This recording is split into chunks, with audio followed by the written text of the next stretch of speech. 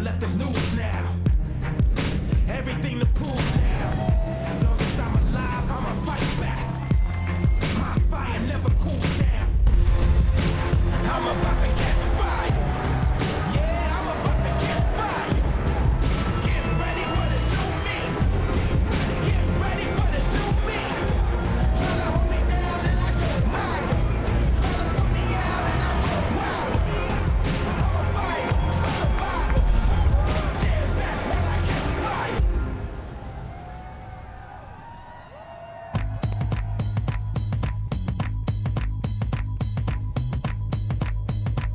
The World Surf League's Challenger Series welcomes you back to beautiful Portugal. It's the EDP Vissla Pro Ericeira 2022 and a Monday morning in Portugal. Already glimpses of some wave action out on the reef here at Ribeiro. Time to say good morning for the first time to Ben Mundy and Philippe Jervis. How you doing, fellas? Very well, thanks, Paul. Yeah, thanks for having us. How you feeling, Philippe? Very good. Big- It's not as warm as yesterday, but it still looks pretty good. Big day of competition yesterday. We were hoping the swell would stick around, and just so far, what we've seen, a couple of glimpses of it, looks like it has. Yeah, from what I've been watching on the outside, it looks a bit smaller, but a bit more consistent. There's plenty of sets and plenty of opportunities for everyone out there, so it looks like we're going to have a long day of surfing as well. Yeah, big day yesterday. We got into that first round. Didn't quite get through it, though, but already some quite compelling storylines unfolding in Portugal, which is kind of par for the course here, Ben. Yeah, narrative central right now, Paulie. Yeah, there's a lot of, there's some upsets, there's some incredible performances, some old veterans, well, veterans performing very well, some young guns. Yeah, so it was we had something like 18 heats, and it was all pretty much non-stop, high-octane performance surfing. Let's take a look at some highlights from what happened yesterday. We did run those 18 heats, so 9 hours of surfing, and people absolutely bringing their best stuff to this. What can be quite a difficult wave to surf. I'll tell you what, people that got through the heats, well, they put together not only the consistency of performances, but also taking on some tricky sections and being rewarded by the judging panel. Yeah, absolutely.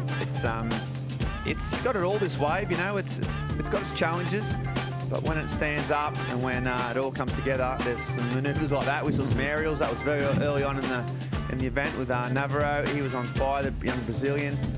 Some power carves. Maxime Husno, he was one of the guys that actually got one of the upsets of the day.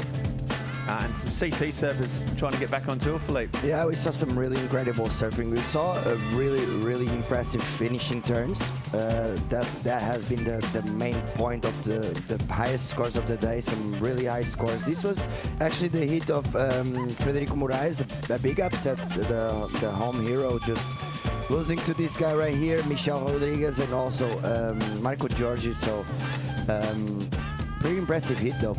Yeah, a lot of action there. Mateo 30, he also got out of the event and injured. He's gone. Ryan Cullinan, more CT action. I mean, that's what we want to see. Some of the, I think that the real high performance, the Cullinans, the Igarashis, they stepped up to the plate yesterday. Talking about big performances, the EDP wave of the day went to the Spartan Michel Perez, who just brought the power as expected. Yeah, it's just that little element of class in the surfing that you see it. They've done it before. The talent's there. When they all put it together, which we saw yesterday, there was some incredible surfing. And we have talked about this kind of like generational clash. What we saying, 1-0 to the sort of established surfers so far. Where are we at between the sort of the upstarts and the established order? Well, you know what? I'd call it a score draw, Paul. We had the Rio Waida. He came in. He's one of the young guns. He flared up yesterday. We lost a couple of sort of older guards. So yeah, it's still in the balance. The seesaw is shifting. I think we see some young guns come through this morning. And then, of course, hopefully we might get to see the women later on as well. Time to go and get our official call of the day with Travis Logi. Good morning, guys. Good morning, Travis. How are the conditions looking for today? Morning, Joanna. Yeah, I'm actually really pleasantly surprised. I mean, I knew we'd have to get going this morning no matter what, but through the high tide, but there's way more energy in the water than we anticipated. It's been a bunch of fun sets this morning, so really excited to get going, and it's really promising. Looking forward to the rest of the day as the tide goes out, so it should be a great day. And what's going to happen? We're going to finish off the men's round 1, those 6 heats, and then go straight into women's round 1. 12 heats of women's. That'll get us to around 6 p.m., 5:30, 6 p.m. tonight.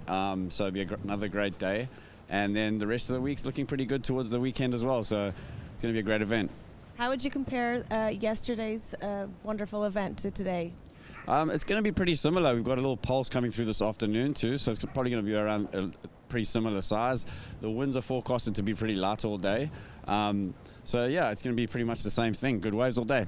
And any highlights? There'll be plenty highlights. I don't know, there were so many buzzer beaters yesterday and so many last minute exchanges. It actually made us push the event. It was actually half an hour longer yesterday because the judges had to review waves. Every single heat there was an exchange at the end, so that was awesome. You like the drama. We like the drama. Back to you guys. All right, great stuff. Thanks, Joanna Garnell. So another big day of competition ramping up, and yeah, we deal with forecasts. We think, you know, we're fairly confident about what's coming, but you never really know till you come back in the morning, and some days it's perhaps slightly better than you anticipated. Well, yeah, no, you can check the website or you can check the ocean, Paul. And, you know, given the choice, you're always going to go, you know, see what's in front of you. And that's right. We knew the swell was dropping, but there's still energy. Travis has looked at the long-range forecasts, got some eyes on the prize over here. You know, Miguel Fortes as well, he's man on the ground. So, yeah, we've got swell, we've got light winds, we've got good weather, and we've got a big day of competition coming our way. Let's set up our first heat of the day. We'll see Morgan Sibilic and Alex Ribeiro, a couple of surfers formerly of championship tour status. Jose Faulkner from Jeffreys Bay, South Africa. Tyler Gunter from the USA as well. So we talked about those established surfers that have been around for a little longer, done laps of the championship tour, coming up against hungry surfers, nipping at their heels, want a bit of that action. This guy right here, just paddling a concerted paddle effort, Faulkner. He's got a mad, mad air game. A goofy footer from J-Bay. And as we touched on yesterday, quite likes to go left to J-Bay quite a bit. It's like you in that regard, Paul. But an electrifying surfer. And let's see what he could do out here at Ribeiro Dillas, where, generally speaking, Philippe, we're thinking more your kind of traditional, your staples, your carving, hitting the lip, but we saw a bit of that progression yesterday. And it does feel like the surfers that do have that, maybe on kind of average kind of waves, they can generate a score by flaring up a bit.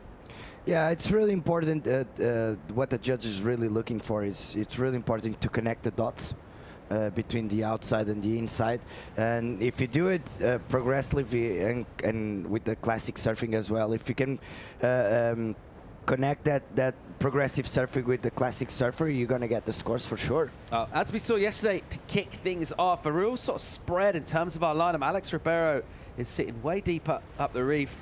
And just a little readjust as he comes back. But at this stage of the tide, there is quite a bit of water on the reef, and you do get these deep ones. If you can connect one from up there, you can get those runners that kind of drill all the way down the point rather than going soft as some of the wider ones do. That looks like Alex Ribeiro's tactics, but look how far he's sitting out there. That drone shot illustrates he's a long way away. Yeah, so that's a risky maneuver, but here he goes. So we'll see if it pays off, straight up and into it. Ribeiro, with that rubbery style that he has, staying light on his feet with a couple of quick whips. And this wave will go soft right here. Let's see if he can find a section down the line. He's aiming towards it, nice and steep, just kind of prods that up. And a classic kind of opening wave where you don't want to push too hard, you want to make sure you finish. Got his completion done. A nice little finish and turn. Yeah, he's doing the exact same strategic as Peterson Crisanto did yesterday. They're super far deep on the peak, and it sometimes, as I said yesterday, the bigger ones are not that good there, but you can sometimes get those smaller ones that go near the reef and get a little bit of a wall, and that's exactly what we saw. A couple of pretty nice turns. It's definitely a good wave to start off the heat. Yeah, you know what? Something to say about just getting some points on the board. You know, it was a bit flat, pretty lateral. Finished off strong. Even if it's a 3 or a 4 or whatever the judges give it, you know, points on the board do matter. It's 4.17, and he's broken the ice. And yeah, just putting himself way away from the pack. It's a bold strategy, especially this early on, but I like it. Let's talk some Sibilic, Ben. It's from a part of the world that you know very well. Newcastle in Australia, your hometown. Came out with an absolute, well, a storming first year, the rookie year on tour, blazed it. Struggled a little bit to back that up. Yeah, the difficult second album syndrome. Yeah, Morgan had just far exceeded, I would say, his own expectations on his rookie year. Ended up making WSL finals. Had a really good run through the Australian League especially. Sort of took a lot of people by surprise. And then, yeah, last year it was always going to be difficult to back that up. Oh, yeah. And especially with the cut, with only five events before you made or break it. So yeah, difficult for Morgs. But you know what? I think he'll know himself. He's never, he didn't believe his own hype. He's not one to really get away from himself. Newcastle's a pretty sort of working class town where you can't get ahead of yourself. He doesn't keep his own newspaper clippings in a scrapbook. I mean, his mum might. But yeah, so I think he'll learn that, the ebb and flows of professional surfing. Some of the best guys in the world have dropped off and come back. So yeah, I think he'll be there. I think he's a CT level surfer, obviously, and he'll come back strong. Ribeiro light on his feet, Wow. and that whippy style, it's smooth, and he gets a nice kind of buttery finish to that section. Again, not pushing too hard, just kind of having a speculative prod. Here is Sibilic into the lip, nice rhythm to his first couple of turns, and he'll hold that rail, go all the way back to the whitewater, swoop off that section, and then just banking again off a bit of foam. Nice release of the tail from him, nice and controlled, maintaining the speed as well. Gets into deeper water through here. And let's see if he gets a finishing section as well. A little clip off the top from him, so good stuff from Morgan. Meanwhile, here goes Gunter on the backhand. And he's ridden this wave from quite deep up the point, and he's still swinging in here. And he'll get a little round of applause from the American crew, one of the strong sort of contingents on the QS. That feels relatively new to have like an American squad. I know it sounds strange to say that, but there is that young generation, and Tyler Gunter here giving this a good crack. Yeah, he was a late call-up for this event. I think Owen Wright has actually had the spot and he couldn't make it, and Gunter has come on in. And yeah, you're right, the sort of cheer squad element of surfing has been more pronounced in the last 3 or 4 years. I think obviously the Brazilians have been doing it for a while, and the other nations have cottoned on that a bit of a squad, sort of energy can help you. And the Americans are in on the act, and they liked it. And Gunter getting off. Morgan Sibilic as well. Well, Philippe, it's a pretty strong start. Yeah, that's the difference between the place where Alex Ribeiro is surfing and where all the other guys are surfing.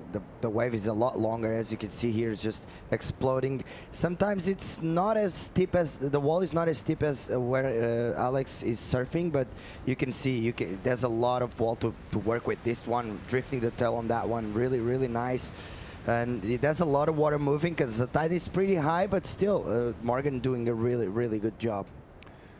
Yeah, all these Australians rocking the booties, Paul. I saw Liam O'Brien yesterday in the booties. Morgan. I mean, the water is, it's colder than Merriweather, even in winter now. But yeah, interesting choice with the booties. Some people like them, some people don't. Morgan seems to be working for him. So what we haven't seen for a while is the short arm with the booties. Yeah, yeah, which is a pity. As you can see here, Alex Ribeiro, right, the other spot of the point is really deep. That was a really good turn, very, very well surfed by Alex, but unfortunately the wave just didn't allow him to go that big. Just that one finishing turn allowed him have 3.17. So let's see how the judges will play that out, because it's going to be pretty interesting to see the difference in the strategic. Just from what we've seen so far, the sets that we've seen in this heat, we've had about 8 or so minutes gone. Feels like maybe a little more west in the swell, or just maybe not quite so north. Does seem like there is a bit more of a wall wrapping in, Philippe. To me, what it looks like, it has a bit more energy than yesterday. The swell has a bit more power, and we'll see throughout the day with the tide getting lower if the swell is actually a bit more west, because with this tide it's kind of hard to see. But if it feels like it, because the wall is actually stretching out throughout all the reef. So it might be, yeah, northwest, the swell direction, wind east to southwest, and the height is tide height to double overhead, and it's good with all tides. We all know that, because that's why this is a great venue for a contest. Super consistent venue here at Ribeiro de Las, part of a World Surfing Reserve. And right now, a very integral part of the Challenger Series Tour. Let's remind us why we're here. We're looking to qualify surfers for the 2023 Championship Tour campaign. We've got a large part of those names locked in. That's by making the mid-season cut this year. You automatically re-qualify for the following year's tour. And then we take the rest of the pack from the challenges, which include surfers that didn't make the cut. They got a chance to get back on tour by pitting themselves against the best up-and-coming surfers. And then, of course, we got that rising generation of talent, and we've seen some pretty cool statement performances already in this event. I'm really looking forward as well to women's competition getting underway, because that's also been one of those stories where that really has been that generational change, and that's one of the cool things about the challenges, is watching it all unfold. Yeah, on the women's side, there's definitely a new generation coming, and it's getting super excited. Here we see the rankings for the 2022 Men's Challenger Series, Ben. What do you think about this? Yeah, well, we saw some, a lot of these guys went missing yesterday. Ramsey Picklum there in 6th. He is knocked out of the event. Big opportunity for Osborne in 10th. He's coming up in a couple of heats' time. An electrifying performer in free surf, in clips, and coming together in competition for him this year. And this is a big opportunity. You mentioned quite a few of these names falling out. Yeah, Robson, he's on the sit here anyway, but he's got a shoulder injury. He's out. He might default. Well, he got a last-minute buzzer beater that keeps him in the game. Cullinan's still in. Waida's still in. Zhao Schenker in 11th. He got knocked out. Matthias Hurdy in 12th. He got knocked out. Morgan, he's in 19th place. Just got a result from the round of 16, so just kind of lurking there and thereabouts. A result here in Portugal will put him back in contention. I remember his performance in Pantin when that was a high-rated qualifier, kind of came out of nowhere and just stormed that and shot up the rankings round about this time of year, end of summer, start of autumn in Europe, and he'd love to get a repeat of that. Yeah, it was the Europe leg that pretty much made Morgan on that first year that he qualified. Yeah, he had a really incredible run. He had a good result here as well. He likes his wave, suits his style, so he'll be dangerous. And yeah, as you say, lurking 19th, still within touching distance of that all-important top 10 finish. And you know what, you just need 3 or 4 heat wins, and you start to climb up that ratings board, and you start to look at next event in Saquarema, and then the final Challenger Series event in Haleiwa. And you just want to give yourself a shot there. You want to be in that top 10. And you don't want to be sort of going to Hawaii, absolutely requiring a massive result. Just over 11.5 minutes gone in this one, and Ribeiro's come back to join the party. So he's had a little look deep up the point. Got some return in terms of points on the panel, 7 points combined. Sibilik got a 6.5 for his opening wave. So the stronger start, certainly on an individual wave from him at the moment. He sits in second with just the 1 wave ridden, and the statuesque Jose Faulkner, who's just been very patient indeed. Yeah, he paddled for that wave at the very start we saw and didn't get it, and since then he's been unable to get his account off and running. As you say, electric surf, a big aerial game, really dynamic and unpredictable. But yeah, obviously a very integral part of surfing is standing up on your feet and catching waves, and so far he hasn't been able to he hasn't pulled the trigger, but he's in priority. So you think the next set that comes his way, we'll get to see what he's got. I think you don't often also see the spring suit and booties. It's not a look that you often see either, which is, I disagree with personally. I think it's a great look. But now there you saw Josiah in South Africa. Paul, you were down there. What struck you about him as a surfer and as a human? Well, it's actually got a really cool backstory. Comes from the township there, just next to J Bay, and yeah, pretty tough sort of life.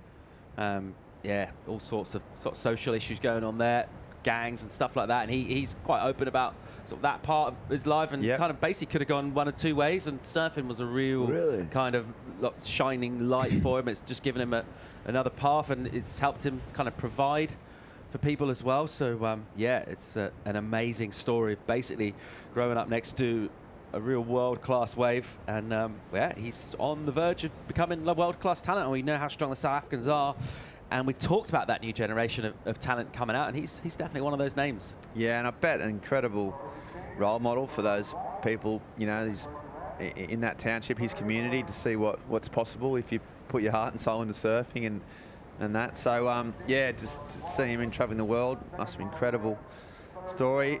Yeah, it's great, and as you say, he's got that unpredictability, that firepower. Sibilik. Yeah, from deep, he actually went up to where Alex was sitting and had a look at the top of the point. He's got himself a section here. Nicely done as he links that up. So putting a lot into his swoop back towards the pocket, and actually Almost look like he's surfing left on that wave, gets into a bit of a hole, so head on a swivel, he's having a look around, just trying to find himself a backup. He's already got that 6.5. Quick entry there from Faulkner. They've got some decisions to make, haven't they? If you don't have priority, do you sit and wait on that, you know, the wide bit, knowing that if a set comes through, you might miss out, as we see that man Josiah finally getting a start. So you can see it's really, really lumpy and no wall.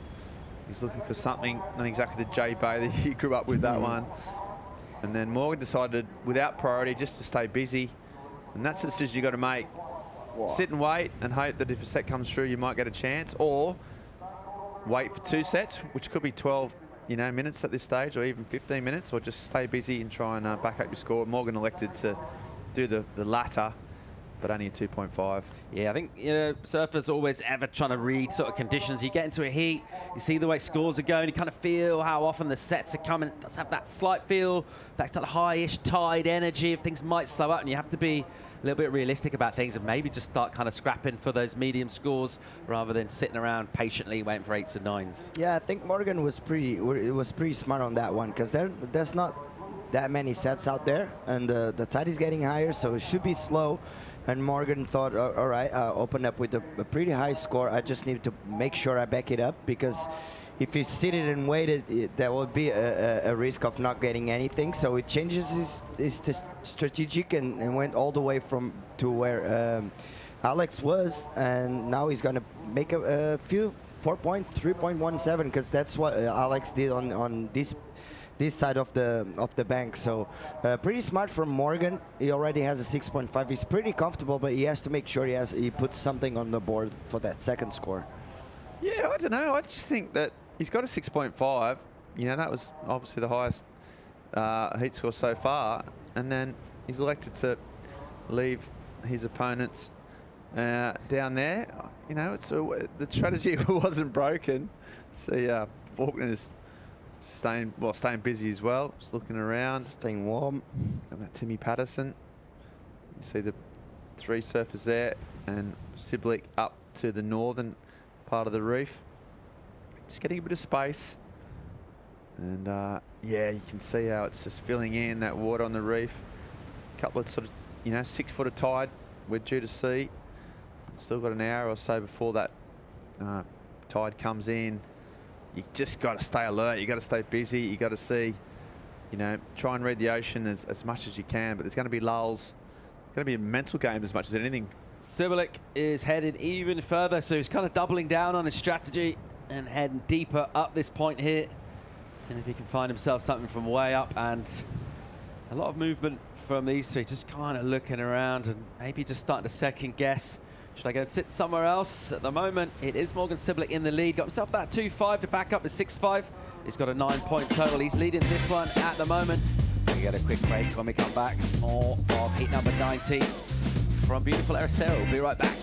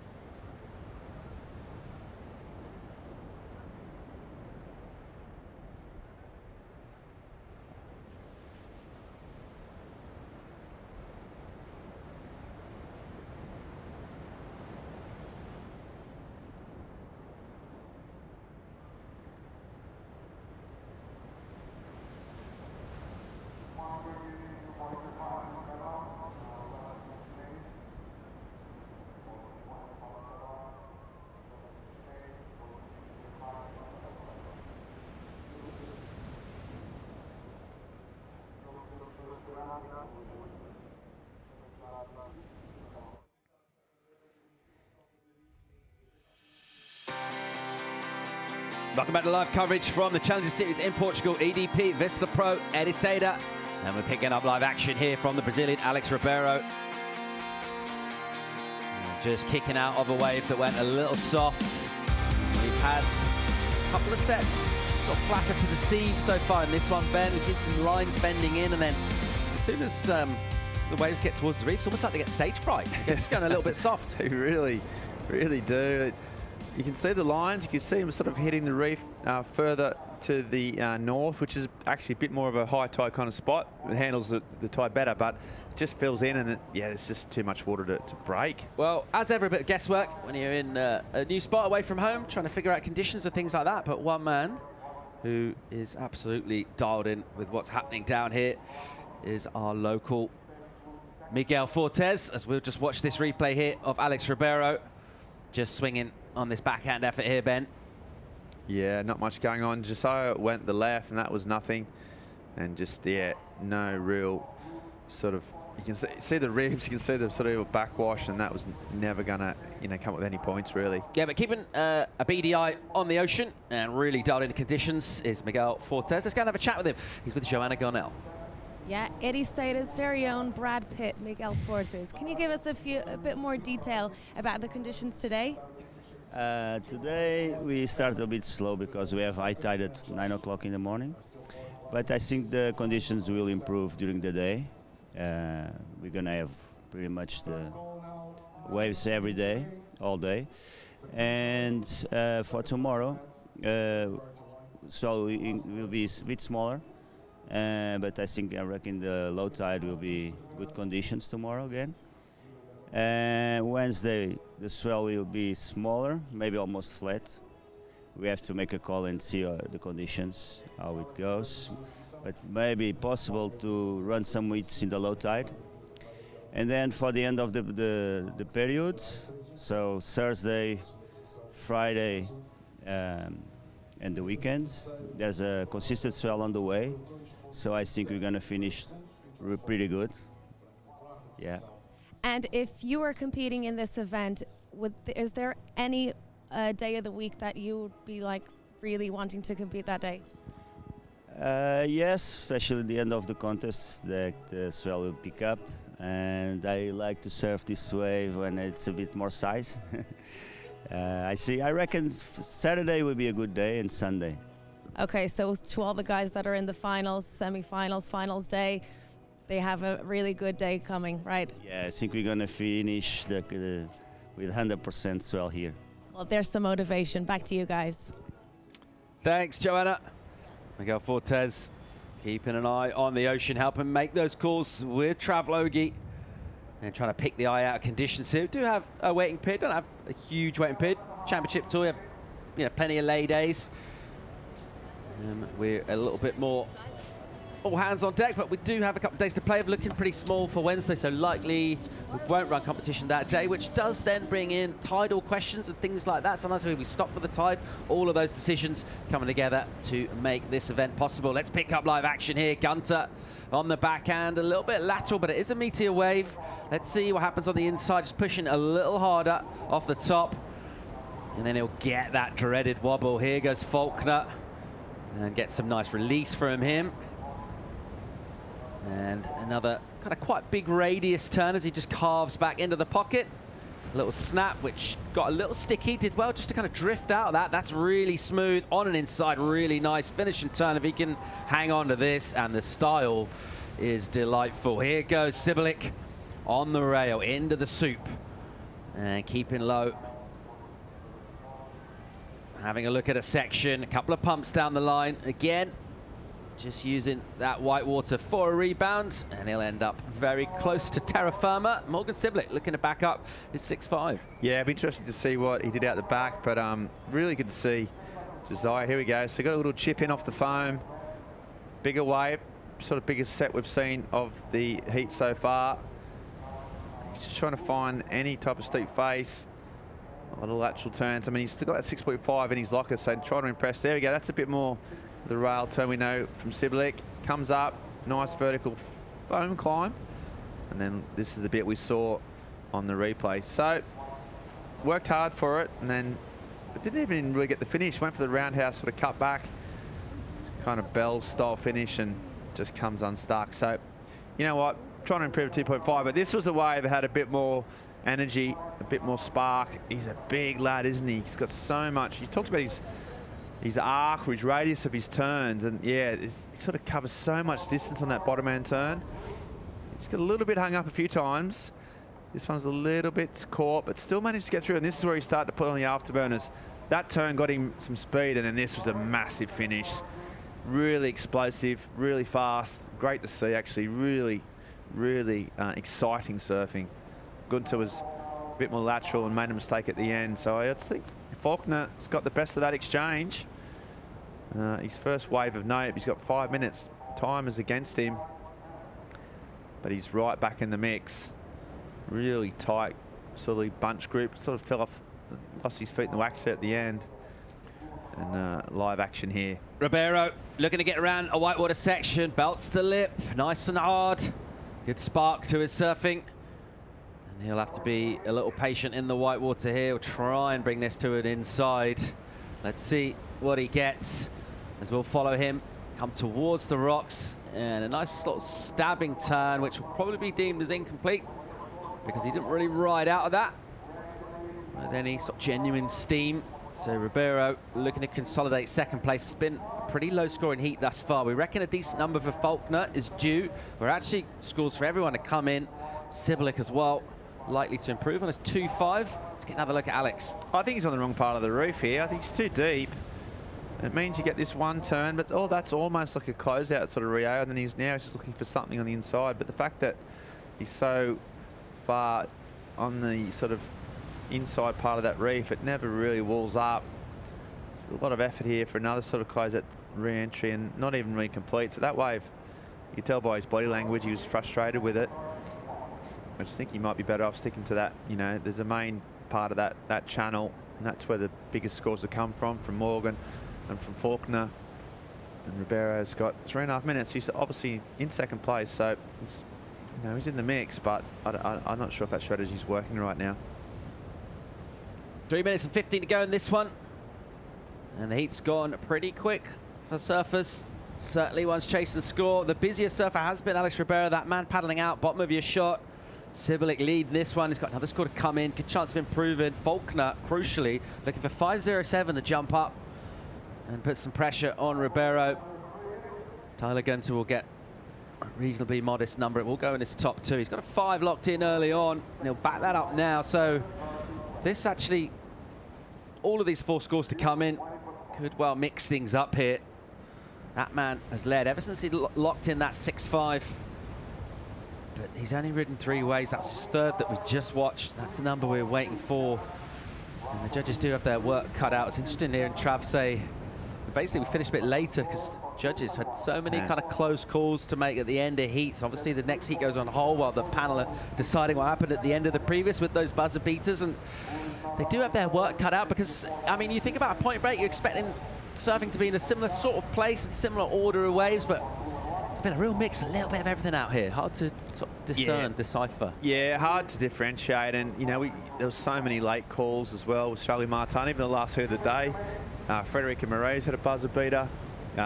In My Devault was another one where they had to deliberate, and all those were taking 5 minutes at a time because you're right, it's with the, you know, it means so much for these surfers, and there's so much on the line that the judges got to get it right, and it's coming down to 0.01 of a point on waves that are pretty similar. This is probably one of the only waves of this heat where it's actually stood out as being markedly different from Morgan. Probably this turn coming up here has been the turn of the heat so far, and that got him a 6.5. Hasn't been able to back it up with anything major, but you know, all these waves are so similar. Try to stand out, even with all these guys got their own traits, their own sort of surfing style, and their own sort of, you know, special talents, but it's still hard to really stand out from the pack in these conditions. Morgan just going through here. This is score still to come. We're waiting on the score for this one. Good surfing. You see Morgan, there's not a lot of jitters between his turns. Does, you know, a few pumps, but it's pretty smooth.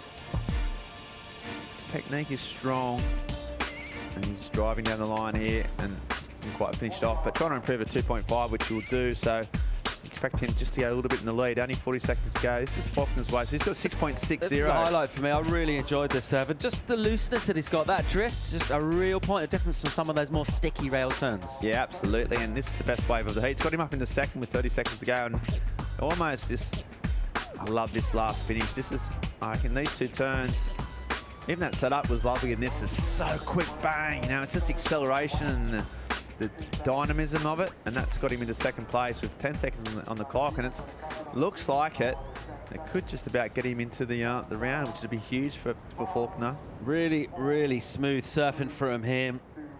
Just absolute textbook in terms of the body positioning, the speed, where he is on the wave. And the South African crew, they love this. So the 6-6 for him, the high score. Judges took their time to think about it. They also took a while to deliberate on Sibilic. They did improve his backup. He'll win the heat. And it will be Faulkner that goes in second place into the next round. So a big result for the young South African and a crucial one for Morgan. We talked about him lurking in the late teens on the Challenger Series, and a couple of rounds here, and he will get some crucial points towards getting back on tour 2023. That'll wrap it up. Sibilic and Faulkner through. Gunter and Ribeiro bow out of competition. It's brutal on the Challenger Series. We're going to keep on rolling here. We've got another stacked heat coming at you soon from Ericeira. Quick commercial break. We'll bring you more live action from the EDP Vissla Pro right after this.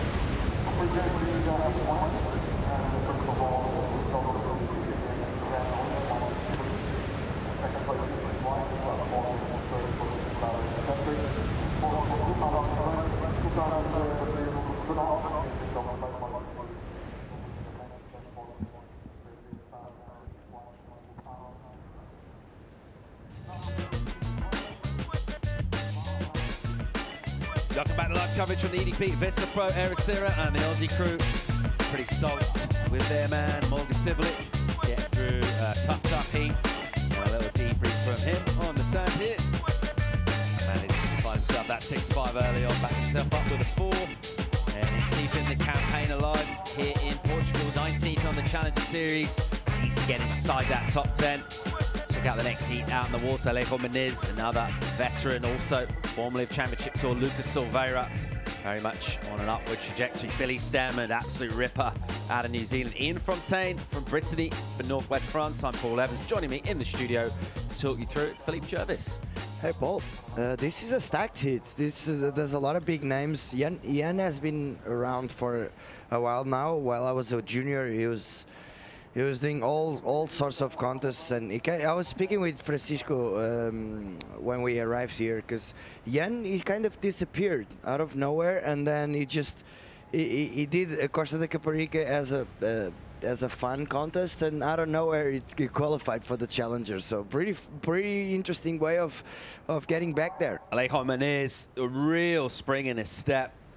He has so much drive out of his board. Really generates a load of power out of those thighs and glutes, does Alejo. And trying to keep this board alive over deeper water. A crucial skill at Ribeiro Dires. Here he is, off the bottom hard. Nice snap from him. And again, and will retain that explosive element of his surfing onto an inside and a really strong finish. And that's how you get a heat started off, particularly in tricky conditions. Put something on the board, get a really strong finish as well. Great way to open up. Yeah, definitely with a strong opening turn on the outside, and then just dealing with all those bumps and lumps of the high tide. But Alejo just getting the best wave of the heat so far. Usually there's a couple of sets throughout the heat, and this is a money turn. That's pretty much a trademark by Alejo, isn't it? That snap layback, finish it off really strong. Nice way to start by Alejo. There's not too many waves, so it's really important to start as soon as possible. Yeah, and absolutely carving this thing up. You see sometimes in these between section surfers just kind of play it cash and just kind of sit there on the white water. Not so for Alejo. He's just staying really busy on his board, just constantly chattering and keeping that motion going, just trying to keep the rails alive. And uses that speed, so when the wave does offer him a section on the inside, he's already got that momentum there and uses it well. He's going to get a decent number for that in the meantime. Someone also got decent numbers, 6.5 for Morgan Siblick, set him up with a decent platform for the heat. Let's go and hear from him. Yeah, boys, I'm down here with the last heat winner, Morgan. You started off strong, but then it was hard to find the backup, right? Yeah.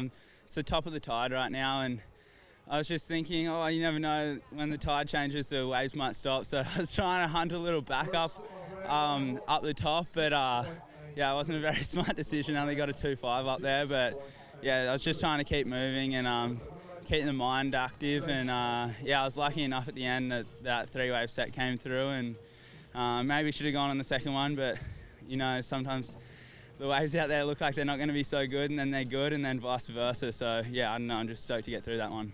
And with the offshore wind, do you find the wave more difficult? I'm not sure. This is the first time I surfed it offshore, I think. So yeah, I guess it's a little bit more tricky, but the wind's not too strong right now. I think yesterday was a lot stronger, and it would have been a little harder to surf. But I know that there's fun waves right now, so, and a little bit of swell, so we can't be complaining. Everyone is saying how the water is cold, and I've seen you've got the booties. You feel more comfortable now? Yeah, it definitely helps with the warmth, and I got a little cut on an annoying spot on my foot, so it's just kind of helping with the pain rubbing on my grip pad. But yeah, I don't really mind surfing in booties. The rippy booties I got are pretty good, so yeah, I've been running them. Looking good on the booties, so good luck into the next round. Thank you. Back to you, boys. Thanks, Chico. Morgan Siblick getting out of a tough early morning heats, well, relatively early. I mean, 8 a.m. It's, you know, it's nothing untoward for surfers who like to get out of bed early, but first heat of the day, never easy. Got it done, got that 6.5. Mentioned his struggles trying to find a wave up the top of the point, and there has been that element in surfers' head. They have seen other surfers get scores up there.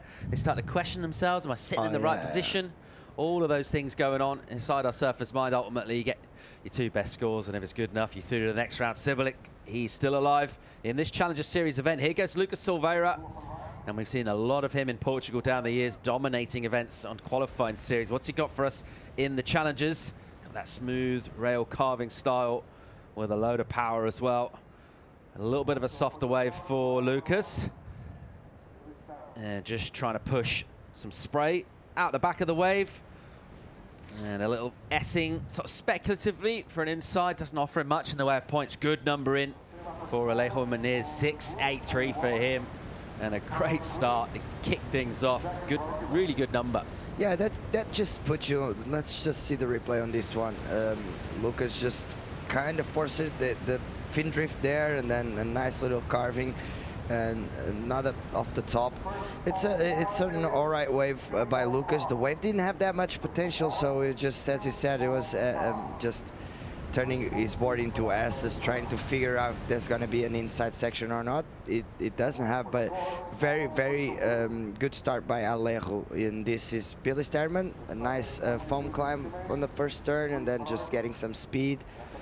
Nice little carving by Billy Sterman. Unfortunately, the wave doesn't cooperate as well, but a score like Alejo on this kind of waves and this kind of tide just gives you that extra confidence that you might get through, because there's not too many waves out there for now, and it's a pretty average to high score, isn't it? Let's pick up Stermund having another look here. And he's eyeing a section down the line, just forcing that board to get it moving. Here he goes. And a little sort of snapping carve out of the top section of the wave down towards the trough. And then looking down the line again, realizing it's not going to get much of a finish in there. So that end section, when it comes, it's providing points, but it's not always there at this stage. Billy unable to find a finish on that, so it's going to be a similar order to his opening wave, a little bit more perhaps in it. We've got Ian Fontaine's been real patient out the back. Let's have another look for Billy. Yeah, nice little first carve, just trying to get in the rhythm of the wave here. He just tries to open up the carve. Unfortunately, the wave kind of dies on him, and then here he kind of mistimed it. He didn't explode as much as he wanted to, and it felt like he had a finishing turn, but the wave just didn't cooperate. See here, just maybe the wave just went a bit more flatter than he actually thought it was be. And here you see pumping down the line, just going for this top turn, the speed turn, try to get around the section, trying to move the board all the way to the finishing turn. But with this high tide, there's not too many finishing turns, so it's going to be a low scoring heat for now, and unless you're Alejo Muniz. Quite cool to see that tight shot in slow-mo. He's always having a little bit of a giggle between his turns there as Billy. So he's got a smile on his start, maybe a wry smile. It's better that way. It's better that way. It's better if you don't take it too seriously, because the conditions are the same for all the surfers. So some information being passed to Lucas Silvera there by his squad, just pointing deeper up the point. I suppose the flip side of that is anyone can just look around and go, okay, he's up there, is it? Anyone else in the water, in theory. I've seen surfers work on various signals with their crew, and different arm signals meaning different things. We've got good looking set here. I don't know what the signal is for that. And just a whistle or Sierra something. Bomb. Usually there's a whistle when a wave this big comes. All right, Muniz on an inside. Stermund's out the back, sorry, is Fontaine, but we're going to stick with Alejo Muniz, just carving over an inside one here and realizing he didn't have priority, so he'll get a backup score with this already. A couple of decent turns locked in. Alejo Muniz off a sticky kind of bottom part of the wave and doing well just to release that board. Right behind him, Fontaine, the Frenchman, just trying to push in a pocket. And he's ridden this wave from way out the back. He waited a long time for it too, around about 11 minutes before he stood up on his board. Here he goes to an inside section. Ian Fontaine with a snapping turn from a foamy, crumbly lip. Finishes all the way under the cliffs. The French crew just supporting. You were saying on the first heat that you now see that the Brazilian surfers, they have been used to travel as a team, as a group. But now you see all the other nations doing the same. Maybe that because they realize surfing is such an individual sport that gives you that extra motivation, extra confidence to have all your friends behind you. So it's cool and really important for you as a surfer to see that all your friends are on the beach just whistling and yelling when you do something good. So it might play a pretty nice part on you as a surfer. As you see. Lucas Silvera up and riding on this wave, a little flatter wave, but he might have some sections. The wave just is really powerful. Unfortunately, the wave just doesn't have that steep wall, but he's doing a really good job. Let's see if he finishes this one off. A little repetitive, a lot of cutbacks. That's what happened when the wave is that fat, and then he finishes off right on top of the sand. So. We also see this is Jan's set wave, his first wave of this heat. Also, pretty fat wave, surfing quite good, doing some nice rebounds on the foam. The thing about these bigger waves that they usually have a finishing section, an end section, and you're gonna see it. Jan just waiting here, and he's gonna hit it a little stronger, drifting a bit of a fin there. So nice, as you see how the French guys just whistling and clapping. they're happy. Maybe feel like he sort of undersurfed that wave slightly. A bit conservative, wasn't he? Didn't really do much. It was a bit of a softer wave, but I'd like to see him push a little bit harder. If you're going to get out of this heat, you're going to need to wait for that score for Fontaine to come in. We've got scores for everyone. This is another look at the work of Alejo Moniz, and that explosivity, that's been a hallmark of his surfing since the beginning. Comparing with the Alejo's wave, was a smaller wave, but it just pushes so hard. It's different. That's the difference between those scores, and Yen could have gone a lot stronger, definitely. As we see here, Billy Sterman on a pretty good wave. He's gonna have a nice wall. Wow, that's a really nice snap, straight into a really good carving. That's a really good wave by Billy. Let's see if this wave has an end section, so he can finish it off. But all the damage, it looked done. As we see here, he's gonna do this one more turn right on the rocks. That's pretty dangerous right there, but very good surfing by Billy Sterman. Yeah, it's interesting. We talk about lineup positioning, but your actual on-wave positioning as well, crucial. And you see Billy is attacking from behind the whitewater section, so just compare that. Ian Fontaine, he's kind of stuck on the face. You're at the mercy of what the wave does. If it goes soft, you've got nowhere to go. Yeah, that's true. Billy coming from behind the water can knife those turns in the pocket. Judges are going to have a think about that score. We're going to see this man come up soon, Joan Duru. That'll be heat 21. Still 15 minutes to go in this one. Moniz at the moment with the lead. Join us for more live action from Ericeira right after this.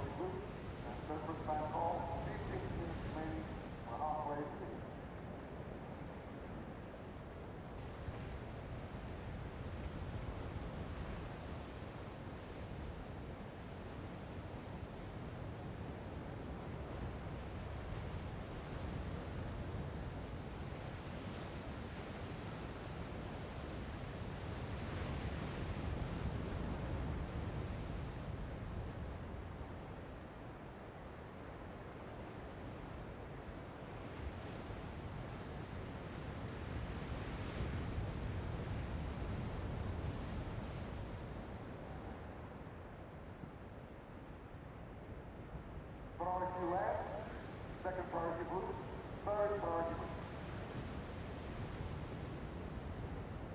Now we're still waiting for scores on second of blue and the last of white. Also there was a cleaning out there on second of blue. 40 minutes remaining. Now scores starting for blue. Now Lucas, second of blue, 4.3. Second of blue, 4.3. And Billy still waiting for scores on the last one. At this stage, with the 30 minutes and 40 seconds remaining, and keep in mind we're waiting for scores on white. Welcome back to the EDP Vissla Pro Ericeira live action on a Monday morning in Portugal. And it's Challenger Series. We're getting towards a point, well, in our event, also in our season, where we're really looking at rankings at the same time as looking at scores and results, and all getting to crystallize towards that qualification story. Loads of storylines unfolding on our first day of competition, as we expect them to throughout the day today and the rest of the week here in Portugal as well. At the moment, storyline in this, Moniz, really strong start. Barnstorm in the 6.83. That's a healthy number in the context of the scoring potential of the waves on offer here this morning. He got that pretty much opening couple minutes of the heat. He's backed himself up, and he's got a decent position in this one. 10.56 his total. Lucas Silvera, still a couple of modest numbers from him. Other than that, we're waiting for a score on Billy Sterman.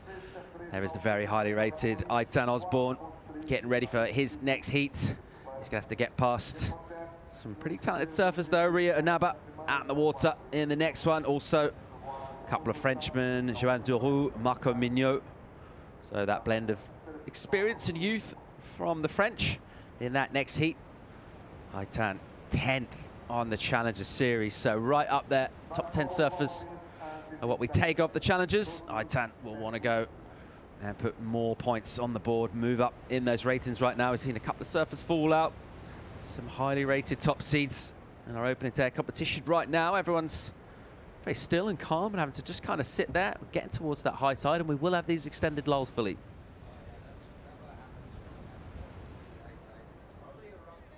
Billy, at this stage, you're still running 2 points, 6.3 and 2.5. This is the bar with 11 minutes and 40 seconds remaining.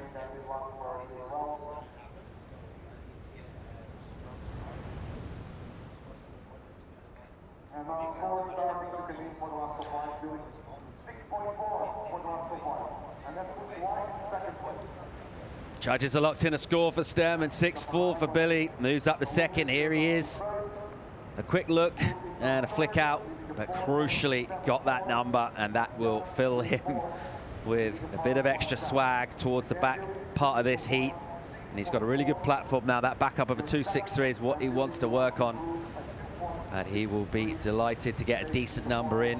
And we felt there was a good score coming his way. We saw him rip those turns through that wave. It just kept providing other sections and another one. You get those bonuses. By then, you got a ton of speed. Judges reward him with a decent number, slightly shy of Menezes' high score early on. But 6 is out here, Phil. You could probably add another point on that to sort of an average day, if such a thing exists, a competition, because it's going to be hard to go in the excellent range with the way things are right now. So a mid-range 6 is decent. That's 6.4, Billy. It's the second best round of the heat. Billy in second place, 2.63. 10 minutes time for the second match. Also for the lugar do Sturman, for the segunda da bateria, 6.4.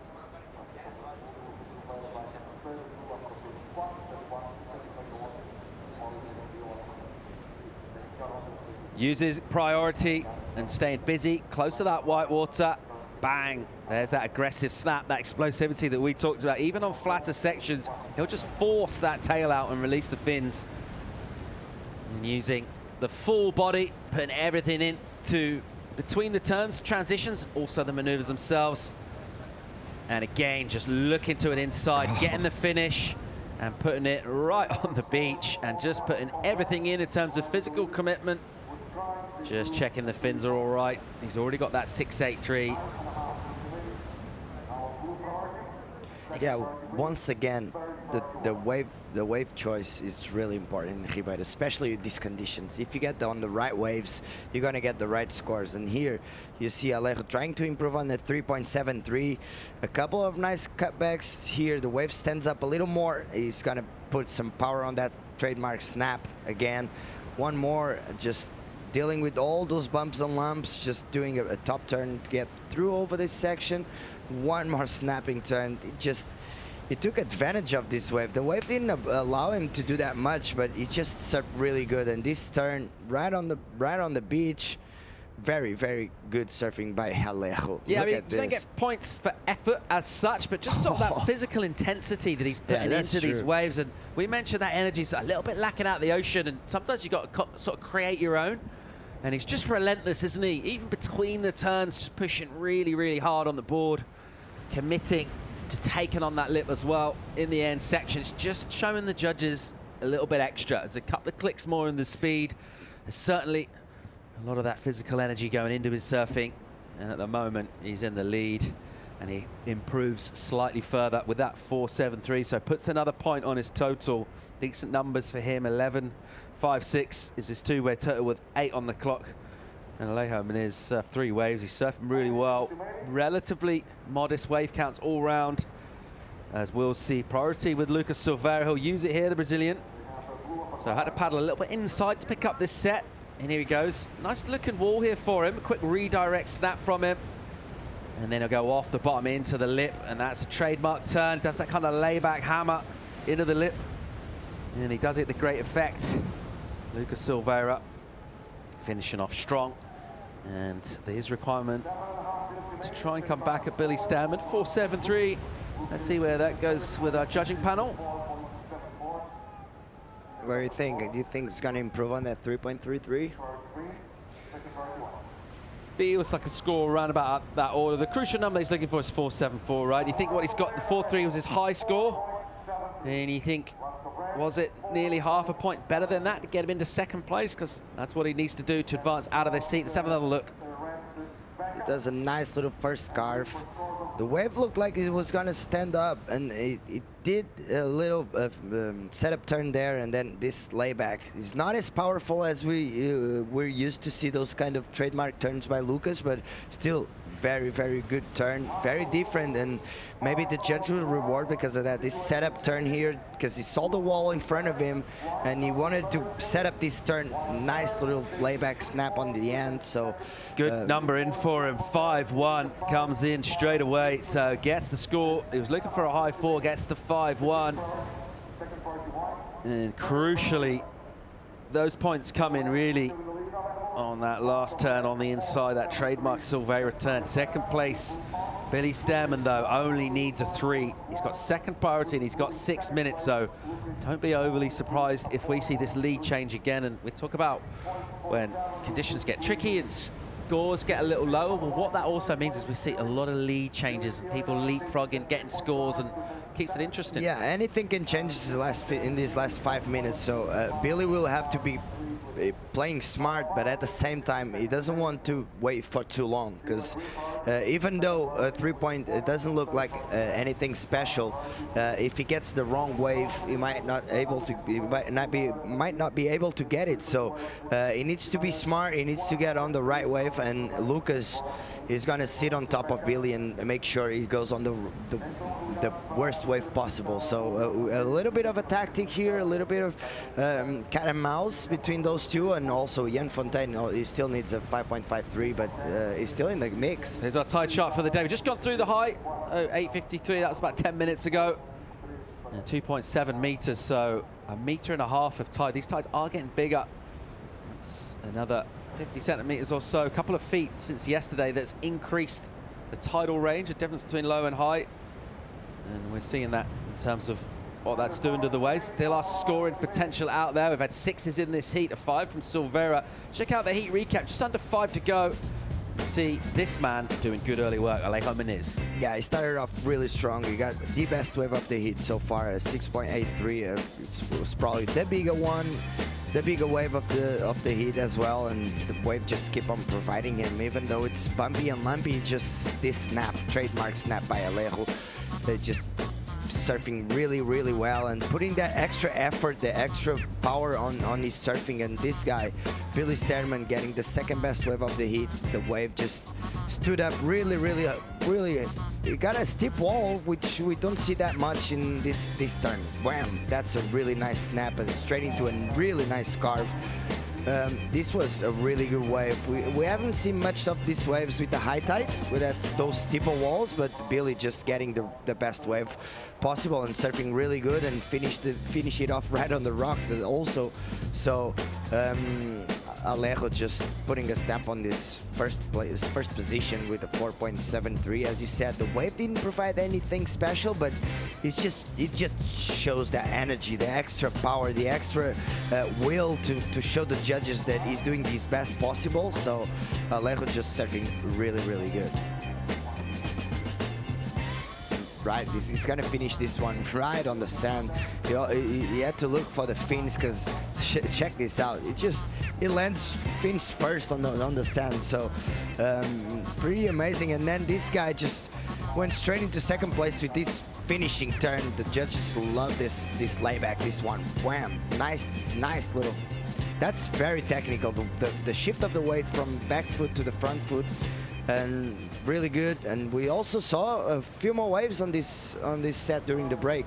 Ian Fontaine used his priority, just a third wave for him. Under 3 minutes to go in this. We've got a score to come in for Ian. Also, Lucas Silvera's got a number to come to. Sterman now with priority. He needs a 3 prior to Lucas's score coming in. If Lucas can improve, that might nudge up a bit. And he's needed that for a couple of minutes now, so decided not to go on that last set, and he's just kind of watching, wondering if he made the right call. Billy Sterman needs a wave to stay alive in this competition. Let's get a look here at Ian Fontaine. Yeah, nice looking wall. Nice first cut back, just waiting for the wave to stand up. Another one. As you said, he's surfing in front of the wave. He's not coming from behind the section. So even though the wave doesn't allow him to do that much, still getting some nice speed. One more carve. Let's see how he finished this one off with a nice little snap again. And one more carving. Is he gonna have a finishing turn? Unfortunately not, but still is right on the mix of 4.77. But this guy Did he improve on that 4.3? Let's check it out. Nice first carve, straight into another one. A bit more power on that one. Lucas Silvera surfing really, really good. The score actually just came out. We're gonna finish this one off really, really strong. The wave a little bumpy, but still is dealing with it really, really well. Very nice surfing by Lucas Silvera. He's such a good competitor. He's so good at finding scores when he needs them, finding waves in crucial situations. He gets a 6.67, jumps to first. Stearman now, his requirement's gone up, 5.17. He's got a minute to go. He's got priority. Will a wave come his way? He ran away straight away because he's on the north point of the peak. So Billy just trying to find that 5.17 just as far away as possible from Alejo. So Lucas Silvera really just turning the screw in terms of his numbers. Didn't have much on the board. Drops the 5.1 for one turn. It's not a turn we've seen loads, that kind of layback into the closeout. And then just carving in the pocket, using those rails crisp and clean and powerful. 6.67. It goes into first place in the final minute of the heat. Billy Stearman is sitting there just thinking, where is my wave? He's got priority. Decided in that last exchange, that last set, not to go. Yeah, bit of a mistake because Lucas' wave was actually pretty good. So weird to see Billy just let him. Here he goes. He's going to have to go this final 10 seconds. He needs a 5.17. Billy Stearman from New Zealand up and riding. It's a softer opening section. And that one will just drain away a bit from him. It'll be frustrating from him. And just gets a little shutdown. A Brazilian 1-2. Luis Haley Batista working with the Brazilian squad here in Europe for a couple of years now. He'll be delighted. Lucas Silvera, you can never count him out. That was incredible. And what amazes me, how is it possible that Billy, with the priority, let Lucas go on that wave? Because that was a really interesting wave. He could have upgraded his second to best score. So he let Lucas go on that one, and Lucas ended up going to first. There it is. Official results. Silvera 11.77. Leiham is 11.56. Those two advance, keep their Challenger Series campaign very much alive. Here in Portugal, it is the EDP Vissla Pro Monday morning. We've just gone through the high tide, hoping conditions improve now on the air. We're going to get a quick commercial break. When we come back, a smoker of a heat. Join us for more live action real soon.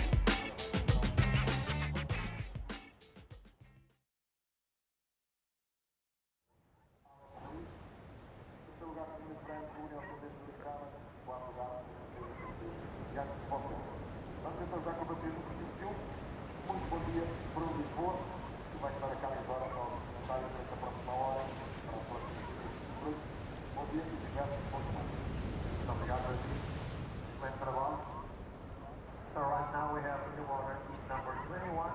In red we have from USA Ethan Osborne. In blue from Japan we have Rio Waida. And then the surfers from France and Hawaii. Join the blue and green Marco Dion from the board as well as the left.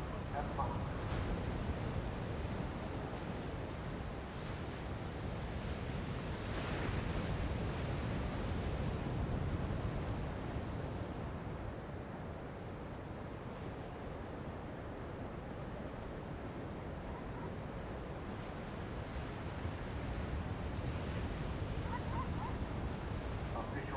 From the previous one, number 20. First place was blue, Lucas Silvera. Second place was red, Alejo Modin. Third place white, Stearman. And fourth place green, Jens Fontana. Resultados oficiais então da bateria anterior, bateria número 5.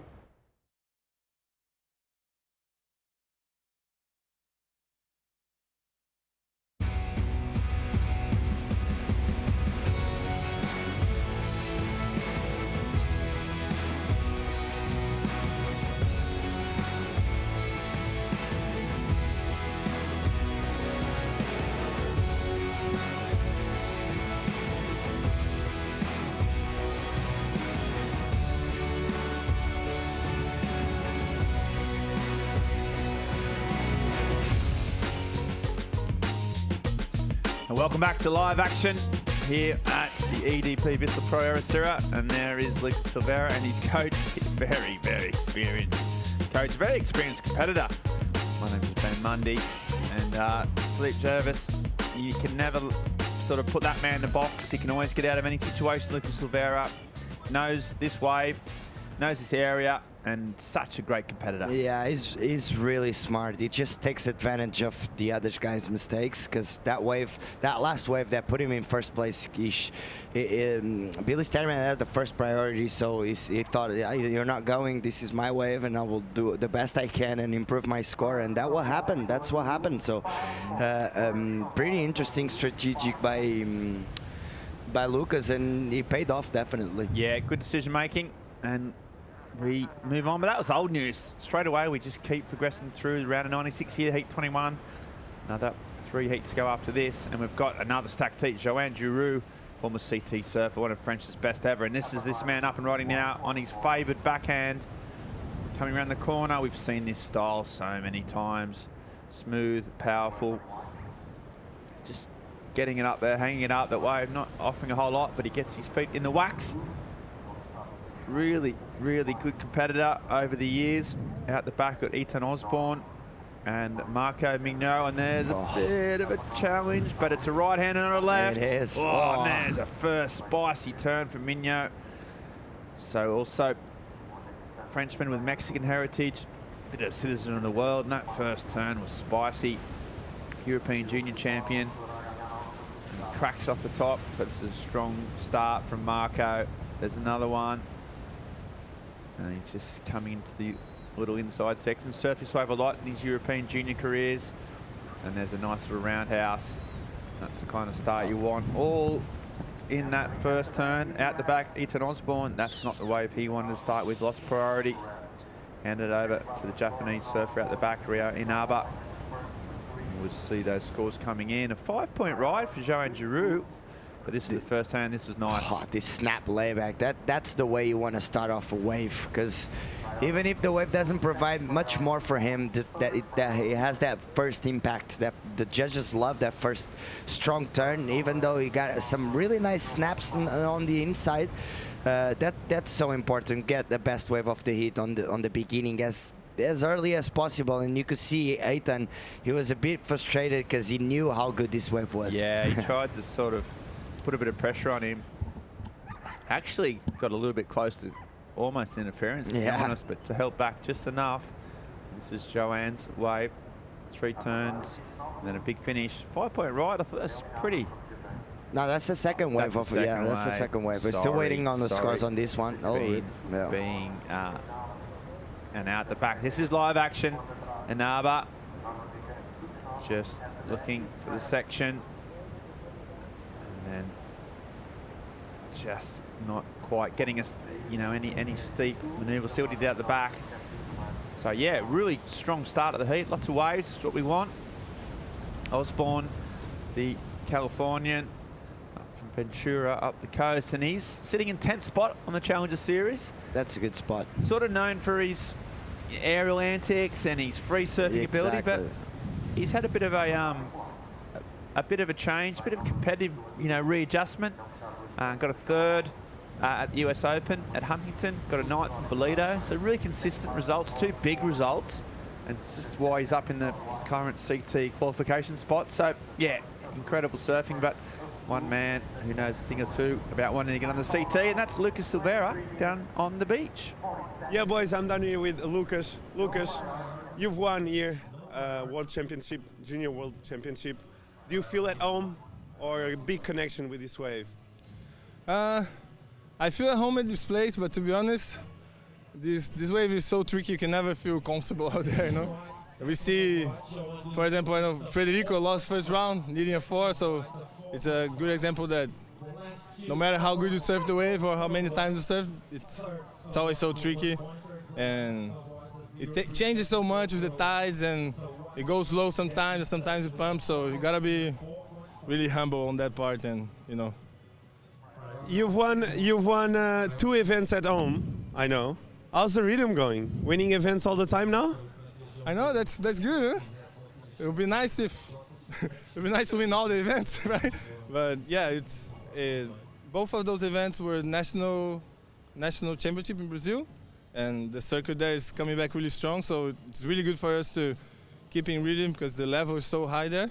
Even guys that you guys probably never saw, they would like do a pair of high scores in a heat, So it was really good to surf a lot of heats. And early this year, I had some good results here on the QS too, Caparica and Santa Cruz. So it's been a good year so far.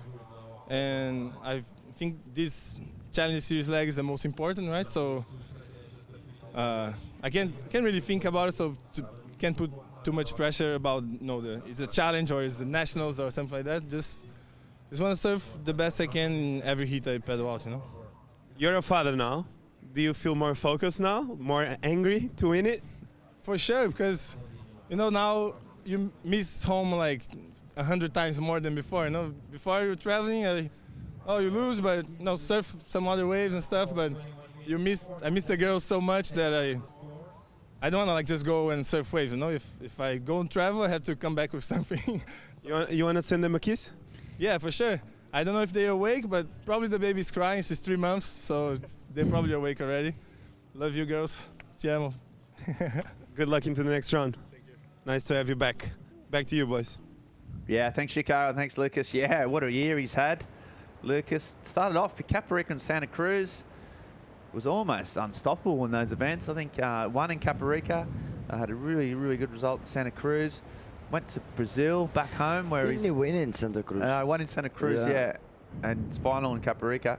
As you see Ethan Osborne here on the replay. Yeah, and then had a baby 3 months ago. Won a couple of events back to back on the Brazilian National Tour, and that is a tough tour, as he said. There's so many kids, so many talent. You never even heard of these people. They're just doing massive aerials. And now in this, so yeah, Lucas, big year and pushing on, really focused, really humble. Yeah, always. That's probably the word he says, but this man isn't. Whoa, that's a crazy turn, but he recovered. Philippe, what's he got? Yeah, the first turn he wanted to go for that layback, but unfortunately his front foot kind of moved on the board, and he had to regroup and restart all over again. The wave didn't allow him to do that much again, but still a nice turn. As we see, Joan, nice first cutback. The wave just looks like he's gonna wall up. Nice lip line floater straight into another long cutback. Waiting for the wave to stand up. He's gonna. Oh, he couldn't find the rhythm on that section, but he's still trying to get around it. And looking at it to make sure if there's gonna be another section. Unfortunately, that wasn't. This one is the first wave of Joan's, the 5-point, a 2-turn combo there, just 2-for-1. Very nice surfing by Joan. Judges love those combinations. Yeah, and speaking of live action there, so Joan is staying busy. Big numbers dropping for Marco Mignot. That first wave of his, a 7.5 for that massive turn out the back, which is where a lot of that points were generated. So really, really strong start from that man in green there. He's on your screen. Just be hearing those scores. Got another one to come in. Won't be anywhere near that, but still backed up a really, really strong start. Osborne just not getting in the seat whatsoever, and Inab also side of the blocks. 18 minutes to go. And if you're going to wave up that 7.5, we haven't seen a lot of them, to be honest, over the course of the event. The judges have been pretty frugal in terms of handing out those big numbers. But there was one there, and yeah, we saw it. That first turn was it was huge. Drew a gasp of appreciation, and sitting pretty up there as we see Osborne and Inaba trying to get back in this heat. Ethan Osborne a bit further to the north. Such clean conditions today. So we had a lot of breeze, a lot of wind last week in this part of the world, but it's just sort of backed off now, gone more off the land, a bit more sort of October, normal October kind of autumn conditions. Yeah, the last couple of weeks, September was actually pretty good in Portugal. We got some really nice glassy conditions, warm waters, because we got that west swell. When the west to southwest swells come in Portugal, the water just gets really, really warm. We saw people just surfing on his board shorts and spring suits, and then we had the last couple of weeks of really strong north winds, which is pretty normal for Portugal. But fortunately for this wave, the north wind doesn't actually ruin the wave that much. But yesterday we got some offshore winds for the first time this season, and now, yeah, this looks like more of an October, a little bit more swell and clean conditions. I would say that October is definitely the best season in Portugal, the best time of the season in Portugal. Yeah, and we got swell coming our way. We got a man up. Well, Joanne had a look at that. Yeah, all week we saw Travis talk about the swell. Contest director Travis Logi, and also Miguel Fortes. And they're saying, yeah, there's waves all day today, some tomorrow, a bit of a dip on Wednesday, but then towards the end of the week it comes back. That typical kind of sort of 6 foot at 12 second kind of northwest swell. Exactly, that's typical for Portugal. That's Portugal, you know, it's what, you know, lots of part of the world that would be a fairly dramatic swell event. In Portugal, it's just a run-of-the-mill kind of day. You know, you exactly, with a bit of a north wind. And it should be fun still. It should be. There's actually waves, and that's the most important for a surf contest, isn't it? Oh, absolutely. I've been to some. There's a contest site as we just sort of pan over the site. There's a skate bowl, the Millennium Activation.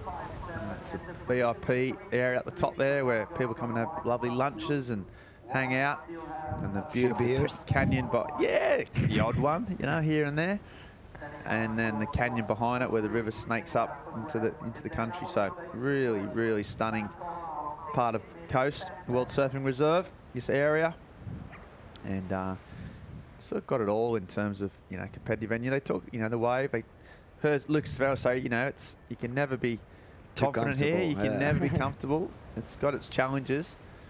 In terms of hosting a surfing event, it's one of the world-class venues on the on the whole tour. Offshore breeze, just see those flags puffing out of the northeast or easterly.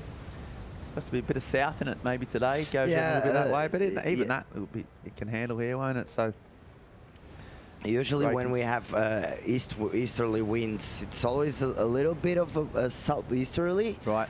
Because when it turns north, it will be north for sure. Yeah. The northeast is not our strongest. It's either north or southeasterly, but it's pretty impressive to having easterly winds at this time of the year, because normally it's super glassy. And yesterday we actually saw, and that's why it was so hot, we actually saw strong easterly winds throughout almost the whole day. Yeah. And there's the three surfers in a bunch. You can see there's one missing. Joanne Giroux, there he is on screen. He's paddled to the north, to the right of your screen. He's distanced himself from his competitors. He's got a 5 and a 4.5, so in second place, but not safe. But interesting strategy just to get away from the crowd, try and move himself up the reef. And you don't have to worry about priority. Now, okay, what are the benefits and disadvantages of moving up away from the crowd, Philippe? Yeah, benefits definitely not to have. It doesn't have to worry about the priorities. The wrong side of it, maybe it's not as consistent as it is up there, because we saw Morgan Sibilic, he got a 6.5, and then he went all the way up in the point, tried to get it back up, and he told us it was not a good move. So Joanne is trying to improve on that 4.5, so it might be something out there, but it's a bit more consistent here, as you can see. Eitan just looking for something, as we see also Joanne. Let's see if this wave stands up for him. A little bit of a mistake. Yeah, he's up the reef. He's there. You go. That connects on that second turn, and then a third. So right now, but just the problem with that little bit of the reef, it doesn't go into a channel. Osborne's got the end of that probably set, and he's fanging down the line. That's the difference between the two sections of the reef. Layback, snap. He's really dynamic surfer. You're never quite sure what's going to come his way. He's lining up something big here, and there's another little cut down and a third turn. So that'll get him back in the game. You can hear the crew, the American crew, cheering that effort on. Yeah, that's the thing about Ribeiro. Sometimes he didn't have priority, and he actually found a pretty nice inside. That's the thing about this waves is so unpredictable. And as we see here, Eitan starting with a nice carving off the top, another cutback. Now we're gonna see that layback. His back foot unfortunately didn't go as as strong as he wanted to, but still a nice turn, and he's going to finish this one off with a really strong turn as well. And then one more, and then a fin drift turn. So nobody looked at that inside, and still it looked like a pretty nice wave. And here we see Joan a little mistake on that bottom turn, but then a really nice turn straight into a second carve. The wave just didn't allow him to do anything else, but still, I'm pretty interested to see how's the Aiton's waves gonna provide him, because he needs a 6.10, and he's on a really good spot in the rankings, and he really wants to get through this one, Ben. Yeah, really important for Ethan to keep the ball rolling, sitting right up in that qualifying series ratings. Not sure if he'll get a 6, but he'll definitely improve his score. Out the back, Joanne Drury, live action. That's a nice turn. So much spray. That's the difference in Joanne. So there's another big spray. This might be the best wave of the heat, or up close to Ethan Osborne. His backhand is lethal. It's pretty much one of the things that's sort of been the backbone of his success, really. And he finishes off. So still going, got himself back in position. So that strategy, moving up, we talked about the pros and cons. Well, I think we may have just come up with a pretty solid answer to that in terms of this heat. He's exactly got a good wave, 3 waves. Let's talk us through it. The spray was the key point here, I think. Yeah, he started off pretty well here, but that one is a setup turn to this one. Wham! That's a really nice. And then the wave just walled up again, and he snapped really hard. If you time it, that backside, if you time it right, there's gonna always have spray on those turns. So he managed to get on this inside, and he's gonna put the board once again there, a little just finishing turn, just to make sure he finishes that one and show the judges that the job is done. So he's gonna improve. Let's see this one. That's a setup turn for this one. Nice bottom turn, right on the money. That's a really good one. And then the wave just gets a little bit steeper. Look at the timing. That was really, really good. It's just pushing that back foot and then straight into another cut back. I think that's going to be the Joan's best wave, but look at Aiton's wave. So that everything's going to change now. Yeah, Ethan got a 6.17, which is what he needed to move up into second. But then Joanne drew with that wave, fought back. He currently needs a 4.58. I'd hazard a guess he's going to get that and some. So Ethan Osborne into second, but only very, very briefly. And we've got a really, really solid heat on our hands now. Marco Mignon with that 7.5, still trying to back up that really solid opening wave. So good scores coming in. And Joanne Giroux fell off the CT a couple of years ago. Sort of struggled to find his competitive sort of rhythm ever since, really, and we see some big waves. Wow, some solid set coming in and out the back. Yeah, it's almost as big as yesterday, isn't it? This is a bit more consistent. Definitely in that direction as you took a bit more west. Mignon had priority. Oh no, sorry. He didn't have priority, but he's got this wave, so live action. First turn into it. Comes around the corner. Nice roundhouse cut back. Sometimes these bigger ones can just go into that deep water on the channel. Mignon looks like he's finding some juice here. Up and around, waiting for hopefully a bit of an inside runner. Hasn't been able to do any sort of dynamic turns. It's been a bit sort of fat. Now he's driving down the line, trying to finish off. You can hear the board pumping on the flats, and a big finish before the rocks. Meanwhile, the Japanese surfer on his backhand. Nice top turn and just comes unstuck. So he waited a long time for that, had priority. See, he's not happy with that way. He's straight back out there trying to get back in the game. Still got time. So Marco Mignon did well there. Got the wave under priority. Surfed it well. And trying to back up that 7.5. Put a bit of space between him and Joanne Giroux. Scores still to come in for his last backhand attack. There's Marco. Wow, that's a great turn. So while we have a bit of a break in proceedings and the judges tell out their scores, we've got a short commercial break and come back right after this.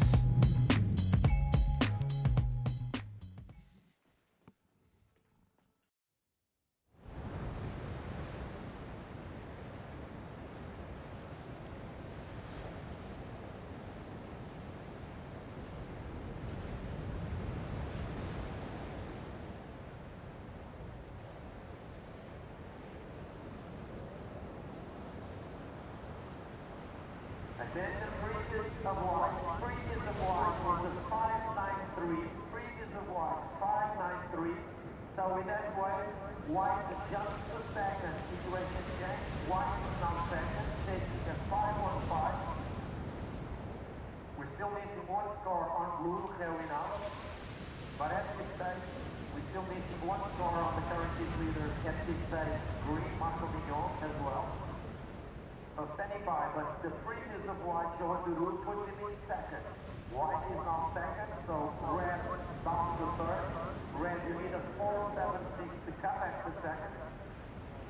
The second one on blue, last of blue, Leonardo, a 1.6.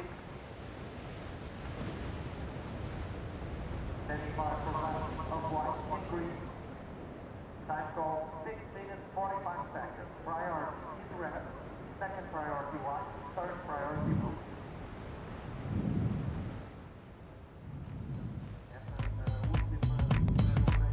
Welcome back. Bird's eye view. The servers all jockeying for position.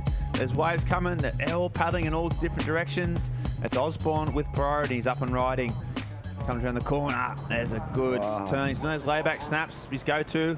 And that's a great turn as well. Looking smooth. This is the type of form that's got him in the top 10 of the rankings. Being competitively smart as well. So putting it all together, we'll see what he needs. He needed, well, a 4.76 as it stood with scores to come in. So he's going to try and finish off with a big one here and clicks on. Oh! Tell you what, that was impressive. That was. And look really at him yelling, good. the crowd go wild. And he's feeding off that energy. And a great finish onto the sand. He still managed to flick his board, catch his leg right, put it under his arm, all in one movement. I mean, I know that doesn't score. You don't get points for that, but I'll tell you what, you get respect. He's a really technical surfer, so he can do a lot of different stuff on the board. So if there's a guy on the tour that can actually make something like that, it will be the Ethan Osborne, because he does pop shove-its, he does different airs, he does everything. So he has a lot of control on the board. So that kick out before the sand, it was pretty impressive.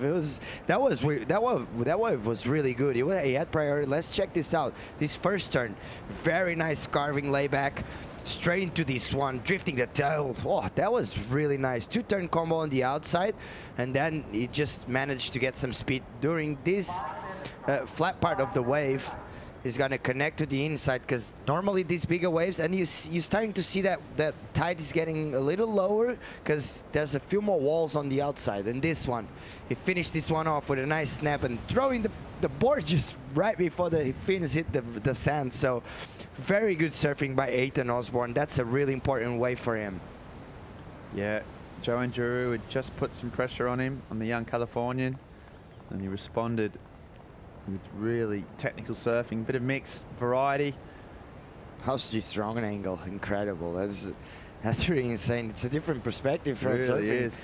See how much that board moves, zigging and zagging. How to get speed, always going from rail to rail, and then here we go. Oh, and those rocks are so close there. Yeah. You see what he had to do with. Incredible footage.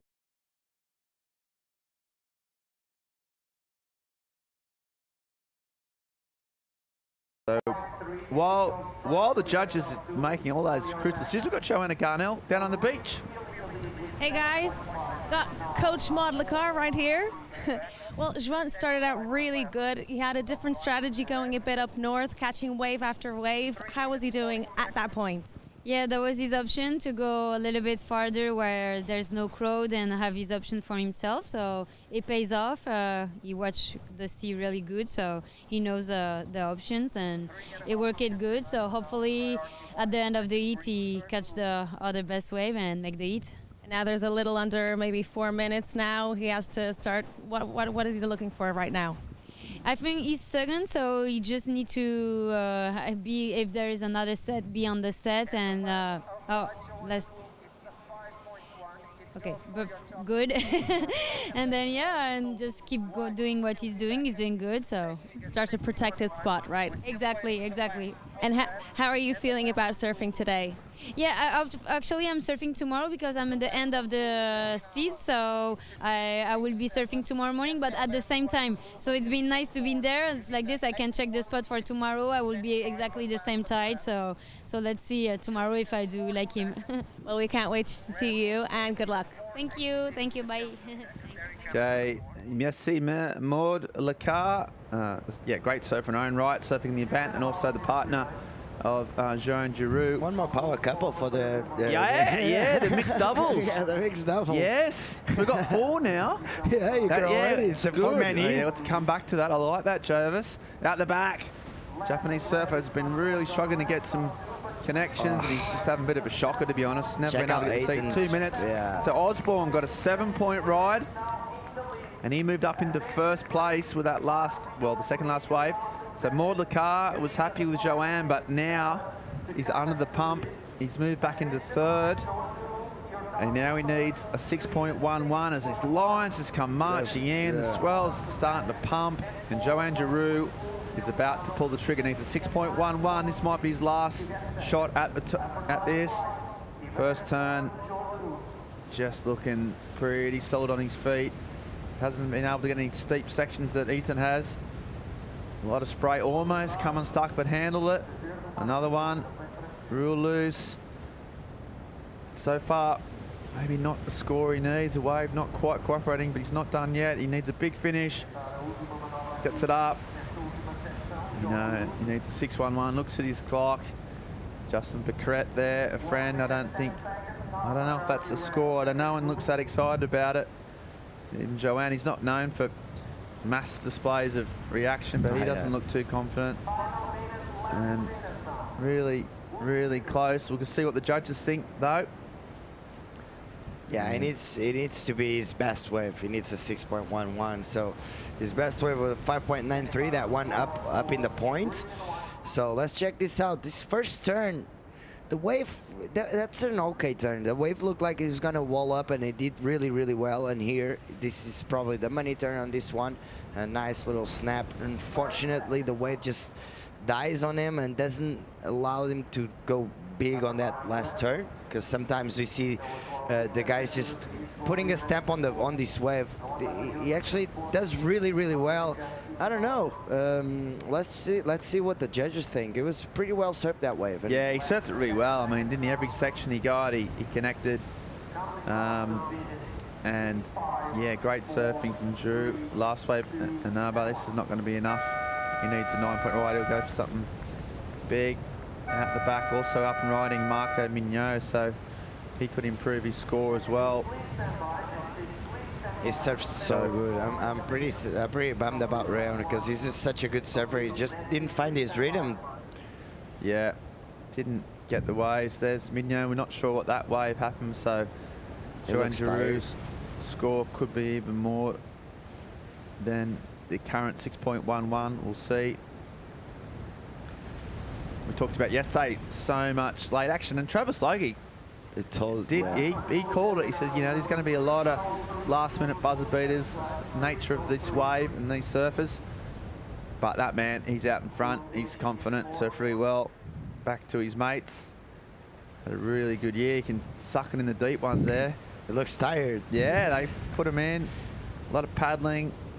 The wave. The wave doesn't have that much power, so you have to work a lot on those legs. Yeah, even like Jorgen Kuzne said that yesterday, you know, he was knackered. Exactly. And, you know, they're fit guys. They train a lot. But this wave, you know, takes it out of you.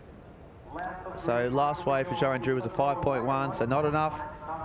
So we've still got Mignot to come in, but it looks like Ethan Osborne, convincing winner. Mignot also going to get through, and unfortunately Joanne Giroux. There's still one wave missing. Yeah, that last one didn't come out yet. That is still waiting on the last scores of Joanne.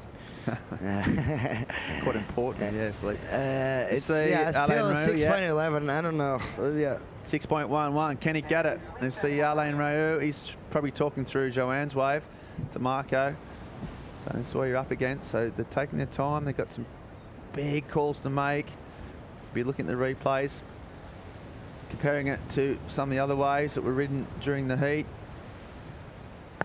Alain, one of the most experienced competitors, coaches, managers. So while the judges take their time, we're going to go to a short commercial break and come back with more live action and the results of that last heat of the EDP Vissla Pro Ericeira. Stay tuned.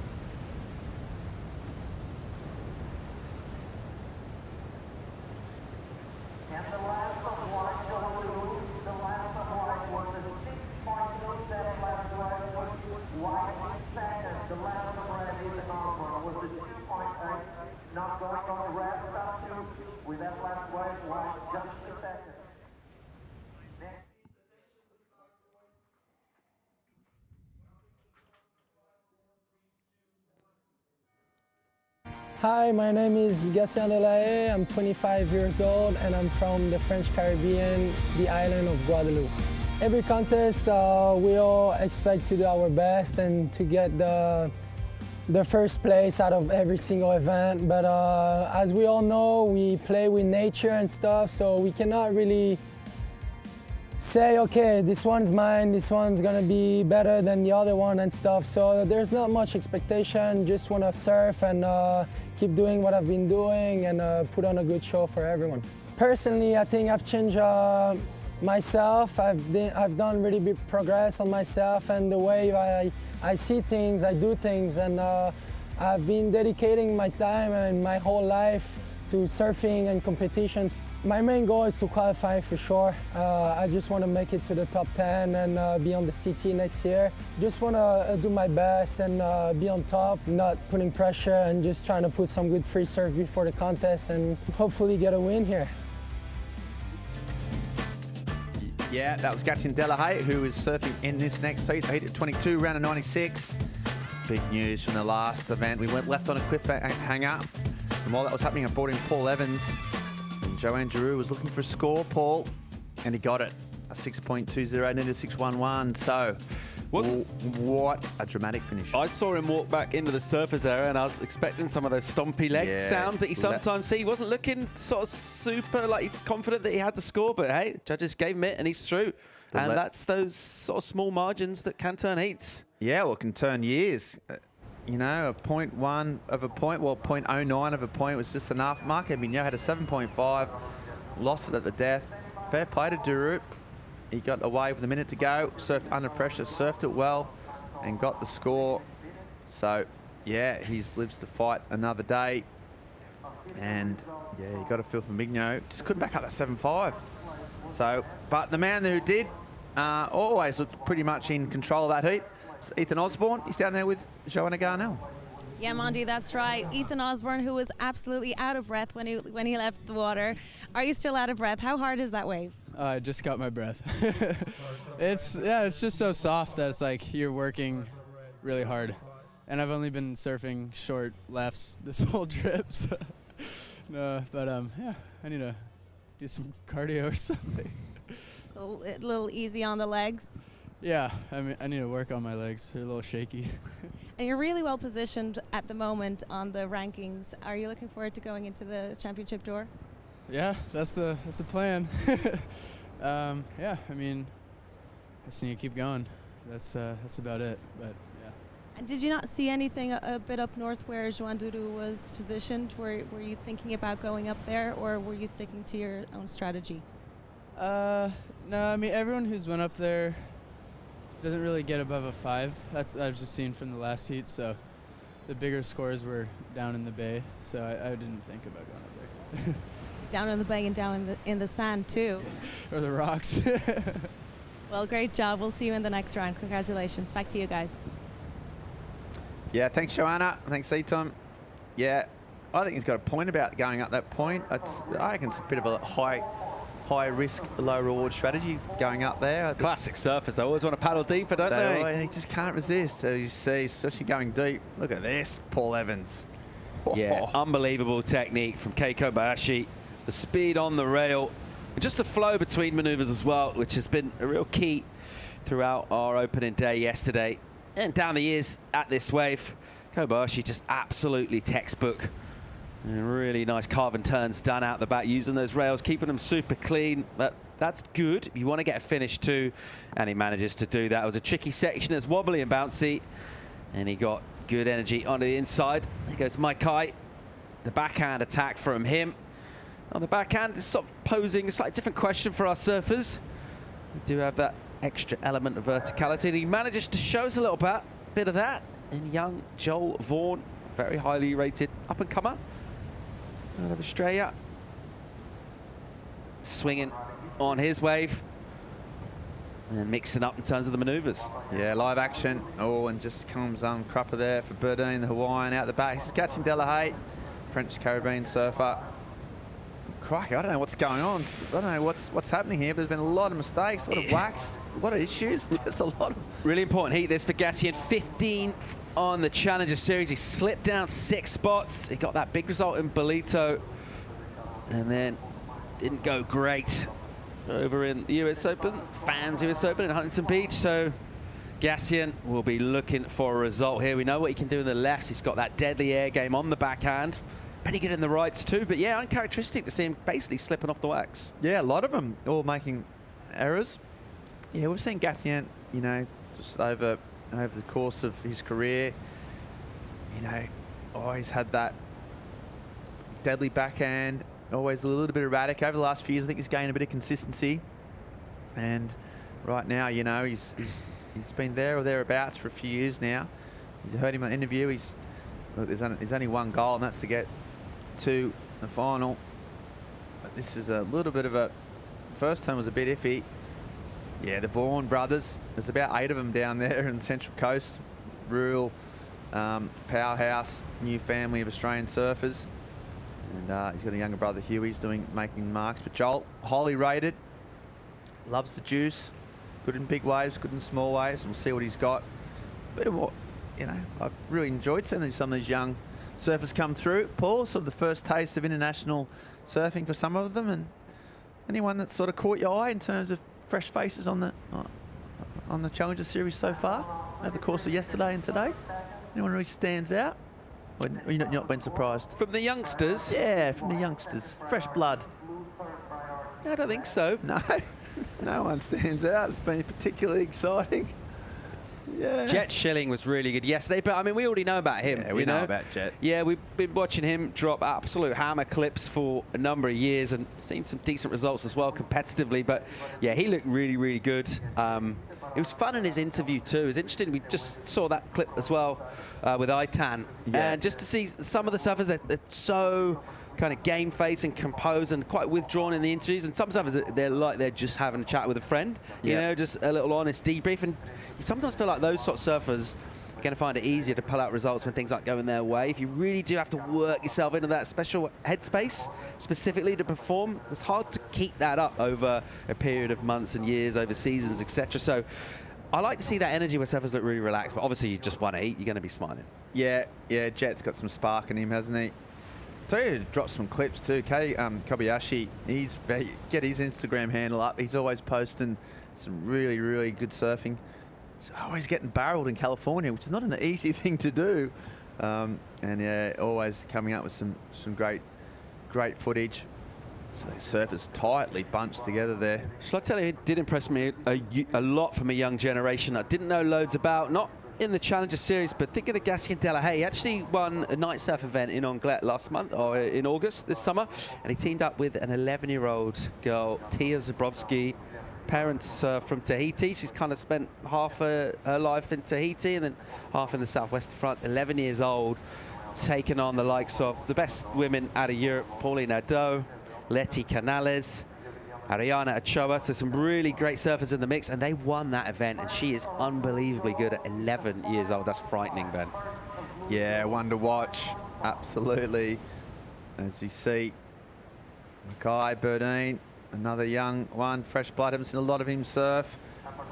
Really strong backhand in the pocket, comes around the corner, and staying busy, connecting better on this wave than his others. Had a 4-point rise, just trying to back that up. And he's just bouncing and hopping, looking for an intersection. Working hard, finishes off. 10 minutes gone, no one been able to put any type of big marker down. He'll be happy just to pile some points this wave yet again. I mean, he worked hard, Paul, but not a whole lot of points on offer. Yeah, you sort of get a feel to certain ways where the board does seem a little bit stuck in that pocket. You can't generate enough speed to sort of get out of it. One surfer that was really able to do that this morning, Alejo Menez, he's got quite a lot of soft waves, Alejo, but he managed to kind of liberate himself from just constantly being stuck there on that bouncy bit. By contrast, Mackay doing a lot of work, just trying to juice things up, but the wave is pretty soft for him, and that just restricts the kind of maneuvers you can do. You're always going to be a little lateral, just kind of checking back. So, had a few good swings of the axe. He'll get himself a modest number for this, but yeah, a little bit of quality so far on this one. Has been from Joel Vaughan, got that 5.5, it's pretty decent. Yeah, that could, you know, a lot of surfers, 5.5 is a, you know, it's going to be a scoring wave. And Burdine just getting a 3.33 for all that work. So a lot of work, not much reward. He'll go back out looking for something special.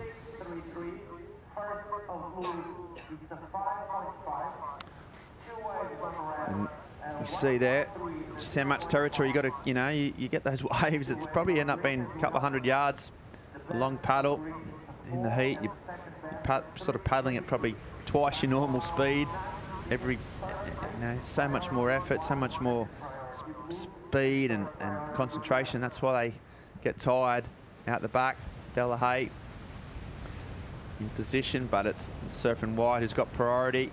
This one looks like it's going to stand up on the reef. He says no. De La Haye says, okay, I'll have a crack if you won't. And here he goes.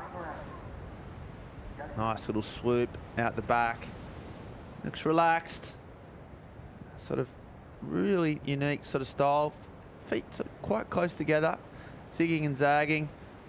Got a big air game on him. He's probably not going to come into use on this wave. Just bouncing and weaving.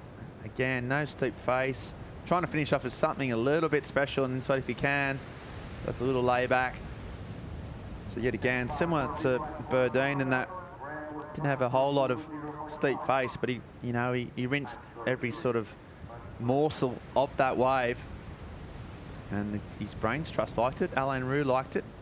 Probably a little bit biased, but he's going to get himself back in the game. 18 minutes to go, plenty of time left. Yeah, I think that's quite an important way for him to get something on the board. Time is ticking away, get down towards the midpoint of the heat. He's had a 1 prior to this, so nothing really. And with this one, he's just able to surf a bit, just kind of loosen up that body. Whenever you make a mistake and fall off, can kind of play on your mind a little bit, can't it? And if you're sitting there without a wave for a long time, 5 minutes quickly becomes 10. And you can get into a little bit of that negative headspace. And just by going surfing, taking off on a wave, getting maneuvers done, covering some ground, you will feel in a much more sort of natural position. He'll get a decent number for it, but I think it'll also just sort of liberate the mind a little bit for him. When the next opportunity comes, he'll already feel like he's a little bit more in the groove. Yeah, absolutely. So win-win, really. Get some points on the board, get yourself, you know, a sniff, in, you know, back in the game, and also, yeah, your confidence. So while Gatien paddles back out, and while we wait for some new swell lines to pull through this lovely beach break here, we're going to go for a short commercial break and come back to the EDP Vissla Pro Ericeira right after this.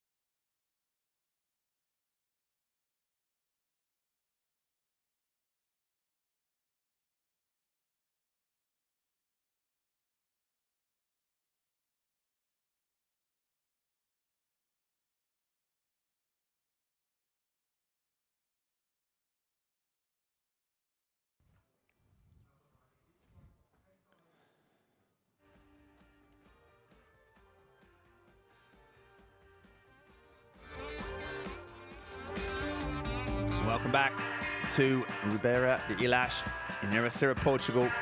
We are in the halfway stage of this heat. As you see, live action.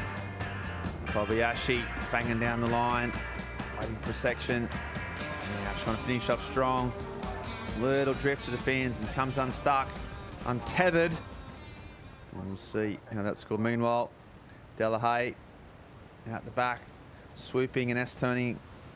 Tries to get a better finish. His opponent didn't get, and there's two-turn combo and onto the dry rock, sand and rocks. Total commitment. And he's all right. You can see how those rocks are so close. He checks his board for any collateral damage. Seems to be okay. Rocks everywhere. It just shows you the drone shot might sort of put it in perspective of, yeah, the danger down there. Bit of work out the back, Paul. Yeah, well, he got that forward, didn't he, for the prior effort, and found a nice wave here with a little bit of meat to it as well. And just that little extra energy from the ocean just allows a surfer to be a little bit more free in terms of holding their maneuvers a little longer and maintaining that speed throughout. And then always building up for finishing here, which is always going to be risky. And we've seen this time and time again. We enjoy it as spectators, the sort of jeopardy of a strong finish on the inside and just squeezing every last drop of juice. Traditionally speaking, in terms of completion, I think our judges are being a little bit more loose with what's deemed as a completion in that oncoming section. This was good from the beginning from Kobayashi, clean carving, some power as well. And then a little mistake at the end, didn't get the finishing turn. How crucial that is in terms of the score. I think sometimes we maybe sort of overplay the significance of hitting the closeout on the end. I think we saw yesterday some really good scores coming from work out the back, but he got a lot done on this wave, and okay, he didn't get a finish, but nevertheless, he showed us some good stuff out the back. I do appreciate the clean carving style, that real textbook sort of low bottom turn. I mean, you could watch that all day, couldn't you? Yeah, really, technically really smooth. Yeah, that end section, it's one of surfing's sort of great sort of questions, isn't it? How much is a completion? How much is that? If you don't do the last turn, does that negate all the turns you've done before, Paul? As surfers, you feel that it is important for some reason. It's probably, you know, the competitive side of it. You know, the judges have to make a decision on it. But as surfers, we just know that you just got to finish it. If you fall off, you just feel something's not quite right about it. It's hard to quantify. It's a judge's job. We'll see how Kobayashi got there. Interesting to see we're now an hour after the top of our tide, so we're actually getting down. The next couple of hours is kind of prime time. Mid-tide is what you want out here. Generally, the incoming is slightly more favoured, but nevertheless, mid-tide is great for Ribeiro. So we're actually getting, as we close up this round and look to go into the women, we're actually getting to prime time for the tide, Ben. Great news. Yeah, we've got a good 6 hours, sort of 3 hours either side of the low, which is, you know, prime time. And we said this morning, we're lucky enough to be able to surf right through the tide. There was enough swell, enough energy. Travis made the call, and it was a good one. You know, we've got a bit of time on our sleeves, but there's a lot of heats. There's a lot of surfers in this event. You know, we can't afford to let, you know, good waves just go. And so, with enough energy, new west swell, you can see those lines starting to filter through. Tide dropping out. I think we're going to sort of see some really, really good waves come in. A 6.17, speaking of good waves for Gatchin Delahaye, that last wave. So that moves him up into second. Kobayashi in first. Delahaye sitting in that mid-teens in the Challenger Series ratings. You said that great result in Bolito, but hasn't been able to probably back it up. Yeah, you think, Paul, what, two big results on this Challenger Series is probably enough to qualify almost, isn't it? Yeah, it does feel like that. I mean, it obviously depends exactly what I mean by a big result, but a couple of finals, you're going to be really close in contention. Of course, that number always changing each year, exactly what it is and what it's going to take in terms of the number of points. So surfers have really just got to keep making heats, taking it heat by heat, as the popular expression goes, but that is really what it comes down to.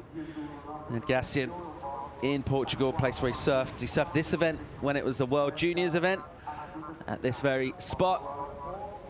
And he's got a ton of experience surfing in Portugal on the QS as well, getting good results in qualifying down here. And he just wants to replicate that kind of form. We talked about surfers being sort of home patch, whatever. Even though he's from France, it will kind of feel like being on home turf for our European surfers here. So a great spot for this man to be in to get a big result.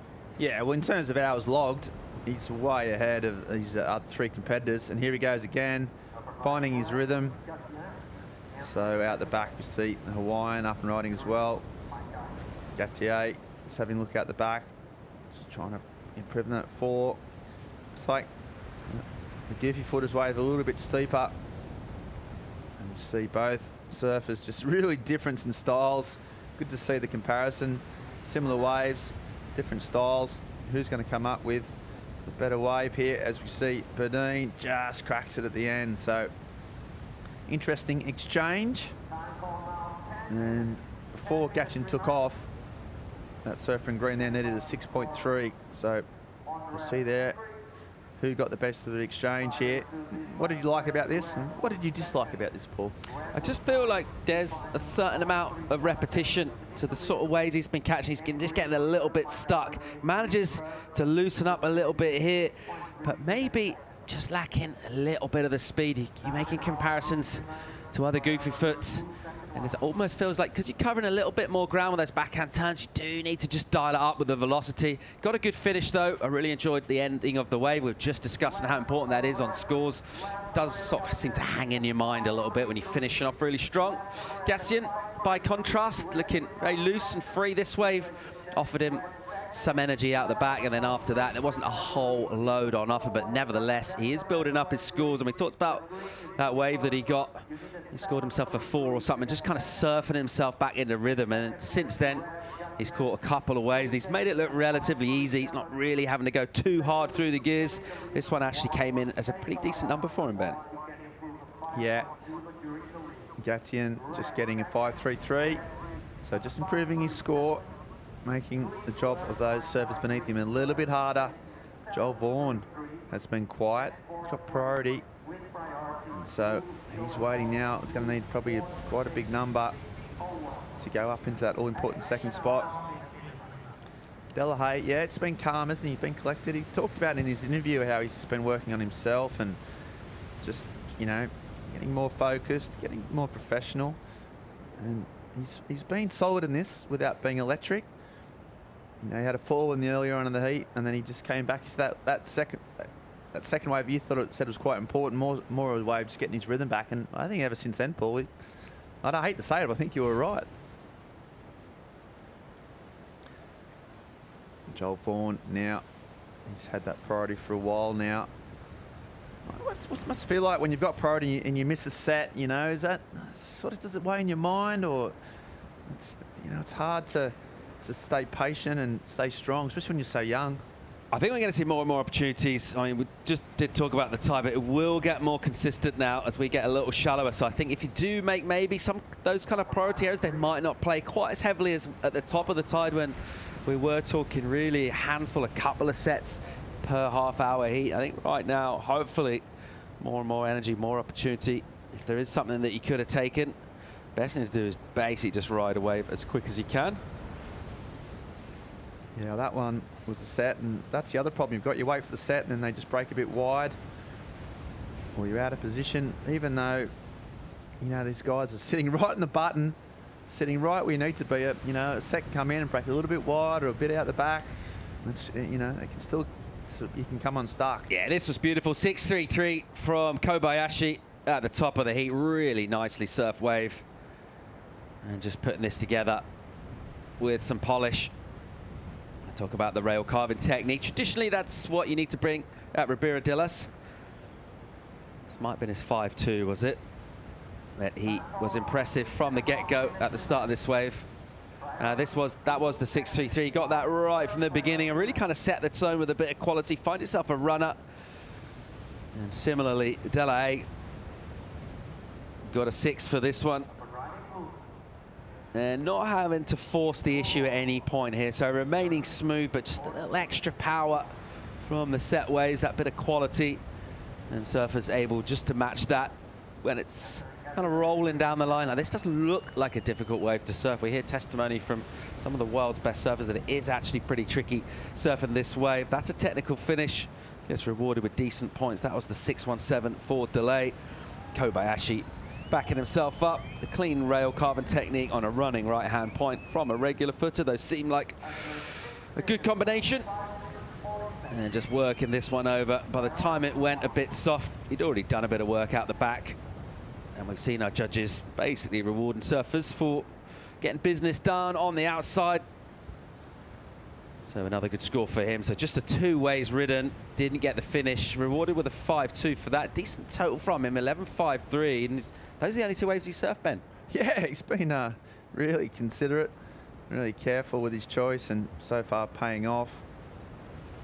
And, you know, 11 points, solid, but still eminently gettable. Joel Vaughan needing a 6.01. Burdine needing a 7.33. I think they've ridden some waves while we're doing that recap, so we might find out what he did here. So first turn is strong in the pocket from Vaughan. Waited a while for this. Here he goes. You can see he's got his confidence back. Just a little bit more sharpness to his surfing. A few cutbacks here. Gets it up here. Bit of fin release. At the very least, he's going to get himself right back in the heat. And we're zigging and zagging and waiting for the end section. Here he goes. One last hit. He cracks it off the top and makes it just before those rocks. So Joel Vaughan needed a 6.01 to move up into second. And he got, I think he's going to get it. So a bit of a shake up. There goes the Hawaiian goofy footer. Just as we said, waves have been similar. Hasn't been able to show the variety that the other surfers had in terms of cutbacks or fin release. Battling away, just hasn't been able to get an edge. And there he goes, a bit of a pop shove it to make things a little bit different. And one last number for Joel Vaughan, needing a 6.01. He's going to get it at 6.87. So leapfrogs everyone up into first place. Captain Delahaye, who was saying has been calm and collected and found his rhythm. Well, not anymore. Not anymore. That was huge. Really, really big number. Let's just check out Mackay again. Just feels a little bit like he's got stuck, not only kind of in the pocket, but also just sort of stuck in tons of maneuvers available to him. And he's really just sort of limited to kind of repeating. It's quite a relatively sort of perfunctory backhand sort of slashing turn. He's just kind of snapping in that pocket again and again. He's now going to unlock massive numbers. A decent wave in terms of riding it all the way down to the inside. But I think the reason we saw him throw that maneuver down, he realised he wasn't on his way to a big number, and he's caught loads of waves. He's really found himself a bit of quality. I think that was his 9th, possibly his 10th wave ridden, so been busy. He added up all of his scores to be on his way, but of course it's just your top 2. But yeah, huge number for Joel Vaughan. And you know, we're talking about keeping a cool head. He was sitting on a 1 until 5 minutes to go in a Challenger Series heat. He's on the other side of the world, and he couldn't get a backup score, and all of a sudden he turns it, drops a bomb, 6.87, the highest score of the heat, straight into first place, and he's put pressure right back on Delay. Yeah, Delahaye there with, you know, his 15th, 14th right in the mix for these ratings, and that could be another, you know, upset as the young breed come through. This is what we're seeing, a new breed of surfers all around the world getting their chance to shine. And Vaughan waited a long time for it, didn't get rattled. Crucially, Ben, as well. I mean, I know you love a bit of priority chat, but Joel Vaughan's got second priority under Kei Kobayashi in second place. Gassian in third, and this could cost him big time because he's going to have to wait and watch those two take waves if they want to, and then see what's left for him, if anything. Just over a minute 45 in third place priority, chasing down the score. It's not a big number. It's well within his grasp. He's going to need a wave in order to be able to get it. Yeah, absolutely. I was having a bit of a chat about it, which is a bit unusual, but we haven't seen a lot of the priority. Haven't seen a lot of covering or paddle battles or people just eyeing each other off. I think the sets come through. There's usually 4 or so waves in the set, which means that you can wait. It's not that big a deal. But yeah, 1 minute to go. You're in the worst possible position in third without the priority, and you just feel that this could be a massive, massive shock result here. You know, his sponsors event needed a result to press his claim up in that all-important top 10. Was looking kind of, you know, relatively safe, and then bang, one wave can change it all. Massive result for Joel Vaughan if he can get through this. And with the ocean just looking a little bit becalmed, might be the time to shoot. Delahaye is looking at this one. You can tell it's not going to do enough. 34 seconds on the clock. And Hawaiian, who's already caught 9 waves, and got a pair of 4s. He's pretty much out of this, needs a 7.36. It's that man there that's looking frantically, trying anything to get away, anything will do at this stage. And he needs a 5.37. It's not huge. And looks like Kobayashi's going to go. His backhand is good, but you can just tell that wave's not going to be enough. And you can see the disappointment. He's trying to keep a lid on it, but that's really, really hard to take. A first round loss for a surfer of his caliber at a wave he knows well.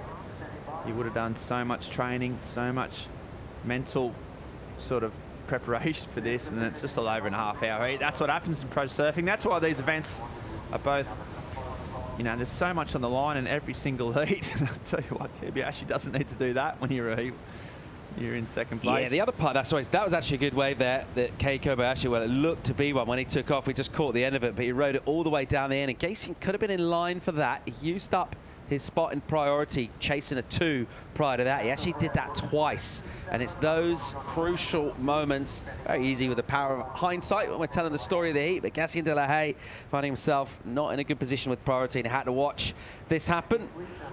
And we'll just see this go down. It'll be a case of whether he moves up to first or whether he stays in second. But in terms of advancing surfers, looks like we're going to be as we were. Not loads of points scored out the back here for Kobayashi, but his clean carving, his smooth technique early on in the heat built him a really nice platform. In the end, it was good enough for second place. That's a really nice turn.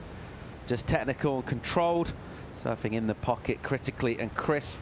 Got that short board or that kind of shorter rail line. I tell you what, he's using it really well in these sort of pockets. Sometimes they're powerful, sometimes they're soft. And that blade looking nice and sharp for him.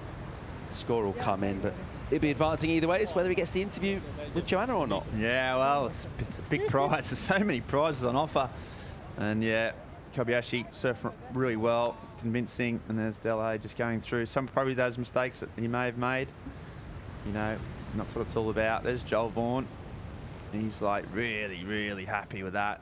Under pressure, stood up, young guy with a big, big future. And it's little heats like that that just build your muscle memory. You get the confidence, you back yourself. And Vaughan goes through the round of 48. Delahaye decompressing. You know, just got to wash it off. There's 2 more events. You've still got time, but it's a difficult one to take right now. You'll have to go and deal with it. So while he does that, we've got more live action to come. Stay tuned, folks, for the EDP Vissla Pro Ericeira. We're going to a short commercial break and come back with the last 2 heats of the round 96 right after this.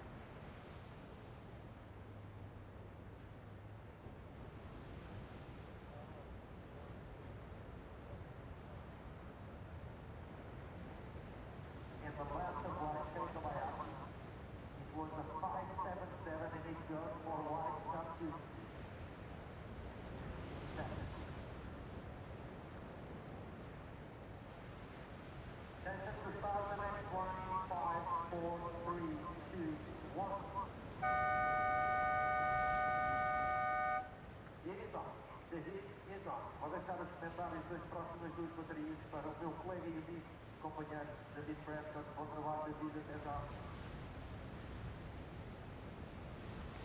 Muito obrigado por Lisboa. Agora bom descanso também e bem merecido. Free surfers on the north side, free surfers on the north side, the fall is drinking for one of the goal. Must leave that area immediately. As you can tell, there's a surfer wearing the white.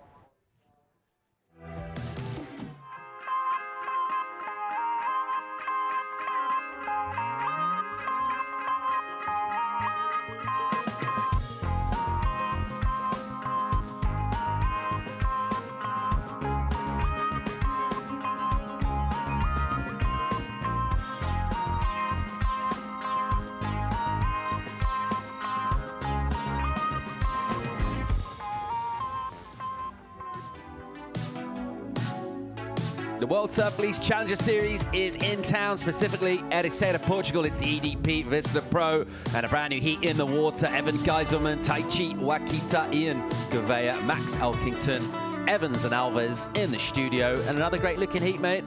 Yeah, waves are really fun. Great day, another great day of waves. Yesterday we started off really good. Today, a lot of action to unpack, and this is the results from the last heat. Yeah, Joel Vaughan getting the win. Kobayashi didn't jump over him with his last effort, but it's all relatively inconsequential in terms of who was advancing. Those two were already locked in to get the nod, and it will be disappointment for Gatien Delay in his sponsor's event. A place he's surfed well in the past. Maikai Burdine will just use that to build up a bit of experience. Here it is brutal and it is relentless. If you don't get the first couple of spots, you don't advance to the next round. But someone who maintained a very cool head, got himself a good number, a high 6, to turn that heat is Joel Vaughan. He's with Joanna Garnell. Yeah, Paul, that's right. Congratulations on passing that really tricky heat, huh? Do you think you have an advantage being irregular-footed with this wave? Maybe. I'm not too sure. I've seen some really good goofy-footed surfers out here, but it's definitely good to be on the front side. It's a fun wave, and when the waves come through, they have some really good sections. And how do you stay focused during those between sets? In the lulls, I just try to focus on my breath and calm myself down, and just know that if a wave comes, that it's all, I can't really control it. Just got to go pick the right one, and hopefully I get a good wave. And it's been a couple of days since the competition started for you. How have you been spending your time? I've just kind of been surfing around here, finding some fun waves and eating some really nice food and just enjoying the town in Ericeira. Okay, well, great. Congratulations and enjoy the rest of your day. Yeah, thank you. Joel Vaughan getting the win there. Just rode the 3 waves, getting the job done through to the next round. Crucially, live action here. Elkington of South Africa on the backhand. A slopey, soft kind of wave. Not really what you want. Let's see what he brings to the inside. He might get a little section steepen for him up in here. A little prod through the lip. And another turn as he kind of mid-lines. And then just about escapes contact with the rocks on the inside. It is pretty tricky in there. So just joining up the dots to get the finish. And he'll also just try and make sure it gets off there. You don't want to do too deep a duck dive while it kind of gargling in there. Elkington going all the way to the beach. We've got scores to bring in from Gouveia, Taichi Wakita as well. Evan Geiselman with priority at the top of the point. So half hour for our surfers to try and get themselves 2 scores. Here's Geiselman, another backhand surfer, and a very sharp one indeed. Little whippy first turn for him. Then he'll kind of bank off the wall, back into the whitewash. Geiselman snapping short, and then again just going in the pocket, draws out the bottom turn, gets a good bit of the lip on that one. Really nice finishing turn for Evan Geiselman. Yeah, that last turn was massive. I think it's going to be a great score to start it off. Evan with a couple of great clips coming out of that new wave pool with doing backflips to the left, to the right, and yeah, just saw it again this morning and I was in shock with the level of technique he has on the air. So showing that he's good in the air and good on the rail. So on this wave, he started off quite pushing it a bit too much on that first turn, trying to get the rhythm going. He wants to get going fast, but this last turn is when he really unloads. Bam! I love how his technique, how he can really throw the tail out and look really good. This was max wave. He started off with a foam climb. Nice backside turn there. Really vertical. You can tell he's a big guy. He needs that push, extra push from the wave. Here he kept building and building his score. And we've seen the goofies struggle a bit when they don't have the push. They need to really get vertical. But Max there starting off that wave really well, and he was able to finish it off here on the inside, right on the rocks. Especially on this tide, we know the surfers are always finishing it off on the rocks, as we saw to Ian Gouveia. Nice snap from Ian. Another one, so really crisp surfing from Ian. He's really fast. Ian has been around for a long time now. One of the I don't know if you can call him a veteran because he's really young still and surfing like it. So Ian with a great wave there. Kind of a snappy wave, and I think this is his first wave. Great snap. And another one. That board is looking spicy. And Ian has been surfing here for the last couple of years on this event, so he knows the place well. Thinking of coming into this event with form, Geiselman third at the Vans US Open on the Challenger Series. Got himself in 22nd spot by virtue of that strong result in Huntington Beach. And coming into Portugal and just wanting to keep bringing that. If he can get semis or better, well, he'll be well on his way to that top 10 story with still a couple of events yet to run. We're going to head down to Brazil and then finish up, of course, on the North Shore at Haleiwa. Finish up our Challenger Series year. A lot of surfing yet to come, but Geiselman, a big result in the US Open. If he can carry that over here, and it's all about starting off, building that platform, getting out of round one. And these heats will start to come thick and fast later in the heat as well, with big implications. We've got loads of storylines and talking points at the moment. It's all about getting out of this round. Do not want to come over here and get a first round loss. Numbers to bring you from all of our surfers. But yeah, another surfer that's been around a long time, Evan Geiselman. I feel like he's been sort of young for a long time as well, hasn't he? But like you mentioned, amazing in the free surf clips. No slouch in the jersey either. Let's see how he goes in this heat. He's already on his way to something of a number from his first effort. Saw that one really nice flashy turn, didn't we, from Max Elkington just before that wave went soft. Showed us a little bit of what he can do. And we do like to talk about these kind of talent pools from certain places. The young South Africans does seem like a big push. Yeah, there's a couple, and they've been surfing really good. Josh Faulkner there early in the morning with that huge backside attack too. So they are no stranger to right-handers. You can tell that. So he is looking great in the way Fitz is surfing. So let's see if he can find the right sections. Beautiful vision overlooking the World Surf Reserve in Ericeira, and a ton of surf spots. You can see them all there, little clusters of people scattered around. Relative rarity in Europe to have a number of like reef breaks or rock bottom breaks all next to each other in such a close proximity. We normally have quite a lot of sort of sandbars with different names next to each other, but to actually have distinct reefs and points next to each other is one of the reasons that makes this town absolutely stand out. Live action here from Waikita. Looking down the line, a little softer, shinier wall. And he kind of snatches a little turn in the white water. A little underpowered, this wave. And he's having to kind of snip away at it, but never really able to use the rail with any particular impetus. And a soft wave for him, just looking to try and get something going. Good number up, though, for Ian Gouveia, 6.33. And he does have that low center of gravity. Ian Gouveia's got some powerful legs as well. Gets really low to the water and pushes a bit of water too. 6.33 is a great way to open things up. Here he is in live action. Another backhand surfer. And he's got that vicious, aggressive style that we've appreciated down the years. Getting a little bit of release there. This wave will go a little wobbly now, so he'll kind of push hard to get back into the pocket. And he'll narrow up that stance, go down the line, put the back foot back on the pad. Quick hit from him. And can he get a strong finish in here? Ian Gouveia already had championship tour experience. Would love a shot to get back there. Still looking at an inside section for a finish. He'll see this little closeout section. He'll decide not really a maneuver to be done in there, but another decent wave from Gouveia. Yeah, great start for me, and he looks active. He looks really on point with that board. I know Ian has been surfing a lot back home. I have the privilege to see his content coming out every week. So Ian here, no stranger to this wave. As I said before, I really enjoyed this first snap where he really gets low and aggressive on that section. And here I thought it was just a bit too behind, but in Ribeiro looks like you're never too behind the section, and they always find a way to make it. So great wave. I don't think it's going to be better than his first, but nonetheless a great wave for Ian Gouveia to back it up to 6.33. Judges with a bit to do at the moment. They need to score this ride from Waikita, among others, but just couldn't really open up on this one, Chico. Well, I think Wakita is surfing down the point. This wave looks like a wave down the point.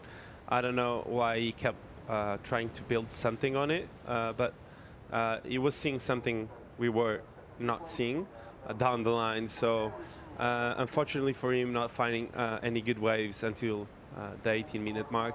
I think he needs to move to where the other 3 surfers are. And I think even he's going to get the better of the exchange to start it off. That first wave from even felt the best of it all. The last turn was massive.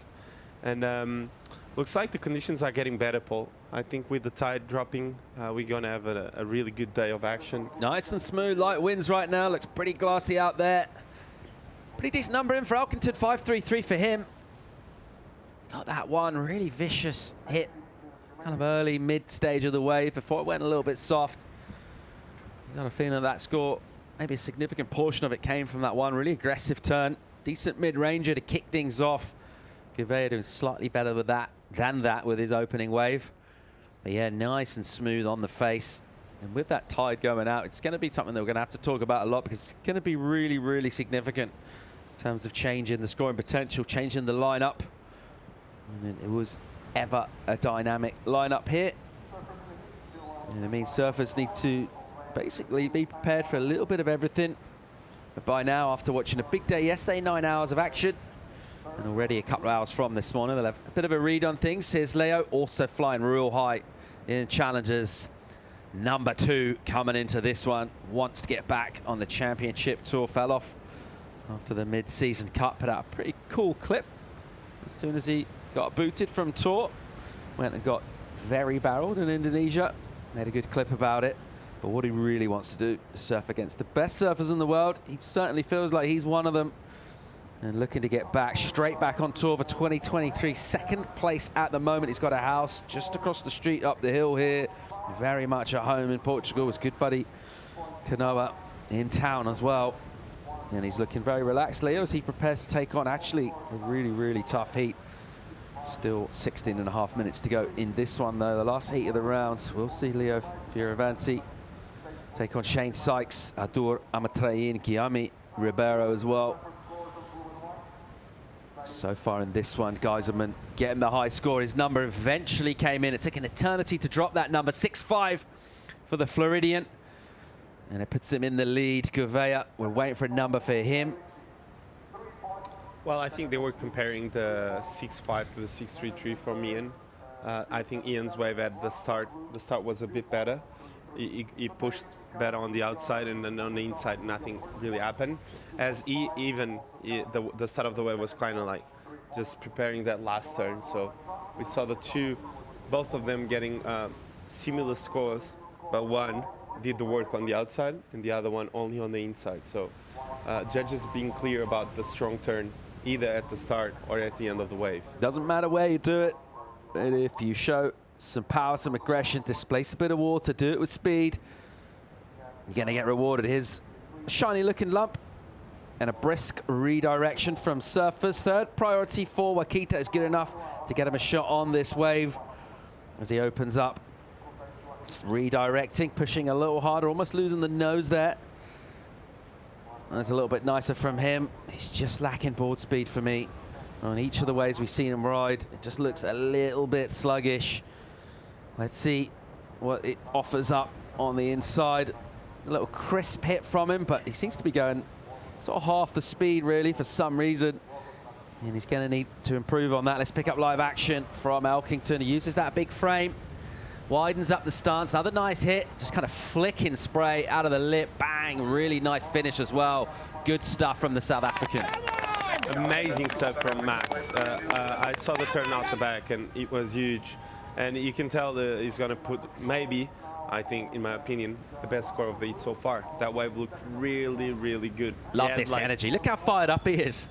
He needs to be. Challenger series, pumping waves. Amazing wave to do a result.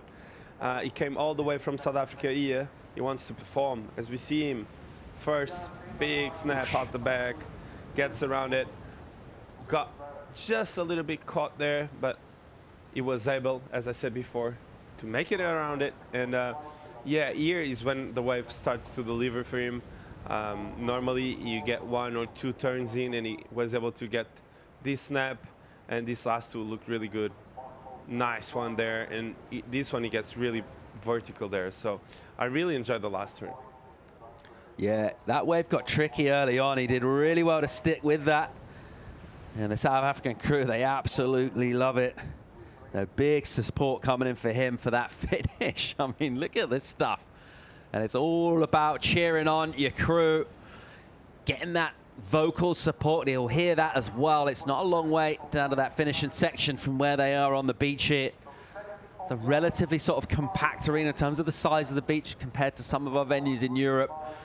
And he will be hearing that noise, but I think his energy will really come from the fact that he knows he's surfed a decent wave and finished off strong, and the judges are going to process and give him a number 567 in for Gouveia, so a decent backup for him. Consolidates second place as we check out Shane Sykes, another really, really skilled South African surfer. Another one who's been dropping some pretty epic clips as well. Great looking heat. This is a rising star of Portuguese surfing, Guilherme Ribeiro. He's been touted as kind of the next big thing for a while now, Chico. Yeah, he's good. He's powerful. He's technical, and really humble kid. I really like Guilherme. Really calm. He's hungry in needs, and he's really smart. Something that we're gonna see on the next hit, and you're gonna tell me that, Paul, is that kid is smart when he competes. I really enjoy when they are that young and that smart on a hit. So I had the pleasure to have a couple of hits with him, and he's smart, and he doesn't make many mistakes, and he's that good. So I think it's going to be a good hit with Leo and Shane and Adur, another kid from the Basque country that rips, and it's really smart on it. So a really smart hit overall.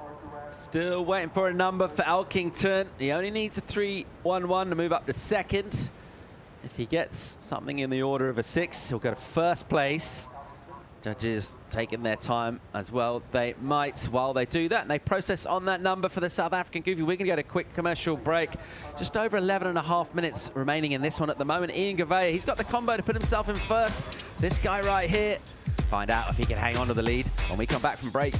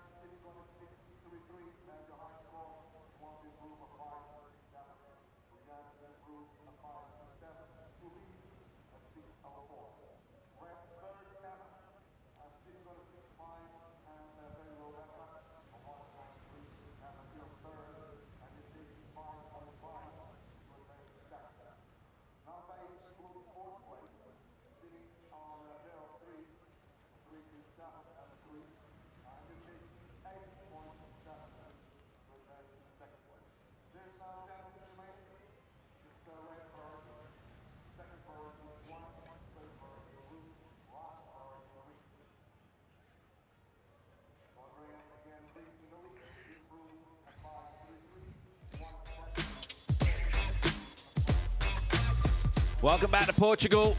Live coverage from the EDP Vissla Pro Ericeira Challenger Series. And the great and the good of global surfing in town to duke it out on the long-running reef point called Ribeiro Dilas, providing us some decent conditions for a big day yesterday and a fun morning already this morning. Saw from the flags there just a slight ruffle coming out of the atmosphere, the wind kicking up a bit still. Nice and clean on the face. That guy there, Elkington, got himself into first. Score came in during the break. It's a high score of the heat, 7.03. That's why his crew was all fired up. Good number for Max Elkington. First place right now, Gouveia in the white. Drops to second. He's got a 6.33 and a 5.67. Geiserman is in a good position. He's in third. He's got priority. He's still sitting on that 1.93. Got a 6.5 as his high number. Looking for a 5.5 to advance. So those three really at the moment with the better of it. Taichi Wakita had a bit of a nightmare so far. He's stuck in the threes, Chico. Yeah, he hasn't found his rhythm yet. He caught bad waves, waves without any type of potential, and that's why he has a pair of threes.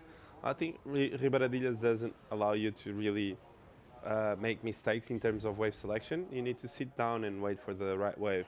So if you catch 2 waves, that's enough to make 3 hits. We've seen surfers get a wave in the first or 2 minutes and then get the backup on the last 2. So they just wait and sit. So you got to be calm and breathe a lot in between lulls so you don't make bad mistakes.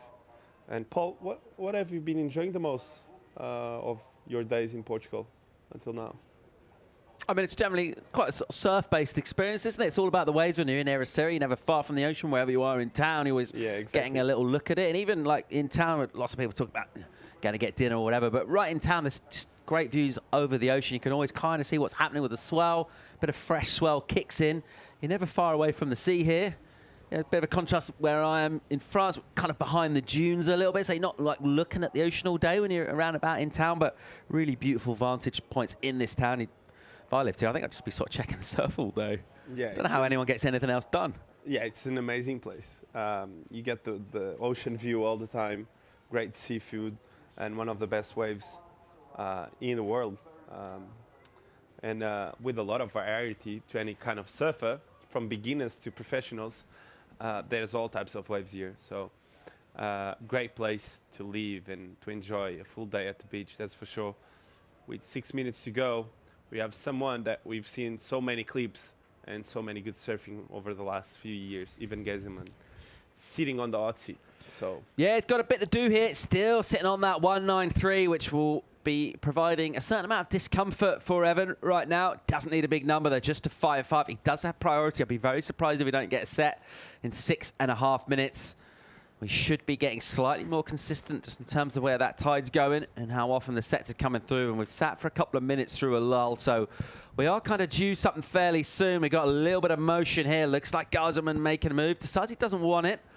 So Elkington is actually in last place in terms of priority. First place in the heat, though.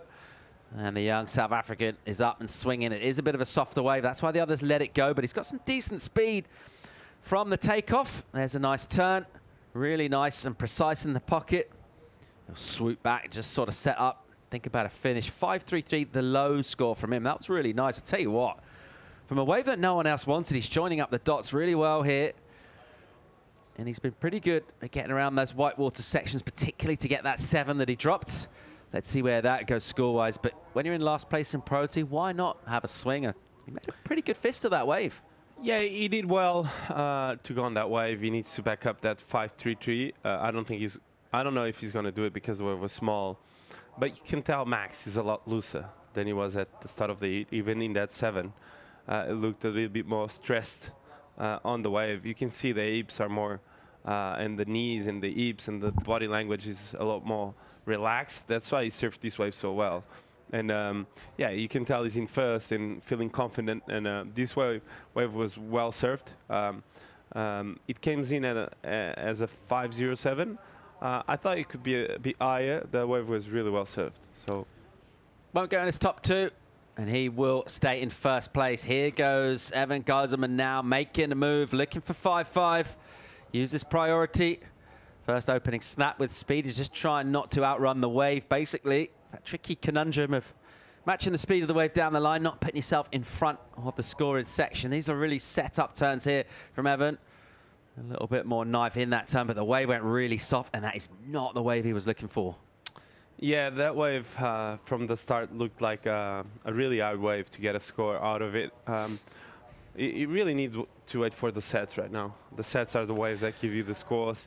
We saw at the start of the heat, the set came. We saw 6.33, we saw 6.5, and we saw the 7.03. So Evan there, a bit anxious there. Might be a little bit rattled now. Let's see what happens with new lines stacking up here under that 4-minute mark. 5.5 the requirement for Geiselman.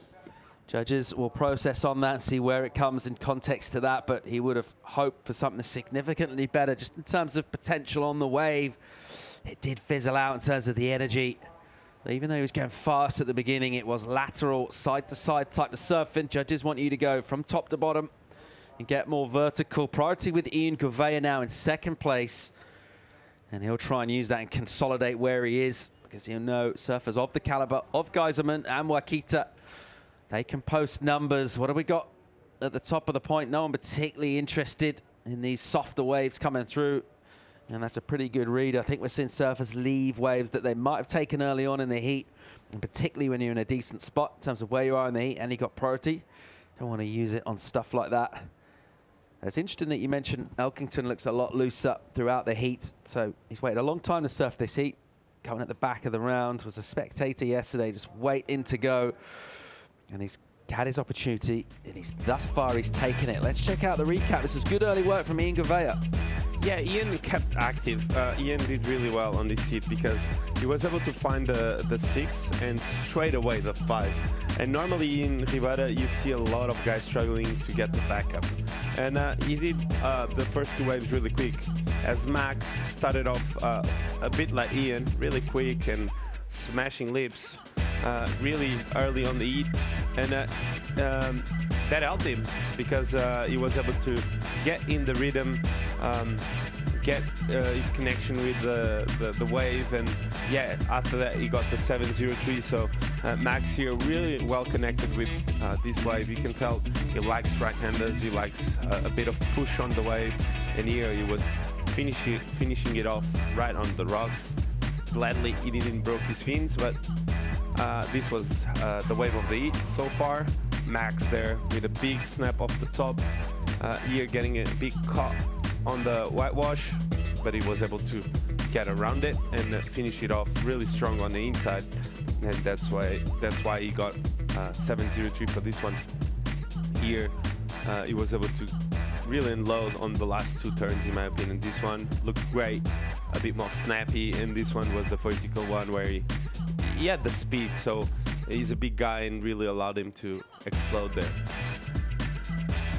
All right, under 90 seconds to go in this. That is still your heat leader. Coming into this one as the sort of lowest seed of the 4 in the green. That means your 4th seed in the heat is in first place, an advancing position. Our top seed, Evan Geiselman, 22 on the rankings. Big semi-final over at the Vans US Open. And at the moment, he's in a spot of bother here.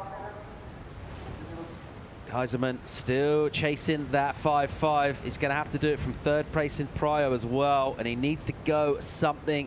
Ian Gouveia has priority, and he'll have used it there, paddling for that wave. He was trying to get that and keep Geiselman off it, and he surrenders priority to even Geiselman. Maybe a glimmer from him, your heat leader. He will look to go this one, Elkington. So with just over 30 seconds remaining, whoa! One really nice, vicious, stabbing turn from the young South African Max Elkington. Has a look at the watch. The Safa crew, they love it. He's coming in and looking pretty good for the lead and the win in this heat. As we'll count down. Geiselman now priority again. He doesn't have time. We're counting down from 10 seconds. Not sure we got much action out the back. We're just going to stick with Max Elkington. A fresh face, literally and figuratively, as a young up-and-comer from South Africa. I tell you what, he surfed a really good heat here. Some big backhand turns coming from behind some tricky white water, unlocking an inside section, combinations on that inside. And a really well surfed heat, a good way to open up your account in Portugal on the Challenger Series. And he'll get the win. Max Elkington takes it out, the South African. The Brazilian veteran Ian Gouveia will advance with him. Disappointment for Geiselman, who dropped a good score of a 6.5 early on, could not back it up. And he'll bow out, and it is brutal on the Challenger Series. That's the way it finishes up for our penultimate heat of the round. We've got the last heat of the round coming. We've got our 2nd-ranked surfer on the Challenger Series, Leonardo Fioravanti. Going to bring in Mundy and Jervis back into the studio. Join us for more live action from Portugal real soon.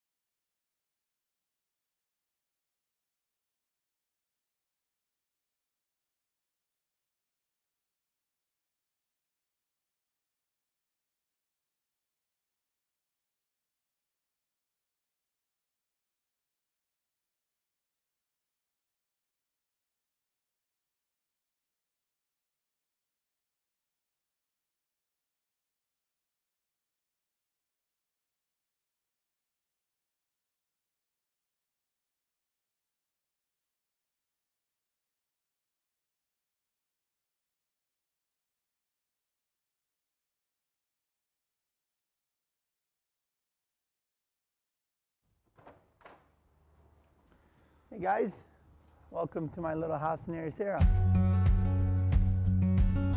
So Ericeira for me is a very special place. I've been coming here since I was 9 years old. It's got amazing waves, amazing food.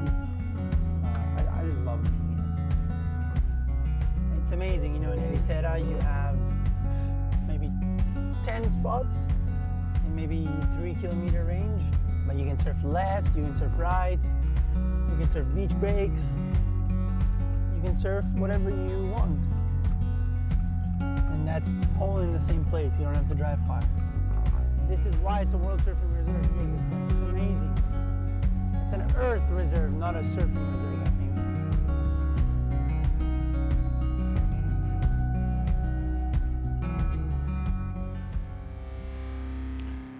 Welcome back, live action. Yeah, there, Leo Fioravanti giving us a bit of a tour of his adopted, well, one of his many adopted hometowns. Exactly. Italian born, Corsica raised, Ericeira dwelling, man of the world, effectively.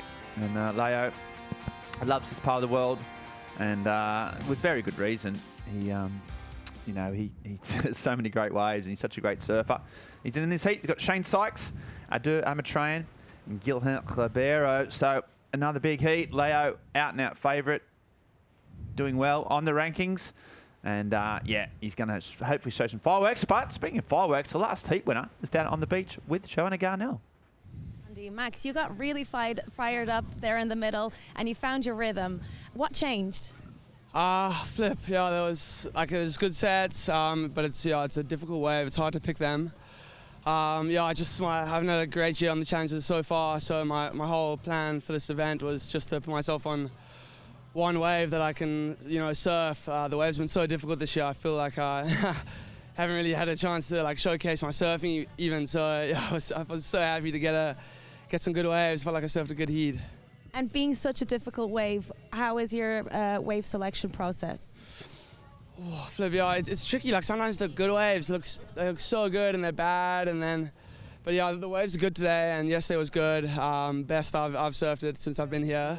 So it was nice to surf a heat in that, and yeah, I'm glad I picked some good ones. I got lucky. Yeah, you picked some waves that no one else was looking at. What was your coach debriefing you there on the beach? Flip, we'd been watching for a while before, so we knew which ones I was sort of looking for. The whole game plan was just to go out there with a clear mind and just make good decisions. When you're under pressure like that, it's so easy to go in bad waves and panic. So yeah, I'm glad I kept it all under control, and yeah, I'm stoked. You look stoked. Everyone on the beach was stoked. Congratulations. Thank you so much. Back to you guys. Yeah, thanks, Joe. Great to see Max. Really happy. A lot of really wise words from a young man. As you see, his fellow countryman Shane Sykes up and riding here. That process, as I'm joined, as Shane's just going all the way to this inside. Looks like an epoxy board there. Looks pretty springy and finishes off strong. So a solid start from Sykes. Joined in the booth by Philippe Jarvis. And yeah, clear head. Going into a clear head, so you make good decisions. I mean, It's easy to say, isn't it? Easy to say, but yeah, Max managed to do that, and yeah, you could tell how stoked he was. It was great to see. Yeah, I'll never get tired of saying that here in Ribeiro you have to make good decisions and make sure you go on the best waves possible. As we see Shane Sykes just absolutely getting a bit of a jam here. A couple really nice turns on the outside, just cruising all the way through the inside. It didn't look like the wave will be offering that much, but you could see he actually connected all the way through the inside. Just one more snap, and he's gonna finish this one off really strong. So talk about making good decisions. Yeah, and good wave selection. Had that opening section out the back, and he just rinsed it all the way through. See that clear line as it goes down the reef, the white water hugging the shallow part of the reef as it sort of tapers off down the line. And Sykes up with a 4.83, so a solid enough start for him. We missed Ribeiro's couple of waves, or 3.67, and Leo waiting his time. That's Guilherme from Portugal. Yeah, Guy has been ripping really hard. He's such a good surfer. Right now he's #1 in the Portugal's national championship, so he can actually go and be a national champion, which is something new because the last couple of years has been Vasco and Frederico and Miguel Blanco, so it will be nice to have some nice fresh faces. And he actually got a last-minute wild card for this event, so he was pretty. I spoke with him. He was pretty stoked on that. With a very nice surf wave by Guilherme. Yeah. And we also had the Italian powerhouse Leo Fioravanti. He surfs here a lot as well. He spends a lot of time in Portugal, so he really knows this wave. Nice little frontside carve. Another wave. The waves are getting better and better. The tide is dropping. The wave provides more and more opportunities for the surfers to explode on those turns. So should be fun. Rest of a fun day. We're gonna have the women right after. Oh, that's a really nice finishing turn by Leo. Very well chosen wave. So yeah, plenty really of well action. surfed. He's been so consistent this year on the Challenger Series. Didn't quite have the results on the CT that he wanted, but he's had 2/3. Started off with a 5th at Snapper, which was a keeper result. A 3rd at Bolito. You know, so he's just been really consistent without actually winning an event, but he's been right up in the money, and to do that across 3 events, I don't think, you know, and that's why he's #2 on the ratings, on the Challenger Series ratings. Yeah. We're talking about having, you know, you need 2 sort of big results to probably qualify, and he's had 3, and he's still got this event, which, you know, he'll count himself as one of the favourites, plus Haleiwa. So yeah, looking in a really, really strong spot. But surfing like that, he's so consistent. If you talk about good decision making, well, that's a cornerstone of his surfing career. He started with a banger. He started off with a 7.17, so just immediately puts the pressure on his opponents. And Leo, yeah, he's just, you know, he's a class above. Leo's form just shows how hard it is to be a CT surfer, you know, because he has been really consistent on this Challenger Series, just showing everyone that he's one of the best in the world. But then you go on that world tour, you get more experienced surfers, you get more different waves, and Leo struggled a little to get some good results, and he ended up falling off the cut. I actually spoke with him yesterday, and I was talking about his late movie that he actually released recently about the cut, and what did he do after the cut. He just spent a lot of time in Portugal, got some of the best waves in the world ever in his life, and also some of the best waves he ever caught in Indonesia, the Mentawai. So it was not too bad. Yeah, not a bad way to deal with it, is it? Yeah, yeah. It's not bad. It's not a bad way to deal with the cut. So it wasn't too stressed out, but obviously he wants to get back to that top 32 and just enjoy the world tour, all the other guys, and make sure he finishes above the cut next year. Yeah, he had a pretty strong start on the CT. You know, he got a few results at Pipe, but then after that, just yeah, really struggled to get through any heats whatsoever. Really, bit of injury played its part early on, but yeah, just couldn't buy a heat towards the end, and unfortunately, you don't get much time these days. You get 5 events to make your mark, and having yo-yoed between the CT and the it used to be called the qualifying series, now the Challenger Series. You know, he's used to going up and down, and next year really focused on trying to entrench himself in that top 24. This is where his surfing belongs. I think he pretty much sees himself as a top 10 surfer. You know, he's got the technique, he's got the temperament. And he's a pretty complete surfer. He absolutely charges. He's good on his forehand. He's good on his backhand, as we see Guilherme Ribeiro up and riding. Yeah, Ribeiro live action. So the Portuguese wild card comes around the corner, just swooping.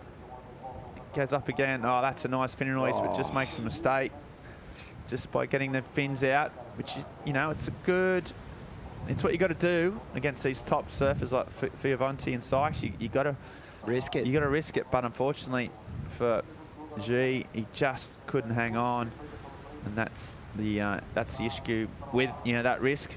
It brings rewards, but it also comes sometimes at a price. And he, you know, you could see the frustration. He was, you know, he knew that wave. He started off pretty strong on that one, so it was pretty important for him to go all the way through the inside. But unfortunately, making a little mistake on that fin drift, he just let his his weight a little bit too much on his back foot, so ended up getting stuck on that lip and not making it. So it was a bit frustrating. He almost got the same score with just a couple of turns. He got the same score as he did on the first ride. So a 3.27 to Guy. And this guy started with a banger. This is the way you want to start the heat. Yeah, that would have been the game plan. Get out there, make it count, take the pressure off early. You know, we saw yesterday some of the high seeds get themselves into difficult positions. Don't wait like too Freddie long. Moraes, you know, and some got out of it, you know, with sort of buzzer beaters and just you know, clutch surfing. But yes, many didn't. We lost a few of the bigger seeds already in this event, so surprises can come.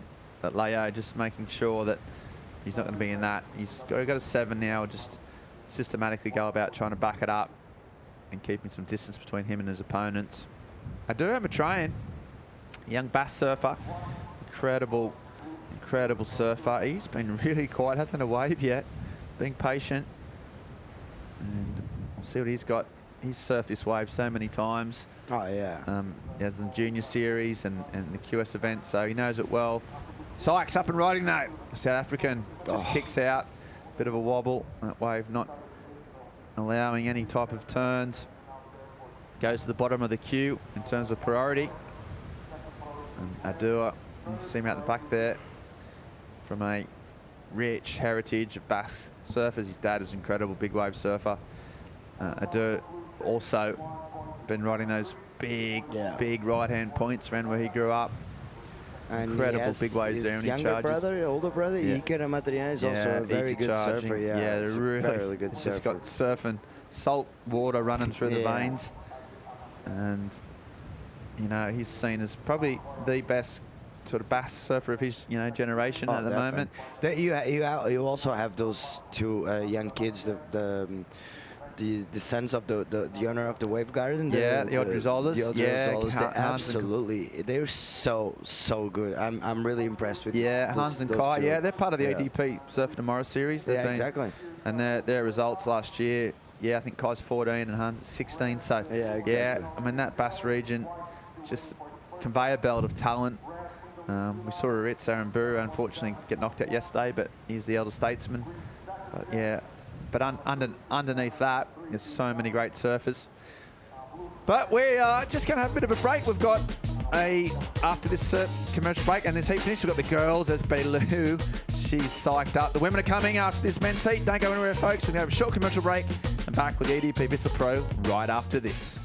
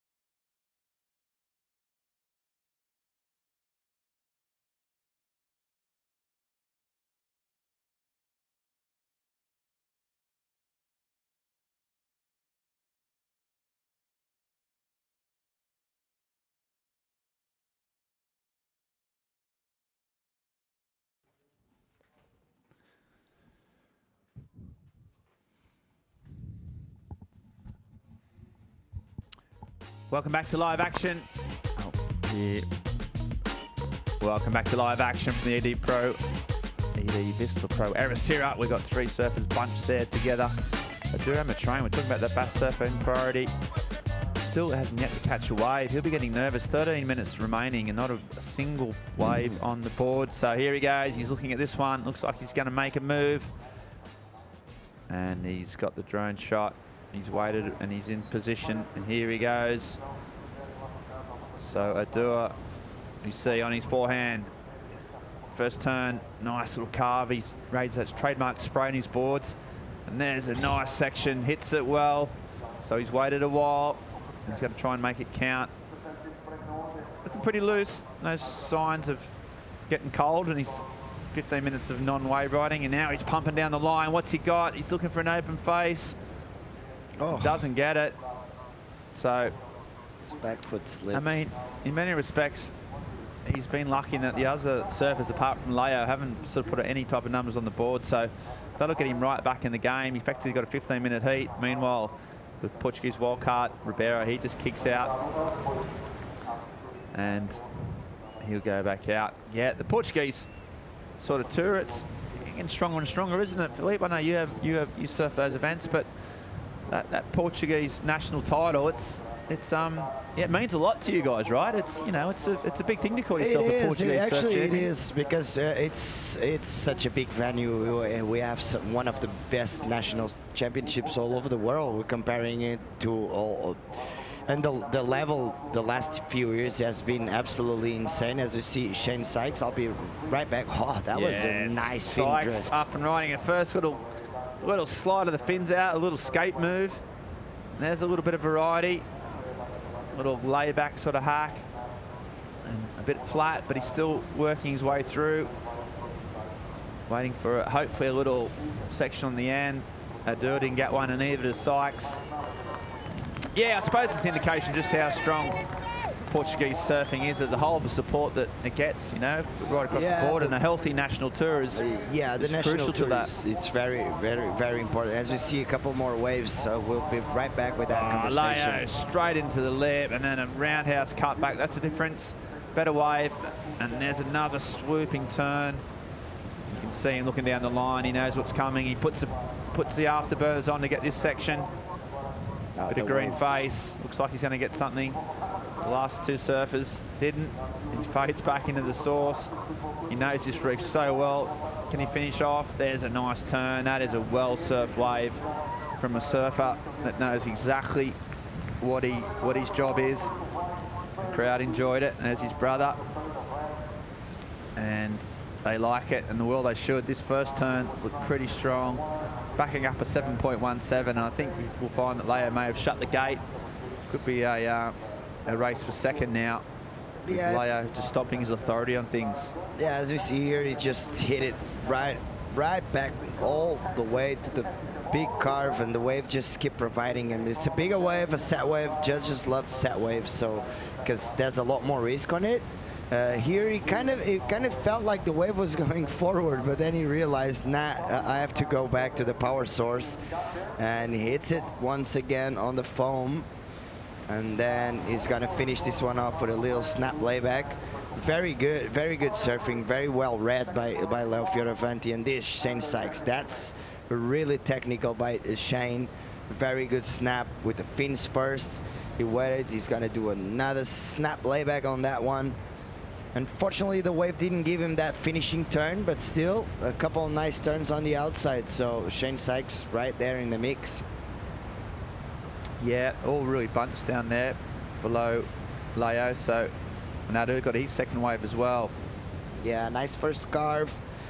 He's going to hit it pretty strong on that one, a lip line floater with a lot of power. And then here the wave kind of backs off. It just is staying close to the power source. And then here, it felt like the wave is going to double up. He missed the floater there. And then here, when he went for the foam climb, his back foot came off. So a little bit of a mistake by Adura, still waiting on his first score. And now we have Guy Ribeiro with the priority. So Guy definitely knows this lineup. We have one of the stops on the national tour is here. And it's definitely one of the hardest tours in our national championship. So Guy knows this wave really well, so he knows what he's looking for. As you see, Shane Sykes again. Yeah, up and riding live action. So Sykes is staying busy. Nice clean face, but that wave just petering out. So still waiting on his scores to come through. A few scores to come in through it there. They're taking quite some time for Adur's wave, but it's starting to drop in now. 8 minutes to go. I think you'll find Adur gets a strong, well, not a strong wave, but a 4.27 for Adur, so it puts him right back in the mix. Ribeiro, Sykes and Amatrain yet to really get any scores of note, so they're all really bunched together. I think whoever gets the next best wave is going to win this, and it looks like it's Ribeiro, the Portuguese wild card, that's going to go first. Use his priority on a nice looking wave. What's he got? This is going to be big for him. Floats over the top. And then he just goes back to the power source. Those two turns, not really convincing. And there's another cutback, so no steep face as yet. And goes down the line. He'll be looking for a type of strong finish. A little sort of a swoop, and now he's got one last bit. Just kicks the fins out, a bit of flare. So Ribeiro surfed that wave well. The crowd liked it. Out the back, Amatrain. Found his groove now. Just S turning. Oh, nice sort of roundhouse cutback. That real unique style. His hand placement, yeah, really unique, different. and you know, you can really notice style. Here he goes, starting to warm up. There's a nice little hack in the pocket. There's a carve, and he's going to try and finish it off, and does so just on the rock. So well surfed as well. So responding to Ribeiro. So having had no waves in sort of the first 18 minutes, he's got a couple in quick time. And who do you think got the best of this exchange, Philippe? Yeah, maybe Adur's wave. Yeah, nice first turn on the back on the back part of that wave, and then a huge second turn. So Adur started off this wave really well. That foam climb was pretty impressive with a lot of spray coming out of the those fins, and then another carving kind of layback, but it was kind of weird. But yeah, as you said, he has a different style. His hand positioning is pretty unique, as this wave just keeps providing for him another carving. The wave just keep on going, another little snap before just before hitting the rocks. So as we see here, this is going to be a good angle for that inside turn. You're going to see how close he is from the rocks. Oh, that was pretty close, but he managed really well, as we see the replay of Guy. I think Guy actually missed this part of this section was kind of weird, so he could have exploded a little more. He went for the floater, and then a nice cut back, just keep on the rhythm going and keep on the flow. But the wave didn't provide him that much of a section here, pushing a little bit harder, and then even this finishing turn, it was a cool one, kind of forced it, but still a very good surfing by Guy. He just needs to get a better wave, I think. Yeah. So we'll see a few scores to come in. Leo's second wave hasn't been scored as yet. You can see him waiting. He's third wave, and the second scoring one potentially. It was a great wave. The judges taking their time on it. Probably not going to be quite as good as his first one, but it comes in at a 5.9, so still a solid backup. Leo's backup is higher than all the other surfers' first waves. That's how far he's out in front. And now this wave for Amatrain. He needs a 5.16 as it stands. And we'll see if we can get that. It had two big turns out the back.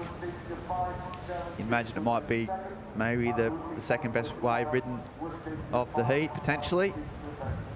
But the judges just trying to lock it all in, trying to get it absolutely on point.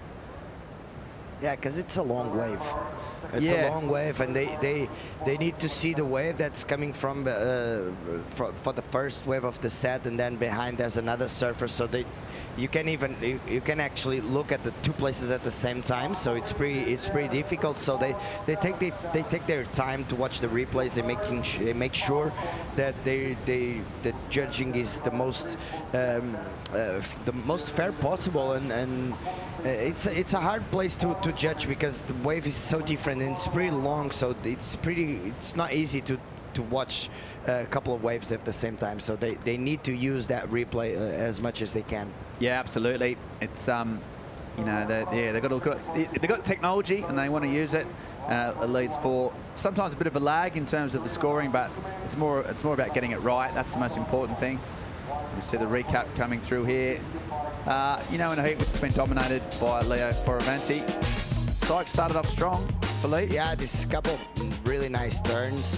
Unfortunately, he dropped to third place with that last wave of Adur Matrian, but Shane just getting some really nice rhythm, really nice flow, and you can definitely see he's a big guy.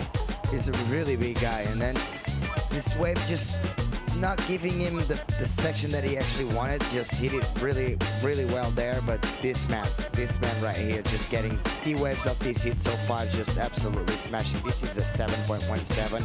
Really nice first turn on the outside, and then a third cutback, and this is the part that nice carving by Leo Fioravanti. Another one, just mixing it up a little, so the judges actually think it's different. Because variety is part of the judging criteria, so he needs to mix it up a little, and he's going to finish this one up really strong here with a really powerful move.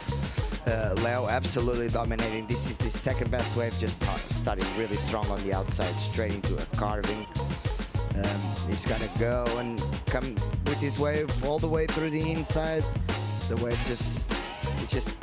he kind of misread it here, but it looked like the wave was gonna open up there, but unfortunately he didn't, so he came all the way back through the power source of the wave just to make sure he finishes up this one, because he started pretty strong on the outside and finished this one with a little slap layback. So very good surfing by Leo Fioravanti, and this guy getting the second best wave of this year, the 6.23. That foam climb was absolutely insane. The amount of water that came out of that turn was pretty sick. And now he's gonna go for this carving on this section. Just hit it a little stronger there also, and this wave just kept providing for him. So even on this inside, just good enough to get some turns done. Just powerful turns by Adur. He's a small kid, but he's really, really strong. So very good surfing by Adur. Very good surfing on this heat as well. Yeah, only had 2 waves, but they've made him both count after a long, slow start, so maintained his composure, and he's fought back into second place. The current situation sees Shane Sykes in blue netting a 5.68, and the local hope, Ribeiro, netting a 6.73. 50 seconds on the clock, time running out. Leo is absolutely safe, really professional, composed performance. Amatrayan's been impressive, given he's only got 2 waves. And Sykes now needing something, you know, a mid-range 5 to get back in to keep him going. Meanwhile, Amatrayan going to go. This will be his last wave. 30 seconds on the clock. Clicks it off the top. Goes right underneath the drone. Pretty much just coming in. Little foam, rebound. Another turn. So he's just trying to improve on a 4. Here he goes. Doesn't want to go near those rocks, so that board looks pretty spicy. But he's just finishing off. 10 seconds on the clock, and he looks like he's done enough to maintain his spot in the event through to the round of 48. So important win this first round. The hooter goes. Fioravanti, too good, too strong. It's a class above, but Adur Amatrayan also impressive. And unfortunately for Sykes and the local wildcard, they'll have to take this as a learning experience and move on. But yeah, just really top-notch performance from Leo. Too good, too strong. And that's a wrap for the men. You can see the girls, the women's division out there. First time they've surfed in this event. They've got probably some of the best conditions coming their way. The tide's pretty much spot on. That swell's gone a little bit west. Official results on the bottom of your screen. So it's official, that man on that wave is through to the round of 48. It'll be one of the favourites for the event for sure. And nothing about that performance would indicate otherwise. But now we're going to go a short commercial break and come back with the women's division of the EDP Vissla Pro Ericeira. We've got the round packed full of surf stars. Don't go anywhere, folks. We'll come back right after this.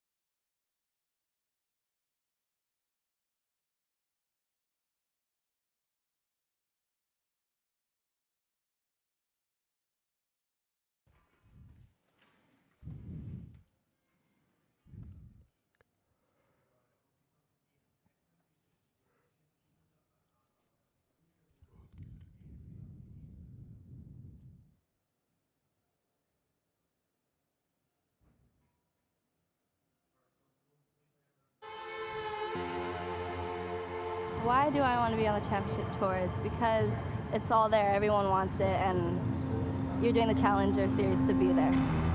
It's the next step for me personally to pursue myself and learn more and be better as a competitor. I mean, I'm still learning, I'm still a kid, and I think this is the best way for me to like push through it with the positivity. I think we're all just stoked to keep going, and we know we're going to be back there.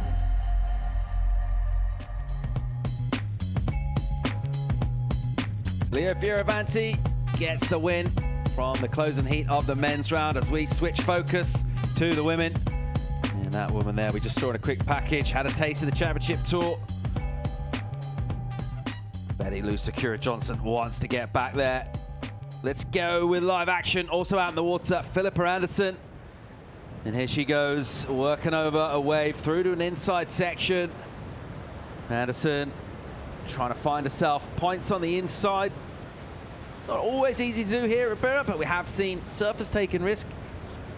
And those risks paying dividends. Good hit from her to finish off, so a bit of travel to get there. Let's set up this heat out in the water. Our top seed in the red singlet, Betty Lou Sakura Johnson. Also, Philippa Anderson, you just saw right a wave. We're going to see Arina Rodriguez Vargas and Gabriela Diniz out of Portugal. So a good spread geographically from northern and southern hemispheres. Europe represented with Gabriela Diniz. Can you tell us much about her?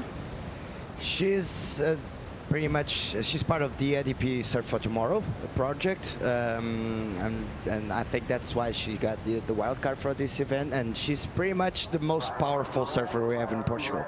She's super strong, she's still pretty young, she's the new up-and-comer, and she's gonna make some damage, I think, on these kind of waves, because she has been competing here in Ribeiro since she was a little kid. So she's a quiet girl, pretty quiet. She doesn't speak too much, but let's remind ourselves while we're here on the Challenger Series for the women, all about getting in that top 5. Crucially, you see the cut line there and some familiar lanes.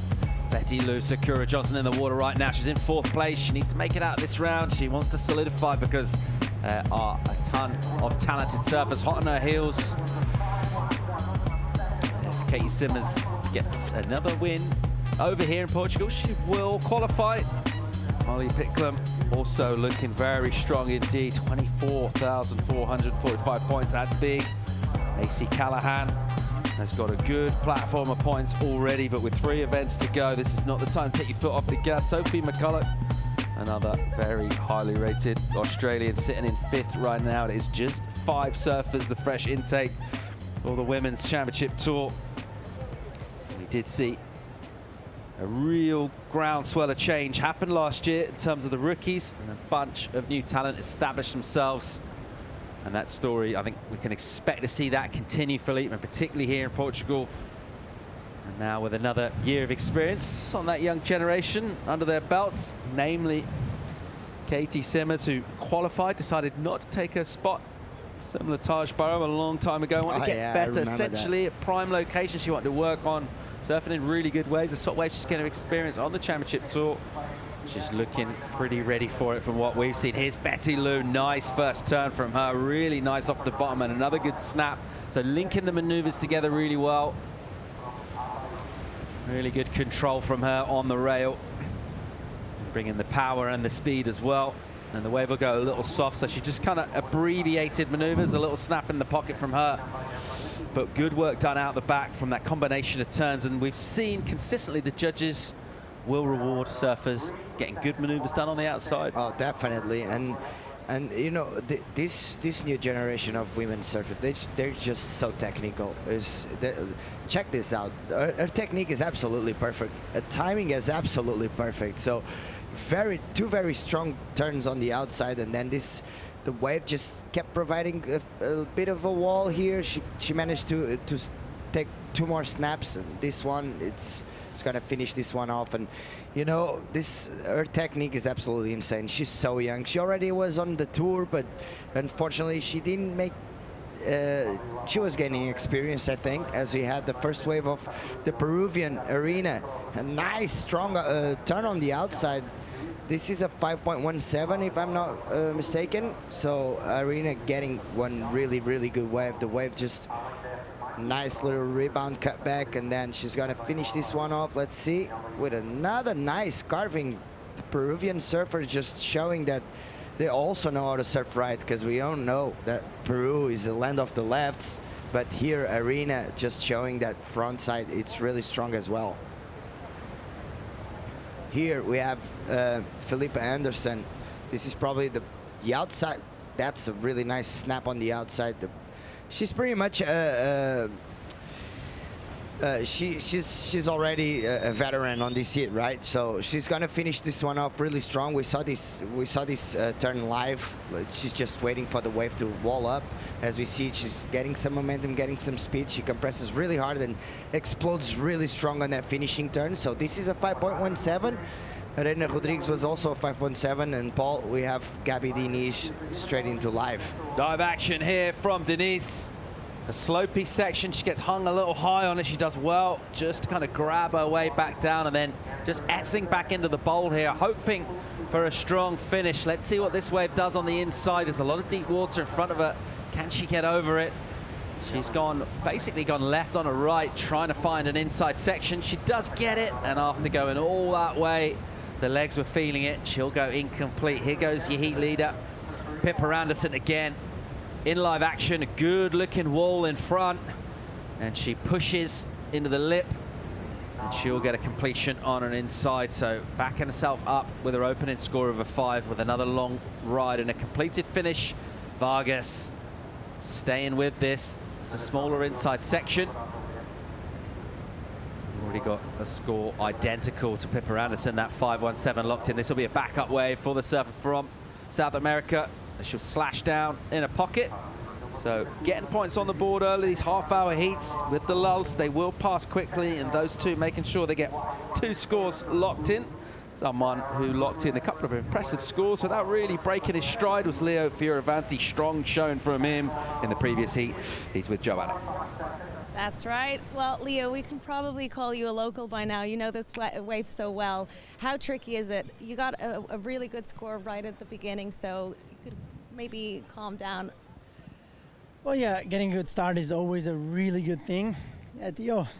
And, you know, this wave is tricky, but when the good ones come, you can tell which ones are, which ones they are. And I just wanted to wait and make sure that my first wave was a decent score. Get at least a good turn on the back, and then the inside, usually you get something. So if you can get a good start at the back, manage the middle part, and get a good finish, I think that's often a good score. So that's what I was aiming for. Well, that's some really nice tips. And you're also feeling really comfortable because you're in second place. You have your family, your friends, your girlfriend, everyone's here.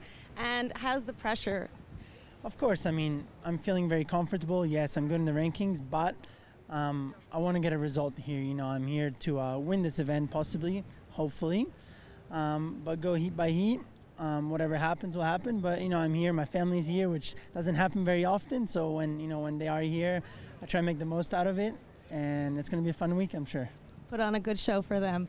Did you notice any mistakes that you made during your heat you're going to have to look over to improve for the next round? This heat, honestly, I was pretty happy with every decision I've made. Towards the end, I was controlling and making sure that if a bomb came, I was going to be on it with first priority. But of course, the level is super high, so got to keep surfing heats, smart heats, solid surfing, and hopefully be able to bring out an extra gear when I need it. Well, we're not going to miss that. Congratulations, and good luck in the next round. Thank you. Just over 19 to go in this one. Betty Lou, Sakura Johnson with the high number thus far, 5.87 from her. Dropped in with wet for scores for Anderson, Vargas and Denise. So when all those lock in, we'll have a better situation. But everyone, well, 3 of our surfers with 5s thus far. Denise is probably going to get, well, we'll wait and see for her score to come in. But she traveled a long, long way on that wave and didn't get a finish on the inside. So not sure she'll add too much of great significance. And the women, we looked at those rankings already. We saw some of those very familiar names that have been qualifying very recently, also getting close to it as well. And you think about just 5 spots available, it's really tough in terms of stepping up onto that tour, a smaller format with fewer women on tour. Exactly. And getting in that top 5 is going to be tricky because there's a lot of talent out there. Yeah, you look at the men's ranking, it's 10 spots, but also there's 96 surfers. And you look at the women, it's only 5 spots, which make it a little harder, but still. It's anyone's game, and they all fighting for those 5 spots. We actually have a Portuguese, Teresa Bobalo. She's actually pretty close. She already won a top stop this year in Manly, I think. So the Portuguese people are actually rooting for her and for her to clinch that spot. We also have a new up-and-comers from Portugal. We also have Kika Vazelk, we have Gabi Diniz on this seat, we have Mafalda Lopes, Carolina Mendes. So Portugal, we actually have more women on the Challenger Series than we do have men. So it's pretty interesting to see how well they're doing the last couple of years. Well, a big opportunity here at Ribeiro de Ilhas for surfers from this nation of Portugal to shine, use that home field advantage, and try and put themselves in contention for one of those 5 spots. And it is all about getting yourself onto the championship tour, getting that opportunity. Very hotly disputed events on the Challengers, and not a lot of room for error in terms of your preparation, particularly in terms of what you get done during the heat. Right now, this one gone a little quiet, scores are all in. Vargas gets a 4 to back up a 5. She goes to first. Betty Lusakura Johnson dropped second for now. Doesn't need a big number to go back to first, though. Still went for Philippa Anderson, actually, for her backup score. Good chance of jumping over Betty Lou. She only needs a tiny number in order to do that, but loads of time left to come in this heat. We saw that wind switch. Kind of light variable offshores this morning. It's gone pretty light onshore right now. Very smooth and glassy on the face. Looks really nice out there. Yeah, looks really, really nice. And it's almost better this way. The glassy conditions, it's always better than offshore winds. You want offshore winds when it's big and barreling, but which makes it really hard when it's small to actually do some proper turns, because the lip line gets a little weird. But glassy conditions, that's what you want, especially at this time, especially on this contest, especially on this wave, because it makes the wave a little easier to read and a little easier to surf. You mentioned Teresa Bonvalo going well on the Challenger Series. Obviously, she got that big win. It's been a lot of pressure on her, a lot of expectancy for a number of years. We saw her surf in the CT really, really young, down the coast in Cascais, going back, well, maybe 9 years ago, something like that now. So she's been around for a long time. What's different about this year? What's changed for Teresa? Yeah, she has been working with her coach, and she has been working a lot physically. And I think she's mentally stronger. I think she actually starting to really believe that she can actually make it. Because once you're a kid, you dream of going there, but if you don't believe it, it gets a lot harder. But I think this year, and with that first win on the Challenger Series, she started to actually believe that she belongs on the World Tour. And for Portuguese people, it would be insane. Glimpses there of the next heat. Vahine Fierro, 12th on the Challengers. She's in red. We also saw Leti Canales, great surfer out of the Basque Country. Really polished, goofy foot technique. Also in that heat, Mahina Maeda won the World Junior title at this spot. Mahi, 20th at the moment on the Challenger Series. Also Hinako Kurakawa, a great surfer as well. A long way back there in the Challengers at the moment, 73rd. But as we mentioned, these are just brutal heats with so much talent, just 5 spots up for grabs. We will need to be bringing the heat, bring the A game right from the get-go in order to get out of this round of 64 for the women. So far, it's all gone very quiet indeed. These 4 are keeping a close eye on each other on a real tight takeoff zone. What a contrast to this morning where we saw surfers 200, maybe 300 meters apart. Oh, definitely. And right now, it's really dialed into the kind of sweet spot in the tide. We're going to get a quick commercial break. A big lull in the middle of this heat at the moment. This one with Philippa Anderson. She's in the driving seat. Vargas in second right now. Join us for more live action from Portugal right after this.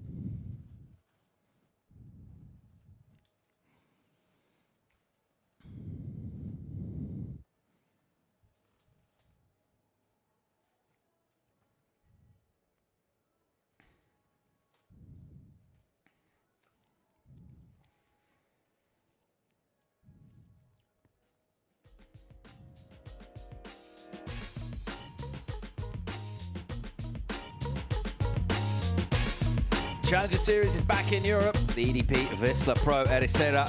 And we're live from Ribeiro. It's 3 servers. You shot right there, which means one just rode away. Her name's Betty Lou Sakura Johnson. It looks like a good one. He's got a score to come in. It just drops in. It's really good.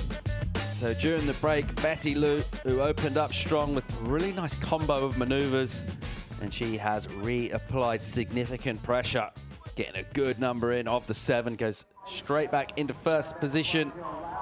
And we saw her story really just unfold last year. It was a rapid ascent, culminating with a massive result in Haleiwa in the rain. And she starts off by going left here, Philippe. Yeah, she went for a little fade, actually hit the lip on that one. And let's see how this wave plays out for her. Very nice couple of cutbacks. And here, the wave stands up. Really nice snap off the top. Straight into another cutback.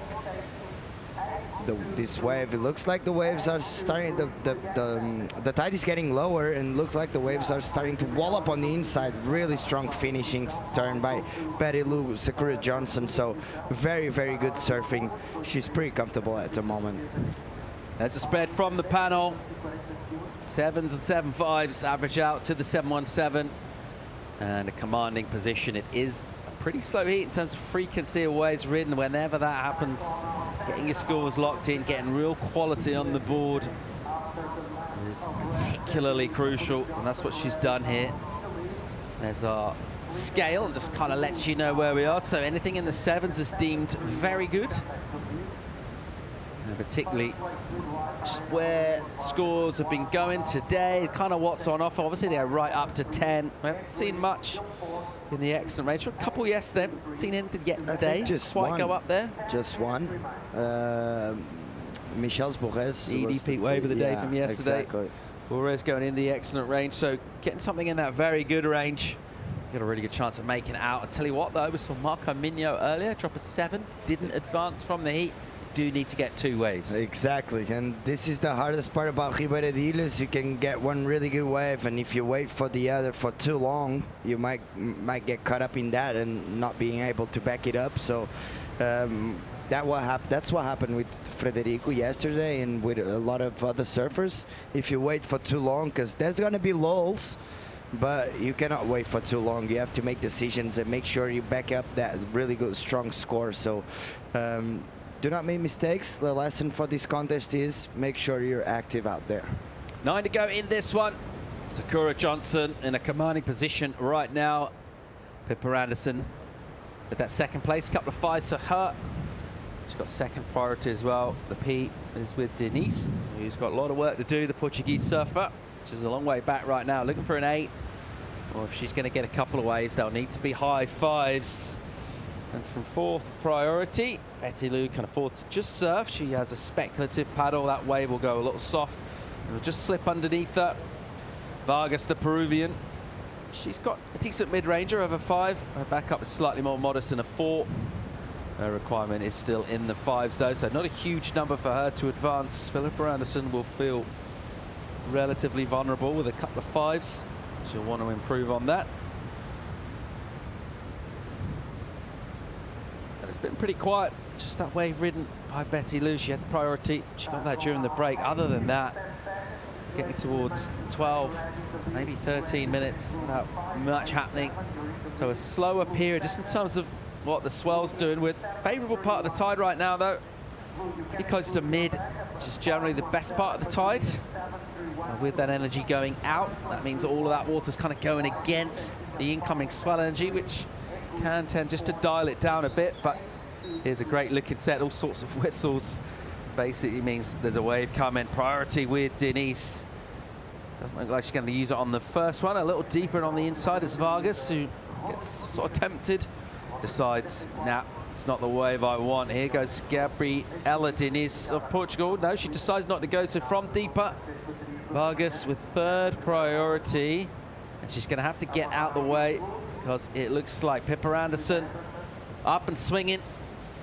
Nice clean style from her and an opening turn. This one will go real soft though, and because she was a little wider, as it goes soft, she'll find herself over deeper water. Now things will stiffen up a bit for her as she gets a little clipping turn through the mid part of the wave. staying light on her feet. Doesn't get a strong finish though. Not sure where that'll go in terms of the 5 she's already got locked in. Yeah, I don't think she's going to improve on that one, but still,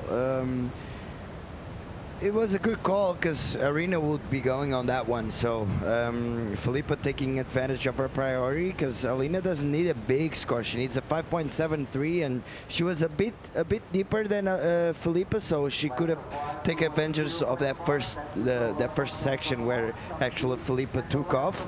So as we see here, Arena was on the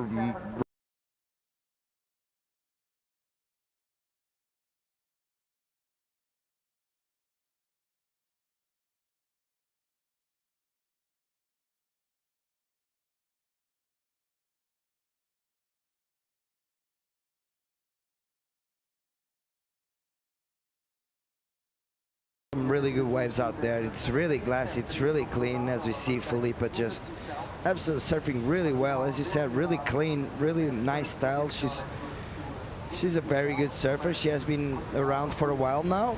She's gonna do a little finishing turn on that one. She kind of mistimed it, but still very good surfing by Felipe. Yeah, number comes in, so 3.73, won't go in a top 2. Meanwhile, this is much more encouraging. We got some motion, good looking set stacking up. Denise with the late takeoff. She'll hang on to it, and then she'll just get grabbed by that whitewater.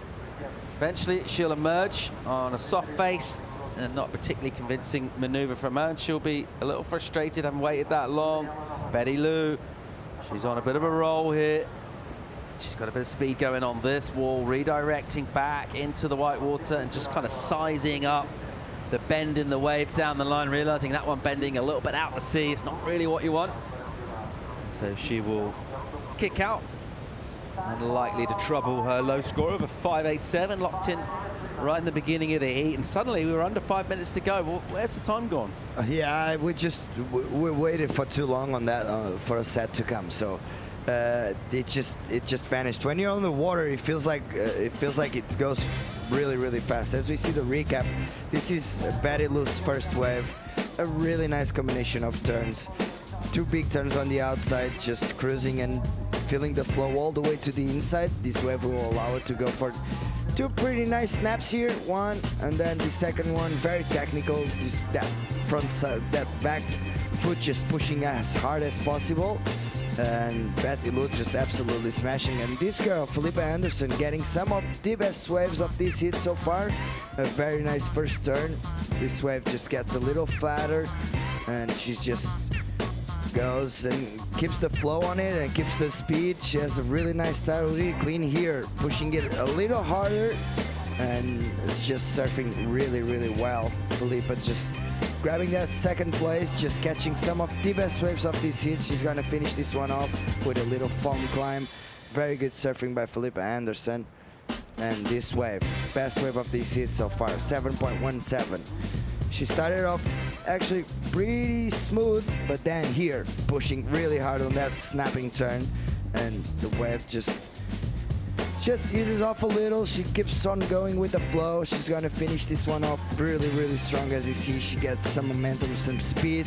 One more turn to finish this one off. Very good surfing by Betty Lou. She's with the first place. Pretty comfortable, Paul. Very comfortable indeed. Commanding performance thus far from her. Just over 3 on the clock.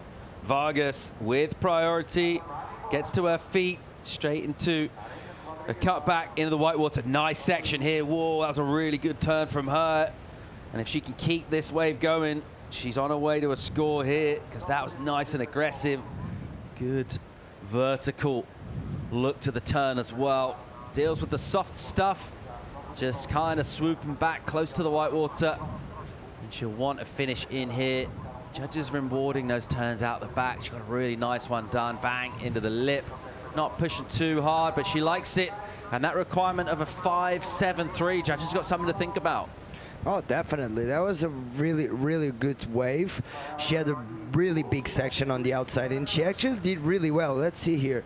She started off with a nice cutback just to set it up, and the wave just walls up, and she hits it really strong. A lot of power on that one, and she gets a little caught behind the whitewash, but still, this wave always gets a part where it eases off, and she still surfs pretty well. She goes around the section, a couple of nice cutbacks, and then if you get that bonus section, it's always good for your score, and she's gonna hit it kind of late. She hits it kind of late, which didn't allow her to go as big as she wanted, but still a very nice score. She only hits a 5.73. Let's see this turn.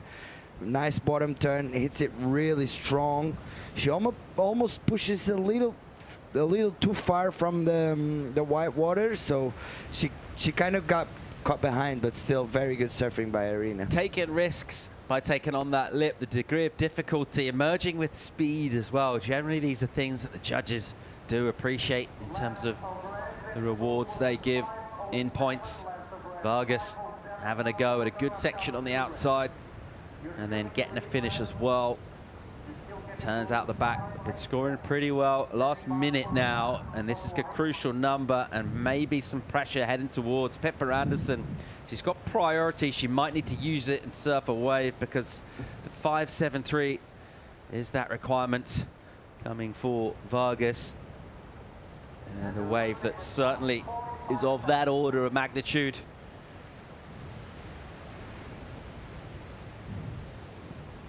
Judges are going to take a little bit of time now. They'll have a look. They'll realize not much incoming. No need to kind of rush in terms of giving this score, in terms of what's happening with other waves.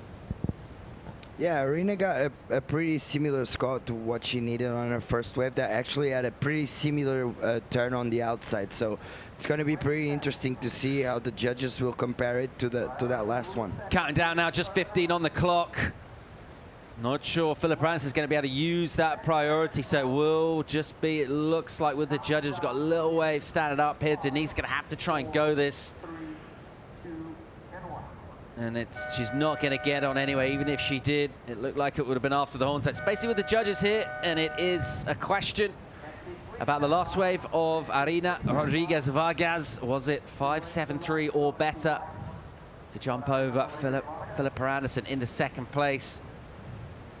Nice control from her in a tricky section of the wave, and then a big gap in the wave. Not loads going on. She just had to sort of wait out white waters.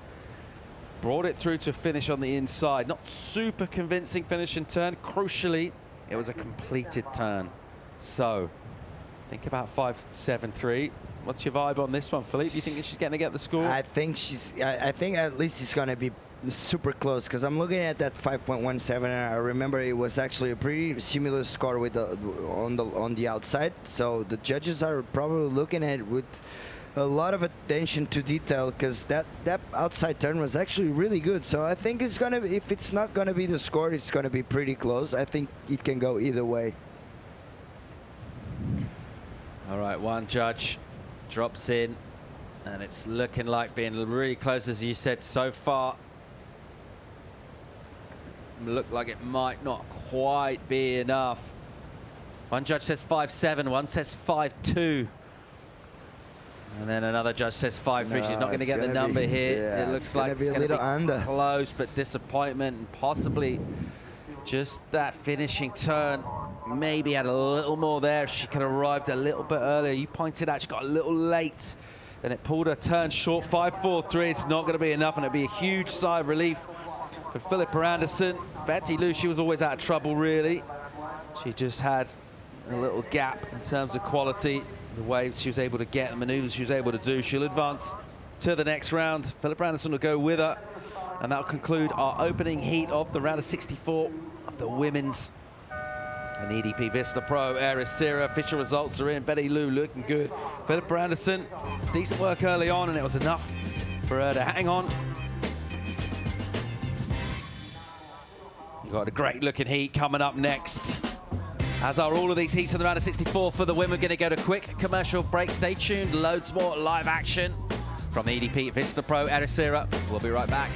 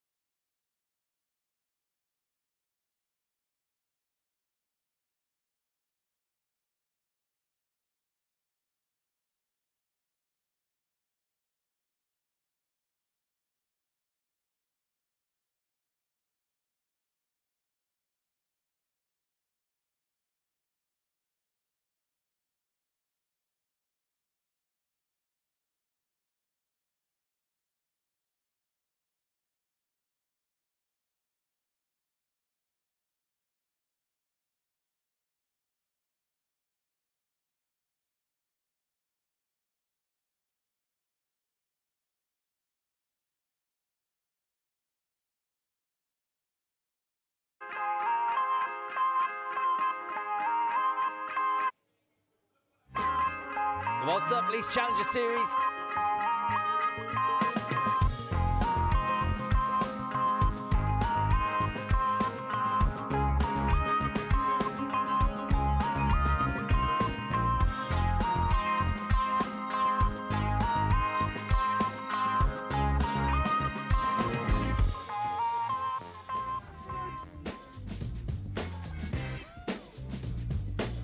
Welcome back to live coverage of the EDP Vissla Pro Ericeira. Brand new heat out in the water. Great looking one too. We're going to see Leonardo Fioravanti from French Polynesia representing France, taking on Mahina Maeda of Japan. Letty Bilbao from Spain. Hinako Kurakawa from Japan.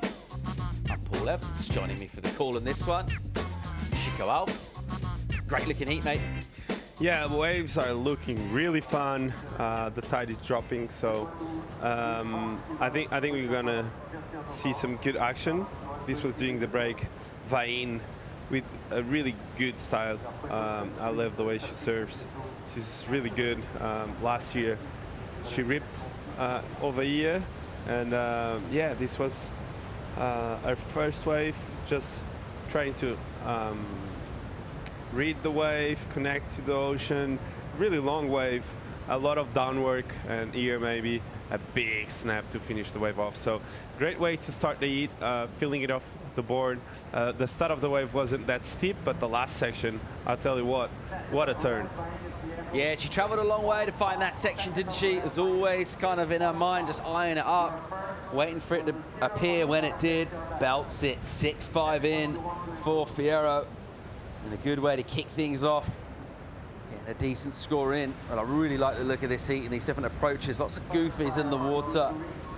Letty Canales got a really smooth technique when she's in rhythm. She's such a nice server to watch, as is that woman right there. Behind Fioravanti, across the backhand for hers. Basically what she learned to surf. Surfing a running right-hander on an island called Wahine, over in French Polynesia. Didn't know there was such a thing as a left, apparently, till she was about 15. Travelled other islands. Realised you could surf with your face to the wave as well. She's pretty good at that too. She's going all right in the Challenger Series. She'd like to do a little better though. Only 5 spots available. Needs a result here in Portugal. Letty Canales will also be on the backhand out here, as will Mahina Maeda, who won the World Junior title here in Ericeira a number of years ago. Sort of served notice of her talent. Since then, not been able to put a consistent year together. She's shown us flashes of brilliance. Trying to qualify for Championship Tour, never really been able to do it over a whole season. A big opportunity for her here. She's sitting in 20th coming in to this one. A big result will see her jump up. That's all to come in a big week of competition. In the meantime, let's go and hear from someone that got qualification done last year, served on the Championship Tour and showed that class in the opening heat for the women. Betty Lusakura-Johnson is standing by for a chat. Absolutely. What a way to start the day in the girls' competition. How comfortable do you feel here at Ericeira? You had an amazing performance here last year, and you just won the last event this year, so you must be feeling really good. Oh, thank you so much. Yes, so good to be back here. I love this place. I love this town, Ericeira. You're wonderful, and it's always good vibes, so I'm really happy to be back this year. And how tricky was the wave today? Yes, it's a bit tricky, you know. Good job. Yeah, just you got to pick the right ones. It's a bit slow. The swell's kind of dying, but there's still opportunities out there, so I was happy to get a couple. And it's day 3 of the event, so you've had a lot of time on your hands. How have you been preparing yourself into this event? To be honest, really just maintaining my energy throughout, because the days here are so long and so pretty. You want to go explore and do all the other things. But yeah, kind of just focus on the event and take my time and just maintain my energy. And you had a wonderful year also on the CT. How was that? Thank you. It was a wonderful experience. I really want to get back there and, you know, stay there for the whole year. But yeah, I just want that feeling back on tour again. Well, you're on the way to it, so congratulations, you're in the next round. Thank you so much. Thank you. A very polished performance indeed from Betty Lou. Looked good in the first heat, getting it done. Getting herself through to the next round. Lots of surfing yet to come from Portugal. She's doing the WSL interview. 23 on the clock in this one. A good score in for Leonardo Fioravanti. other than that, not a lot to bring you about in this heat so far. A little bit of a lull. Yeah, I think we can talk about Vain's performance in Tahiti. One of the standouts for this year. What a performance, what a barrel rider she is. So she can ride it all. Big waves, small waves, backside, front side. I think she did really good on the ISA in Huntington Beach too. So Vain is a really complete surfer, and she loves barrels too. So that's nice to see she's well in tune with all the types of waves. Here's Letty Canales off the bottom. Nice hit from her with speed, makes it look easy. And just aiming down the line in that white water. It just kind of grabs her board and slows her down. But again, really nice clean off the rail. And straight from one rail to the other. Gets a hit as well into the lip. And a nice opening wave for the Spaniard. Wow, really stylish and really calm and collected on this wave. She looked like really in tune with the rhythm of the wave. I like how she uses the arms and is really like not moving too much her body to over surf the wave.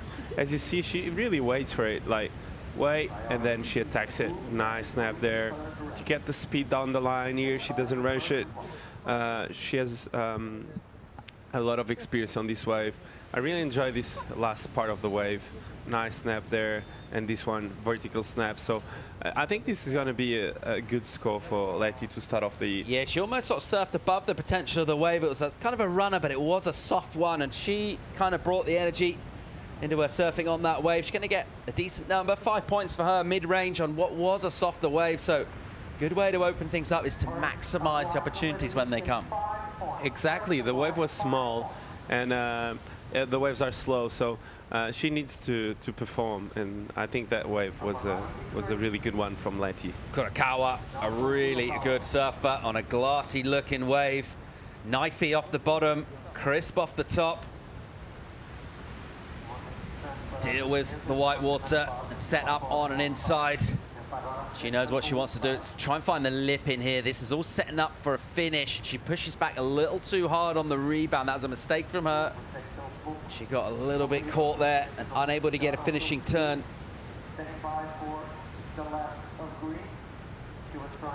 Yeah, this wave looked good and clean. Had some size on it, which is good.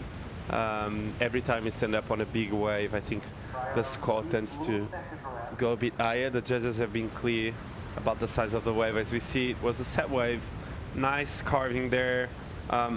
Vertical snap. She almost fell there, but she hangs on. This one was quite late to the occasion, but nonetheless 3 turns on the outside, and she worked all the way until the inside and couldn't really find anything here. Really interesting contrast between Letty's wave, which was probably like not quite as good a wave, but she surfed it really well, and by contrast, I think Kurakawa, a better wave. A couple of mistakes, she was a little bit off the tail, wasn't she, on those re-entries? A little bit off balance, 417. There's maybe a couple more points available on that wave.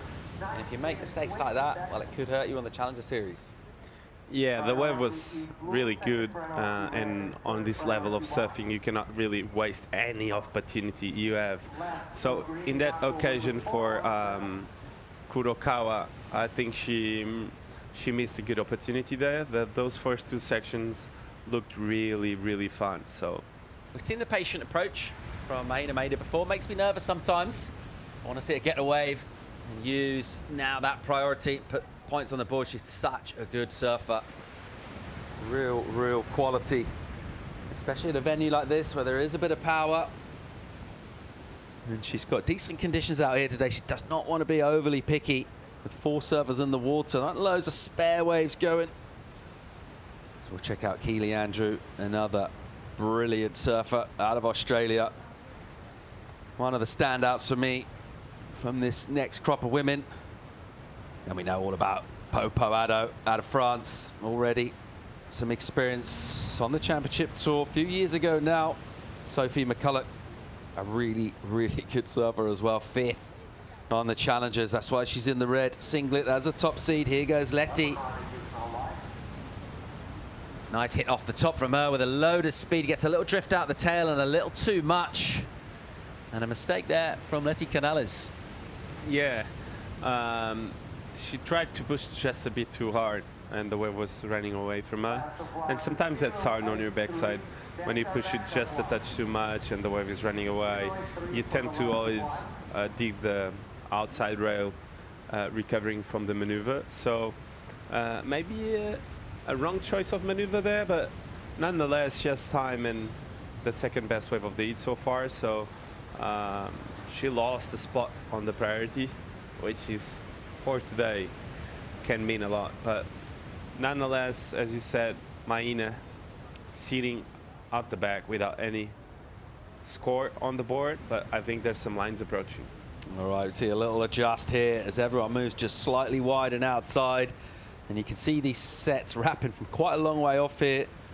This one actually got quite close to this pack before they made a move, and they're all just kind of like, we're all following the leader. Someone makes a move, everyone reacts to kind of cover them. Let's see if Mahi's interested in this one. Mahina Maeda with priority in blue.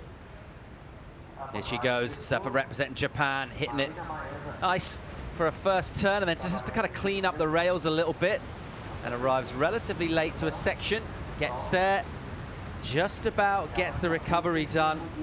Not super convincing from her, but nevertheless it will count for her as her opening wave. Nice turns from Lainey Fierro out the back, getting quite steep and vertical with the backhand attack.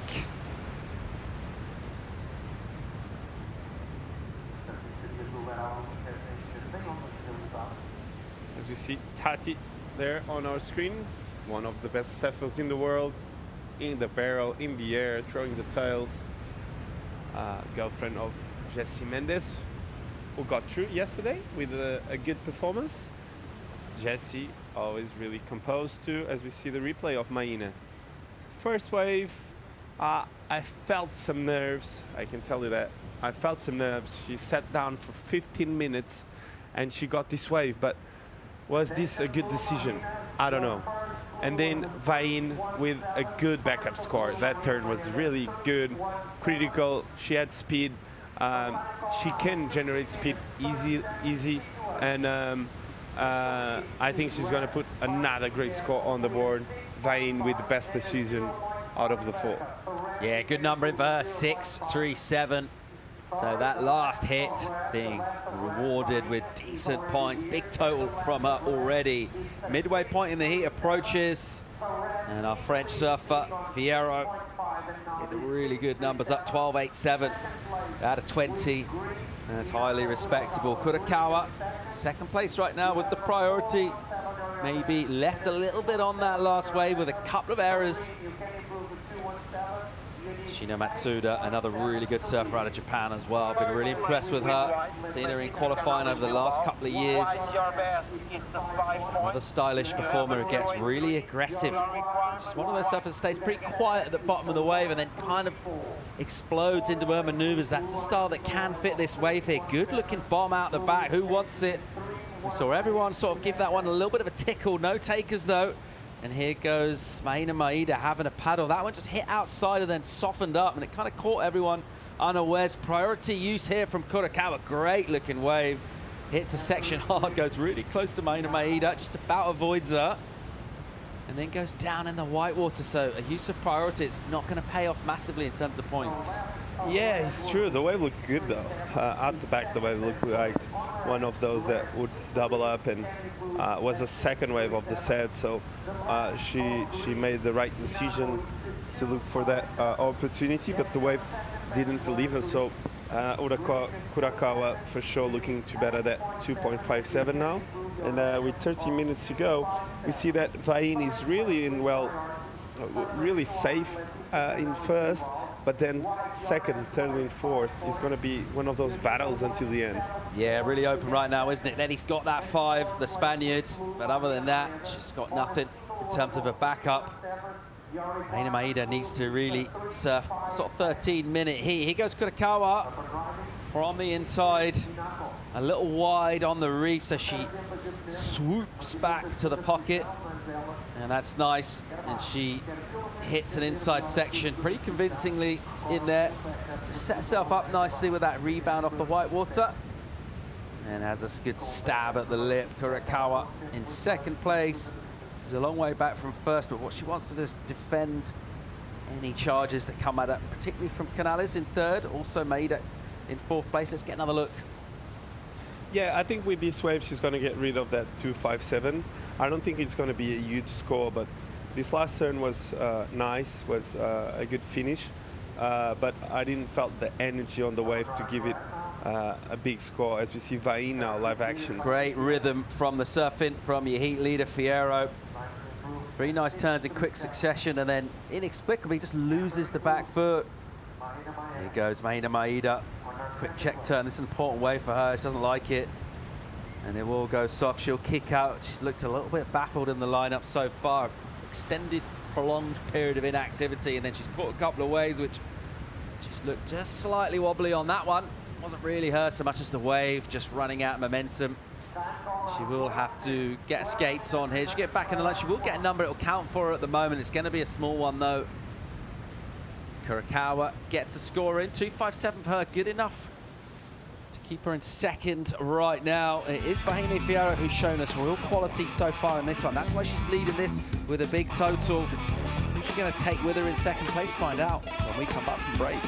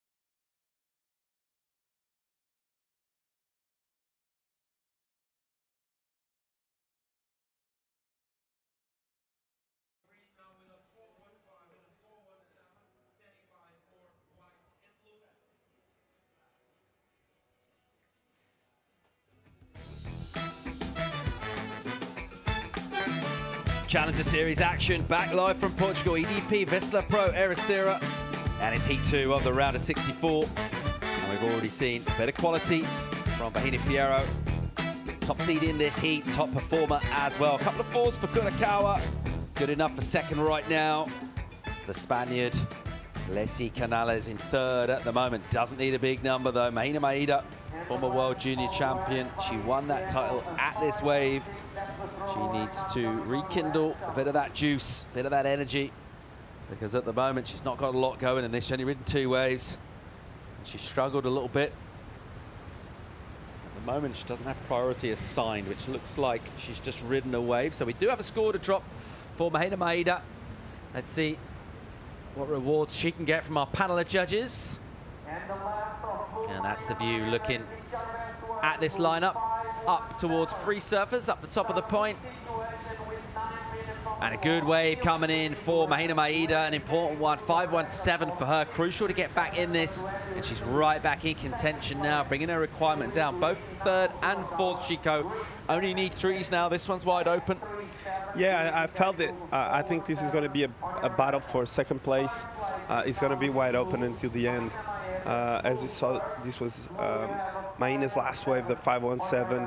Looks like a better wave than her first one. You can tell she has technique, and once the wave allows her, she's going to open up like she did here. So nice snap there to finish that wave off. So 517 for that one. And you can tell if Mahina gets a good one, she's going to go up into the excellent range. She knows this wave, she feels comfortable, and she has a good technique on her backside. So can't wait to see her catch a proper good Ribeiro wave. Couple of lines approaching. Leti Canales with the priority in white. Only needs a 3.67 to threaten Kurakawa in that second place position. Let's see where she is in terms of positioning on this wave. Weirdly, she's a bit deep where it goes softer. Everyone has a bit of a paddle. We've seen a little bit of that in terms of positioning. A few errors from people. We've seen a couple of sets go missed. And they all have a little look to try and process exactly where they want to be. They've decided it's actually a little bit deeper on the reef. Leti might find herself in a good spot to take off here. She's paddled about 10 meters or so deeper. A slightly softer looking opening section. That's not always bad news here. It can be a little bit deceptive, the opening section. So far, she's just had to try and get some speed worked. Her first turn, doesn't get a lot of it. Second one is a little more convincing. And then we go into the white water. Another snap from her on the backhand, so 3 turns. She waited a while for that. She'll certainly improve. She only had a .83.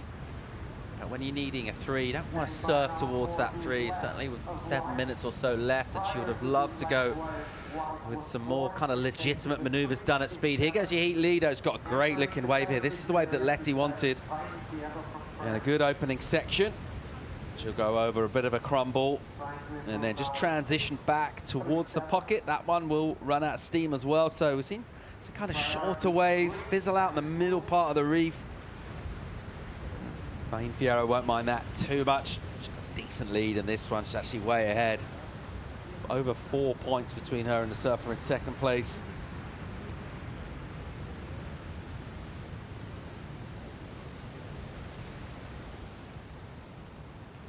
Nervous moments from the support crew watching on.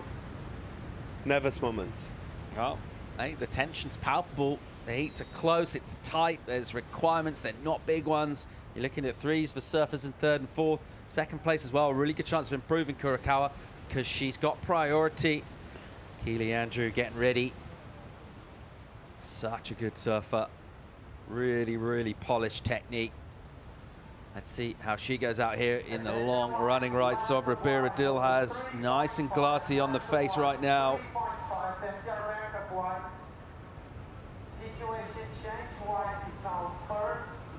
As we see live action now, Vain Fierro with a good looking wave. Vain has been really light on her feet, getting a snap there. Another one. Let's see what Vain can do on the inside. I think if the wave opens up, she can maybe change that 6.37 she has. Nice snap again. Just ready to rail surfing without any mistakes. Vain, one step ahead. Well, how many times have we seen surfers get waves, not using priority at the top of the peak, but just from inside, paddling back after a wave? She caught that previous effort. It was a throwaway for her, and then while she's paddling back out, she sees this opportunity crop up, and we have said it time and time again here. Just surfing waves and kind of being the person in motion, literally while you're paddling up the reef, and you will find opportunities. There are quite a lot of wide swingers here at Ribeiro and a great wave in terms of the maneuvers she was able to do and just the sort of speed and momentum and aggression. Very polished as ever. Here goes Kurakawa, and she's using priority. Got a good bit of speed under her here, and this wave will stretch out in front of her, swooping back in the pocket, into the lip now. Doesn't hit it too hard, goes straight into a bottom turn, and another mistake from her might cost her. Here goes Canales, important wave for Leti on the backhand. Some turns down out the back, and then this midsection where it can go a little soft in here. She's gonna need to pick her spots. Nice turn as she pushes through the pocket and again into the lip. So Leti, she likes it, she fires up. Doesn't need a big number, 3.67, the requirement from her. And she'll ask a question of the judging panel as we'll count down towards that 3.5 minute mark. Scores to come in for 3 of our 4 surfers. Maina Maeda will hang on to priority and a crucial wave. She needs to score. I think Leti there with the better of the exchange there. Yeah, got a strong finish. It was a kind of a soft mushy midsection, but a decent finish from her, and she's been waiting for that wave for a little while. Her previous effort, she used her priority on. She got a marginal improvement, but not the one she needed to move up to second place. And this is a crucial score for her. We've got Kurakawa's score come in. It's not an improvement. She'll remain where she was points-wise. Letty's still looking for that 3.67. Let's get another look. Yeah, the wave looked better than Kurakawa's wave. The first part of the wave was quite flat, but the end part looked a bit better.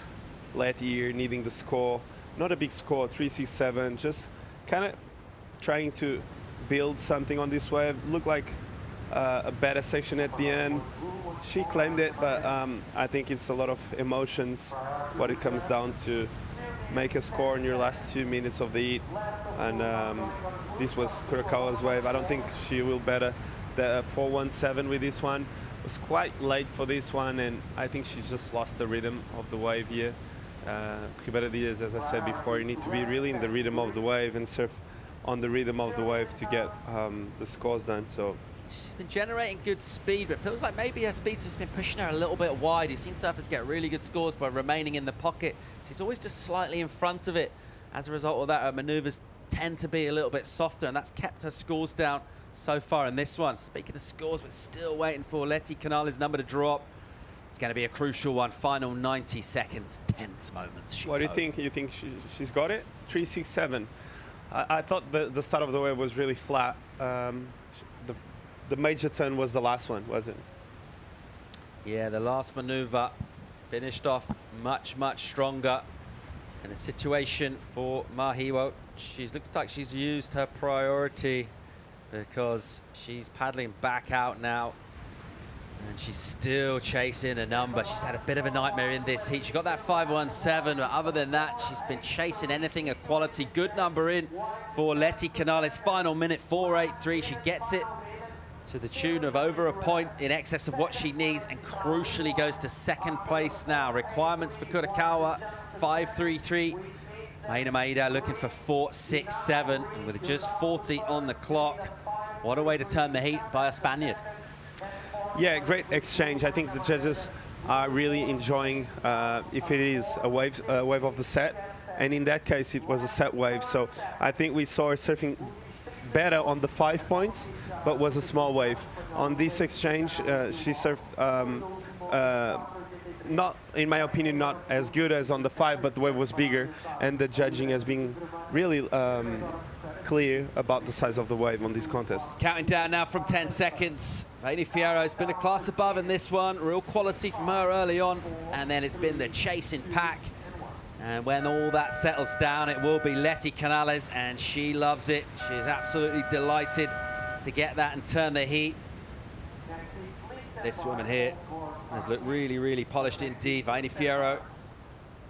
And Letty gives her a little check. And she'll be absolutely delighted to make it through in second place as well. So once again, our top seed showing why they're in the red. Just that little bit extra in terms of quality. And Vaini Fierro will look to keep going through the rounds here, because she needs to make up some places on the Challenger Series. Just the 5 spots available for the women. It is hotly contested, and it's going to be really interesting and intriguing to see how that plays out. We've got a great looking next heat coming up with some real talent out in the water. We're also going to bring some talent into the studio, as we'll get the thoughts and insights from Betty Lou Sakura Johnson. We've got loads more action to bring you from Portugal. We'll be right back.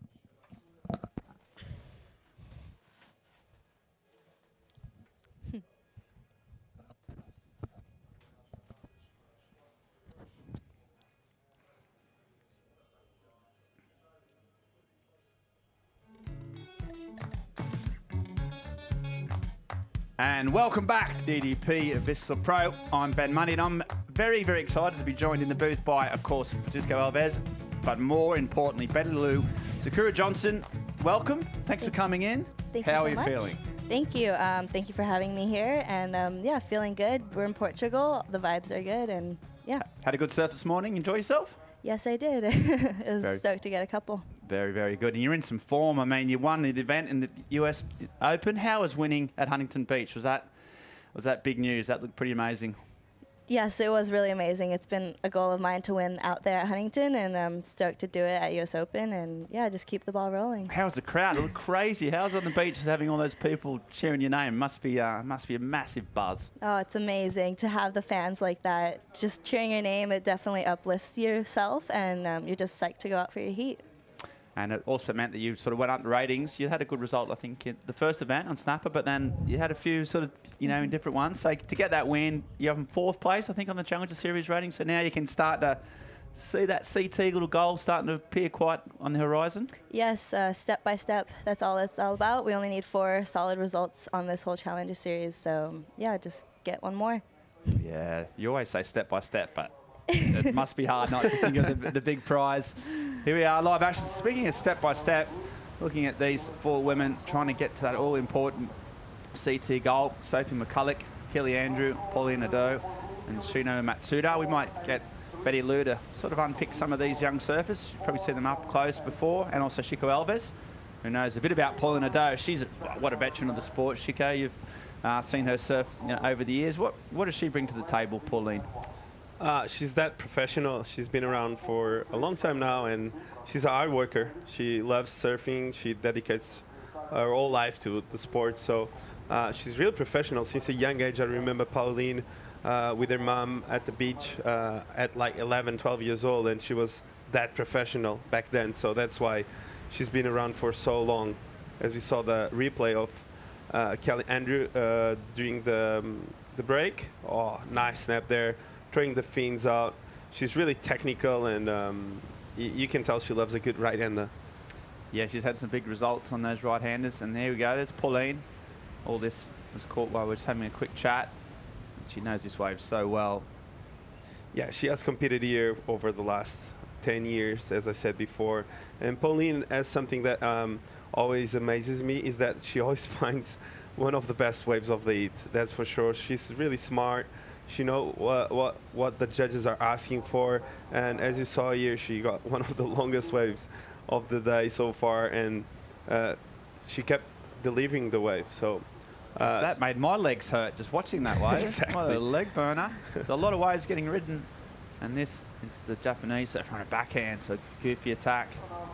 Really aggressive. You can tell she's got a low center of gravity, and wow, that turn was a point of difference, in my opinion.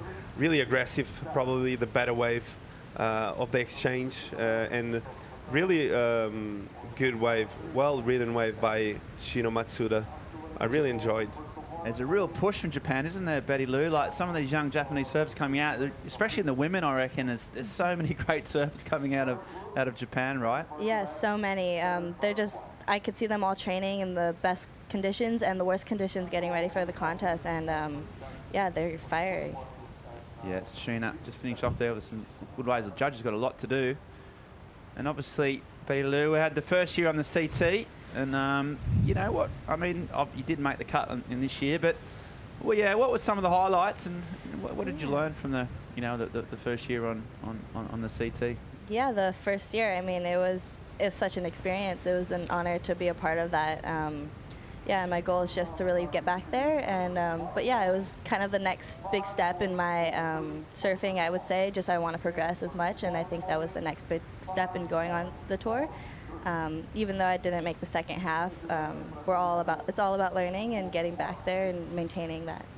Yeah, it's quite difficult too. You hadn't, you know, with the new cut came in, you didn't have a whole lot of time to get used to it almost. By the time you started getting used to it, you might have missed your chances. Obviously, you're going to get loads more, but it must have been getting your headspace around that, just trying not to worry about the cut and just try and do your best surfing. Is that the key? Yes, I think that's definitely the key, but yeah, the cut is it's new for me. I mean, I've never been on tour and anything like that.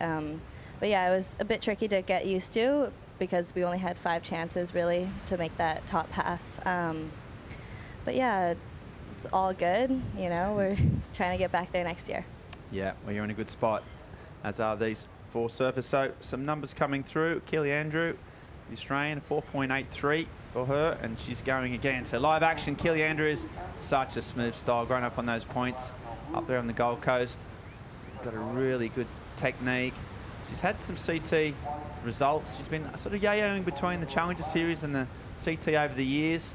I think she made the final in Maui one year. So she's, you know, really proven that she can make that elite level and pull in a dough herself. She had a good 6 or 7 years on the CT herself. So she's also, you know, world-class talent, and has been battling to get back there for a few years now. You see her driving down the line. Her wave selection, Chico, is such an important part of her surfing. She's just always on the best waves. She must be a nightmare to go free surfing with. She is. She's got the eye of the tiger for the waves. I think if you tell Pauline, hey, the second wave of the set is the good one, she won't catch the first one, that's for sure. So as we saw here, normally in Ribeiro, the second wave is always the best one, because the first one kind of washes the wave, and the second one and the third one kind of hug the reef a little bit better. And that one was the wave you want to catch on the heat. The second one hugged the reef, and she delivered. So it's just like if you get in the rhythm with the priority and that second, third wave of the set, you're in a good position to make heats. Yeah, so she got a 5.43 for first wave, and this is the back up. So it took a while to get going, but once she found this section, Betty Lou, she surfed it really well, huh? Yes, she surfed it really well. She definitely picked one of the best waves out of that whole set. Yeah, she got the second one, which was like the double up that was more cupped up on the reef, and she surfed it really well. Throwing spray, lots of speed, and making sure she connects to that inside section. Good surfing for Pauline, backing up a good score. And Portugal, you've been here a few times, but a little bit, what's your posse? Who are you traveling with? What's the setup you got at the moment over here in Europe? The setup, I have my mom with me. She's been traveling to every event with me, so it's been a blessing to have her with me. But I'm currently staying with a fellow Japanese competitor, Minami, from Japan. We're staying together here in Portugal, but one of my best friends, Luana Silva, she's also on the Challenger Series, and we've been hanging out throughout this event so far and keeping the good vibes rolling. Yeah, sounds like a pretty good squad, that one. And yeah, there's so much fun to have in Portugal. So many waves and good times, and we've still got some time yet. Just saw a 7.67 come in from Shino Matsuda, so a huge number for the goofy footer. Right now, though, speaking of huge numbers, we've got the winner of the last heat down on the beach. Yeah, Mondi, that's right. You are so strong on your backhand. How do you feel about this right-hander? Yeah, it's so funny. I love going right because where I grew up on the right, so I'm really comfortable on my backside, and it's just really fun for me to compete on my backside. And how hard is it to position yourself in there? Well, today I surfed, I think it's going low, and it was kind of changing in our heat, which was hard at first. We were way outside and then we moved in, but there's still a couple like spots that I know where to place myself, and then just find the right one to hit 2 or 3 turns in, and that was it. And while everyone was fighting for second place, you were sitting in safe with some very healthy sixes. Did you feel the pressure? How do you keep a clear mind when you're in there? Yeah, it's funny because I started with a 0 point something, and then it placed me really well for my first 6. So I don't know, I just got lucky that the wave went underneath the 2 others to get my first 6, and then it kind of, I think, put me in a rhythm to just, better my scores. But I was catching a lot of waves out there, I think, because going from free surfs in Ribeiro to 4 people in the water is very different. So I just need to calm down a little bit. So you're building up the momentum during the heat. Yeah, it's so important to have rhythm out there, because once you're in the rhythm, it's almost like you're a magnet for waves. And yeah, out here is, once you're in the rhythm, you're kind of unstoppable. Well, you were absolutely unstoppable. Congratulations in the next round. Thank you. Okay, thanks, Joanna. Yeah, thanks, Vaheen. Always got a smile on a dial, hasn't she? And yeah, great young surfer from Tahiti. Obviously, doing some incredible surfing at Chopu. You know, some of the clips she's been sending through has been amazing, Betty Lou. And that's another thing, if you make the cut, then you get the chance to surf, to go to Tahiti. Yes. What, you know, is that something you look forward to yourself personally? Or I'd be absolutely terrified, but how would you take it? I mean, definitely terrified, but I think that's definitely the next push into women's surfing is getting out there in those more critical waves. But yeah, Vahina is such an amazing surfer. She charges out there, and to have someone to look up out there is amazing. And yeah, we're just all taking pointers from Vahina out at Tahiti. Yeah, and also with the Olympics being there in 2024, which is a bit away off, is that something you can even dare to think about, or is it, you know, how is that for you, Betty Lou? It's a good question. I mean, it must be an incredible goal, but is that something you're thinking about at all? Yes, actually, yeah, I'd love to be in the Olympics. That's definitely one of the big goals of mine. You know, surfing's a part of Olympics this last year, or the year in 2024. So yeah, it'd be such an amazing opportunity to be a part of. Yeah, incredible to go to Tahiti and represent your country. What an opportunity.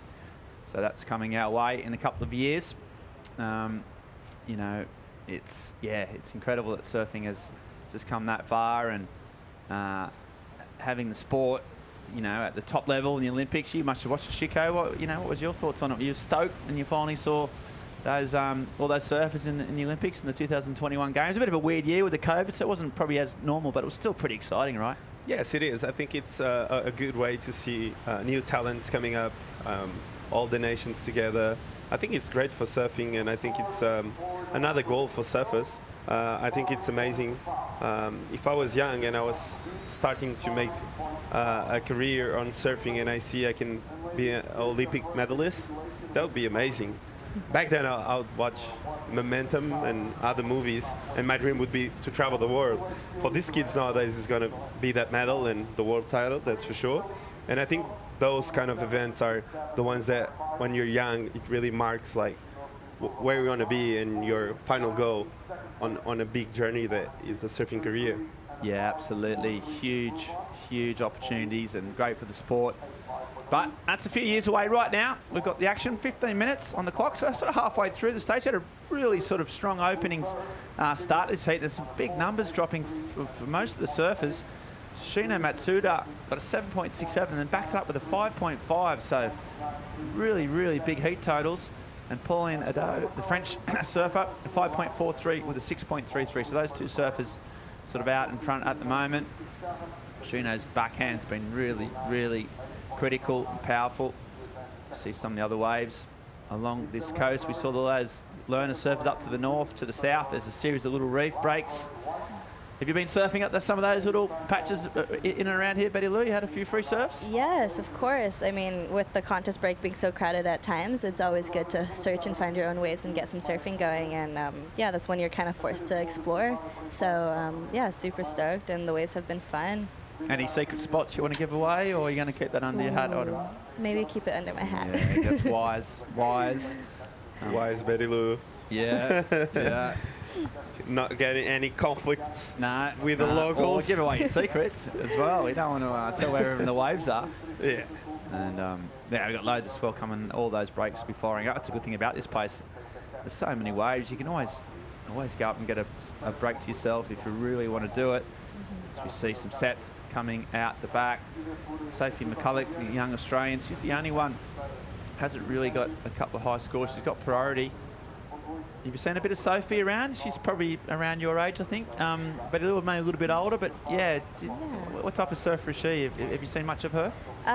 We actually had a heat back at US Open in the semifinals, and wow. She's a really good competitor, and yeah, she likes to battle, and I like to battle as well. So it's here she is up standing right now. Yeah, here she goes. So Sophie in the battle now. Nice burst, sort of cut back. Waited a while for this one. Gets back onto the foam. Sitting around, I think, 6 on the Challenger Series rating, so doing well, but now she's trying to finish off this wave. Oh, and a nice finishing turn from Sophie. So waited a while, and I think she's going to get right back in the game. She needed a big number, an 8.09. She probably won't get that, Chico, but she's definitely got herself back in the conversation, right? For sure, this wave was really well surfed wave. I like this first carve, really well placed. the wave wasn't easy, and she placed that first carve really well. She's really light-footed, and you can tell she's comfortable on this wave. And this last turn was a good exclamation point on this wave. Quite late to the occasion, not too much speed, but she was able to put an exclamation point on this wave. So I think she's well and truly back on this heat. And it's a heat that she was behind the 8 ball the whole time with 12 minutes to go. She's back at it, and yeah, great wave. Yeah, well surfed. Sophie doing well. She's going to need some big numbers to challenge Pauline and Shino. Right back in there. Let's just see these waves sort of improving. The tide's pretty much about spot on now in terms of mid-tide. And loads of action. Here goes Shino. She's looking at this one. Looks like she's going to have a crack on her backhand, and she's up and riding. Just waits a turn. Nice sort of drawn out bottom hand turn she's got, but man, just, wow. Bit of a mistake out the back. We see Keely looking at this wave, and she goes down. So a bit of action, a couple of mistakes. Looks like she almost lost the wax there. I'll come back to that as we see Pauline. She'll pounce on the errors of her opponents anytime she gets, and a slow first turn. Now starts to read the line, just puts her weight on that back foot, comes around the corner. Now she starts to put the afterburners on, slash right in the pocket.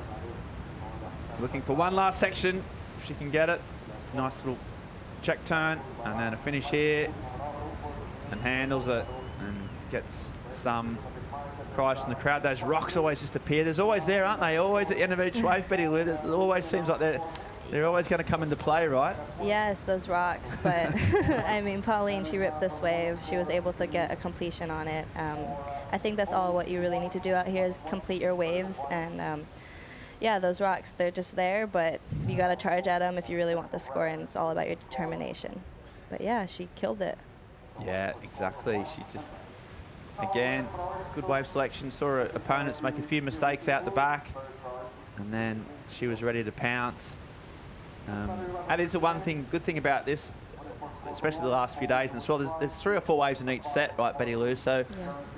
You always get an opportunity, huh? Yes, yeah, no, it's very nice that there's a couple waves in each set. But yeah, I think wave selection is a huge deal out here today, especially in these conditions. But yeah, don't fall and complete your waves and pick the right one. There you go.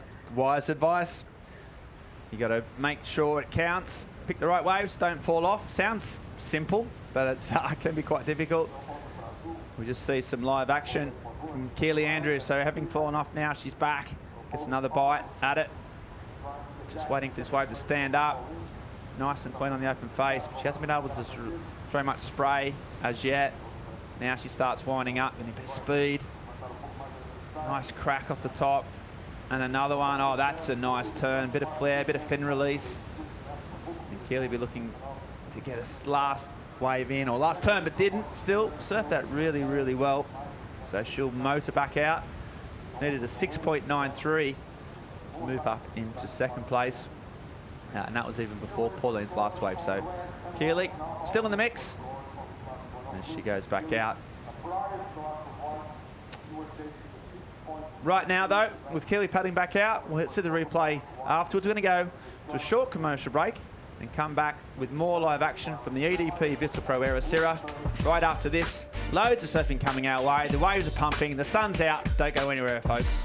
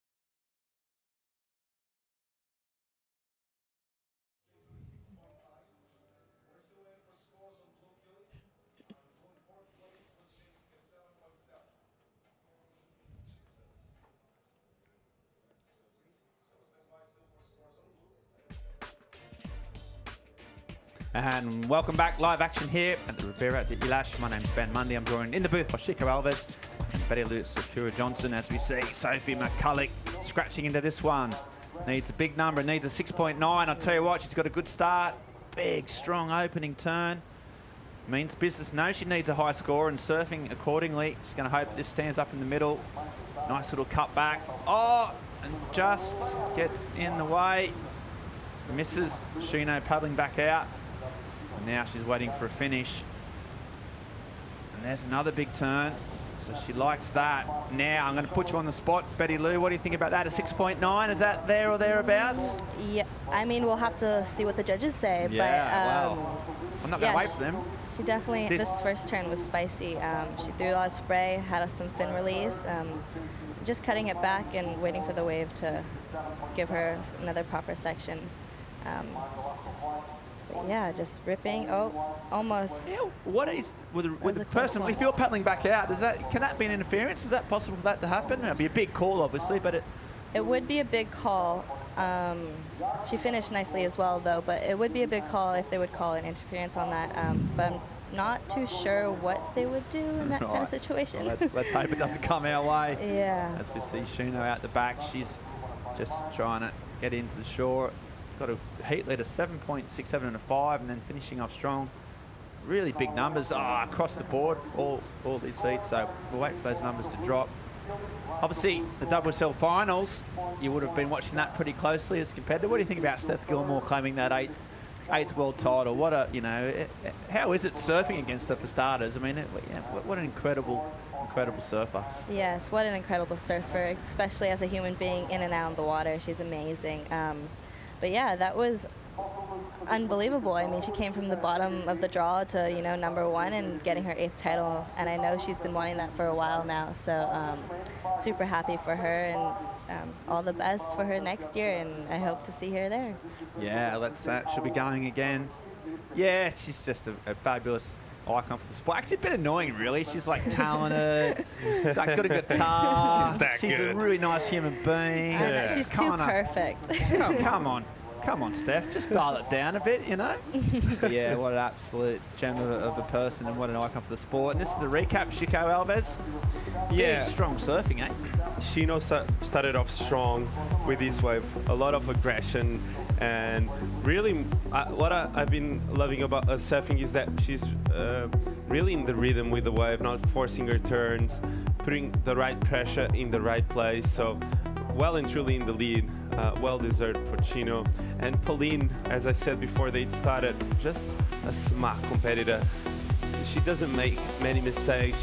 She's completing, as Betty Lou said, her waves, and she's picking the right one. So for Pauline, has been all about wave selection, putting the turns together, completing waves, and that's what Pauline has been doing over the last 10 years. So she's used to it, and with a lot of consistency throughout the wave. So Pauline doing the best she can with these conditions. I think with the tide going down, we have been seeing a lot more opportunities for the ladies, and Shino here with the 5.5 to back it up. Backup has been so important on this competition. We've seen some guys and girls lose without that backup score, so Shino making sure she gets it, and a really good 5.5 for her. So can't wait to see what she can do in the last 3 minutes. Yeah, and then we saw Sophie come back with her score. She needed a high number, and I'll tell you what, the numbers have just dropped to 7.67. Huge number. So now Pauline, up and riding, needs a 6.85. It's a massive number. So even though she's done really well, she's still fighting for that second place. And here she goes. She might not know her requirement when she takes off. She's going to surf the wave as she sees it. See her go down the line, looking for an end section here. Belts it. Fades left, might get another little foam rebound, and does. So needing a 6.85, so huge numbers there for Sophie McCulloch. We thought it'd be there or thereabouts, and it was. That first turn, that spicy was probably the right word that Betty Lou used. Chico, there you go, that's how fast things can change. It is. The judges have been really clear. They want big turns off the back, and Sophie on that specific wave really applied a lot of pressure in that first turn. with the slide of the fins and a lot of technique, and we felt it. So the judges felt it too, and 767. Paulini with just not the same energy of the other waves, and I don't think she'll get the 685, and she'll need another type of aggression and wave to make it happen. I think it's not about the quantity of the turns, as we saw Sophie did doing on that particular wave. It's just about the turn itself. You can do one massive turn out the back, and you can be in the 6s, 7 range. So Sophie showing that with 1 or 2 turns, you can get into the 7s. Absolutely, and you know, she's a top seed. She's the highest ranking on the Challenger Series in this heat, and she's shown her class just there. Under pressure as well, which is all even more impressive when she needed a big number, and she did. So Pauline going back out. That shows you how quick, especially in these 4-person heats, Betty, where you know you can be sitting pretty, can't you, for 18 minutes or 20 minutes, and then bang, it's just suddenly you're out of the races.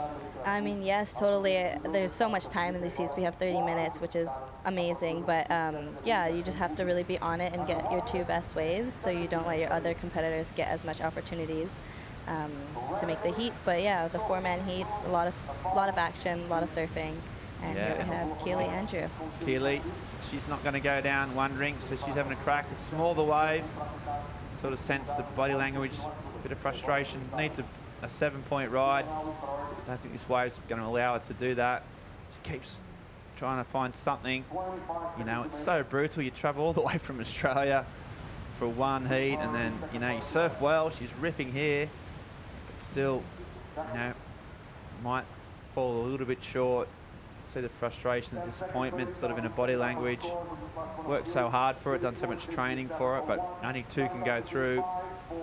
And it looks like that is going to be Sophie McCulloch and Shino Matsuda. So that's the end of the wrap. Well, Betty Lou, really appreciate your time in the booth and taking some time out to give you some insights. What's the rest of the plan for the day? What happens in Portugal on a sunny afternoon like this? A sunny afternoon, probably just walk around town and enjoy the beauty that Portugal has for us, and yeah, just enjoy it and enjoy everything. Okay, well, thanks again. I mean, we've got a big week coming up. All the best for the rest of the event. If you want to come in the booth, I mean, look, frankly, we need all the help we can get, as you probably found out. So, yeah, come in time, we really appreciate it, and have a good rest of the afternoon and a good week. Thank you so much. See you soon. Thank you for having me. Thank you, Betty. Yeah, thank you too, Shiko. You've Thank you. So, yeah, I don't want to leave you out there, mate. You've you. been really good too. You've been really fun, as always. Thanks, man. So, right now, though, we're going to go to a short commercial break. We're going to let Betty Lou go and enjoy the rest of her day. But we're going to come back with more live action right after this short commercial break.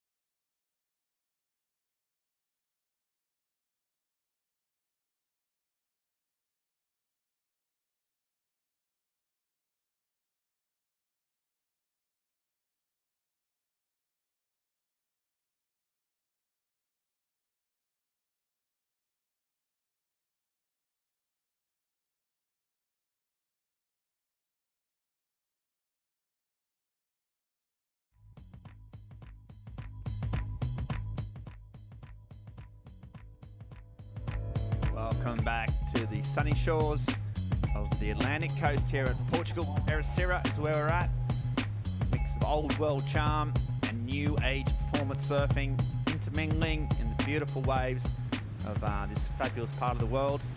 And I'm joined by one of those local, well, Portuguese ripper. Well, I'm not a local. Not a local around Ericeira, but you're a Portuguese local. Exactly. You're more local than me, put it that way. And yeah, Philippe Jervis.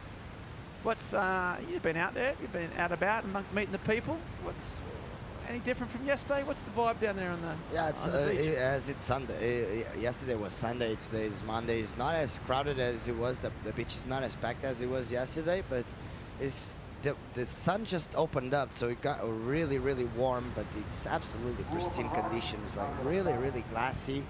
And everyone is psyched. It's pretty fun out there. There's some waves. All the girls are actually really happy to be competing right now. So we've seen some really nice scores, and yeah, there's a little buzz because Teresa Bovalo is going to be on the next hit. So people, big Portuguese crowds will be gathering on the beach just to watch her campaign, because she actually has a shot of being on that top 5. Yeah. As we see, first wave of the American Samantha Sibley. It's a 4.5. A nice little couple turns. And then just a little strong on that one. Another snap and another strong little snap. Let's see how she finished this one off. Yeah, she makes it. Unfortunately, it wasn't as strong as she wanted to, but still a nice way to start off the heat. Yes, Samantha Sibley. Sam getting off to a good start. Nadia Aristabe, she's had some results here over the years. So the Bass Surfer, and it's Nadia. I think when we had the lockdown series and when the pandemic was on, she came down here and had a great session and got the final of that event. So she knows the way well. Nora Liotta, and Kira Pinkerton. Kira, fresh off, solid result in the World ISA Games in USA recently, and one of the top seeds. Really great surfer, really good in the tube, known for charging as well. She's did some incredible clips from Indonesia over the last couple of years, massive barrels at HTs, and yeah, really impressive young woman.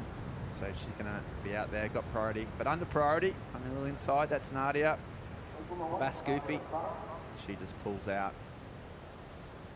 Yeah, the women getting the best of the conditions today, just sort of 3 hours either side of the tide. It's just what you want.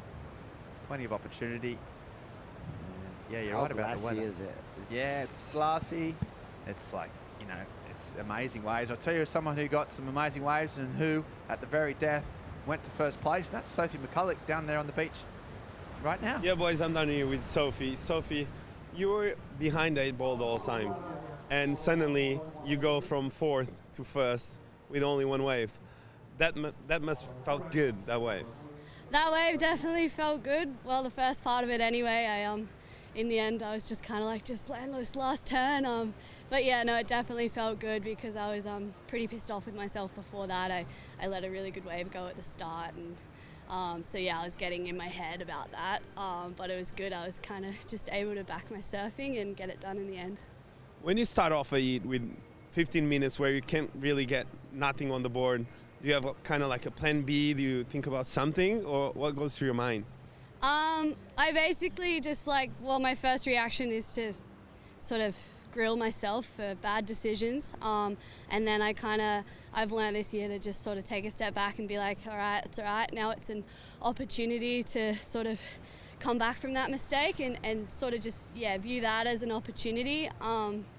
But yeah, there wasn't really a plan B. It was more so just like telling myself that I probably didn't need to do as much as what I think I needed to get the score, and just kind of had to wait for the right wave to come my way and just give myself the opportunity, and that happened. So yeah, I'm really happy.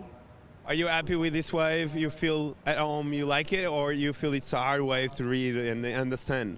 Yeah, it's really hard. I'm still trying to wrap my head around it. I don't think I've had a good free surf this whole time. Trying to get waves with all the good surfers is really difficult. But yeah, again, I'm just seeing like all those challenges as opportunities to sort of not get really down on myself and just kind of trust that when the time comes, I'll make it happen. Well, on that wave, you looked amazing. So good luck into the next round. Thanks very much. Thank you. Back to you, boys. Oh, thanks, Chico. Yeah, that was really, really insightful from Sophie.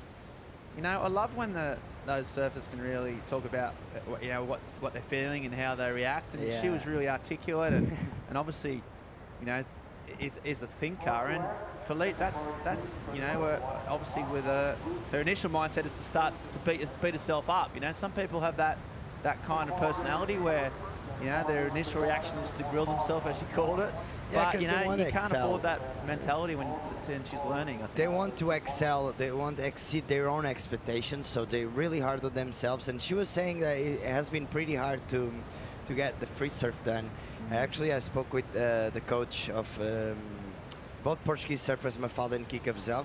He used to be my coach back in the day, and he actually said it has been a really hard week last week for the girls because all the boys are surfing. There's not too many opportunities. There's so many crowds, and it has been easy for them. And Kira said exactly that. Not Kira, Sophie said exactly that, because it's not easy because it's a weird wave. It's a hard wave to surf, and the free surfs are not easy as well, as you see Kira appearing. Yeah, live action. So Kira, she's trying to work away. It's the first wave, not a particularly good one, but she's up and riding and finishes off strong. And there's some wave action out the back. Yeah, I mean, getting waves out here is difficult at the best of times. When you've got the best in the world. 96 of the world's best surfers and 64 of the best women surfers, it makes life difficult. I can only imagine the crowds. Tense. And Leota Nora there getting off to her start, Hawaiian. And she's paddling back out.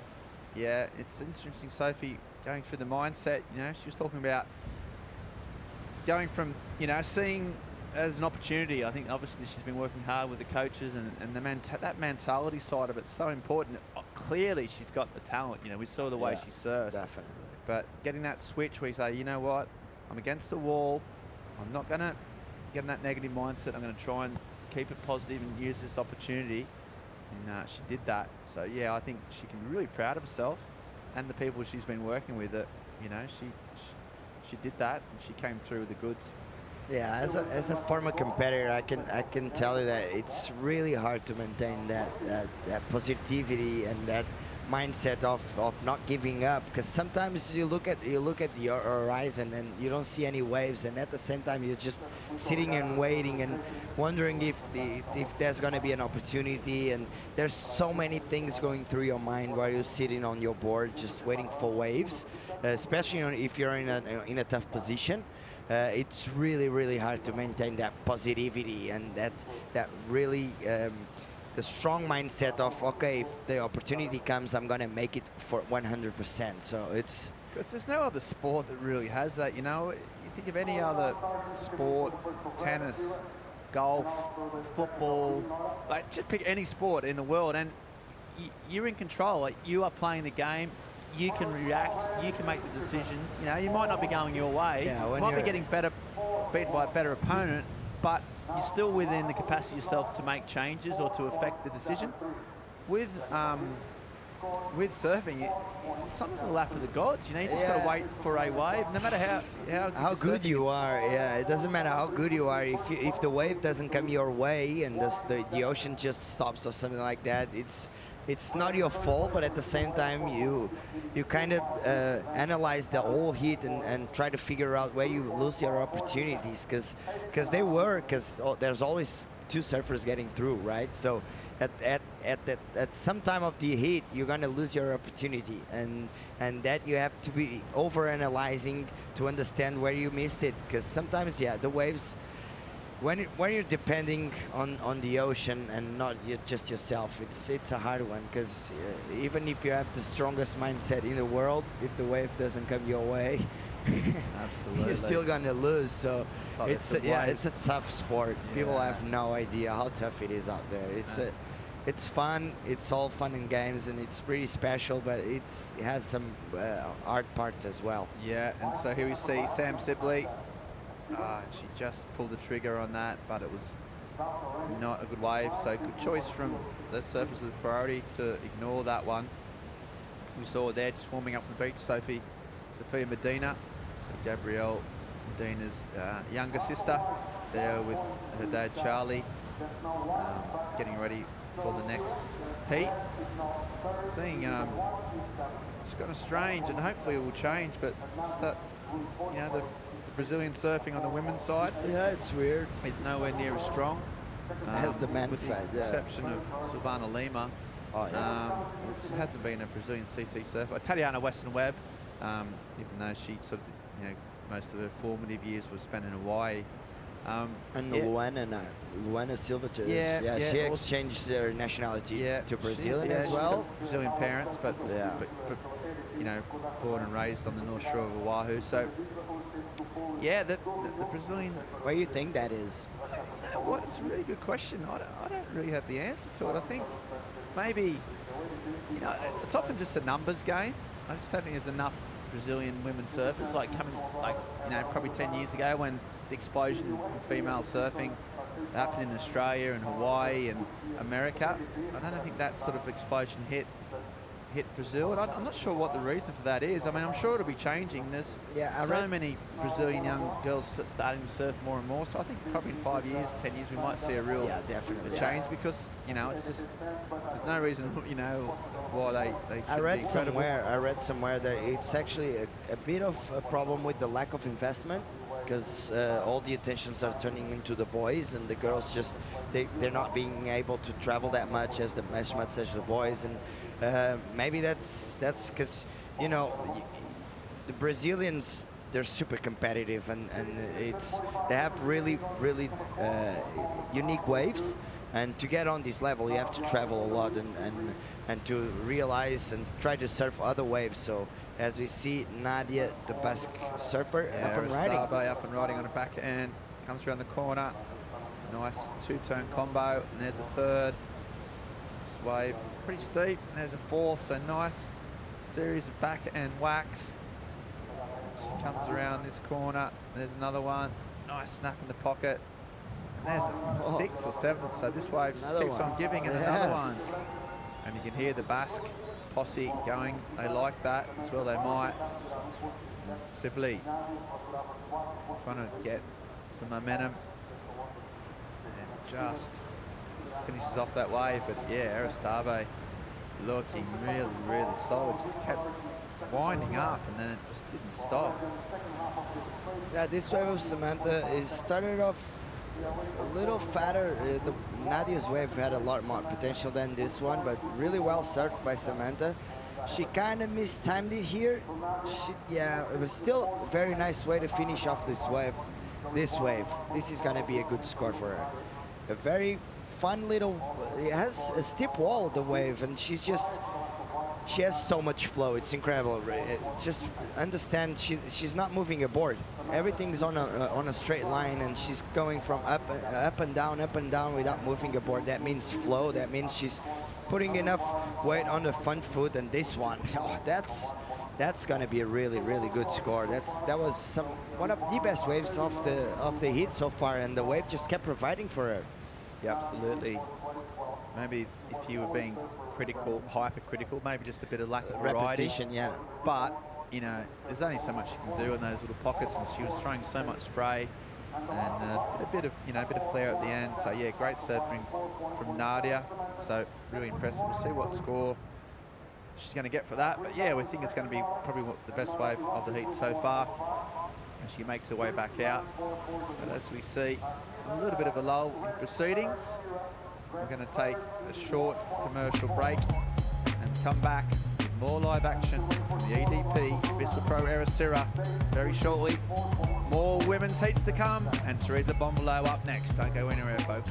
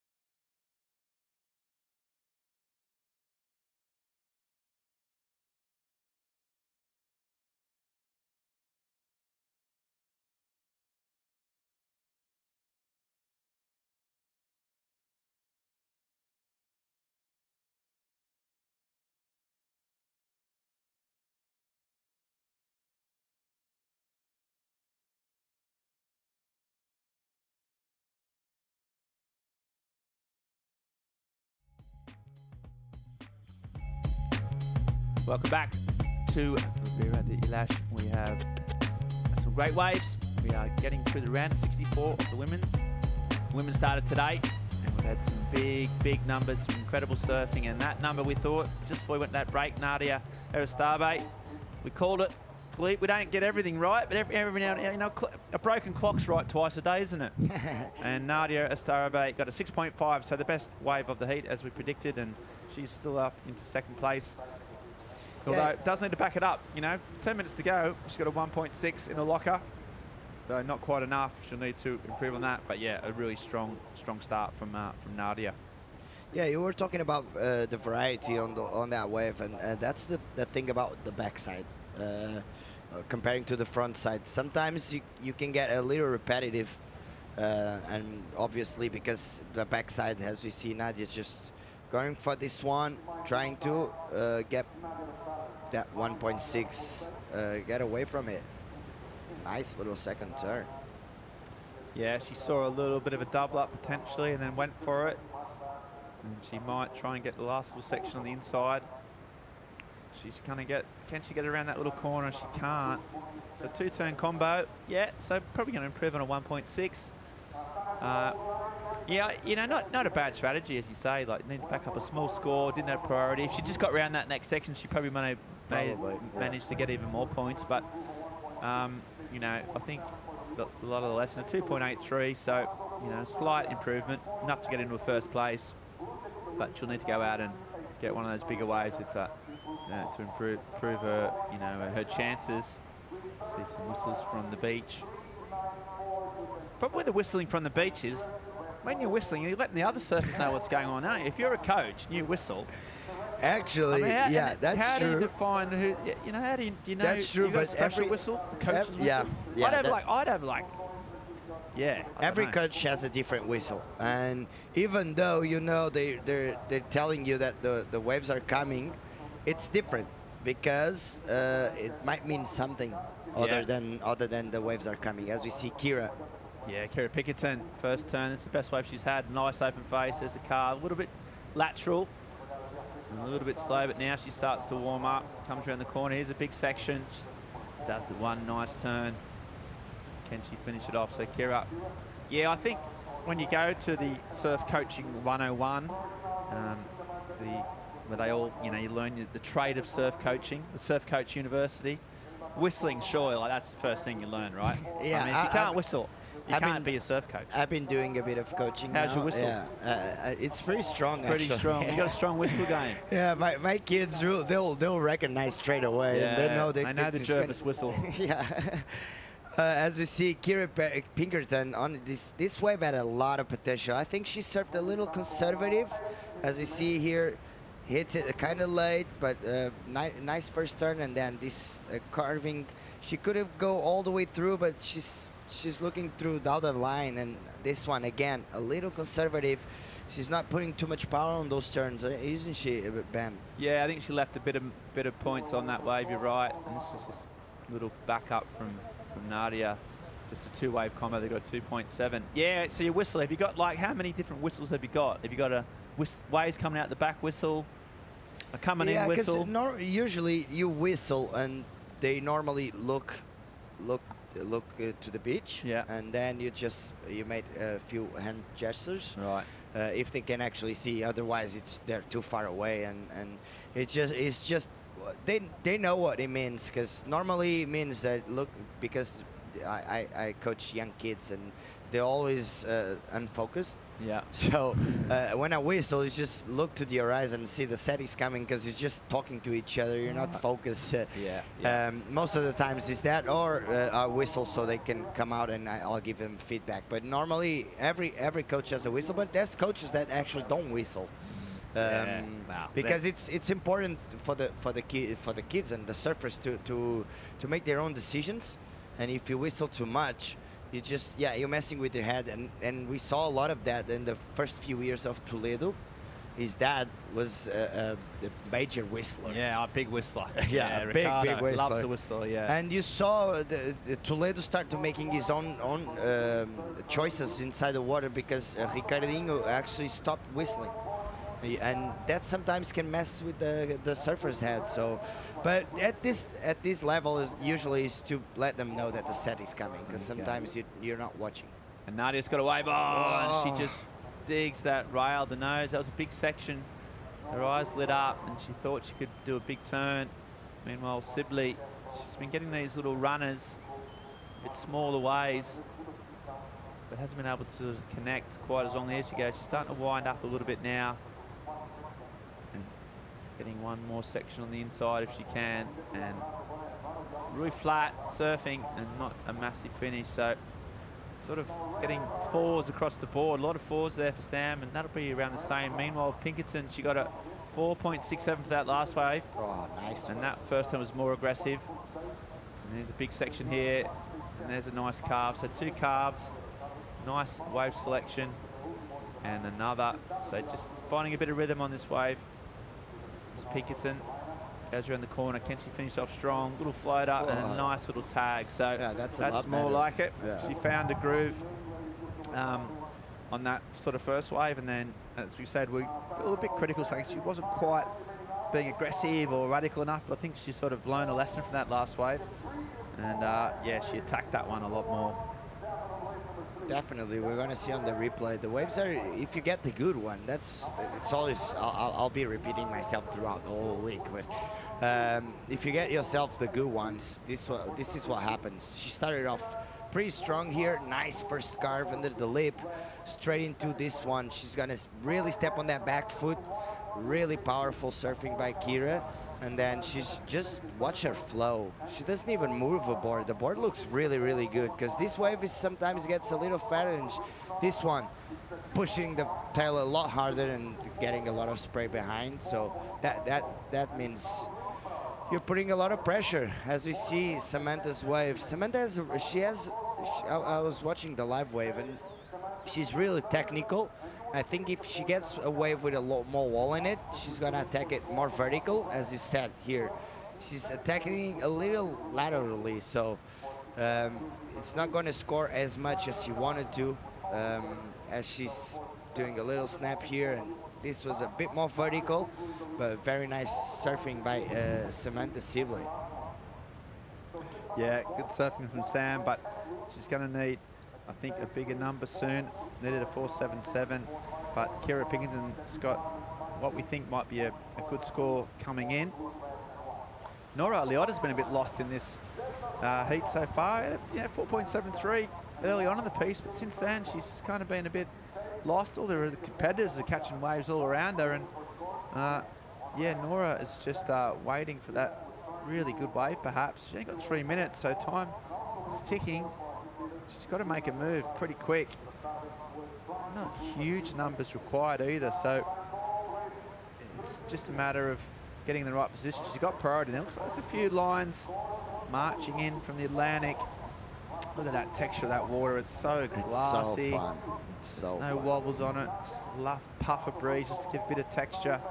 Kind of perfect for this wave, really. It doesn't mind a little bit of wind just to you know, provide a bit of a tiny bit of crumble on the lip, yeah, you know, and a bit of push. Yeah. So it's looking good, and Nora, that's the one she's waited for. This will be her last probably crack at this, and it looks like a nice wave if she can get it, so she's up and riding. So the Hawaiian, what she got, first turn, it's nice, attacked it, confident, and then a nice rail, cut back, and then another one. You can see the intent on her. Now she's just hoping there's a little wall out the back. Also Pinkerton riding, as we see Liotta just waiting. I mean, she's had to work hard for this, and she's done it. I mean, I like the attitude, I like the enthusiasm. It's just whether that wave provides enough. Destroyed that one. Kira out the back, she got a 6.9 Pinkerton for the wave before that, so she has really turned on the afterburners in the last 10 minutes of this heat. Meanwhile, Ericeira also getting this set.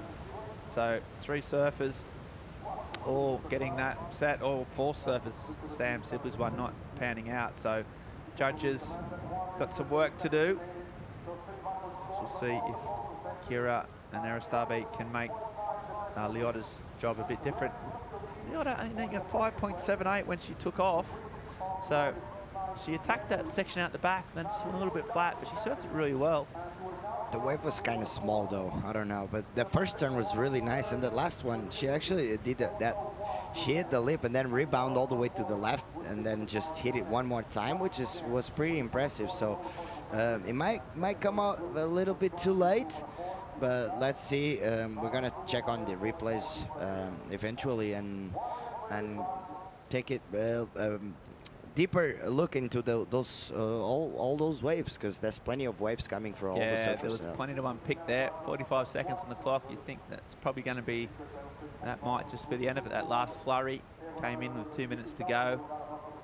The set's sort of on average coming every 4 or 5 minutes or so, so it probably won't be any more opportunities.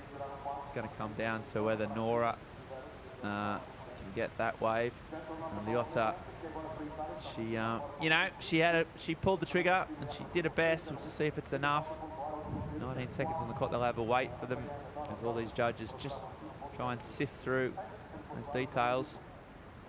Ericeira, she backed up her wave with a 4 at that last wave before that, and then backed up another wave. So that's all there. Pickinton looks pretty safe. It's whether the Hawaiian could potentially go up. They're having a bit of chat about it. So there you go. There's Kira. She really improved after a bit of a slow start. She just sort of went through the gears, didn't she? In each wave, she surfed better and better. Yeah, she was kind of building it. She had a couple of 4s, and then to play it safe, and then she's trying. She started to risk it a little more, and that's where the difference comes. That 6.9 comes because she pushed it a little harder. As you see, the last wave of Nadi's, she's going to improve. It's a 4.93, which leaves Nora needing a 6.7, would be the second best wave of the heat. So let's see what the judges thought of the last wave of green. Yeah, it makes her job even harder, and also Kira's got a wave to come in. Yeah, that Mayhem is pretty good there, so it's a bit of a favourite. Kira, job done. I think ranked number 12 on the qualifying, on the Challenger Series rating, so right there or thereabouts. And we see this is the wave. This first one is really strong, and then straight into the second carve. Unfortunately, the wave kind of backs off a little here, and she has to chase it a lot. And see the size of the wave. I don't know if the judges will love that, but she actually does a great job here. She's gonna go for this finishing turn pretty strong, and then she's turning left and do it one more. So very good surfing by Nora. Yeah, she really surfed it well, didn't she? She couldn't have done much more. It's just whether the wave didn't give her the opportunity, and that first 2 turns were pretty sick. She was really confident and really attacked it, but unfortunately the wave, as you say, just sort of backed off, and you know, she surfed it so well. It's going to be, it's giving the judges something to think about. Oh, definitely. Absolutely. They're taking their time. Yeah, and they would have liked that intent and that confidence out the back, but it's just whether it was enough. And the score's coming in a 5.5, so in the end it wasn't enough. So unfortunately for the Hawaiian, her Portuguese Challenger Series event is over for now, but she showed enough to know that she's going to be, you know, got a great career ahead of her, big learning curve. And unfortunately in this case, Pickinton and Nadia Ericeira are through. As we see the beach there. Right now though, with a bit of a gap in proceedings, we're going to go to a short commercial break and come back with the round of 64 Heat 5, the EDP Vissla Pro Ericeira, right after this.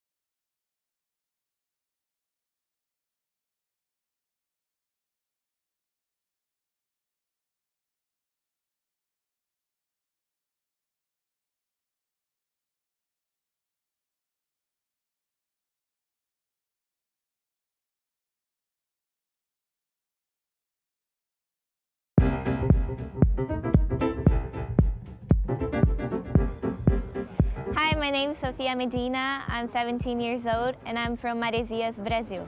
I'm gonna try to get the best results I can, but also just to grow. I've never been to a tour like this before, so I'm just trying to get everything I need to learn. I just want to get like every opportunity I have to learn, to grow, and my dad always say, just go and try to surf and the result comes. So I'll just try to surf my best and try to learn a lot and get this whole opportunity baggage from this to just improve and improve more to get the best results. I was just Gabriel's little sister, just traveling around with him and just watching him win big contests and just do what he does.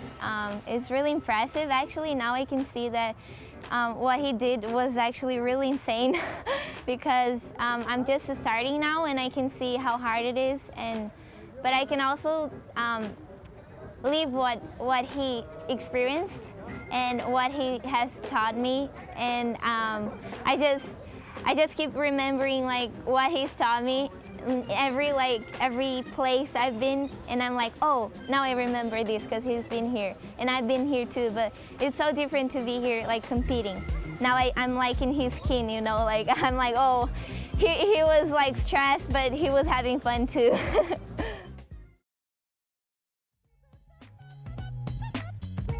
Welcome back to live coverage of the EDP Vissla Pro Ericeira. That woman there out in the water right now, Sofia Medina, in another great looking heat. Let's check out Teresa Bonvalo of Portugal. Going good on the challenger. She'll need to move up though. She's outside the top 5 right now, but she's knocking on the door. Paige Harrow, the veteran out of New Zealand, a great surfer herself, also in this heat. And another very polished and stylish Australian surfer, Freya Prum. She's in the water too. So a lot of talent at this stage of competition. Still looking nice and glassy on the face. And we'll pick up late takeoff with the white water from Sofia Medina. She gets pushed a little wide. And we'll have to navigate some deeper water back towards the reef. She'll just about cling on here. Maybe just missed a little bit of a lip on that section. Without any board speed, the maneuvers do get really difficult to perform. Now she'll pick up a little impetus and give a good crack of the lip on the inside. So finishing off a long way down. She covered some ground there and got a pretty decent finish. Here to talk you through this heat, which is heat number 5 around a 64 of the women. Joining myself, Paul Evans, Philippe Jervis. So far so good in terms of conditions, mate. Oh, it's absolutely, it's so fun out there.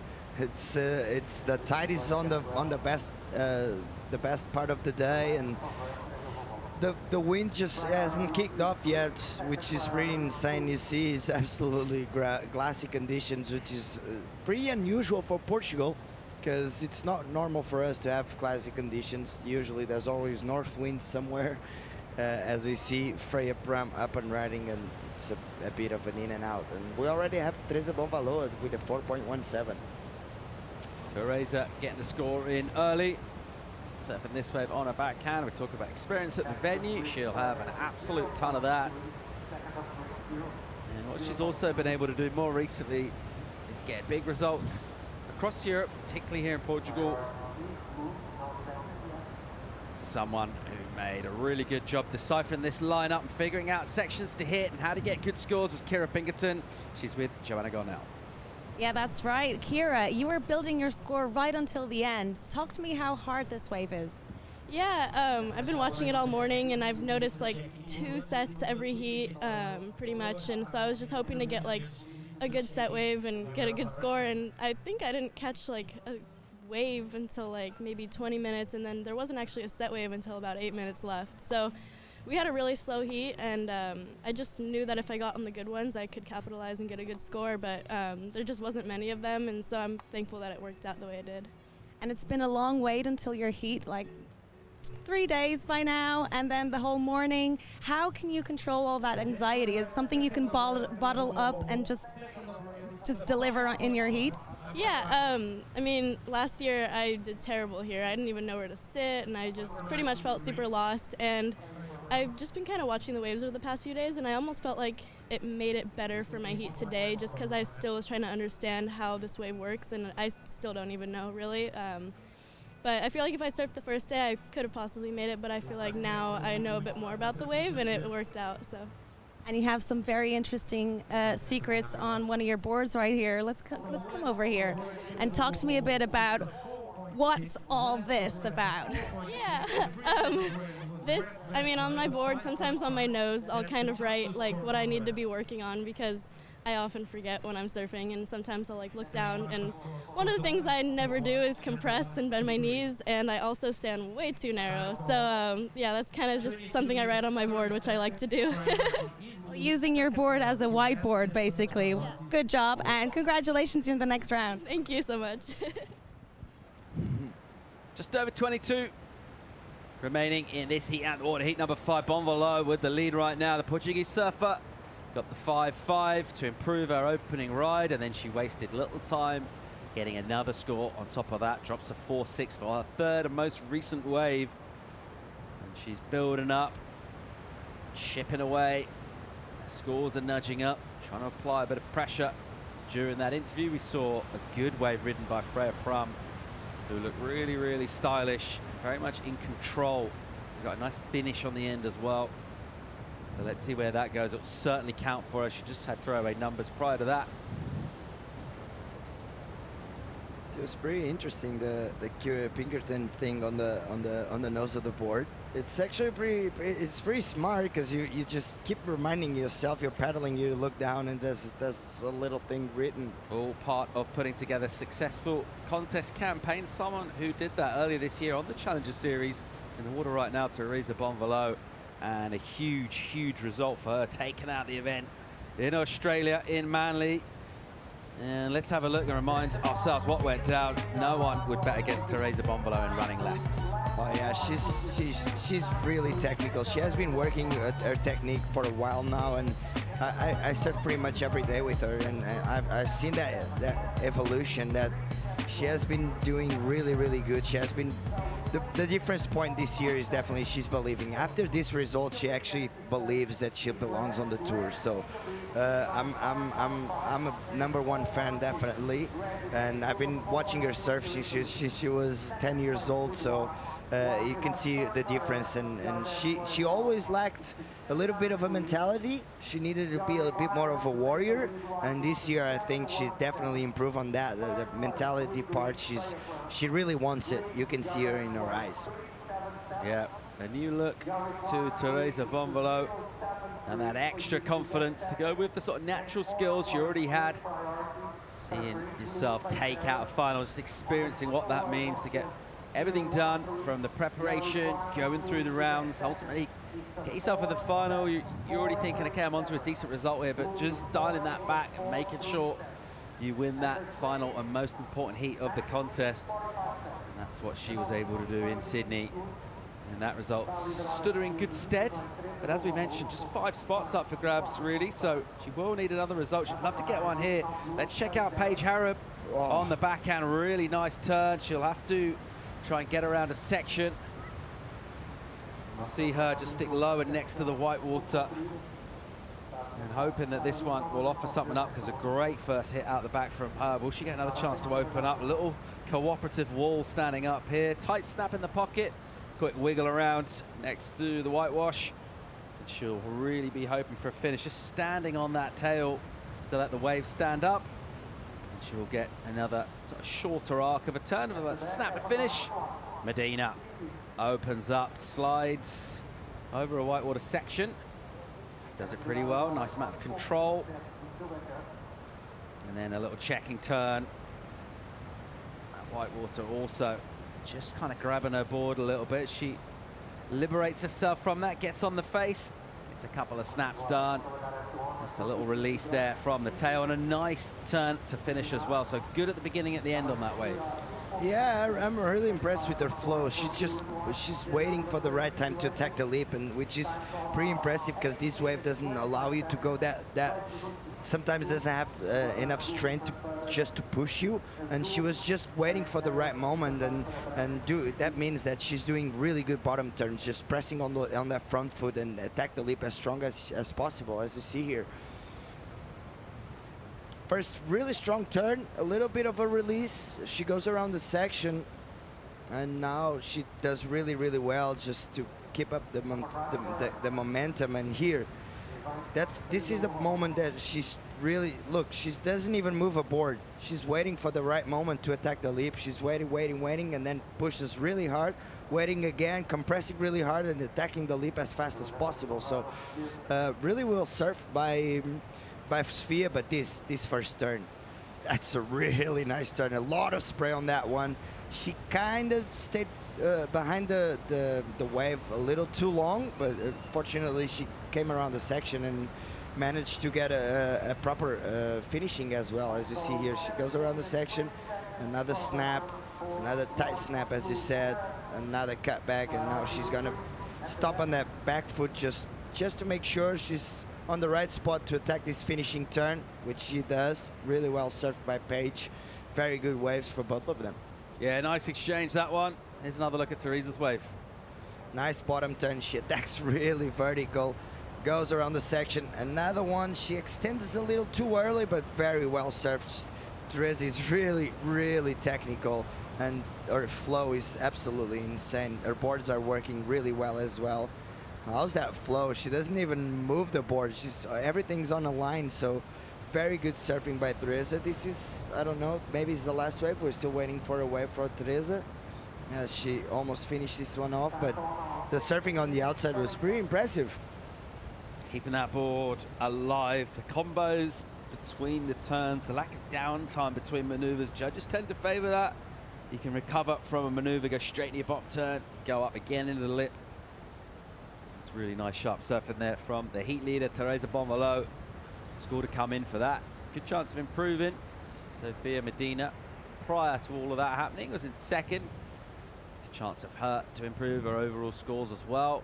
And an important wave for Paige Harry, but nothing on the board prior to that. As we get down under 16 minutes to go, a lot of surfing yet to come in this heat of field.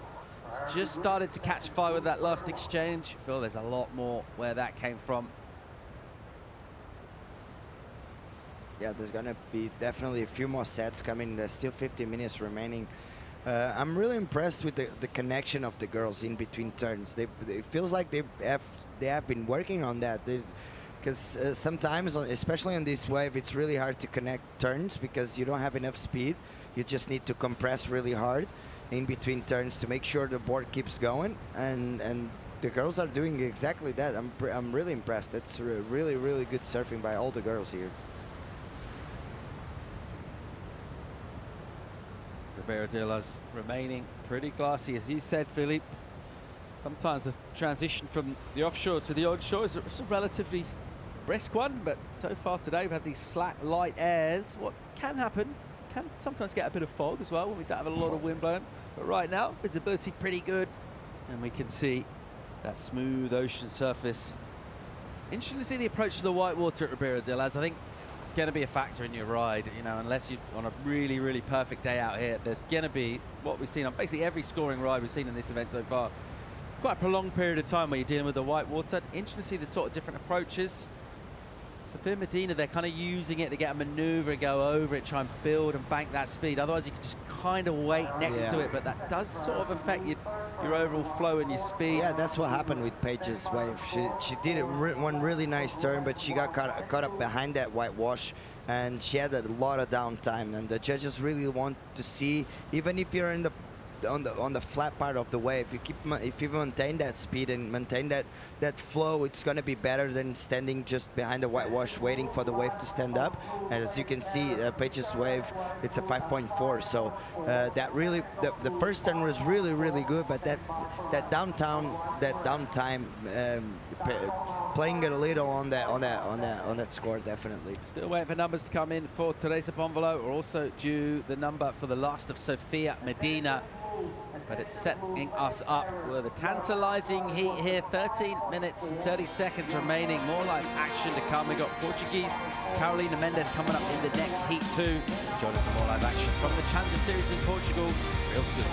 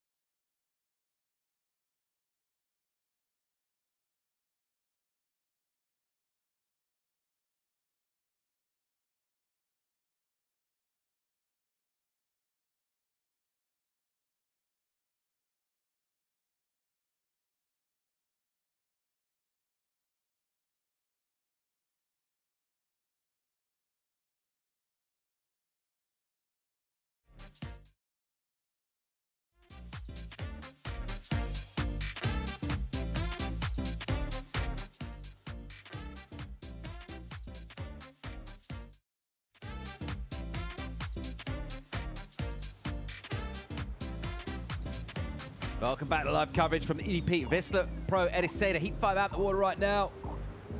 And the strong Portuguese showing from Teresa Bonvalot looks set to continue building more momentum. 5.93 just dropped in for her. That was a wave she rode before the break. And she tore it up, really. Some great combos on the backhand from Teresa. That's why she's winning this one right now. Second place, Sofia Medina at 5.7. So really, really well surfed from her.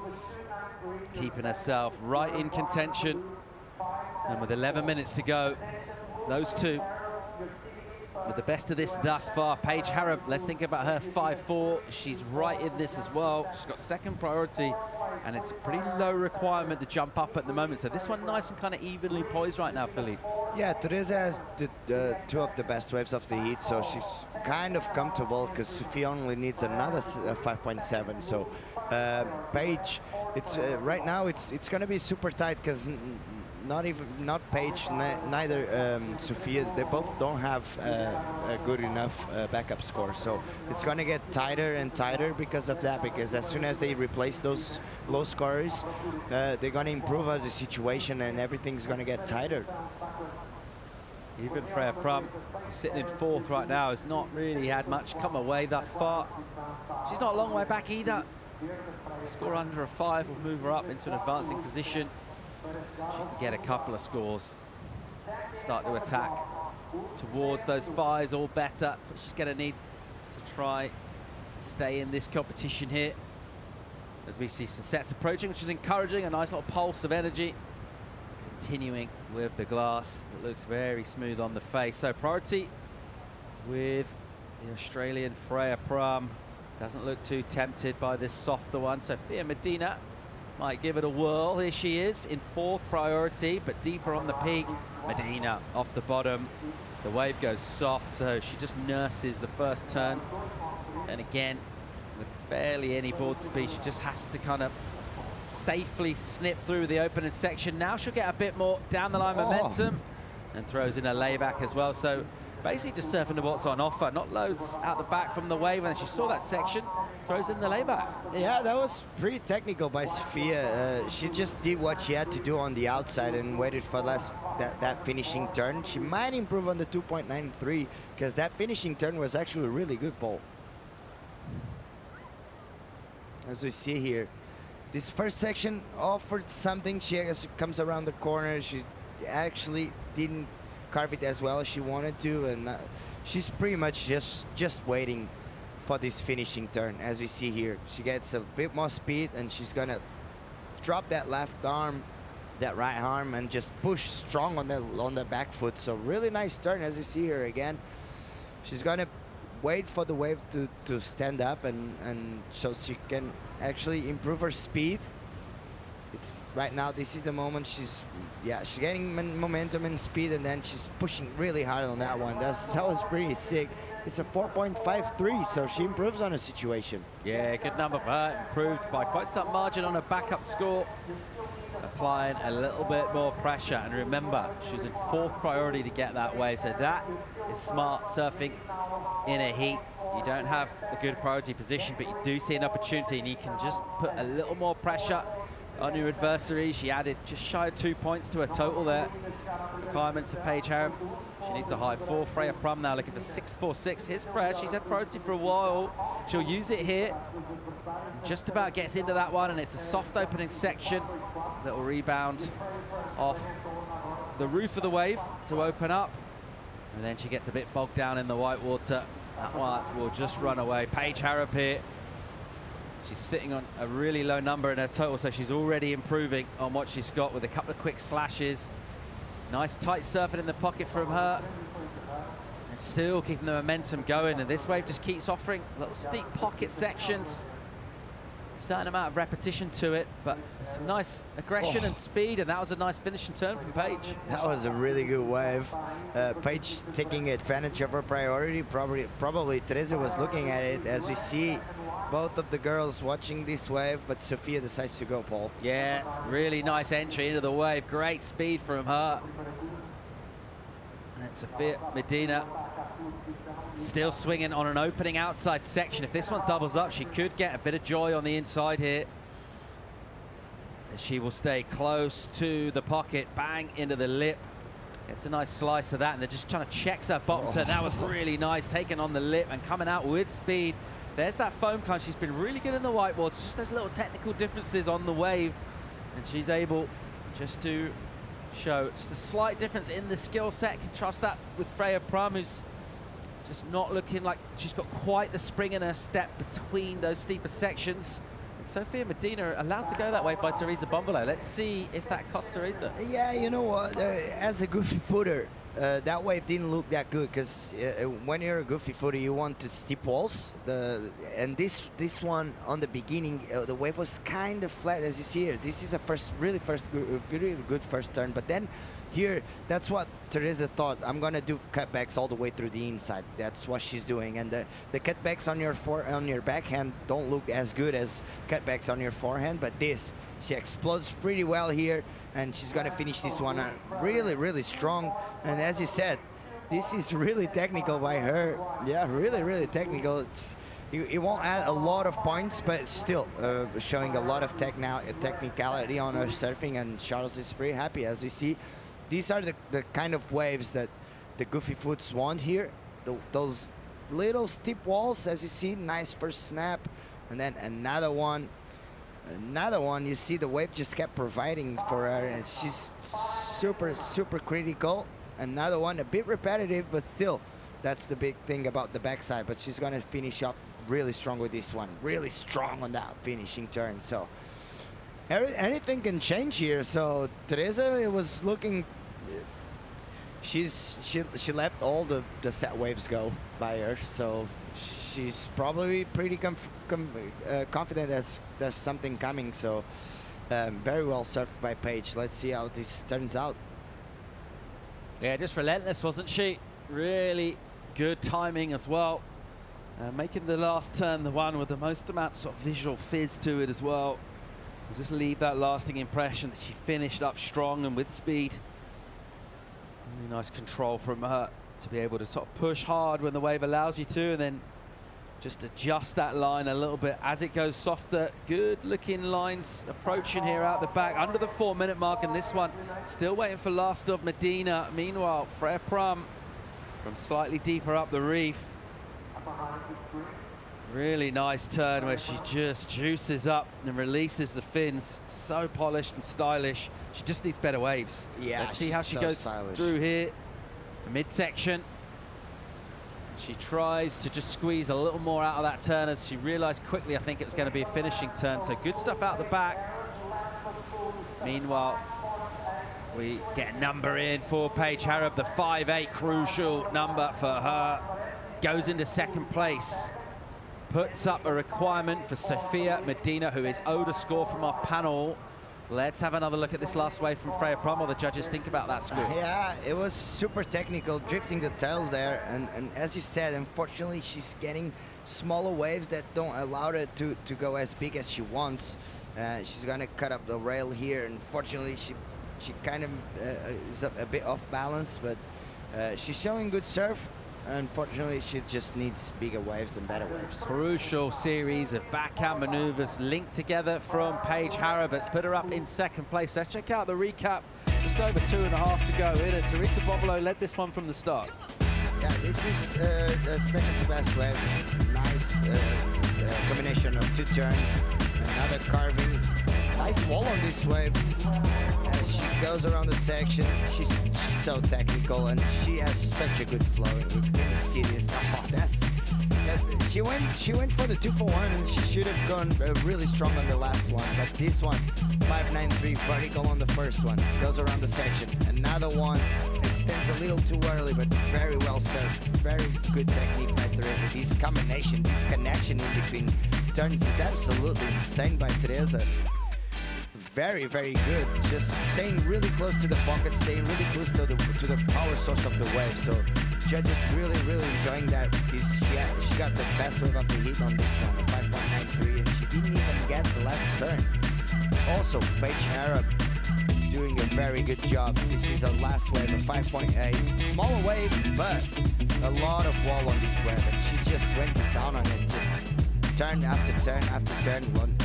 very good flow, very good, very powerful also, especially on the last turn. A bit repetitive, but still very good surfing by Paige. She's going to absolutely destroy this one. She's going to compress on the bottom turn and push really hard on that back foot. Very good surfing by Paige. It's pretty tight so far, as you see Teresa. Dive action from Teresa Bonvalo, your heat leader, looking to defend that lead and looking to cover some ground here. And she's going to have to be light on her feet to get across this section. She still finds time and speed to squeeze off a couple of quick cracks of the whip. Bonvalo, final minute, nice finishing turn for her. And just asking a question from the panel. She always does the same claim. It's always like this. It's super funny. She's always asks questions. Let's see the replay from the beginning of this wave. The last finishing turn was really good. This is Teresa's sister, Madalena Bonvalo. Let's see the beginning of the wave. A couple of nice cutbacks. She could actually connect to the inside, and this inside providing her with a couple of turns, especially on the last one. She's gonna do one more here, and she's gonna compress really hard and hit it really vertical on that one. That was really strong turn by Teresa.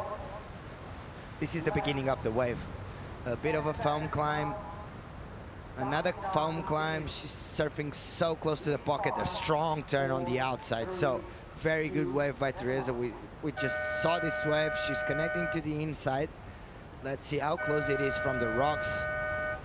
She actually makes one more turn and then another one, and she's gonna compress and do a really good finishing turn right in front of everyone. She's saying to the judges, what now? So wave numbers, it's all over. We got scores to come in from that woman there. She led the heat prior to this exchange coming in. Paige Harrop has got a number to come too, as does Sophia Medina. We've waited a long time for that. Sophia Medina's wave, maybe 8 minutes or so since she rode that wave, and it's going to be crucial. It's all really going to come down probably to that score. We're not sure what Paige got done on her wave, but just from what we've seen, it's Sophia Medina, those combination of maneuvers all the way through that could possibly be a threat to Paige Harrop. 5.51 is the requirement currently, assuming that there's no improvement from Paige. We'll just stick with this for now as our judges deliberate. And we talked about how crucial it is getting out of this round, getting your momentum going for a big result in Portugal. Just the top 5 surface qualifiers. If you're in that's top 5 spots already, got work done, you got points on the board. If you're going to kind of challenge and threaten that group, you will need to go big in this event right here.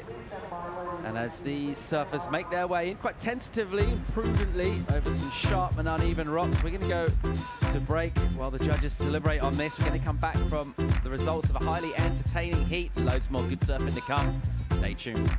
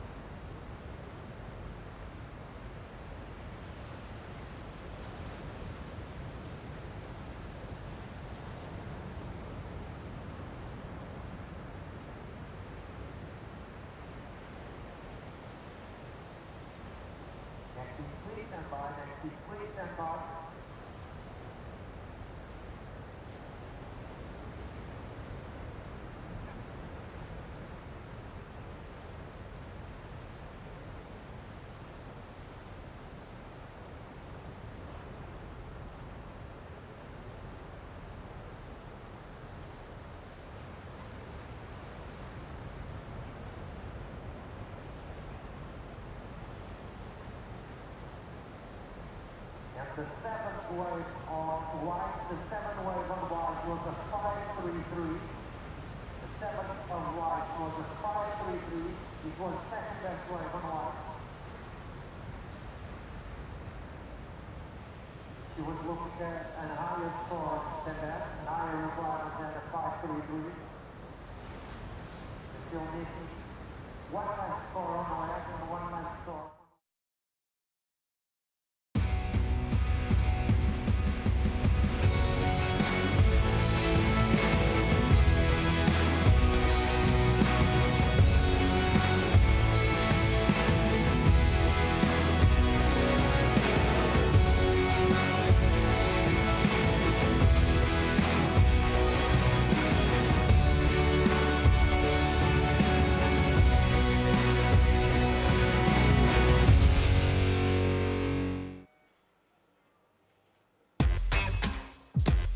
Challenger Series action continues from Portugal. Winner of the last heat with the debrief.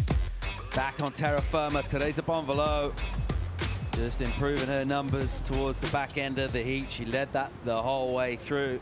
And while the rest of the pack kind of chased and bickered among themselves for second, she was pretty clear with her intentions of going through to the next round, getting good numbers in order to do that. Let's check out the next heat. Luana Silva, unbelievably good here last year. Dimity Stolt as well.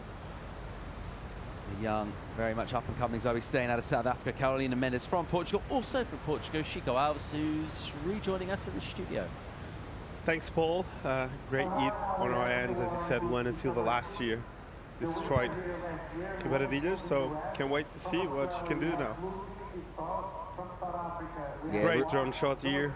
Lovely day, another lovely day.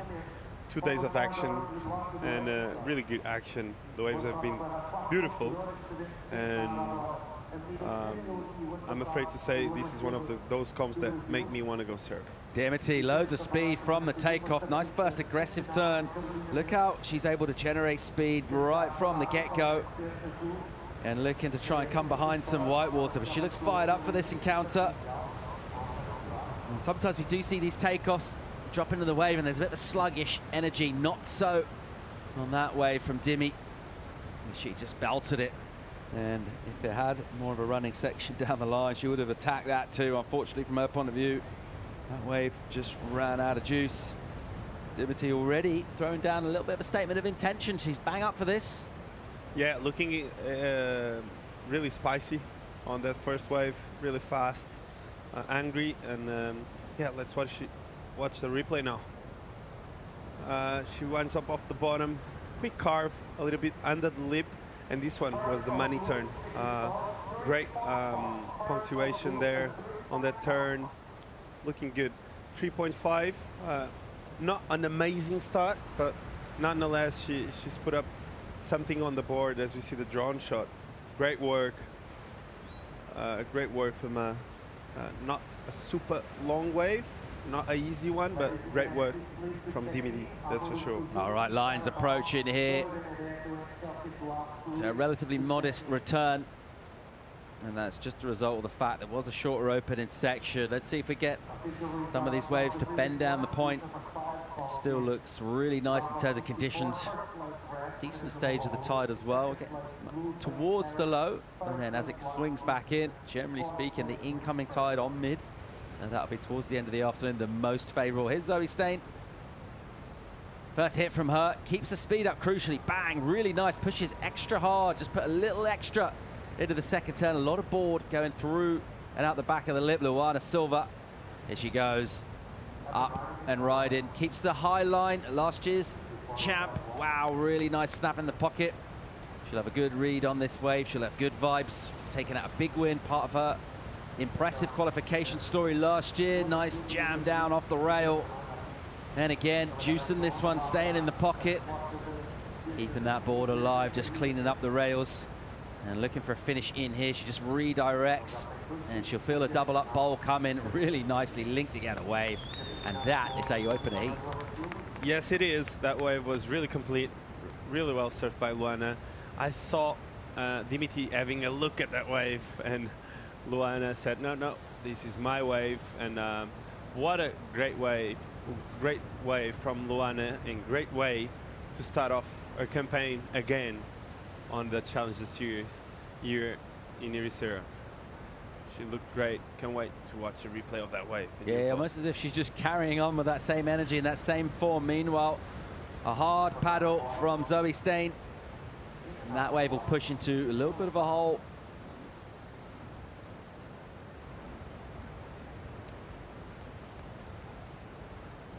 Getting down towards 5 minutes gone in this heat so far. By far and away, best of the action that we've seen was that last wave from Luana Silva, who just ripped that thing relentlessly, multiple turns. Live action here is Carolina Mendes of Portugal. She's ever sprightly and light on her feet. Quick whipping turn in the pocket from Carolina, and a nice technical finish as well, just kind of tapping the top of that lip. So nicely done. Yeah, Carolina is no stranger to this wave. She has done some really good surfing over here. As you watch her replay from the last wave, kind of lacking a bit of speed at the start of this wave. Was a small wave, so I don't know if this was a good choice. And great carve there, kind of dig the rail a bit. So the wave wasn't a set wave, so really good job from to connect the dots, but just a hard wave overall. As we see Luana Silva here, I love the first snap, really powerful in the pocket with a lot of style and speed, and she connected. She really threw everything at this carve, using again a sharp eye, so the girls adopting the sharp eye model too, and looking great on it. Luana Silva, really complete wave. I love that she was able to finish it off right on the rocks, and she also had the look at the beach, which means she's happy. So great wave, and I think the first snap really put a stamp on this wave, and yeah, the second carve also was beautiful. Her technique is impeccable for this wave, so that's why she's the past winner, and great way to start it off, looking great and with a lot of rhythm, so can't wait to see her stand up on another wave. As we saw the replay of White, a shorter wave, but this last turn was big turn and really vertical. So Zoe Stein with a 5 for this, and we see the replay of Green. I think this was probably her face wave. Great snap there, almost dig the nose on that first turn, but was able to make it, and I think this is live action. Live action, here goes Dimity Stoyle. Really nice carving maneuver again, showing the aggression, and then she just coils and gets the speed going, hit into the lip, and jamming down on a rail, rebounding off the whitewater again, just opening up with those rails, and just staying carving in the pocket. And now she'll get a little runner here. What she got for a finish, Dimity Stoyle heading down the line towards a good lip section, and just pushing some power into the last turn as well. Again, another really well surfed wave. So Dimity got a much longer ride there. Good opening energy from a previous effort, but she got the finish as well, crucially, Chico.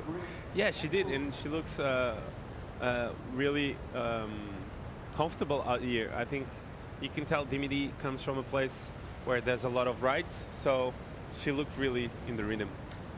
Portugal, it's always a sort of upbeat and positive place at any time, but particularly when one of their surfers is doing well, and particularly on home soil. Someone that did exactly that is Teresa Bonvalo. She's with Joanna Garnell. Yeah, Paul, that's exactly right. I mean, after a long run throughout the whole world, how good is it competing here in Portugal? It's always amazing to have events here and be able to compete at home with our waves, with our crowd, with family, friends. It's always super special, and I'm super happy to be back and being able to do my job out there and trying to do my maximum. And you're right below the qualification line for the championship tour. What do you think you can bring to the championship tour? What will it take to get there? For now, I'll say that I'm not trying to think too much about it. I'm trying to do what I've been doing and what I did since the beginning of the year. Which is winning. No, but besides that, I mean, just like being so happy doing what I love and just take every opportunity as your last one. And from that, I think it just comes all of you, like it's like 100% you doing everything that you like and doing the best that you can in every heat, every little wave, and just trying to use that mindset towards the end of the year as well. And are you excited for the upcoming days? Yes, I'm super excited.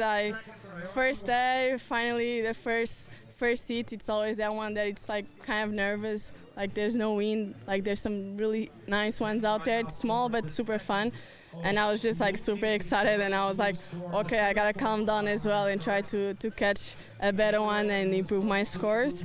And yes, it's nice to be back here, and I'm super happy. Well, it's great to have you. Congratulations. Back to you guys. Thank you. Great job, Therese Bonvalo, keeping the ball rolling here. She's had a good year. She's got to do a bit more, though. She's not quite there yet. Top 5 qualifying. She's 8. So she's out of contention. Not out of contention, she's out of the positions at the moment. So she will need to move up. And a great way of doing that would be a huge, huge result here. She'd certainly be thinking about the win, but not thinking about that at this stage. In particular, just think about her next heat overall. She'd love to get a big, big final here in Portugal in front of the home crowd. We talked about the support and how helpful they can be. But there are lots of rounds and heats and lots of surfing yet to come. Let's get caught up where we are exactly in this heat. And the water scores in. Luana Silva, 6.83. That's her opening gambit. Pretty strong one. Back that up with a smaller number, more modest, 2.07. She's in the lead, though. Carolina Mendes of Portugal. A mid-3, a 2 as well. Good enough at the moment for seconds. We are waiting on a number of Dimity Stall, though. It's going to be a good one. And there's a very good chance she'll move up into that second place position. Let's see where her score comes in. Zoe Stein's been a bit quiet. Dimity could well be on her way to the highest score so far, and possibly even the lead right now, as we'll see some lines approach. Priority is with Carolina Mendes. Let's see if she's tempted into using it, or indeed anyone else. Here is Zoe Stein on the backhand. Nice sort of powerful stance to open up, which gives her a good bit of speed and power and float down the line. The first section just bends away from her a little bit. She can't really unleash. And I think that's one of the reasons why the other surfers weren't quite so interested in that wave. Meanwhile, Mendes swooping around. So uses her priority on this wave, which will go into a bit of a hole here. So a good opening portion to the ride. Then a little bit of downtime. Let's see how the finish goes. Not overly convincing, but there's not a lot more she could have done with that, Chico. Not a great wave from where we picked it up anyway.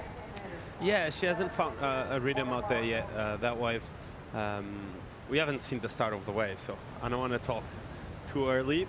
But from Zoe, in that case, the wave had no shoulder, so the wave kind of faded away from her, and she wasn't able to really put a score on the board. Stoll jumps to first, gets to 7. Goes over Luana Silva. So a really strong showing from her. So yeah, this was the start of the wave from Carolina. Oh, looks like a meaty section here. Great snap there. She gets around it. Great carve. Carolina has a good style, always well connected to the wave. And yeah, here she was trying to add a few more points at the end. Quite stuck there. Couldn't really get the speed she needed to put like a bigger turn at the end. Maybe a slight missed opportunity at the beginning. She could possibly hit that a little harder at the start of the wave, or just timed it a bit better. Yeah, exactly. I thought the opportunity was there on the first section.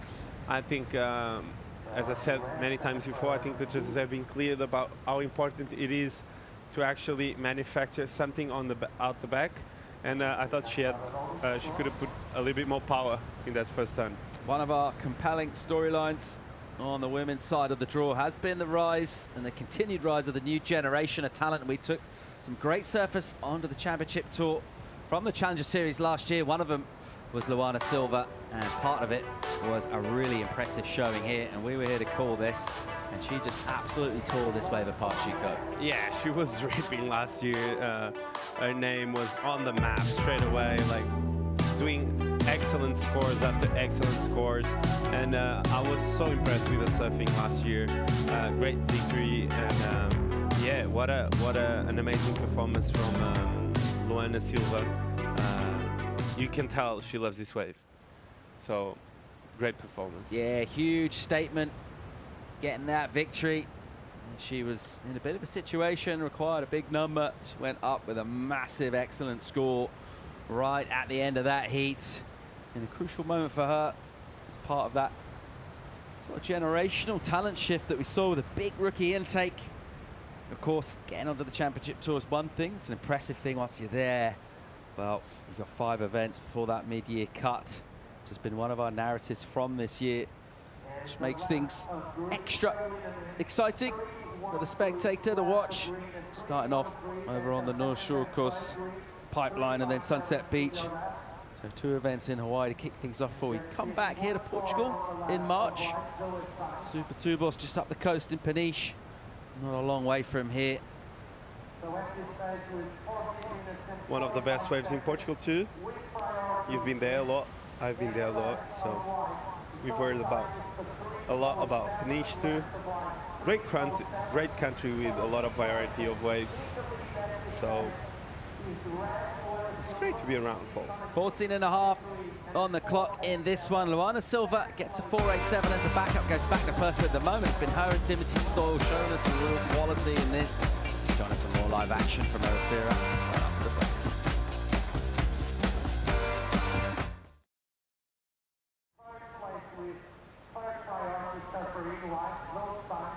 White, you have a 5 and a 307. Your requirement line is a 5.51 to get second. Fourth place, green coming in. Green, you have a 3.57 and a 3.13. Your requirement green to get second is a 6.94. Time for 5 minutes, 6 seconds. 3 minutos e 50 segundos. Vermelho Luana Silva lidera com 6.83 e 4.87. Em discurso de superioridade está feito australiana só com 7, é melhor altura da bateria. No back-up de 3,5, a segunda melhor de 3,5, a Zula de segundo fica 4.7. Na terceira posição, a sul-africana de Brecht Goldstein tem 5 e o 3.7 na segunda melhor, 15 por isso, 51 para chegar à segunda posição. Na quarta posição está a portuguesa Carolina Mendes, que precisa de 6.94, tem um par de 3 da Carolina Mendes, um 3.57 na melhor e um 3.13 na segunda melhor, o requisito para a Carolina Mendes é um 6.94. Faltam ainda 3 minutos. Era mesmo ontem para conseguir ser para a Carolina Mendes. Exatamente.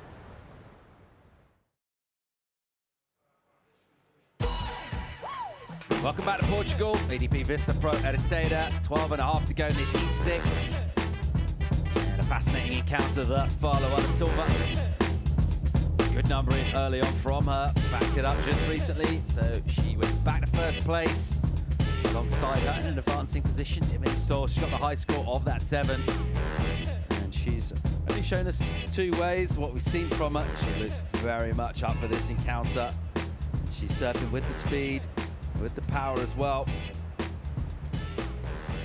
Chasing pack consists of Zoe Stain, South African, looking for a 5.51. Carolina Mendes looking for a 6.94. Those are the situations for surfers chasing in those requirements. Well, they're going to feel slightly harder to achieve as time ticks away. And these half-hour heats can go pretty quick for surfers in the water. You have a certain element of waiting your turn. We've gone quite compact in a takeoff zone. And it is all about trying to snaffle something if possible. I'm under priority in that last heat. We saw Sophia Medina do that. Unfortunately, from her point of view, she was close, didn't quite get the score.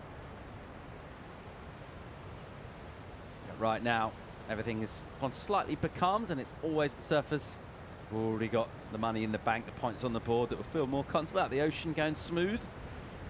As we see some swell lines approaching. We had vision there from Luana Silva's massive statement win last year. It looked pretty solid, it was big last year. A little bit different equation this year. And we've still got swell, but you know, that kind of medium, small sort of swell. So the real power of this place when the wave height ramped up last year. It's not quite been there this time around. It's been a little bit soft and it's required a little more finesse and the lighter touch, Chico. Yeah, it's true. I think last year was quite big, actually. We saw some hectic situations. Teresa Bonvalot getting herself in a danger position on the rocks with the local legend Miguel Fortes with the save of the year, we can say. And yeah, Luana, no stranger to big waves. So she put in a lot of work, in a lot of pedal that last year, and she got away with the win. So you can tell Luana is one of those surfers that really adjusts. And as you can see on the heat, smaller conditions, and she's applying the same pressure.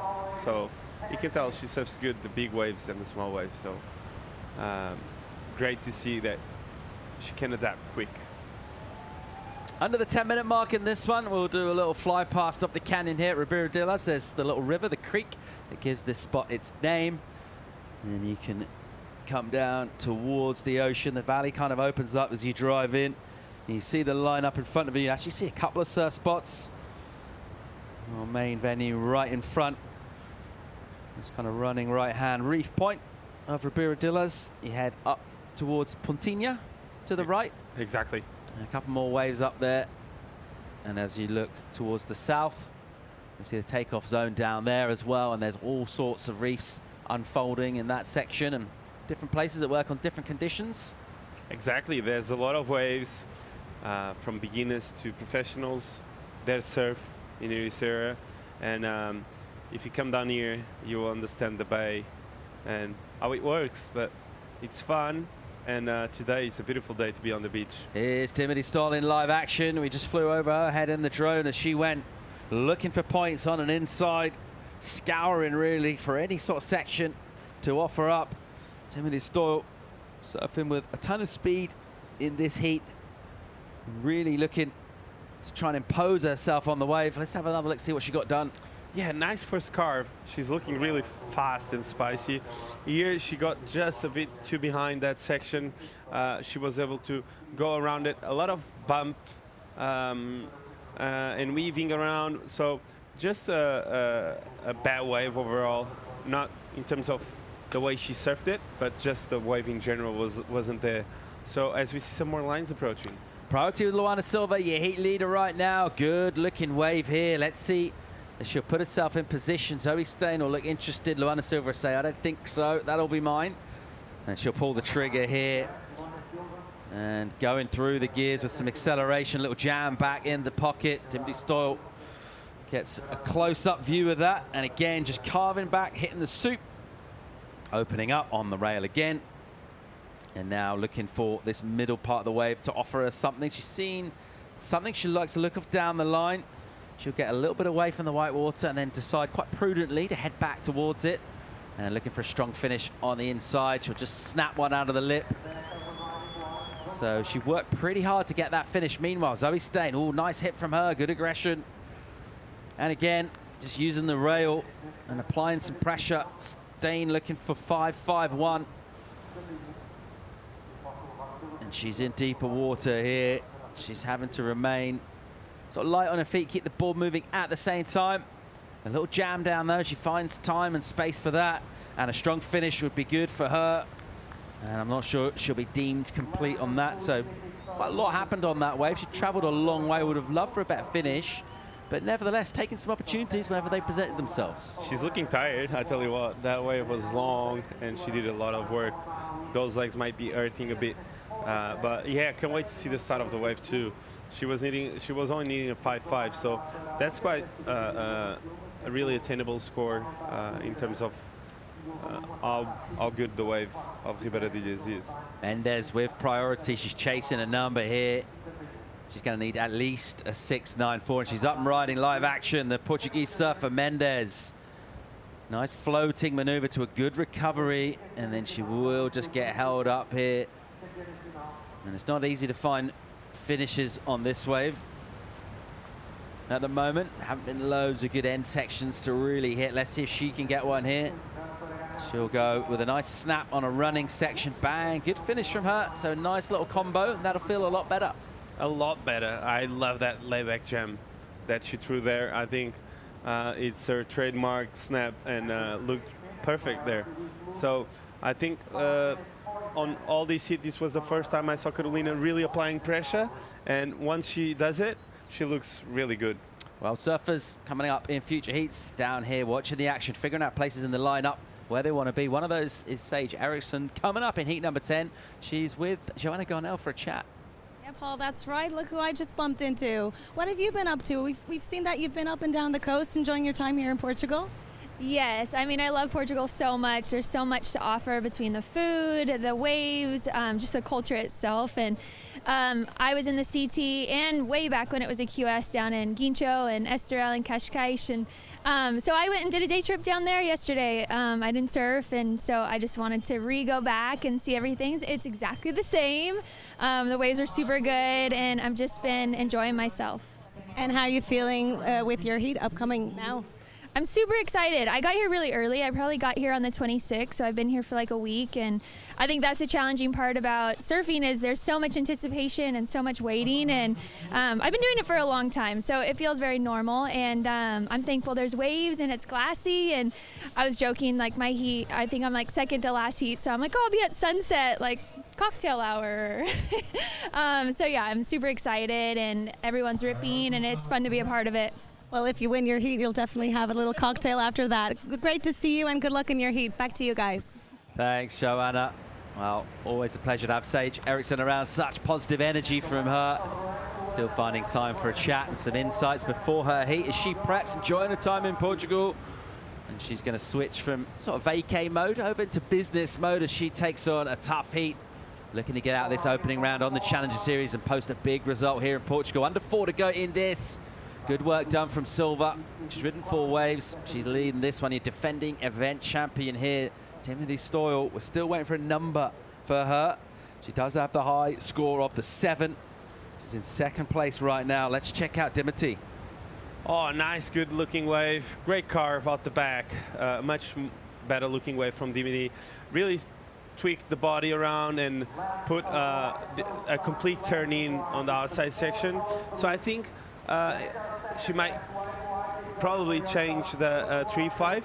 I think it can come higher than that. That first turn looked really spicy, and I don't know. I'm gonna let the judges think about it, but for me, it looked really nice. So Dimity there with a lot of anger on that first section. And one thing that I've seen that Dimity has, she has a lot of speed.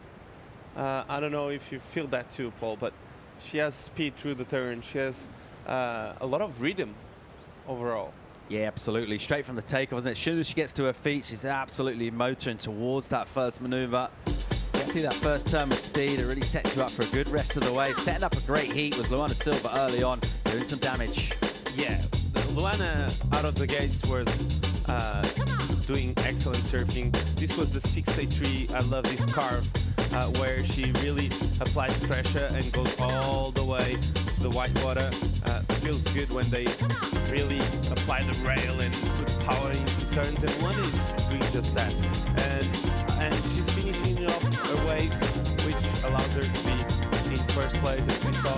Dimity here with a lot of finesse and really quick surfing overall. As you can see, she doesn't stop moving her knees and her arms, and everything about her is movement, and that's why she's looking so spicy on this wave. Sometimes the wave is not offering that much to her, but she doesn't stop moving the board. So really great turn there to finish for a 7-point ride. So this was Luana's backup.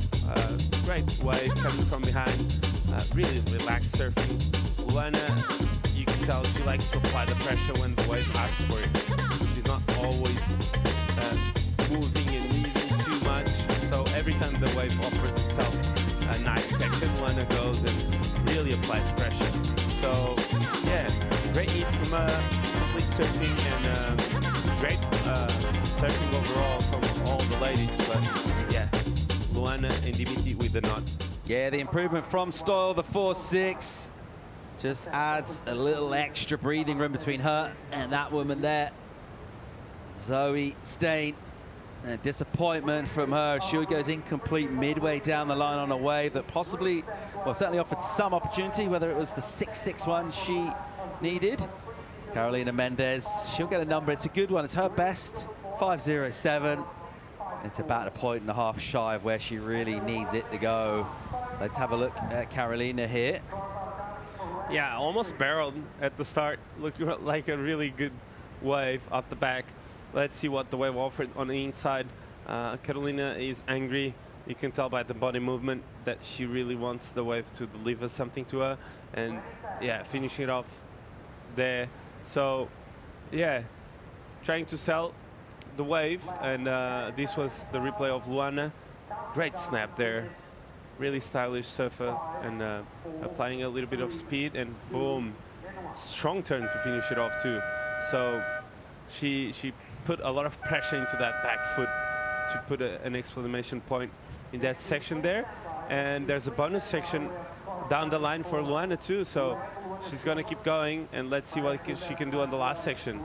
Oh, the back foot slips off, and she wasn't able to make it. So wait for numbers here. That last ride of Luana Silva won't change, certainly won't change our standings in this heat. Carolina Mendez waiting for a score, her last wave, 5.07 prior to that. She's still looking for that 6.54. That's going to be a tough ask for that wave from our panel, but they're having to think about it. A throwaway comes in for Luana Silva. She'll stay in first. She'll go through, our defending champ, to the next rounds with an extra spring in her step from pretty commanding performance. The high score went to that woman in the blue, Dimity, who looked very good indeed out there. You mentioned the speed that she had, just always sort of impetus throughout every part of the ride from her. Just always applying pressure onto those rails, just squeezing every last drop out of the sections here. And that'll wrap things up. Carolina Mendez unable to get the score she required, and she'll bow out of competition along with Zoe Stain at this stage. Silva and Stoyle, they will advance through to the next round. Heat number 7 coming up. It's another good-looking affair. It is Challenger Series competition in Europe, crunch time in terms of getting points on the board. That dream of qualifying for the championship tour. More live action to bring you. I'll bring Monday back into the studio. Stay tuned.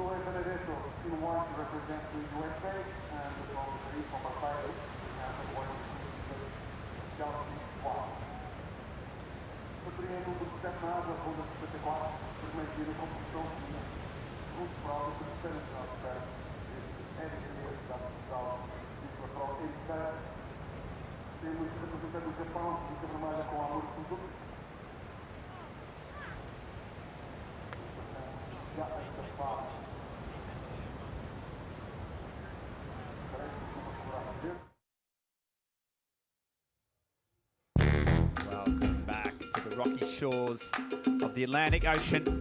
We are on the EDP Vissla Pro Ericeira. We are in round of 64 of the women, heat number 7. We've got 4 surfers battling it out to get through to the round of 32 and their chance of getting CT. Their CT Dreams Live. My name's Ben Mundy. I'm joined at the booth by Francisco Alves. And again, Chico, the waves are pumping, the sun's out, the girls are ripping. I mean, what more do you want from life? Tell me that. What more would you want from life? at this point of my life was being here with you just now. Yeah. Other than that, I'm feeling amazingly good in Ericeira right now. You can't have everything. We have everything. Girls reaping, the waves are looking better than ever. And yeah, this wave is looking so fun. As you see the replay of Blue, Saraboom. Great, off the top, out the back. Oh, another quick snap. And looking really sharp. Sada there with 3-turn combo out the back. And with a lot of flow in between turns. That first one was straight.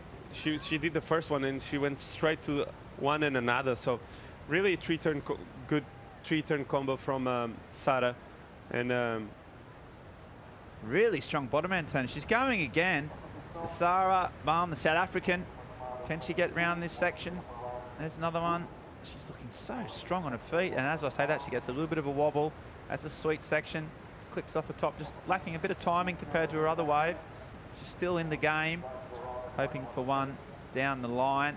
Here she goes again, and a nice turn. You can tell she's got a bit of flair on her.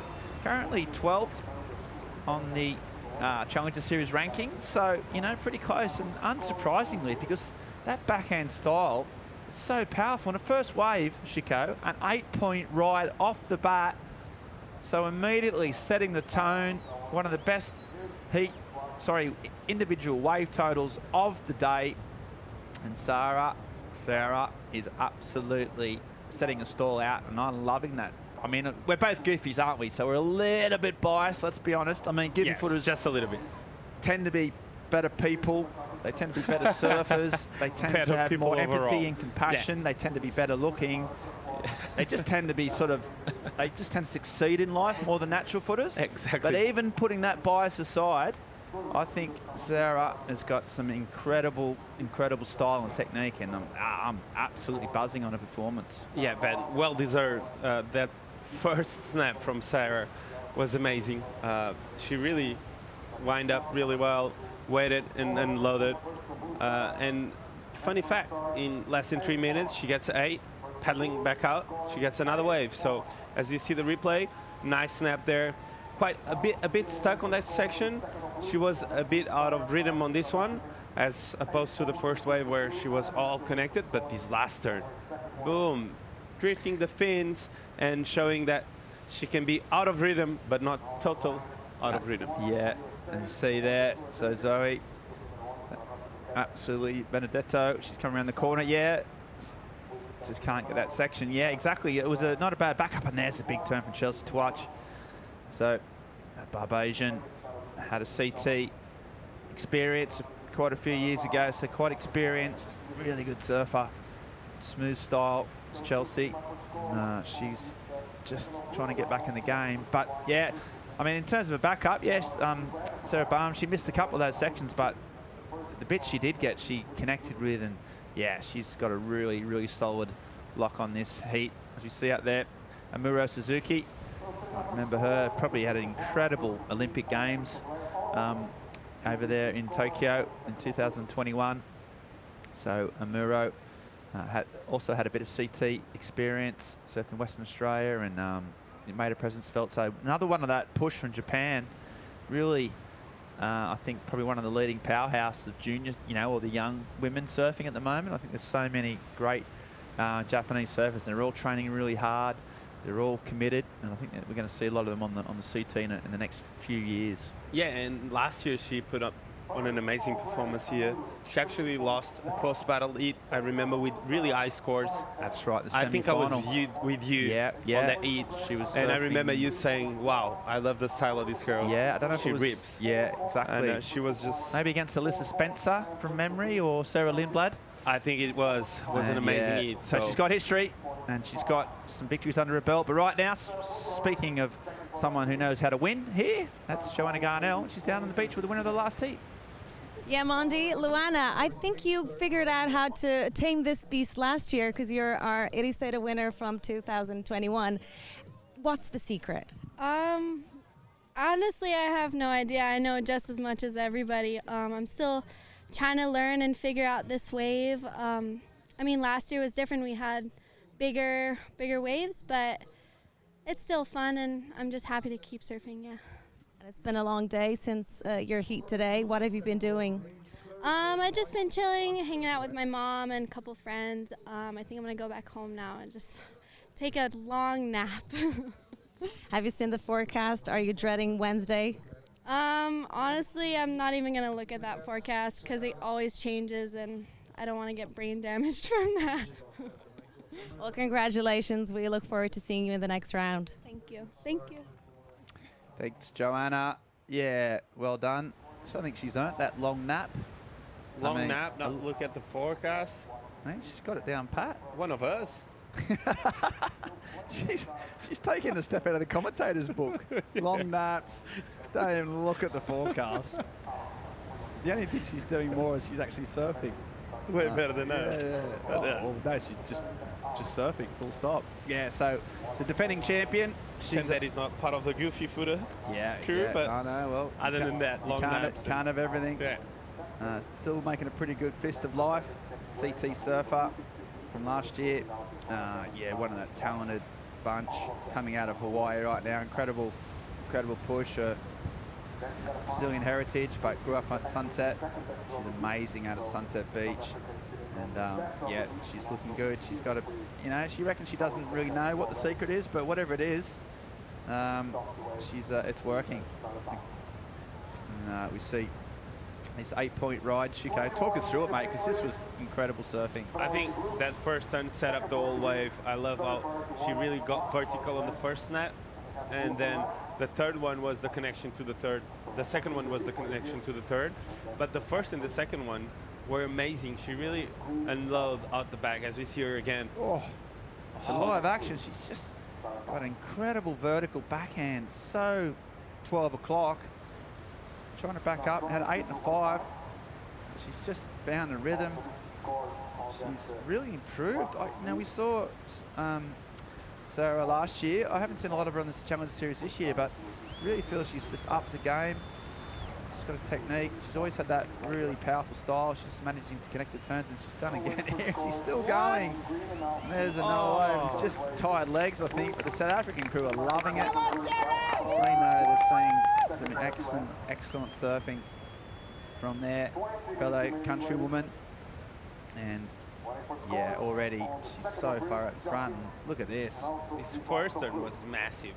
Really tight in the pocket snap. She really unloads off the bottom. You can see she goes straight and really applies pressure when she needs to. And here, what I found interesting about a wave is the way she's shifting her feet throughout this really small section. Really hard to keep delivering so many turns in such a small space. And she kept going and going and going, and unfortunately she fell on this one, but a lot of the hard work was done before. So Sada there showing how you can really apply pressure on this wave on your backside. Yeah, great surfing. Meanwhile, live action. I saw this a replay of Chelsea to watch. Just hanging it up there nicely. Can't quite get a section. Oh, right behind. That's not what you want to see when you're paddling back out.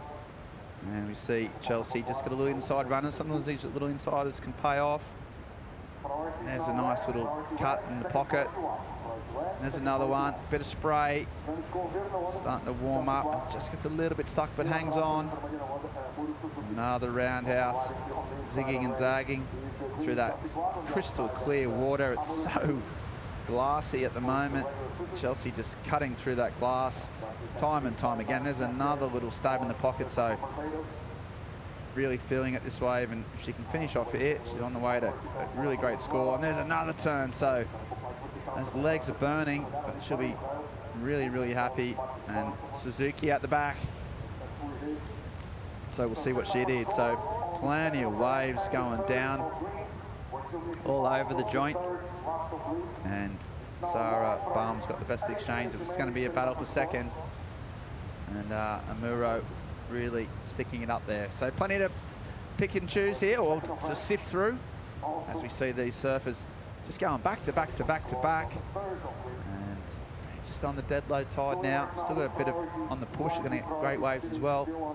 Going to try and get through 12 heats of the round of 64. Weather, glare permitting. No reason why not, or the tide as well. So plenty of surfing to come. And these women are really showing what the Challenger Series is all about, Shiko. It's about getting ready for the CT, and by the looks of it, so many of these surfers are ready for it. It's just a matter of who can get to the top. They are. The level of women's surfing is so high right now. There's a lot of great talents, the veterans that have been around for a longer time, but there's a mix of everything, and I love how technical, and there's some huge talents coming up too. I've seen a couple like surfing on the wave pool. I can't remember her name now, but she rips the goofy footer. As you see the replay here, Suzuki, wow, big snap, great carving. How technical she is, it amazes me. She's really technical with her arms and foot and the way she approaches the wave. As you see, oh, nice layback jump there, putting another snap. Oh, great technique and really fast surfing from That is Suzuki. a very, very well surfed wave. I think Chelsea had a really good wave too. Great carve there, winds up again, kind of like a layback carve on the second turn. Here she winds up the inside section. You can see that she doesn't stop moving her board, looking for options. And yeah, another one, kind of a similar turn all the way in, but nonetheless, really complete wave for Chelsea. And a really long wave too. She was able to fit another turn here. So great exchange, and this hit is really high in terms of level of surfing, because the girls don't stop surfing and delivering huge scores. As we see the replay again of Suzuki with another wave, and she's like, in 2 minutes she has put together 2 beautiful waves. As we were saying before, earlier, how good she is. Yeah, I like the variety of this one, Hoshiko. She's mixed it up so well, which is not easy to do on this wave. Good variety, good flow, good speed, and then a finish. So, yeah, I think we're looking at a great score there. Saw Sarah in the blue back up an 8 with a 6.07, so big numbers. There's the top of the World Surf Reserve lookout. You see Zoe getting on the act. She's been a little bit slow in this heat, trying to get back into it now. Here she goes again, goes around the corner, biding her time, big turn. And then here we go again, and a live sort of closeout re-entry against the foam. So Zoe,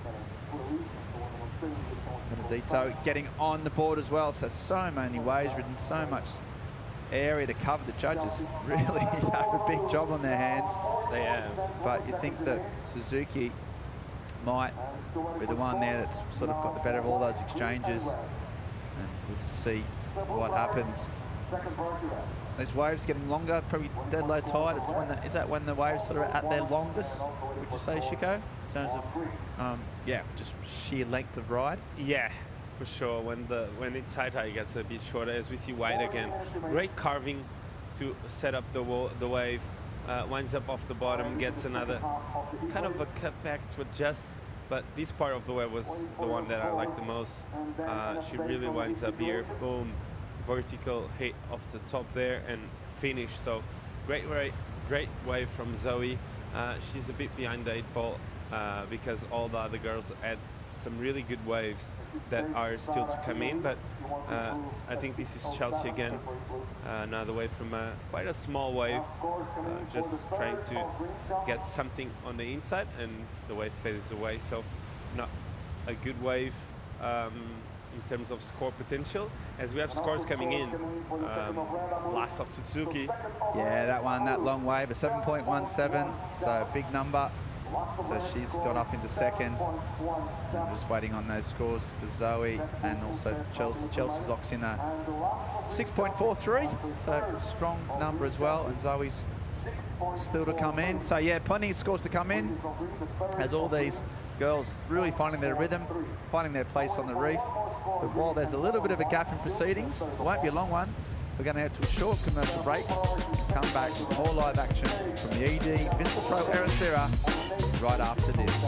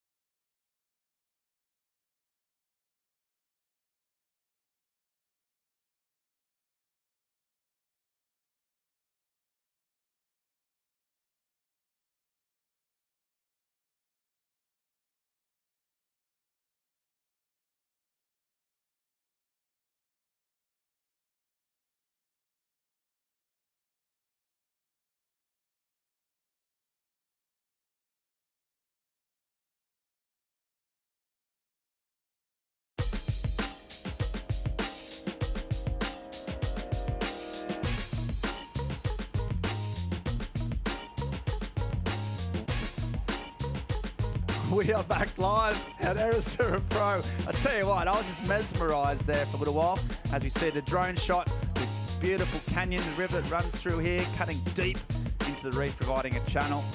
These great waves wrap around the corner. There's the contest site, full of activations. You can see the EDP, full of activation on the right-hand corner, the skate bowl, the Millennium PCP, all our great supporters of this incredible event, the World Surfing Reserve. Really, really showing off. And there's Caity Simmers, the ranked #1 in the Challenger Series. One of surfing's brightest stars, as you said, the grommet. And Caitlin, only young, but such an incredible surfer. She'll be loving these conditions as well. So we've got some big action. Holly Williams also just going out there, paddling over the low tide rocks. And we've got also coming out Mafalda Lopez, so one of the local hopes here as well. So an action-packed heat. Karina Duarte all coming up. Right now, though, we've seen a really strong start. Sarah Baum come out of the gates with an 8-point ride. I think, and I may stand corrected, but I think it's the highest individual wave score. So we've got the EDP wave of the day. Will be coming up at the end of the post-show. I reckon that could be definitely be in the running, although there's plenty of surfing still left in us.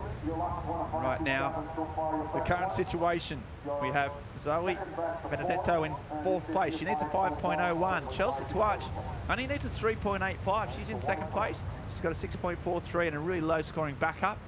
Amira Suzuki has got a 7.17 and an equally low backup. She's got a 3.10 in her locker. She needs to improve on that. Meanwhile, Sarah, the South African, way out in front with an 8 and a 6.07, and got a commanding heat lead. The lone goofy footer in this particular heat. Just a bit of point of difference. Definitely majority of the surfers are natural footers, I would say, in this event. I'd like to actually do a countdown of the actual numbers in terms of percentage-wise. But what that does mean for the goofy footers is that it's just a point of difference, right? Just a different angle of attack. Exactly. I think it's, some say it's an advantage, some say it's a disadvantage, but... What do you say? I've always really enjoyed surfing here on my backside, so for me it's an advantage, but I've some friends that say, no, I hate doing heats there, they find it really difficult to get scores, and yeah, it depends on how you surf and the style of surfing that you like to do. Some like more punchy waves, some like waves with time. It's myself. Like long waves with space, and yeah, as we see there's green an here. actual footer there. She's not wasting around for one turn, but it just didn't run off down the reef.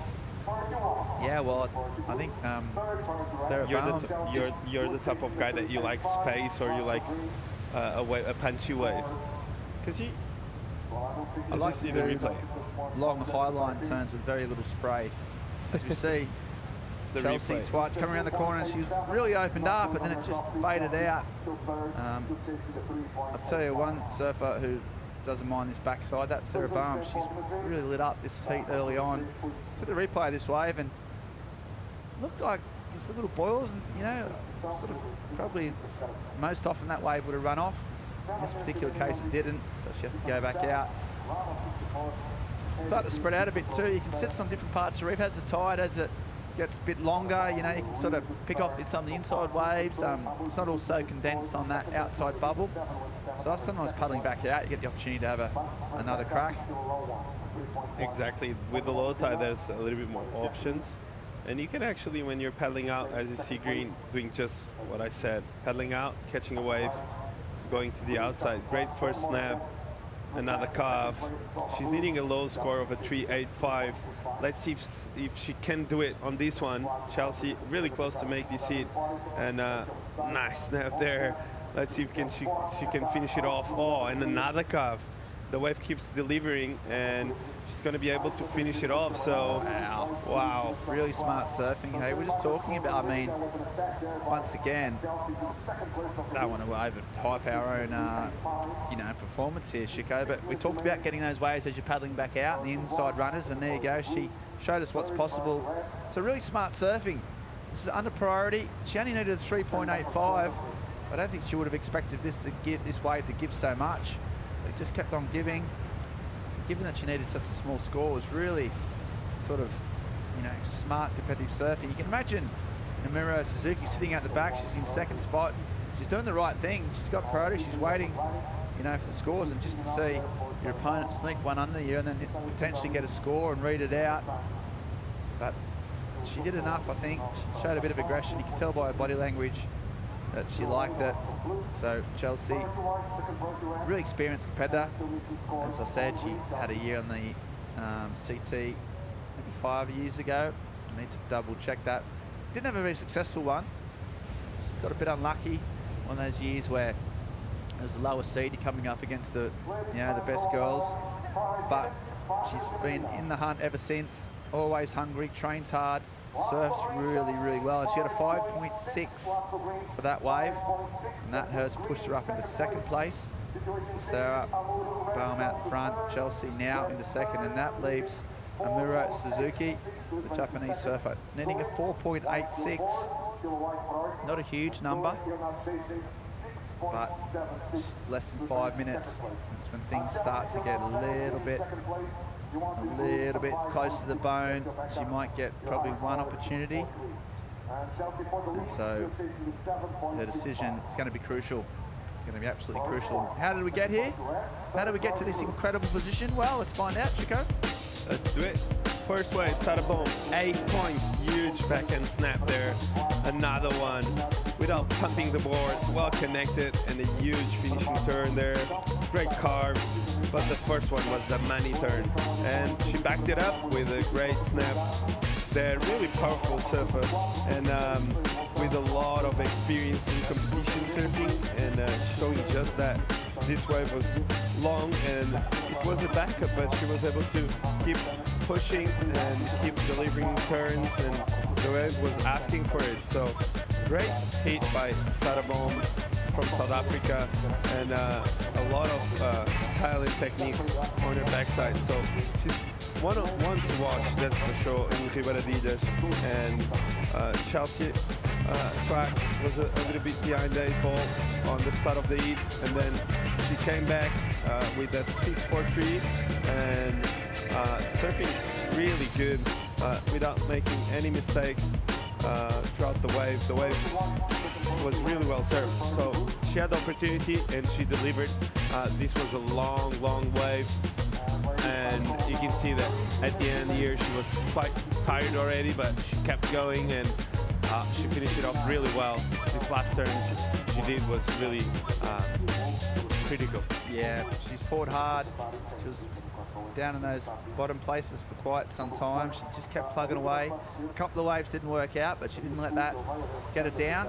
She stayed focused, and eventually, through sort of persistence and also really good surfing, she's got the score, but she's still in danger because the Japanese surfer does need a big number. She's right at the back waiting, as we see the current heat leader, Baum, just trying to get through this little inside, trying to improve on a 6. And that wave isn't going to do it. It sort of pushes up Zoe. She, surfing white, she's got priority. She needs a high 6. Probably more likely to maybe cause some strife for Chelsea. Is that woman on your screen there, Amuro Suzuki, needing a 4.86. She's been out the back for quite some time now. Seems to be making a move. Looks like she may have eyed something out the back. That wind backed off it is so glassy, so clean. For a place that, known for its wind, it's really still, sort of epic conditions. And Amuro, though, well, she's going to have to go something soon. She's going a little bit earlier, going a bit down the point, because she knows, she can get a 5. She doesn't need a massive wave. Looks like she may start to look at this. No, so 90 seconds on the clock. All eyes on red. Looks like Zoe's out the back. She's sort of given her opponent a bit of space. She needs a big number as well. She probably needs a bigger wave than Suzuki. But it just needs something special to come out. She needs to pull something out of the bag. She really needs to pull something out of the bag right now. And, like the bag of tricks, whatever she's got in the sack, she needs to bring it out right now, because she's got 45 seconds, and Suzuki needing a 4.86, not a huge number. Number's not the problem, the lack of waves right now is. And so we'll just see any change here. Look at Suzuki just prowling around, just trying to get anything now. She's run out of time, she has to go this. She's going to pull the trigger. So live surfing, there's a nice first turn. It's a small wave, but she's got a bit of speed. Clicks it off the top. She's going to hope for something on the inside. Drone angle does tend to flatten the wave, but it is a small wave. She pumps down the line. Cut back to the source. And she's going to come through the inside. Another one. Really hard to tell exactly what's going on from that angle, but I'll tell you what, she tried, although Chelsea also got up and riding before the heat, so she could improve her score potentially. The judges, yet again, got some work to do after the hooter.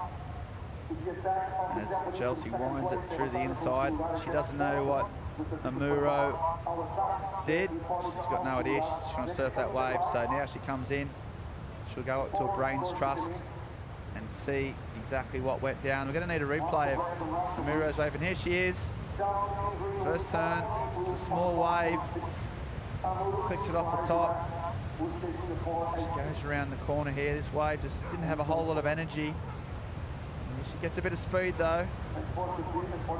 Cut back, quite lateral. What's the finish like? There's another turn. So she does finish it. Oh, and kicks out the tail. It's so difficult to tell whether that's a 4.86. She surfed well. Meanwhile, out the back, Chelsea needed to improve on a 5.6 if she's going to make Amuro's job any harder. This wave, so far, offering mainly cutback sections. A little bit bigger than Suzuki's, but also a little bit flatter. So I don't think that's going to improve her score. It's just whether Suzuki's wave is going to be up a high 4 or a low 4. I think that's probably going to be the range it falls in. It's a 4.13, so it's not enough. So that woman on your screen, she'll be happy about that. She gets in the second place. Sarah Baum with an incredible performance. One of the biggest heat totals of the day. So those two go through. That's a wrap. The official results on the bottom of your screen. And that means we'll get Chico Alvarez down there. Hopefully have a chat with Sarah about her performance. She fought hard, actually. Did really well there. So great surfing. Right now, though, we've got the World Challenge Series #1 surf coming up in the next round, next heat. We're going to have a short commercial break and back with more live action right after this.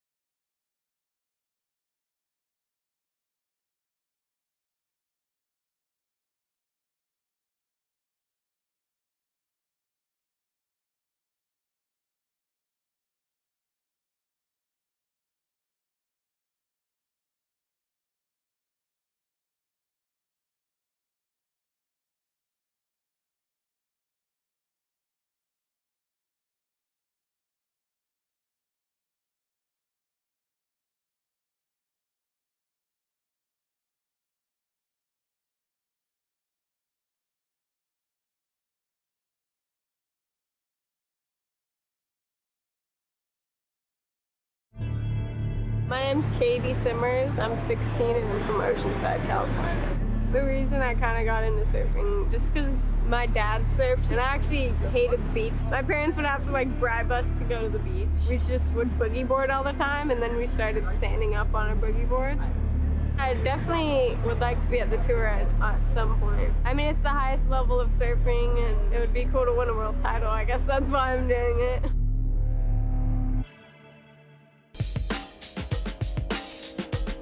25,575 points amassed thus far on the Challenger Series for 16-year-old Caity Simmers from the USA. Flying high, #1 in the rankings here in Portugal to defend her spot in a qualifying position for the Championship Tour, taking on a stacked heat including Mafalda Lopes, Karina Duarte, Holly Williams. 2 of these 4 will go through to the next round. It's relentless, and there's no safety net of a round. If you lose, you're out, you're going home. And straight off the bat, Ben, down to business. Caity Simmers swinging. Yeah, didn't muck around, and there she goes. Straight up and into it, solid surfing. Yeah, so far out ahead, Caity. Only 16, such a future. And you know what? She's talking about world titles, and as well she should. She's one of those talents that's a realistic goal. But yeah, Holly Williams, she's also having a crack at this. Both Holly and Mafalda Lopes way down the list, 35, 36 or thereabouts, mid-30s on the Challenger Series ranking. So haven't had a result on any of the events. That could change here. And here's Lopez. So Mafalda, she's had some good performances and results at this very break. She knows it well. Local hope, really sort of powerful backhand when she starts linking turns, and there's a big finish. Just pumping down the line. So all 4 surfers getting their feet in the wax, making their presence felt. And there's the last one here. This was another one. This is Mafalda from the drone angle. Look at that texture of that water. I keep sort of banging on about it, Paul, but it's so rare to have Portugal so glassy. You know, you can get offshore breezes that we're used to. You get a lot of onshore strong wind northerlies, but it's sort of rare to have this texture like this. Great surfing there from Mafalda Lopes. And she does like waves with a bit of push, a bit of power. When she's going through the gears, she's in a stride, she can be deadly. We saw her throw down massive progression in the Azores last year in the qualifying series, going to the air game, getting big scores, getting a solid result. And she's got a tough heat on her hands right here against one of the most progressive surfers in the world. Someone that impressed us very much last heat around, got the excellent score, was pretty untouchable out there, was Sarah Baum, and she's standing by for a chat with Chico Alves. Yeah, boys, I have with me Sarah Baum. What a good way to start your heat off with an 8-point and back up straight away. Yeah, I had such a hard time here last year, struggling to get waves and understand the waves. So to start off with a heat with an 8 is like, you know, I'm so stoked with that. And then, yeah, I just found my rhythm out there, which was quite nice, and I just wanted to surf. So yeah, I'm stoked. Talk me through your board. It looked really fast, and you didn't look like struggling to get speed. No, this board's amazing. It's actually made for Huntington, and yeah, I surfed it before the last Challenger Series, and it felt amazing. And then I've actually been surfing like my normal board the last few days and thinking that it wasn't going to be this small, which the other boards go really well as well, but I was like, this thing's going to fly out there. So yeah, I'm glad I chose it. What do you find most hard on your backside in Ribeiro de Ilhas? We were speaking about that on the commentary booth. What do you think is the hardest thing to do here on your backside? I don't know, actually. I prefer my backhand, so I'd prefer to surf out here on my backhand than my forehand. There is a bit of a flat section after the first, 2 sections of the wave, so it's kind of like you're kind of standing there not really knowing what to do, just waiting patiently. And yeah, I think you can't just force it out there. You have to just wait for the wave to come to you. You look like you know what you're doing out there, so congrats and good luck to the next round. Thank you so much. Thank you. Back to you, boys. Great stuff. Great interview there. Sarah Baum looking really, really good, quietly confident, authoritative with the performance and the scores to match too. Picking up the end of a wave for Holly Williams, who's got a heat in the hand here. We are really looking forward to seeing this encounter go down. 23.5 minutes of it left. Here goes Mafalda Lopes of Portugal. Another outstanding young talent from Europe. Nice clip off the top with speed from her. She looks down the line, realises a big old whitewater section of tumbled, and that's always the conundrum facing our surfers. Do you push hard, hang up in the lip? It's impressive, but you're going to slow yourself down for the next section, Ben. Yeah, that's right, and she really nailed that one section she had. And unfortunately, she couldn't. Well, you can see it was a really steep wave. You see that sort of lip? I wouldn't say it was barreling, but it was definitely steeper than most. And that was a really nice tag, and she pulled it short, which is the right thing to do, but unfortunately just ran off too quick, and she couldn't get any more points. But she looked sharp. She'll know all about Caity Simmers what she's been able to do, dropping clips, performances with the progression as well. Just such a polished surfer. And I think Mafalda will be kind of relishing this challenge, taking on one of the absolute best in the world, literally the #1 on the Challenger Series right now. Although, obviously, with 3 big events left to come, 10,000 points available for a winner of each. According to my calculations, 30,000 points maximum.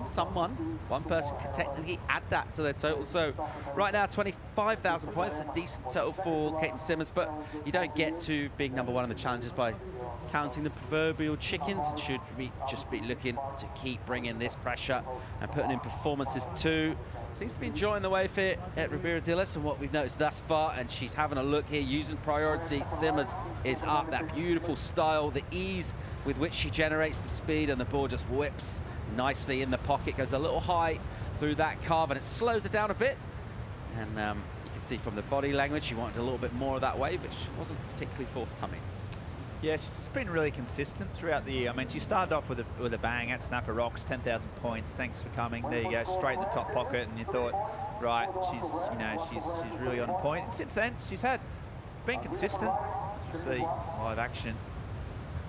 Duarte maintaining lightness on her heels and going nice and vertical into the lip, really swinging that bottom turn around, but those smaller ones that are deeper on the reef, they'll run away quick.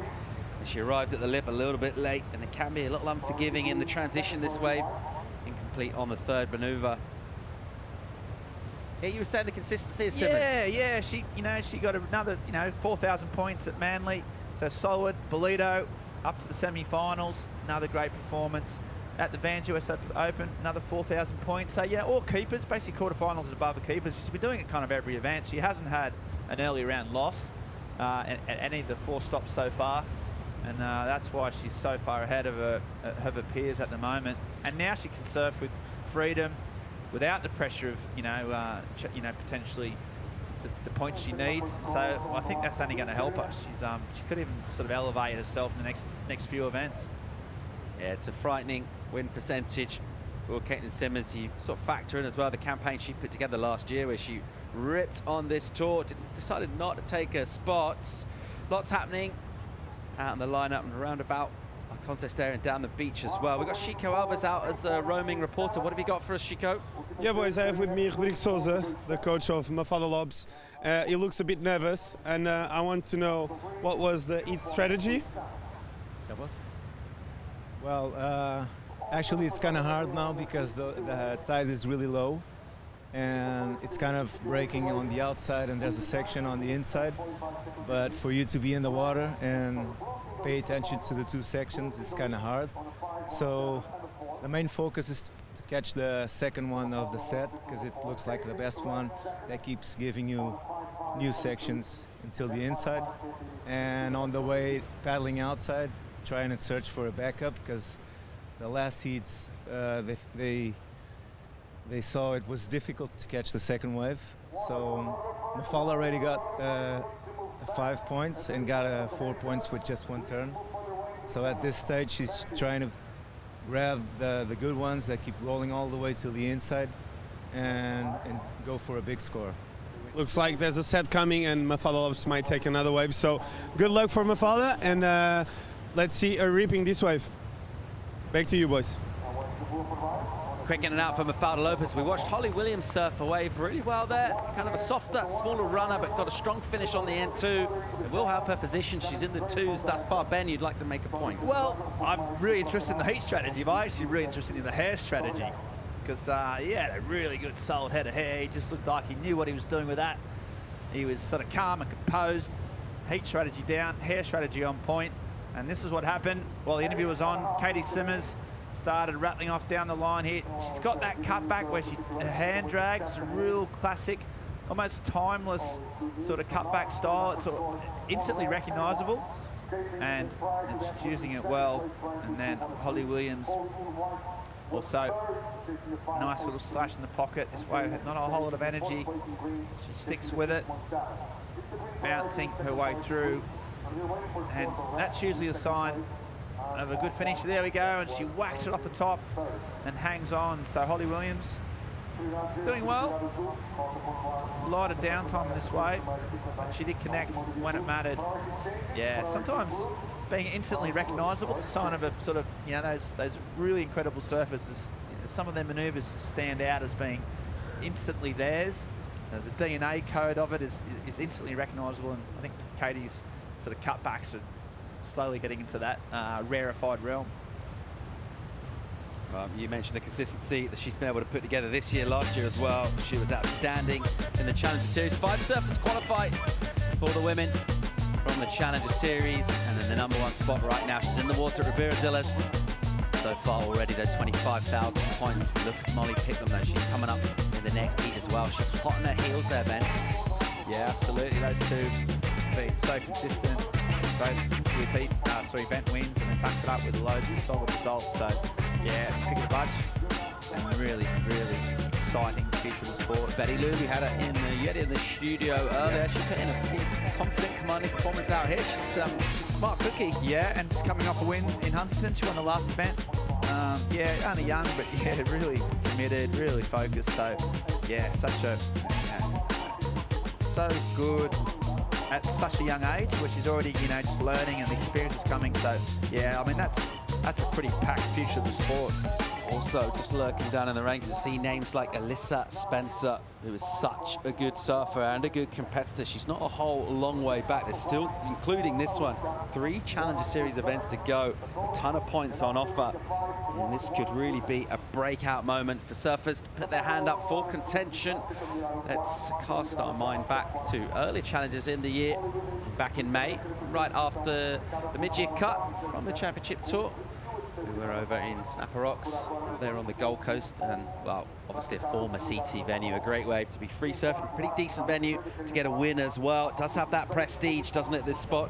And her surfing absolutely matching the waves, the sand points of the Gold Coast. Yeah, a real natural fit. I mean, it's such an incredible start to the Challenger Series to see Snapper Rocks and these young surfers get their chance at surfing it.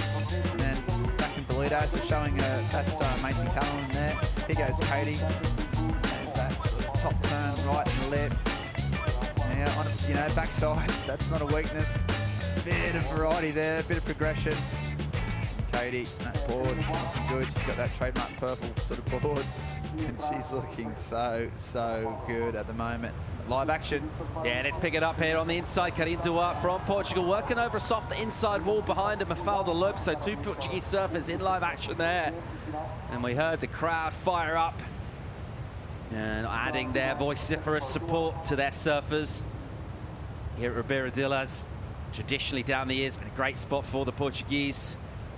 Terezinha Bonvolo, good performance from her earlier on in this round. She's through to the next round, lurking in 8th. She is knocking on the door of qualification. Here's another look at Karine Duarte. Yeah, that first turn was really, really committed. Went straight up. Just got a nice style on her backhand. Just waiting here, got a little bit of downtime. 2 goofy footers just trading backside attacks. And that wave, I know that's going to deem to completion. We'll see Mafalda's wave and see whether she pulled that off, but that's a better angle. Let's just see out the back. Mafalda, first turn, a little bit soft, and that's a big section, and I think that will be deemed to completion. Will it, Paul? Talking about Caity's sort of cut back as a bit of a signature move, what would you say would be your signature move, Paul? In commentary? Just in life? Not surf? What would you say your signature move in the surf is? Still working on it, mate. I'm not quite ready. It's not ready for the public yet. Not for the launch. Still a bit of work going on there. I think I've seen a few of the soft launches, but yeah, not ready for that. 13.5 to go in this one. Number in for Mafalda Lopes for her last effort. That's what we're waiting for. Other than that, we'll be all caught up. That's your heat leader right there. She's got priority too. She hasn't amassed huge points so far in this one, though. It does feel like a little softer on this glassy face at the moment. Maybe just lacking some of the impetus.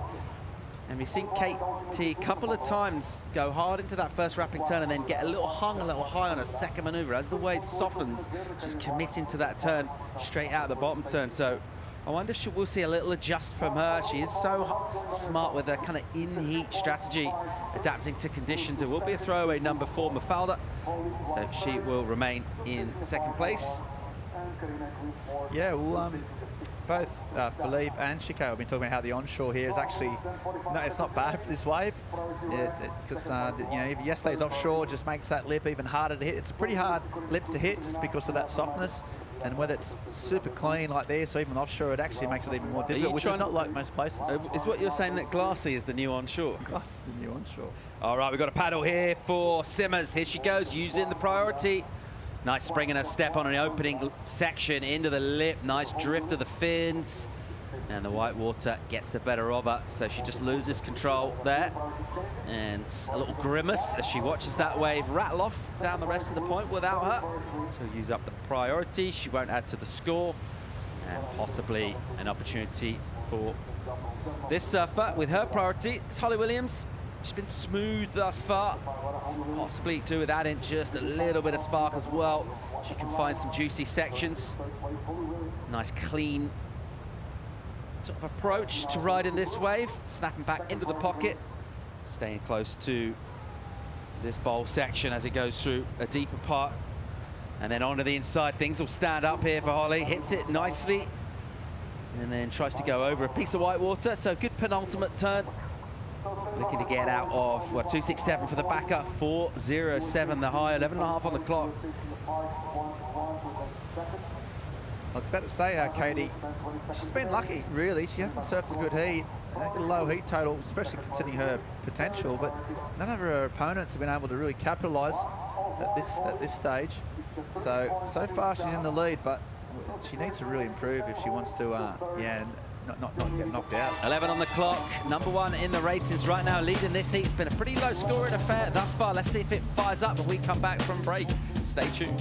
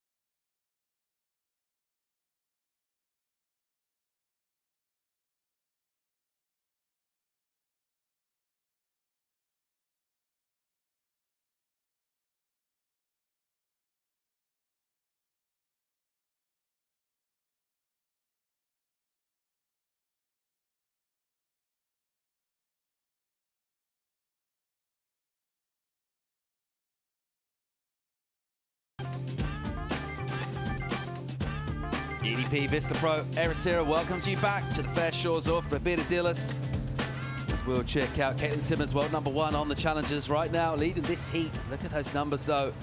Nothing to get carried away with thus far, and even surfers like Karina Duarte in fourth place. Not a huge need score requirement for her.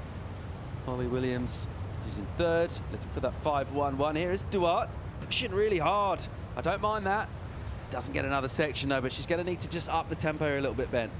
Yes, yeah, she went for it. She's being aggressive, which is the right attitude. Absolutely, you're right, but just not getting the wave selection right. And that means going to the bottom of the queue in terms of priority. I mean, she has to wait. So, yeah, right attitude, wrong execution thus far for Karina. And luckily for her, though, time's running out, but no one's out of reach. You know, it's a low-scoring heat. One really good wave, even one really good manoeuvre could change this.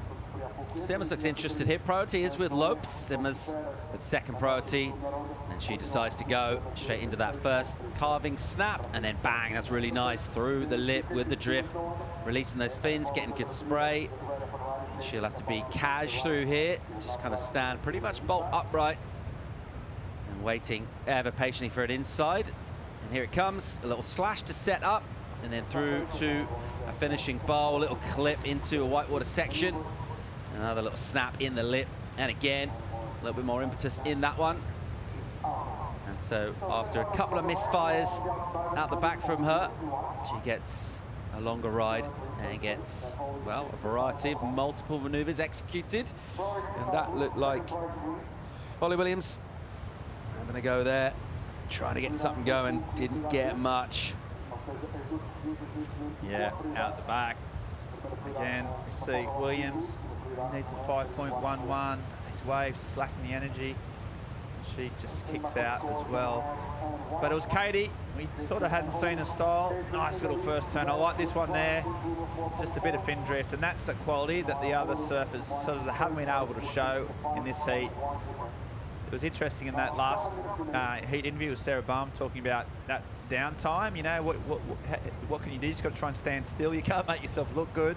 Caity there just stood bolt upright, really sort of calm and composed. And then when she had this inside section, she started showing a bit more of a variety, and then a nice sort of kick out there. So not incredible surfing, but it's pretty good to watch, and it's the best wave of the heat so far. Yeah. Oh, that second turn was pretty nice. You could see the fin release from that drone angle. There she is, just biding her time, just waiting for that little inside section, and I think she'll probably, with 6 minutes to go, start to put a fair bit of distance between her and her opponents. Yeah, great speed in the opening section, wasn't it? Just carrying into that second maneuver. And that speed just kind of liberates the board and allows you just to show a bit more flair, just release things, take on a little bit more degree of difficulty and risk through your maneuver up high into the lip of the wave. That's what the judges want to see. Also that verticality as well, going from the bottom turn into the lip. So countdown towards that 5 minutes, 5.5 minute mark. We're anticipating a decent number for Simmers coming in. Just looking to apply a bit of pressure that we might have expected to see a few more points come early on. It's been a tricky one for Waves, this one, just a touch dialed back in terms of the energy, and has been reflected in kind of maneuver selection. Use of repertoires by our surfers as a concerted paddle effort from Mafalda Lopes, who had priority. She'll go down to second now, so something of a misstep from her. Surfer right next to her, who's chasing the score, now has the priority, looking for 5.11. A crucial next wave here for Holly Williams. She only needs a 5.11. She does have priority. She'll want to use it well. This looks like a great opportunity here, and this was just handed to her. Well, as I say that, it looks like it will be Mafalda Lopes actually that will get this way. So here she goes, back out attack. First turn, nice speed to it, bang into the lip. Just kind of extends out that tail. And that whitewater banking over it. Doing well to deal with the wobble. This is where it'll get tricky here. Will she get a connection through this part of the wave? Not sure she will. So a little bit of work down out the back. Mafalda Lopes looking to trying to add some numbers, really, and just that safety distance between the chasing pack, which consists of Williams and Duarte right now. Do you reckon she added to a score there, Ben? We'll see. I mean, it's two nice turns. That's a lot of spray. Back up to 4. Yeah, I think she might have just got over that 4 with that. It's just a bit of a shame it didn't catch on, but it was a big wave, 2 big turns. I think she might just, you know, get above that. A 4.53. You got to remember, this is a woman who got a 10-point ride here last year. And then Karina, she now needs a 7. That's a 2-turn combo. She's aggressive, and she doesn't want to hit that lip. But yet again, after she does that vertical turn, she runs out of real estate. It's just costing her at the moment. And Holly Williams still out the back, still a priority, missed that whole set. Yeah, we got improvement for Simmers as well. The 5.93 in for her last effort. So the high score of this heat, yeah, just adding more scoreboard pressure. Now 11.43 her total. She's got about a 1.5 between her and Lopes, who's chasing her down. Of course, 1 and 2 advance. So check out the heat recap. Caity Simmers started off pretty strong, pretty stylish. Yeah, she's looked great. I mean, she's always got such a great technique. She's so easy on the eye of the surfing. And, you know, she could tell that she had the moves, but she couldn't get the waves to match. Mafalda, Portuguese hope, that's a lot of spray. That's the difference with her surfing compared to Caity. She's just, when she does connect, she generates a lot of spray. She hasn't been able to get multiple manoeuvres and sort of lacking a bit of flow between the turns. This is the best wave. Got a 517 for that. And that stance has her progressing. Meanwhile, we saw the swooping turn. This is my favourite turn of the heat, that one there. Just a bit of fin drift. And then Caity Simmers just started to show what she's got, why she's probably the favourite for this event. And she just bides the time, sees a little section here, and then starts to put on a bit of a show, a bit more flair, a bit more speed. It's not a big wave, but you know, she didn't make any mistakes. She's got a fairly convincing heat lead at the moment. Out of trouble. It's down to that sort of place between the two Portuguese surfers. Duarte now only needing a 4.58. That last wave at 3.13, Paul. So she's still in the game. Time is against her, though. Yeah, inside the last couple of minutes here, and the priority situation settled out so that our heat leader is controlling this one with priority as well. Caity Simmers with the P next to her name means the decent set comes through, she will be taking it. Don't you worry about that. Second priority with Mafalda Lopes. Not what you want if you're chasing a score. If you're Karim Duarte or Holly Williams, her number for Duarte has been brought down considerably. She's rallied, got a couple of scores on the last two waves. They both counted for her. 4.58 is what she needs. Under 90 seconds to go in this one. And inside paddle effort here goes Williams on a smaller wave. 5.63 her requirement. And you can just see there's not a whole lot of impetus to this as it hits the reef. Here she goes, opening up the body with a little snap to check in the pocket. You can see the speed, it's pretty pedestrian, kind of walking pace throughout there, really. That's just a function of the wave. There's a nice turn, powerful slash. Karina Duarte looking for that 4.58. She's decided this is the way to try and get it on. Remember, she didn't have a good priority situation, so she needed to go something that the other two didn't want. Here she goes, working over this wall. It's a little bit of lateral. And again, just pushing as hard as she can. She needs a decent 4 on this. A strong finish would be great from her point of view. I mean, it's not the most convincing end section, but nevertheless, Ben, crucially, it's a completion. She's got a bunch of maneuvers done, and she's asked a question of her judging panel. Meanwhile, live action out the back, your heat leader using her priority and reversing her rebound off the white water. Caity Simmers looking very much in control towards the end of that heat. Yeah, it's all about that wave of Karina's. It was long, you're right. Here we go, let's have a look at it. Gets up, bit of open face. That first time, there's a few of these turns where she just almost came a bit unstuck. That's the only thing that might cost her. It's quite zippy. Lots of them. I mean, if you start counting, there's probably 8 or 9 maneuvers on this wave. They're all very similar. Some of the ones where she had the most opportunity, she just looked a little bit unsteady on her feet. I don't know if she's going to get that 4.58 because of that, but I'll tell you what, she tried, she went all the way to the end and she finished it strong. She's given the judges something to think about. That's all we can do in that situation, Paul. Simmers was just sort of getting a little bit loose in the juice. Nice little kick start out there. Just a bit of progression, a bit of variety that the competitors haven't been able to show anywhere near that type of bit of flair. Just having fun with it, really, if anything. Goes for another one here, I think, just because she can. A little sort of roundhouse reverse. I don't know what you call that. I'm not even going to try and come up with a word for that, but she's got the heat win.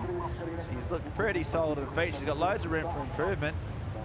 I mean, they think she's got it, but I'll tell you what, waiting for the scores to come in. And it looks like yeah, number drops, 3.93, not enough. She falls short. Decent rallying effort. She asked a question of the judges. Unfortunately, the answer is no, and it will be Simmers with a commanding performance, a number to come in for her, but just showing us a bit of flair. Not massive points, but just looks very polished, comfortable, and in control. Her confidence should be pretty high out in the water. She dials it back a bit on land, but that sort of quiet sort of personality hasn't really come out of her shell on the beach, out in the water. Well, she looks very much at home and comfortable. It will be a throwaway number for her. Doesn't matter though, she is through to the next round, as is Mafalda Lopes. So that's heat number 8, round of 64 of the women on the Challenger Series. The Portuguese surfer Lopes still alive. Caity Simmers through to the next round as well. We've got a great looking next heat coming up. Your world number 2 on the Challengers, Molly Picklum, in another really stacked heat. We're going to bring you that. We're going to bring Chica Wells back in the studio as well. Philip Jervis, excuse me. That's all coming right after the break.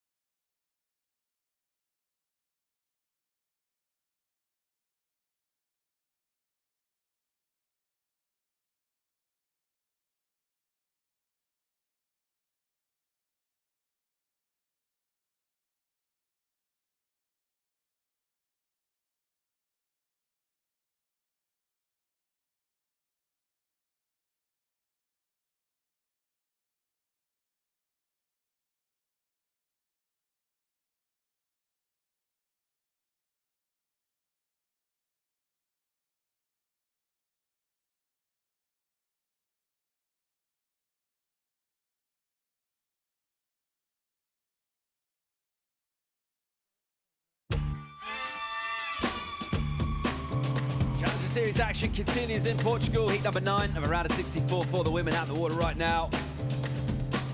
We've enjoyed fun conditions here on the reef at Ribeiro. Nice and glassy and smooth on the face. Some electrifying performances out in the water as well. All of those stories for qualification to bring you as those narratives unfold throughout the week. Let's check out right now Molly Picklum, number 2 in the Challengers, taking on Sarah Wakita, Ariana Ochoa, and Dos Santos. Joining me, Paul Evans, in the studio is Philippe Jervis. And I'm really looking forward to another great heat here. We've seen good results in the past from the likes of Ariana Ochoa. Also, Molly Picklum has been outstanding this year. Yeah, Molly absolutely rips. She's just part of that new generation of surfers from Australia. We just saw also Caity Simmers just absolutely destroying the last heat. So Sarah Wakita as well, out in the water in the blue singlet. She is a brilliant surfer herself. Oh yeah, this is a really good heat. Really enjoying good. Some of the clips she's been dropping. And just watching what she's able to do. Just hoping for maybe just a touch more energy out the ocean. It's one of those swells that's kind of drops off and picks up again. It kind of simmers down. It's just dialed a bit in the energy. It felt like there's a bit more power in the water this morning. The great news is, though, from that point of view, is that tide now flooding back in, and the incoming tide and the mid-tide together, generally the best part of it here, and that's what we're looking at over the next, what, 2 hours or so. Yeah, it's gonna get better. It's only gonna get better. It's gonna get a bit more push from the swell. That's what happens when the tide pushes in, and we're gonna see that wave. Sometimes that you see with the full low tide, the wave doesn't connect from the outside to the inside, because there's a few sections on the outside the wave just actually closes out, but with that tide coming in, we're gonna see that wall just stretch out all the way throughout to the inside on the reef. So it's gonna be really good. It's gonna give. It has been really good though. It's gonna only get better. Really glassy on the faces. We see a set stack up to get things underway. And here we are. It is Dos Santos opening up with a backhand carved down into the pocket, still staying close to the white water. Just a little tentative on the opening, and then tries to sort of push hard on the bottom turn. That section came out really quick, just kind of tumbled towards her. She does well to sort of recover from that bottom turn and just pull the hit on the lip short, and then continue through Well, a pretty innocuous looking flat section, and she'll just get a quick zigzag. Kind of a windscreen wiper really to finish off. Here's Picklum going down the line towards a lip. A really nice finish. There's the drift of the fins. There's just that little bit extra gear in terms of speed, and a nice polished style to boot. Decent start there for Molly. Yeah, we didn't see the whole wave, but that last turn was absolutely insane. She's so technical. Her timing is really, really good, and she just exploded. And a bit of a bigger wave as well, comparing to Anne Duchamp's wave, as we see here at the beginning of this wave. A nice little double up. Starts really well with a nice scarfing all the way to the power source of the wave. Another cutback. As we see, she just goes through that flag sections, and she's gonna start getting some speed. Another carving, and she's gonna connect all the way through the inside, and she's gonna explode on this one. Wham! That was really good, really technical, just pushing that back foot really hard and drifting the fins. And also in this wave, and a little smaller wave, but really well surfed, nice style. She's just waiting for the wave to stand up, but she hits it kind of late, but does a really good job, and then she brings the wave all the way down. That's what we would talk about a few weeks ago. That this low time behind the whitewash, it's something that the judges don't really love. Might as well just get out of the wave and go get another one, a bigger one. But still, very good job. It's a 3.17 for end. We also had Sarawa Akita, the technical Japanese, with a nice, really big turn on that big section on the outside. That's what I was saying. With the tide getting higher, that section won't close out. You'll be able to hit it really hard, but you just don't have that behind the whitewash time. As we see, she's gonna connect to the inside. Japanese surfers, always super technical, always super light. Unfortunately, the wave just disappears. But this turn, wham, that was really, really good. And we saw some really good scores coming out from big sections on the outside. Yeah, absolutely. Gets the drift on the fins, and she gets that recovery. See that little sort of mini explosion from the whitewater, and just kicks up the speed, and she's straight looking down the line for another section. Eventually does get around, but yeah, it's a great point you make there. That becomes, rather than sort of an obstacle, that mid part of the wave actually becomes something where you can actually get your biggest points and get good work done. Lines filling in here. This is encouraging signs, what we want to see. Also, very encouraging from the point of view of Molly Picklum, a 7-point ride dropping in for her. So a good score already, just stamping a little bit of authority on this heat right from the beginning. She just dropped a small number of a 1 early on, so she has a 2-wave total for 8, but it's that 7. And there's the spread from our panel of 5 judges. So up there towards that very good part of the scoring range. Molly Picklum has been a real high quality performer throughout the year on the challenges this year. Sitting in 2nd place right now, 5 spots available to qualify surfers for the CT. Yeah, she qualifies if she makes the finals here. So that's pretty high stakes, and also she has 99.99% of probability if she finished 3rd. And also she got a 95.3% probability of qualifying if she get a 5th. So it's pretty big. It's pretty big probabilities. She's had a real quality year. To remind herself of some of the performances she's been able to put in down in the Southern Hemisphere at the start of the year. In really good performances. Snapper rocks. This is a wave she'll know pretty well. Finding a bit of joy, making a final, and really setting up a strong year for her on the challenges. Yeah, she's so good at these kind of conditions. You just see how's the timing, and she really knows the wave, and she has been doing really, really good this year. She adapts to pretty much every condition, isn't it? She's pretty complete. She's a really strong surfer. Getting a big win in Belito as well in South Africa. She'll be absolutely stoked with that. And that's built a really impressive platform for her. 2nd place right now in the challenges. And she'll be looking to nail a result here in Portugal. 2 more to go after this, Brazil and then Hawaii. But there's still points on offer.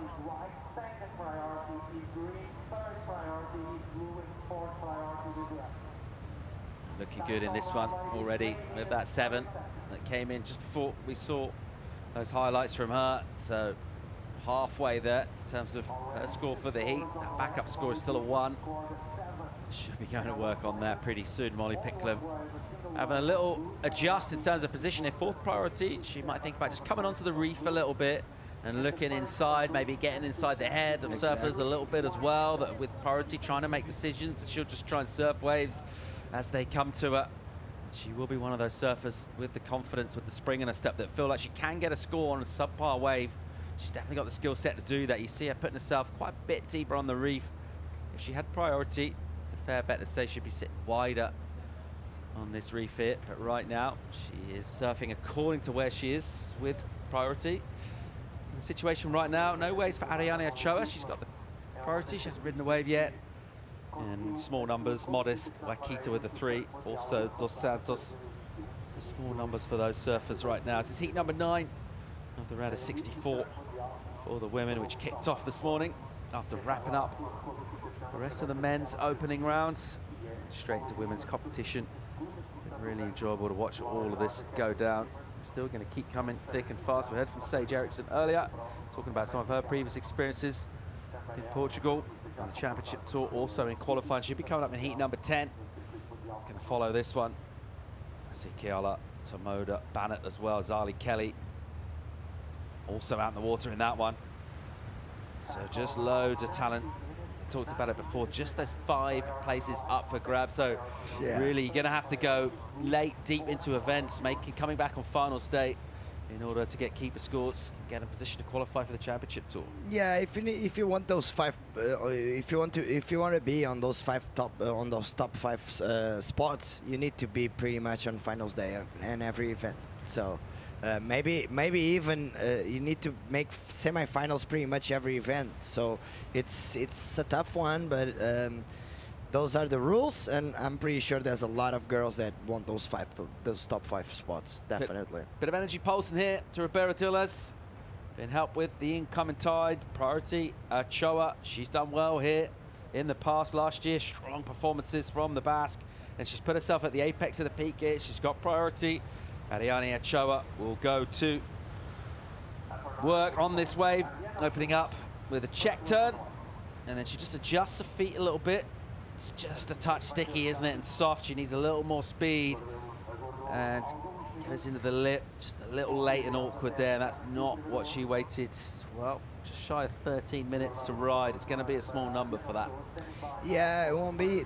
I don't know. The wave didn't look that good, but you know that she had priority. Let's see. She's just trying to finding a rhythm and trying to find her feet on the board, as you said. Like she looked like a bit off timing, and she ended up going pretty late for this one, and the wave just closed out in front of her. So I don't know if it was timing. I don't know if it was nervous. She was pretty nervous for that one, or she just went because, you know, she didn't have anything, and at least she has a 3.73. She's in second still. It's a low-scoring affair heat, so still all the girls except Molly have something on the 3 points. Under that 17-minute mark in the heat so far. Molly with the 7.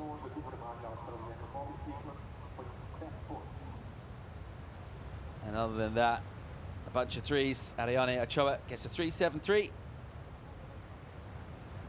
So just that one flash of quality early on in the heat for Molly Picklum. Priority is with Anne Dos Santos right now. In the green singlet, the goofy. She's going to try and make a move when she sees something she likes the look of. Waiting around, watching the men surf yesterday and this morning, and then previous heats of this round. By the time you hit the water, you don't really have time or opportunity to surf yourself into form. You kind of need to hit the ground running, and the contrast between Molly is able to go to the 7 on a good-looking wave, and Ariane Ochoa, you think if she caught that wave maybe a little later in this heat, and she surfed a couple of waves, maybe loosened up a bit, yeah, can't really afford to be stiff on your opening wave. Yeah, that's the thing. I'm going to repeat myself throughout the whole week, but if you get the best waves here in Ribeiro, you're probably going to win the heat, or at least getting through. And sometimes there's 2 ways of doing it. You just wait for those, or you're just starting to get in the rhythm, because sometimes, even if the waves don't look that good, sometimes Ribeiro gives you a bit of a surprise, and I don't know where the wave just steepens up and gets you a pretty good wall to work on it. So there's plenty of opportunities out there. Obviously, the big sets. The big sets will take a little while, but now we're going to go on an interview with Joanna and the winner of last heat, Caity Simmers. Yeah, a little gap in proceedings. Let's go down and hear from Caity Simmers. She's with Chica Wells. Boys, I'm down here with Caity Simmers. You look really relaxed out there. How was it for you to be in Ribeiro with 3 girls out and a long wave, just as you like? Yeah, it's a pretty nice day. I don't know if it looked like I was cruising, but I was pretty nervous because it's pretty confusing out there, and I kind of made some mistakes, but yeah. Have you been surfing around the area or just surfed here? No, I've been I've surfed this wave twice, and I've just been kind of trying to just surf a bunch of other spots because there's so much fun spots around, and this one's not as great, but I mean I've still had a couple of decent sessions here, so yeah. You look great out there. For myself, you look like cruising and surfing really well, so into the next round and good luck. Thank you. Also, shout out to my brother because I didn't screw my fins before my heat and I was going out and he realized, so I would have just had no fins in my heat. So just wanted to say that. Yeah, shout out to your brother then. Good luck into the next round. Thank you. Back to you, boys. Fascinating insights there. Don't forget to screw your fins in. Young surfers of the world. Take it from the leader on the Challenger Series, even surfers of her caliber. They do need fins in their board. Exactly. I tell you what, we watched a really well surf wave there from Amanda Santos, who used that priority, waited patiently. How about this effort? Yeah, she came from behind the peak, and that's sometimes that puts you in a great position. This is a really good turn on the outside. Judges will love that. And she actually managed to get the connection with the inside. She's still working on it. She almost got caught there, but perfect little setting up. And she's gonna go all the way through the inside. Let's see how she finished this one off. She turns left, and she's gonna do a really nice turn. Very well surfed by Anne Duchenne. She already has the score. It's a 6.0. We also have this wave from Sarah Wakita, a smaller wave. It doesn't look like it offered that much, but really nice surfing. She's trying to get that connection once again. And unfortunately, a little bit of frustration, but very well surfed by Sarah. Unfortunately, the wave wasn't that good. No, now, at the end. Live action, here goes Ochoa, and she's stuck in the white water again.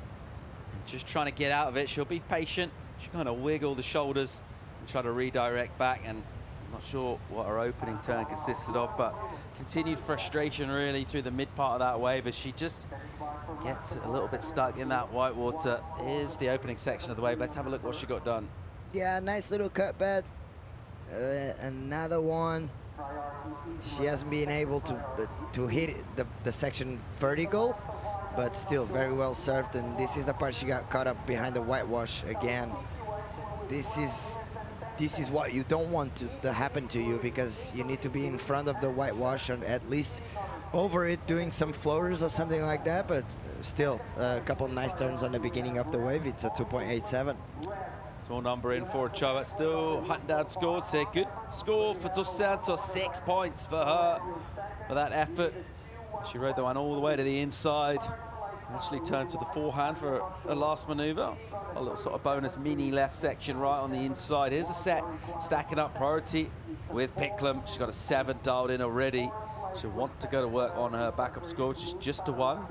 Not showing too much interest in the first wave that comes through. Wakita will take it from deep. Sarah Wakita driving down the line, opens up with a nice snap at speed. And then the double pump bottom turn, really nice second hit as well. Straight onto the rail, carves back into the juice. And again, just milking this thing. Wakita on a rail again, just trying to jam back, and then gets on the front foot and just kind of S's her way through a little bit of a wobbly section. Let's see if she gets a double up through the inside here. And it stands up for her. She just kind of tagged that with the fins. And a well-surfed wave. Very well-surfed wave. Molly looked at it, but she didn't look that interested. And out of nowhere, the wave just offered a really nice opportunity for Sarah. Yeah. We decided not to go on that one. It will be a score for Sarah Wakita. Let's have another look. Yeah, she started really well with this carving, just drive off the bottom turn. He hits it really hard. Nice little two-turn combo on the outside. And then she's gonna go through that flat section, keeping her speed, keeping her momentum, as you said, just doing some S's with the board, just making sure she connects with the inside. And maybe just perfect, a nice little carve again, and the wave just stiffens up a little. She hits it one more time. Do you think she could have gone further more? It looked like it, but she probably saw something that nobody else saw, but we're still waiting for Sarah Wakita's wave. Just under 10 minutes to go in this one. The best wave for Sarah Wakita for sure. Wait for that score to come in. We're going to get a quick commercial break. When we come back, we're going to wrap this heat up. We're going to bring in her for the next heat. That's Keala Tomoda-Banner. Join us for more action from Portugal after this.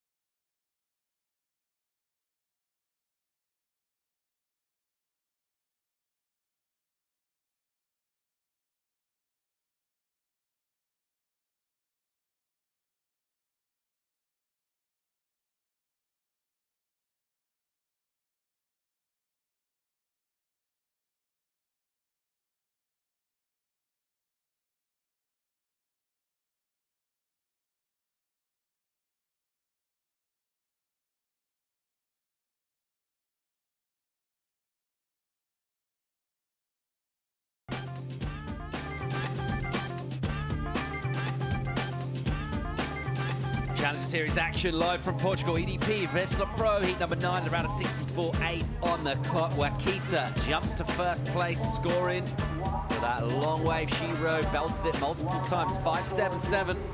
Molly Picklum, who had priority, didn't like the look of that wave, let Sarah Wakita take it. She kind of snaffled it a little bit inside and worked over the wall to decent effect. 5.77, good enough right now for first for Wakita. Picklum jumps down at the moment to third position. That's the bad news. The good news from her point of view, she just needs a 2.17 to jump up. She's been sitting on a 1 since the very beginning of this heat, and I just wonder at what stage now, we've got 7.5 just under that remaining, at what stage does it start to be just catch something? Because normally not thinking about a requirement, you need a 2, that's not in your mind, you're just surfing the best you can, but at some stage you're going to be thinking, I just basically need to get away and stand up. Yeah, she's a couple of minutes away from that yet, though. Yeah, she probably knows the time between the sets. That's what the coaches are there for, and that's why you look at the ocean before you actually go and surf it, because you can actually have an idea how long does it take for a set to come in. So she knows, and she's gonna play it and play it safe. She only has 2 waves, so she knows she needs to put something on board. So she's gonna try, and with 6 minutes and 35 seconds remaining, she's probably gonna wait a couple more minutes. But then, since I'll say 4 to 3 minute mark, she's gonna try and start to scrap for a smaller wave.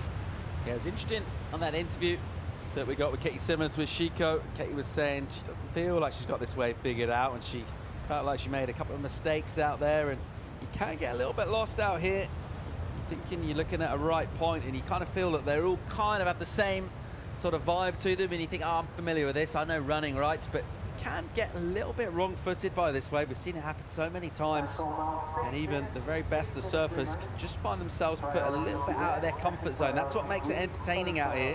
One of the reasons why it is. Let's check out the recap with under 6 to go now. Picklum still with 7, the high score, but sitting on the 1. And this was Sarah Wakita, who's looked pretty impressive at this heat. Yeah, this is a 3.67, a pretty big turn on the outside. And unfortunately, the wave didn't connect. And this is Anne Duchen's 6.0. That's a really well-surfed wave. A 2-turn combo, that's a really good turn. She brings this wave all the way through the inside, and she ended up turning left and doing one more turn. So very well surfed by Anne Duchen. She almost got caught up there, and she's doing a very nice job. All of them, they need to get rid of those backups. But you know what? The ocean is pretty quiet. This is the turn. That was really nice surfing by Anne Duchen. All the girls need to get rid of their backup scores, and this is a 5.77 by Sara. A couple of really nice turns on the outside as well. Just surfing and keeping that momentum and keeping that speed throughout the inside. She's able to get the connection. She gets in front of the whitewash, and the wave just gonna wall up again, and she's gonna explode a couple more times. Nice little carving, and then she's gonna come off the bottom and hit it one more time. Very well surfed by Sara Wakita. And Molly, yeah, live. We just saw Molly on a nice finishing turn. So let's see what that wave actually brought her. Molly just finishing up a ride. She sat with priority and a 1 for a long time and pulled the trigger there. Decided to try and wash that off the requirement. Just a 2.17 to move up the second. That won't be the number she's surfing towards, though. Let's get a look and see what she got done. Yeah, she stood up kind of late, but it was just a 1-turn wave. Actually, it was pretty good turn, but maybe it's not the wave she wanted, but it's gonna be enough to get rid of that 1 point, definitely. Let's see this one more time. Yeah, it's a 3.97. This big, huge turn on the outside. Very nice, very difficult, very critical section. Unfortunately, the wave didn't connect with the inside, but it's enough to put her on the first place. Well, it is, but by not a huge margin. Bear in mind, she's got a 7. Think about surfer in third, Dos Santos. She got priority, right? If we get a set in the next 3.5 minutes, she'll have first dibs on it. Her high score is 6, so a high 4, a 5, and she'll jump up into first place. Also, Sarah Wakita with third priority. Doesn't need a huge number to overtake as well, a 5. So if we see a set and those two get waves, just a little bit of a door open there from Molly, left open by her. And particularly, you think that wave that she didn't take, that Wakita got the 5.77 on at the moment. It's just left a little bit of opportunities, because 3.97 is not really what you want to have in your top 2 in the final minutes of the heat, particularly when you're in 4th priority. This is what Molly will be in when she gets back to the lineup. That's Sarah Wakita. So far, so good from her. She's in second place right now, but it's not a big requirement from Dos Santos. 3.44. So the Brazilian. She has priority as well, so she can choose any wave she wants, and she just needs a 3.44. So it's going to be an interesting final minutes of the heat. Yeah, she could be a real threat here. Let's see what the ocean throws at us, but she's put herself in contention with that 6. She's only ridden 2 waves, so she's been really quiet herself. She needs a 3rd if she wants to continue in the Challenger Series here in Portugal. Final couple of minutes upon us, and we encouraged to see these lines swinging in. A little adjustment in position from our surfers out the back. Green, Dos Santos with priority. She's in the middle of that pack, and she will probably want to be going on this. Let's see what she does here. Under 2 minutes, we've got another wave out the back as well. Here goes Dos Santos chasing down the 3.44 to put pressure on Wakita. No. And a mistake from her. She blows the takeoff. She was a little late. That one stood up. She'd already paddled in. Meanwhile, Ochoa, priority. She needs a 5.72. First turn from her. Good looking section here. And she goes right over Dos Santos. Oh. There's a nice turn from her. That's what we wanted to see since the start of the heat. And it's the first time she's really been able to go up the wave and attack rather than just kind of snipping back. Side to side surfing. There's another hit from her. That might change the situation. What do you think? She actually surfed really good. That was the wave that actually Anne Duchen's needed, wasn't it? And she made a bit of a mistake, but still 1 minute, a couple lines on the outside. More action out the back here. Priority now with Wakita. What's she gonna do with it? Here she goes, Wakita. And she will surf past Dos Santos. And get a nice snap just before that crumbly whitewater section. Had to just pull it a little short because she could feel the wave was going to go soft after that maneuver. Element a little bit. She will look for it inside. It's not there. So Wakita 5-2-1 for first is what she was after. Meanwhile, out the back, still 30 on the clock. Picklum now with priority. It's actually on the inside as Molly says. She takes off, and that was basically to stop Dos Santos. That was a blocking maneuver. There's another one coming. So Dos Santos here on the inside. She'll spin around. Molly will have to watch this. 15 on the clock. Dos Santos on her feet, looking for 3-4-4. And that wave just fizzles out. So almost identical to Molly's wave that she just stood up on as well. And a lot of incident, a lot of drama at the end of the heat. Not loads of quality towards the end of the heat, but we saw flashes of it throughout. That's 7, notably from Molly early on. The 6 as well from Dos Santos. And she built a platform for herself, but unable to get it. Ariana Cho has asked a question of our judging panel, though. 5.72, that requirement. And for the first time, she just fired up a bit and took on the lip. Yeah, she finally attacked it a little more vertical, and that made the whole difference. That's the Ariana show we watched last year. She was attacking those sections. Let's see here. She starts off really well, and she waits off the bottom. That's a really nice carving as well. And now, this is the moment she attacks really vertical and with a lot more power, just with a lot more flow. It's a different Ariane that we saw the whole heat. So very well served, and she finished it off really strong. A little bit of a claim. What do you think? Not loads of speed going into that final turn, was there? I like the flow. She did pretty well. A bit of a flow. She attacked really well on that one on the outside, and then she positioned herself on a really good spot here. So she's just waiting on the bottom turn, and bam! I don't know. Look at the scores. Oh, the numbers coming in, and she got good work done on the outside, and she felt that, and she gets the number 6-1-7 for Ochoa. And at the end of the heat, she's back on the beach. She jumps to second. She's been languishing basically in last place. She's about to find out here.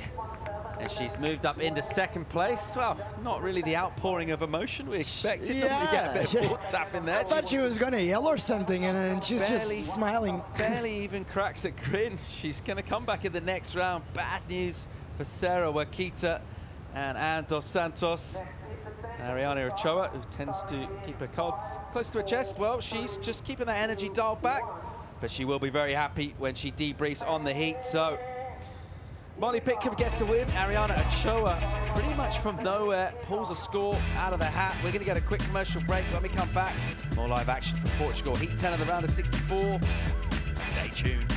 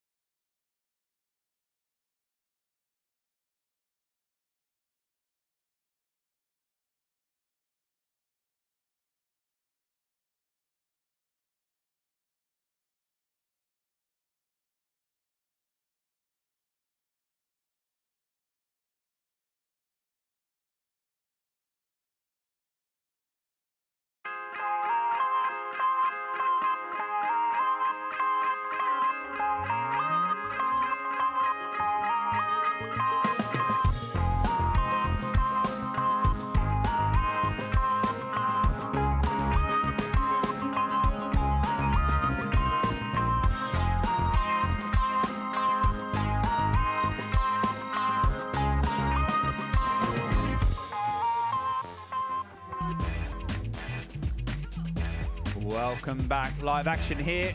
We're at the EDP Vissla Pro Ericeira. Nice little billboard there. You know who deserves a bit of love? Philippe Jarvis, the sponsors. Oh, yeah, definitely. I mean, without these guys, where would we Nothing be? would happen. We'd be in all sorts, wouldn't we? And Vissla come on board recently, come on board last year, make this event such a special occasion. They're down there shaping boards, down there in the Vissla Caravan. They've given us our, you know, not just saying for the free clothes, but yeah, it's been amazing. EDP, tremendous supporters of surfing, you know, pushing structural change, institutional change away from the, you know, the carbon world we live in. I'll tell you what, there's so many people that make this event happen, from the catering staff to the broadcasting team to the judges, less so. You know, the commentators, incredible. Probably the most important people here. And yeah, so we'd like to thank all those people that have made this event so special. And right now, it's the surfers that are the most important. They're the most special people here. Right. And there's some big turns from Natasha Van Grunen. 2 big backhand stances. We've seen the goofy footers.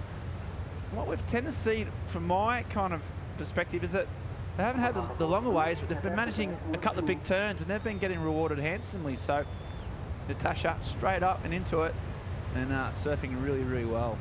Yeah, as a goofy footer, you kind of look for different waves out there, because the regulars can actually surf those longer waves with not much wall on it, and get some scores. But the goofy footers, they know they need those steeper walls and those critical sections. So that's why that's why you've been seeing the goofy footers just attacking the lip on the outside, because they're looking for those kind of waves. Because sometimes if you get caught up on those types of waves, you just go from the outside to the inside and can actually surf it.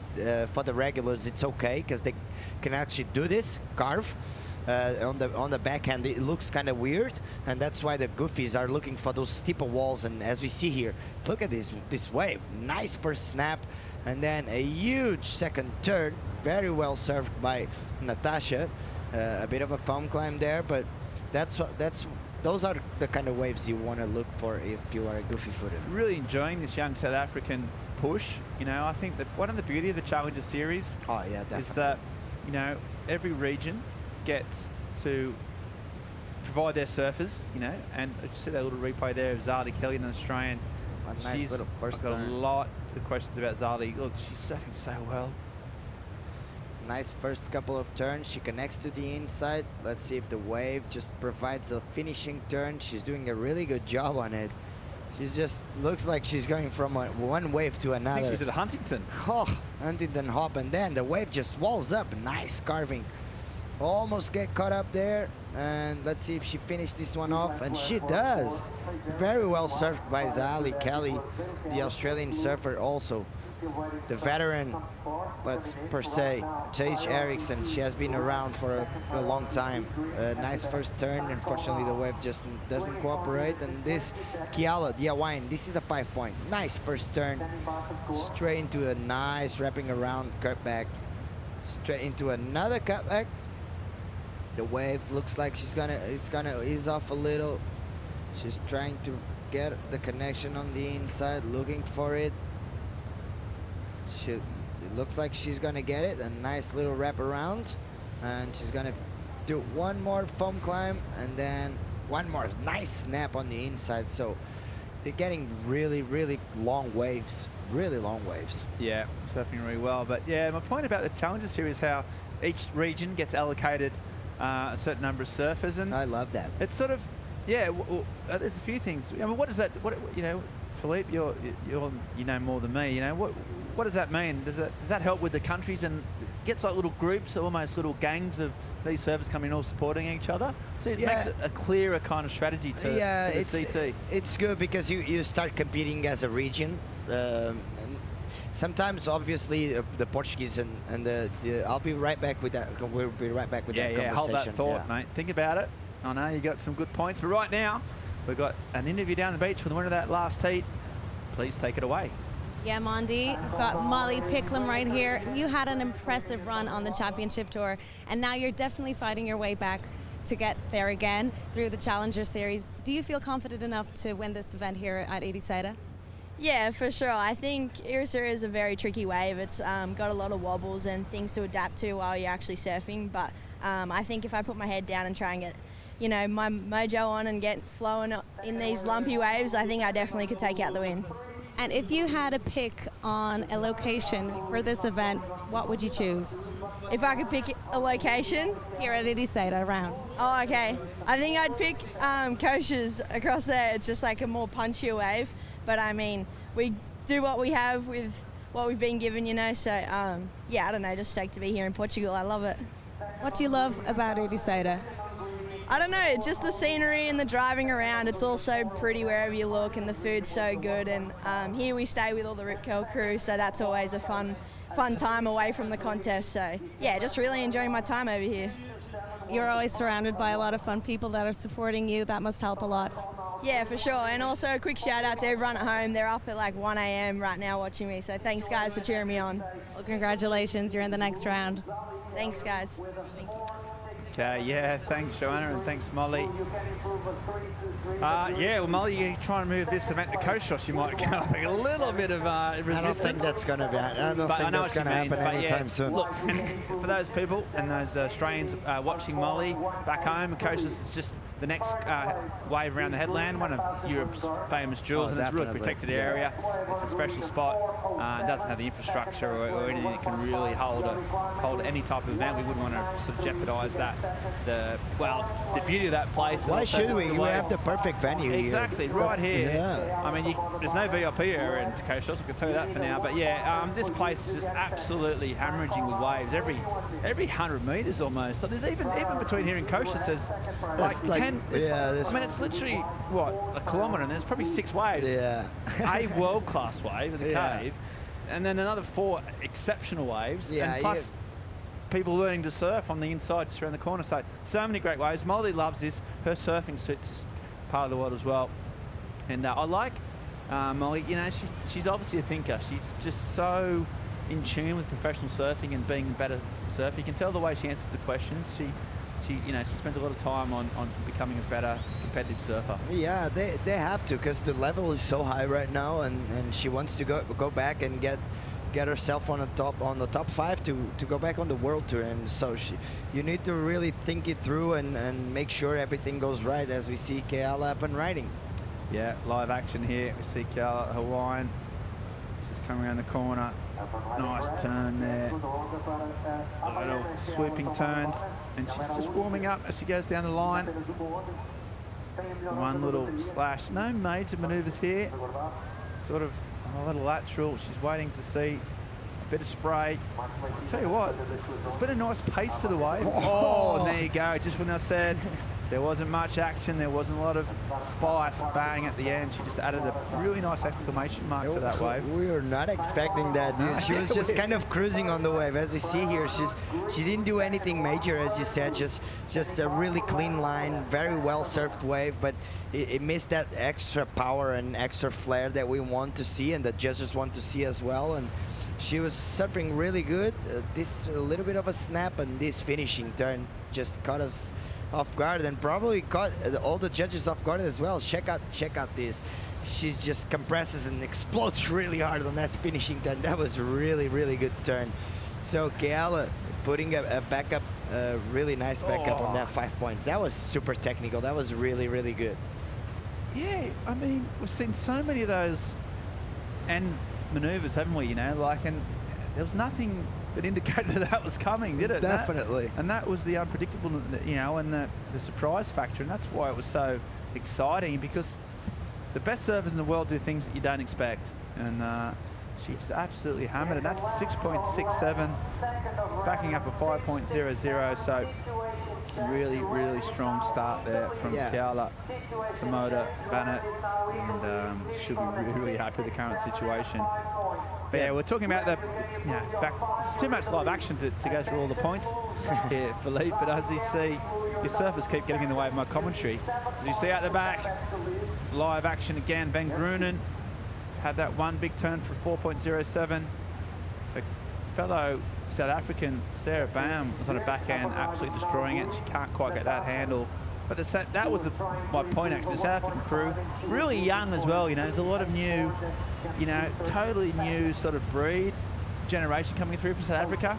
Some of these surfs I haven't seen before, and I think I keep a pretty close eye on, you know, most of surfing around the world. But there's a real pack, all sort of under 22. You know, like we saw Josiah Portman this morning. We've seen Sarah Baum. Like these, you know, they're all sort of under 22, and they're all together. And it's fostering a really sense of, you know, collective push. Yeah, what I think is that, in my opinion, the Olympic Games brought surfing into the to the countries, and people actually start watching it as a professional sport, and with a lot of, as we see, yeah, hold that thought as we see. Hold the phone. That was incredible. She seemed to disconnect her feet from the board. Her front foot came out of the board, and she actually regrouped herself and actually landed that one. So should be interesting to see the replay. Yeah, more country. You know what? And I think, yeah, the South Africans, you say, the Americans, all coming together. It's a bit more of a country sort of thing. She's Ali Kelly, she's up live as well. Non-stop waves at the moment. There's a nice click out at the end from Zali. She's had a long time in the spotlight, highly touted from a young age, and just like every year she can just see she seems to put on, like, she grow a couple of inches every year. She's going through a real growth spurt, and she's surfing so well. But I was just maybe thinking that element of each country getting behind each other, as we see this wave. Look at that line up there. Talk us through it, Philippe. Wow, that was a really first nice turn. And here, let's see a shot. From this angle, it didn't look like she actually disconnected, but the first angle we watched before, it looked like the first front foot just came out of the board, but she was fast enough and agile enough to put the front foot again on the board and regroup herself on that turn. And here we see Zali on a nice little wave, and this finishing turn, very technical. The girls are just, they're upgrading their skills, I think, and that's as I was saying, what I think is the Olympic Games just put surfing on the eyes of the governments. So let's invest a little more, let's pursue a little more, because that you can actually make a career out of it and expose your country for the waves. Because if you have a bay or a beach anywhere on your country, it's good enough to be a place to have surfers. So what I think, and all the regions, they just starting to get some more investments from the government, and the surfers are just are getting better. Yeah, well, yeah, I think we're about to see a real explosion in the performance level. You're right, because not only is the Olympics, it's provided the funding that surfing has never had. I mean, it's had it from the brands, it's had it from the sponsors like EDP, and you know, but it's never had that real government sort of influx of money, and that money's going to high performance training, and we're seeing it across the board, and it's only come in the last sort of 2-3 years, as you see Tomoda just coming around the corner. Kiala, she's been so and there's a big turn. She's getting really feeling such good waves. So it's many impressive. spray. This is a 4th wave, and they've all been really high quality in terms of wave selection. She's just starting to warm up here. Really good pace, her surfing, suiting the style of it, and kicks out. And back to that funding angle. Even I was having a chat to the new performance pathway director, who's called in England, Joel Gray, and UK's got a long surfing history with some great English surfers. None, unfortunately, in this event. Patrick Lunyon-Dark was a British, he's from Wales, but he's the only guy. He was an alternate. He was an alternate, yeah. It's been a bit of a dysfunctional system, but now they've just got a whole lot of money and a new performance coach. And within 3 to 5 years, it's going to come into play, that sort of stuff. Then you'll see the British surfers come through because they've got money, they've got training, and they've also plugged into the running coaches, the cycling coaches, and the best elite athletes and coaches around the world are starting to finish. So there's so much going on. That's the main difference from the surfing now for what it was 20 years ago. Exactly. It's just got a little more professional. Yeah, and we're talking about the sponsors, about the people that make this event happen. And Joanna Garnell's down at the VDP, so the Vissla Shaping Bay. Joanna, talk us through what's going on down there. I can smell foam. Hey guys, well, if you can smell foam, imagine me. I've got Ben from Schienville. Talk to me a bit, how did you get here? I'm here because I'm the part of Vissla shaping team, and I'm Ben from France, and my workshop is in Osogor, and I'm here for 1 week and put my hand on the blanks. And What are you working on right now? I work on the twin fin, pintail, and after I do some channel on the bottom, and it's a twin fin 4-barrel. And have you got a lot of interested people coming up, just popping in and wondering what you're doing and asking questions? Yeah, Sunday was crazy, and today it's a little bit slowly, but it's super cool. And a lot of young people come and ask some question about the blanks, about the process and everything. So you're inspiring the young youth out there. I hope so. Well, I won't take any more of your time. We want to see the finished result. We'll get back to you when it's done. Thank you. It's time to work. Thank you. Thanks, Joanna, and thanks, Ben. You see live action here. So yeah, I'm going to talk about that because that's really interesting and a really great activation from Vissla. I mean, you know, you're a professional or, you know, a sponsored surfer and grew up competitive-wise, so you've had a close relationship with your shapers, and we were quite lucky that we'd often maybe go to the shaping bay and see what happens, how it works. For most people, you don't get to see the nuts and bolts of how a surfboard gets made. Hold that phone, because a person that knows about surfboards is Sage Ericsson. She just clicks off. She's moved to Channel Island. She had a really, really great relationship with her shaper, Al Merrick, and Britt Merrick now over the years. And she's trying to find, she's been really slow in this heat, 11 minutes to go. Sort of forgot that she was almost in the heat. Yeah. But now she's just coming back into it. She'll finish strong there, and a nice turn to Sage, getting her way back into it. Yeah, pretty good wave by Sage. She's a bit, as we see here, Keala she's having fun. Oh, there's another big finish.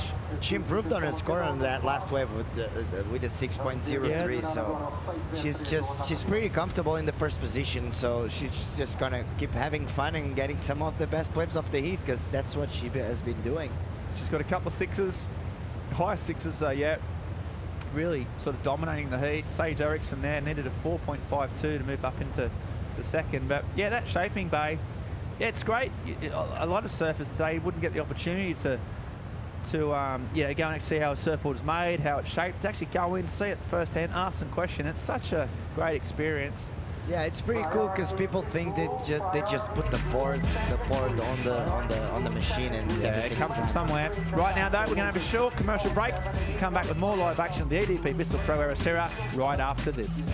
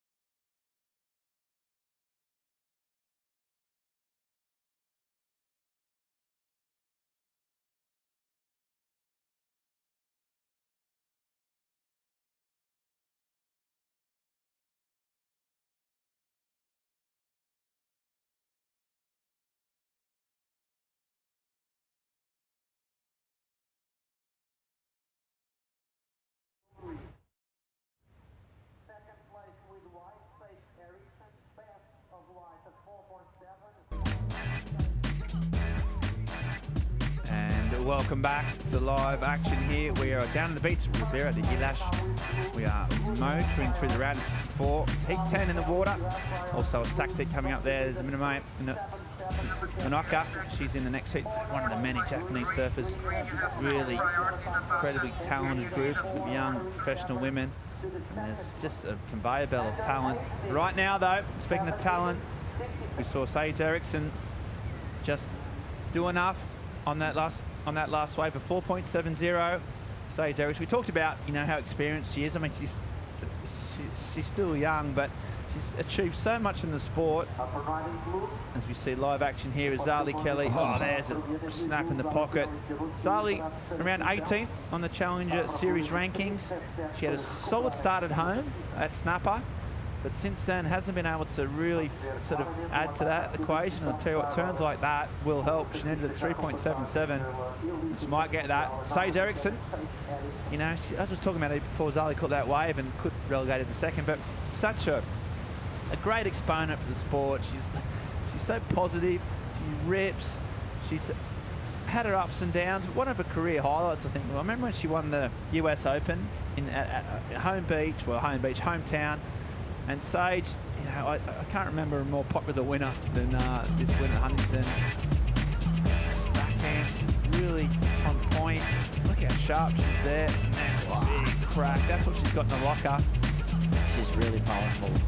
She has, her timing is also really, really good. She has been ripping throughout all the years. Unfortunately, she came out of the tour and she has been trying to get back there, and unfortunately she hasn't been figuring out those good results to get there. Really good. Yeah, actually she's been at the pointy edge of competitive surfing for now a decade or more, and wins like this incredible. But she's also just taken a bit of time back now. It's just, you know, she's feeling away in the world. She's done some incredible trips. I interviewed her about a trip to Norway. She, after the end of last year, went up to Lofoten Islands with nice. One of her sponsors, DB. And, you know, she rated twin fins, and she was just surfing in Norway. And, you know, she was like, you know, I'm going to do more of this stuff. Yeah, she's in a different part of her life. Yeah. I think so. And she's just... it's understandable. She's so curious about the world, and she's got such an open outlook. You know, she's always willing to see the positive side of things, and so yeah, she's been great for the sport, really articulate, and yeah, so Sage in here now, but you know what, that all means nothing when you've got some of the sort of hungry young surfers all around the world trying to take you down. Yeah, you know, they respect her and they appreciate her, but they want to beat her. And right now we're just waiting to see if Zali was going to get needed at 3.77. She's caught 3 or 4 waves in a row, and we'll just see if she can get up. And they're all trying to have careers that Sage has had, basically. Exactly. If any of these 3 girls in the heat can have a career as Sage's, they'll be over the moon, because that's an incredible surfing career over a really long time. Ups and downs, but she's always fought hard, you know. She's always worked so hard at the sport. This is the heat leader, though. She's been on fire, isn't she? Yeah, she's been surfing really, really good. This is that wave that we actually thought she was going a bit lateral and she wasn't doing anything special, but she surprised us with the finishing turn, like that one that we're gonna watch. She has been surfing really good, nice little snap, but this one, I think this is where she started to really loosen up and really show what she got under her feet. Really nice turn. This is a 6.67. She also got a 6.03 on this wave. This is actually a bit of an insider. That's what I've been saying throughout the whole contest for yesterday and today, because you always have to check up on those insides. Right? They're far away from where all the competitors are sitting to. She didn't have priority for this one, but she started it really, really well. Really strong turn on the outside, and unfortunately the wave didn't connect all the way, but still good enough. This is the 4.83. I really like this connection. That from the first to the second turn, that bottom turn was absolutely insane. She did one pretty cool finishing turn. She wanted to go for that foam climb. She could have gone a little stronger on that last one, but yeah, she's back here on the inside. These inside runners you're talking about, a bit steeper, hugging the reef. A bit of foam there, but she seems to be dealing with it quite well. She's moved up into second place with that last pretty much one turn, really. And now she's just trying to consolidate. Sage Ericeira talking about her career and what she's capable of. Well, right now she's under the pump. It's a young Zali Kelly. She's really cool, out of the water, real distinctive, unique personality, Zali. Just got a really nice take on life, and she's going down the line here. She's trying to make the last turn count and hits it. So Zali doing well. She might improve her score, make Sage's job a little more difficult as we see Sage kick out there. So body language would indicate that that might not have been as good enough, as she wanted, but we'll yeah. see. You know, she's not quite far down. How far down the reef she is, or how she. We'll get the replay. We'll find out. But here we go. So what happened here, Philippe Jarvis? It looked like a really good wave. She started off pretty nice with a nice carving on the back on the first part of the wave. The wave kind of backs off a little. Let's see if it connects with the inside. She was doing a pretty good job with that connection. Let's see if she can actually do one more turn. The wave just kind of dies down on her, and she's still trying to connect. A nice little wrapping around cutback, and one more carving, and that's enough for Sage. So it's gonna be pretty tight as you see. Yeah, as you see the replay from Zali's last wave, a little bit of a whitewash, a lot of whitewash on the face, but she managed it really well. A couple of really nice turns, and she connected all the way through the inside. This one, she actually grabs her knee. I think she's probably gonna be pretty tired on her legs right here. She's gonna lean on her legs like, okay, this is, let's see. She's grabbing her knee like, oh my God, this is absolutely tiring, because it's a long wave and people have no idea how tiring it is for our legs to surf a wave like this. And she ended up putting a pretty nice finishing turn, and we saw Keala on a really good turn on the back of that that third wave of the set, because you see all three surfers and Keala just finish it off pretty well as well.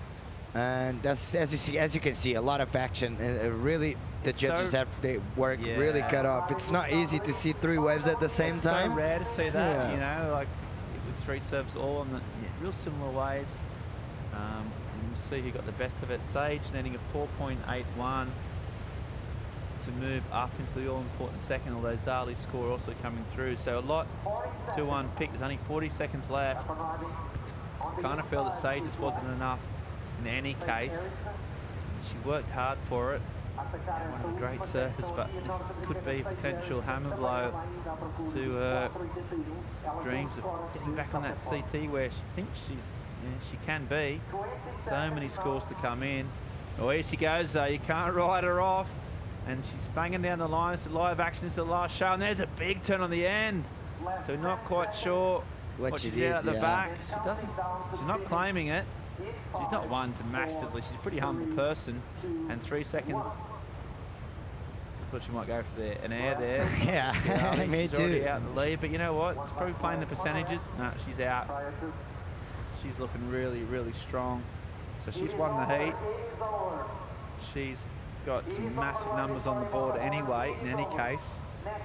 Zali Kelly, I think she's going to improve her score, and I think Sage is in trouble here. You can tell by the body language she doesn't think she's got that score. So it was a small wave. She's just had to pull the trigger, and you can tell that she's a little bit upset. She's banging down the line. It was a nice finish. It was. But it was the only turn that she was able to do, and Zali had already actually posted a 6-point ride as well. So, but look, that's a measure of the woman. There she goes. Congratulates the parents of still happy. Of Keala's, you know, brains trust, and yeah, I mean that says a lot about the type of athlete, the type of human that she is. Although she must be disappointed desperately, she's she's still got time for people that matter, and that's a great performance from Keala. Really strong, a couple of huge scores. Finished off at 6.57, so yeah, great surfing. Sage just going for a debrief, talking you through what happened. So always got time to share her perspective. Unfortunately, Sage, we won't get a chance to see it for much longer in this event at least. She's still got Sakurima, still got Haleiwa. She won't about to give up. The judges there in their little booth, they've been working hard. They're waiting for the scores to come through. So Zali got a 5.8 for her last wave. Sage now needing a 5.93. We're just missing now the last of White Sage Ericeira. Keala improved as well. Yeah. The requirement was 5.93 after this 5.8. To Next in, please stand by. She looks alright, doesn't she? Yeah, she doesn't look too happy. She doesn't look too sad I mean, about she it. surfs so many heats. You know, this thing about surfing, you know, even the best guys. I always thumbs up. You learn how to lose, right? Yeah, you learn how to. Well, even the best. Fanning has told me. He says, you win, you lose more than you win. Oh, yeah. And he's one of the best in the world. That's 100% true on surfing as a sport. Game. So if you can't lose, well, yeah, you might as well just give up. Not that Safe's done that, you know. And the previous of white, St. Erickson was a 5.47. Previous of white, a 5.47. There's still one in the scores. Zali got a 5.8. Scores all locked in. You're safe, Sally. Sage got a 4.7. Zali, she doesn't know she still. doesn't know. She's like, what happened? Well, I can tell you can't hear, but you're through. So Zali Kelly has done well. And she's through the next round. Unfortunately, we lose Natasha Van Grunen and also Sage Eriksson. Such is the way of the world. As we see, everyone, all eyes on the lineup. Right now, though, we're in a short commercial break. Come back with the last two heats of the day. Don't go anywhere, folks. There's plenty of live action to come.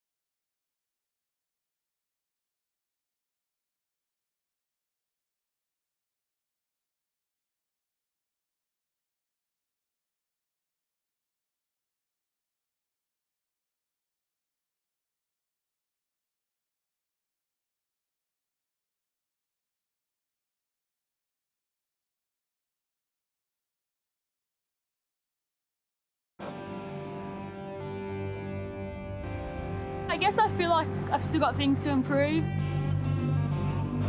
I've learned so much over the years. I feel like I could have a year and really put it all together. Probably one of the biggest lessons has been just to not really stress. What motivates me is I love surfing.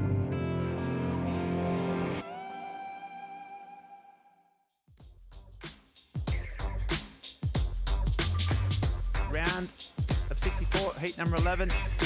Got Minami Nonaka, Tora up, and Drasa Tun. So another stacked heat. Yeah, Bronte, plenty of CT experience. Obviously, incredible surfer from Western Australia. The daughter of legendary surfer David McCauley. And this is Bronte here. Here she goes, spanking down the line.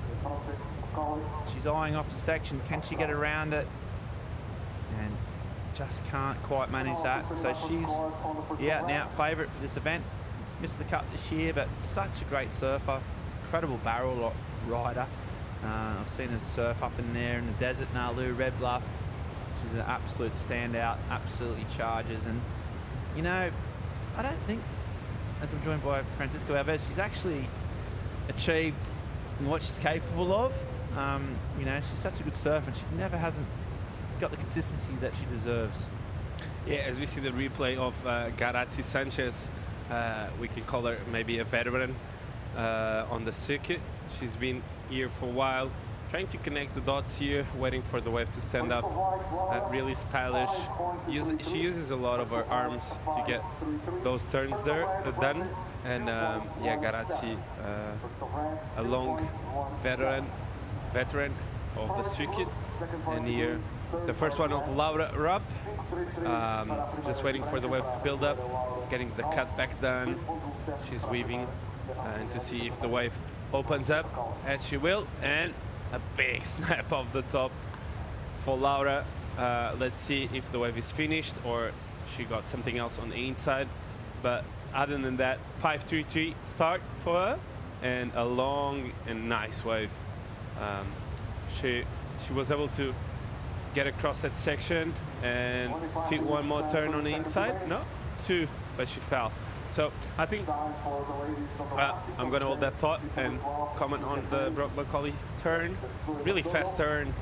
You can tell she has a vicious backhand, and if she gets one of those waves that open up, she will unload.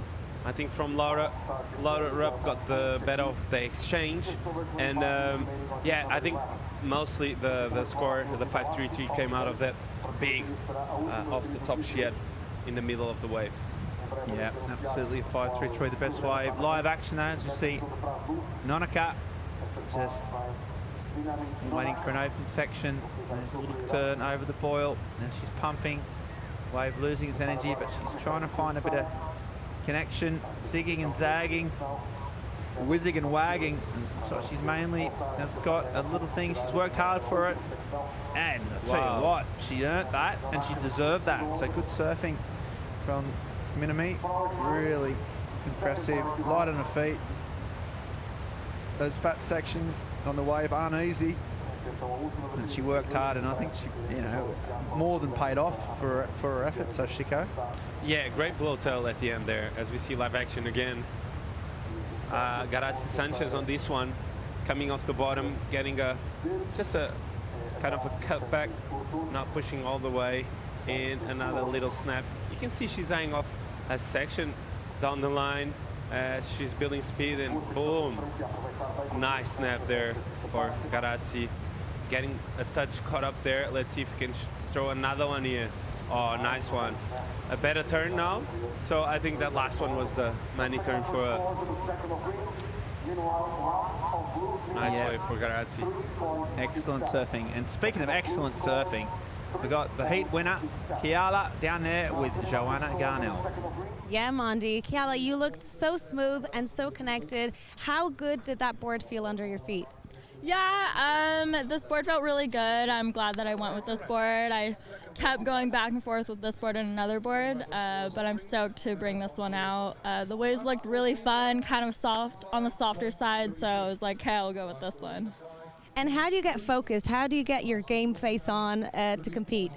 Well, today my heat was kind of later in the day, so today I kind of just cruised at home, did an early morning surf session, but then after that was just kind of chilling to save my energy.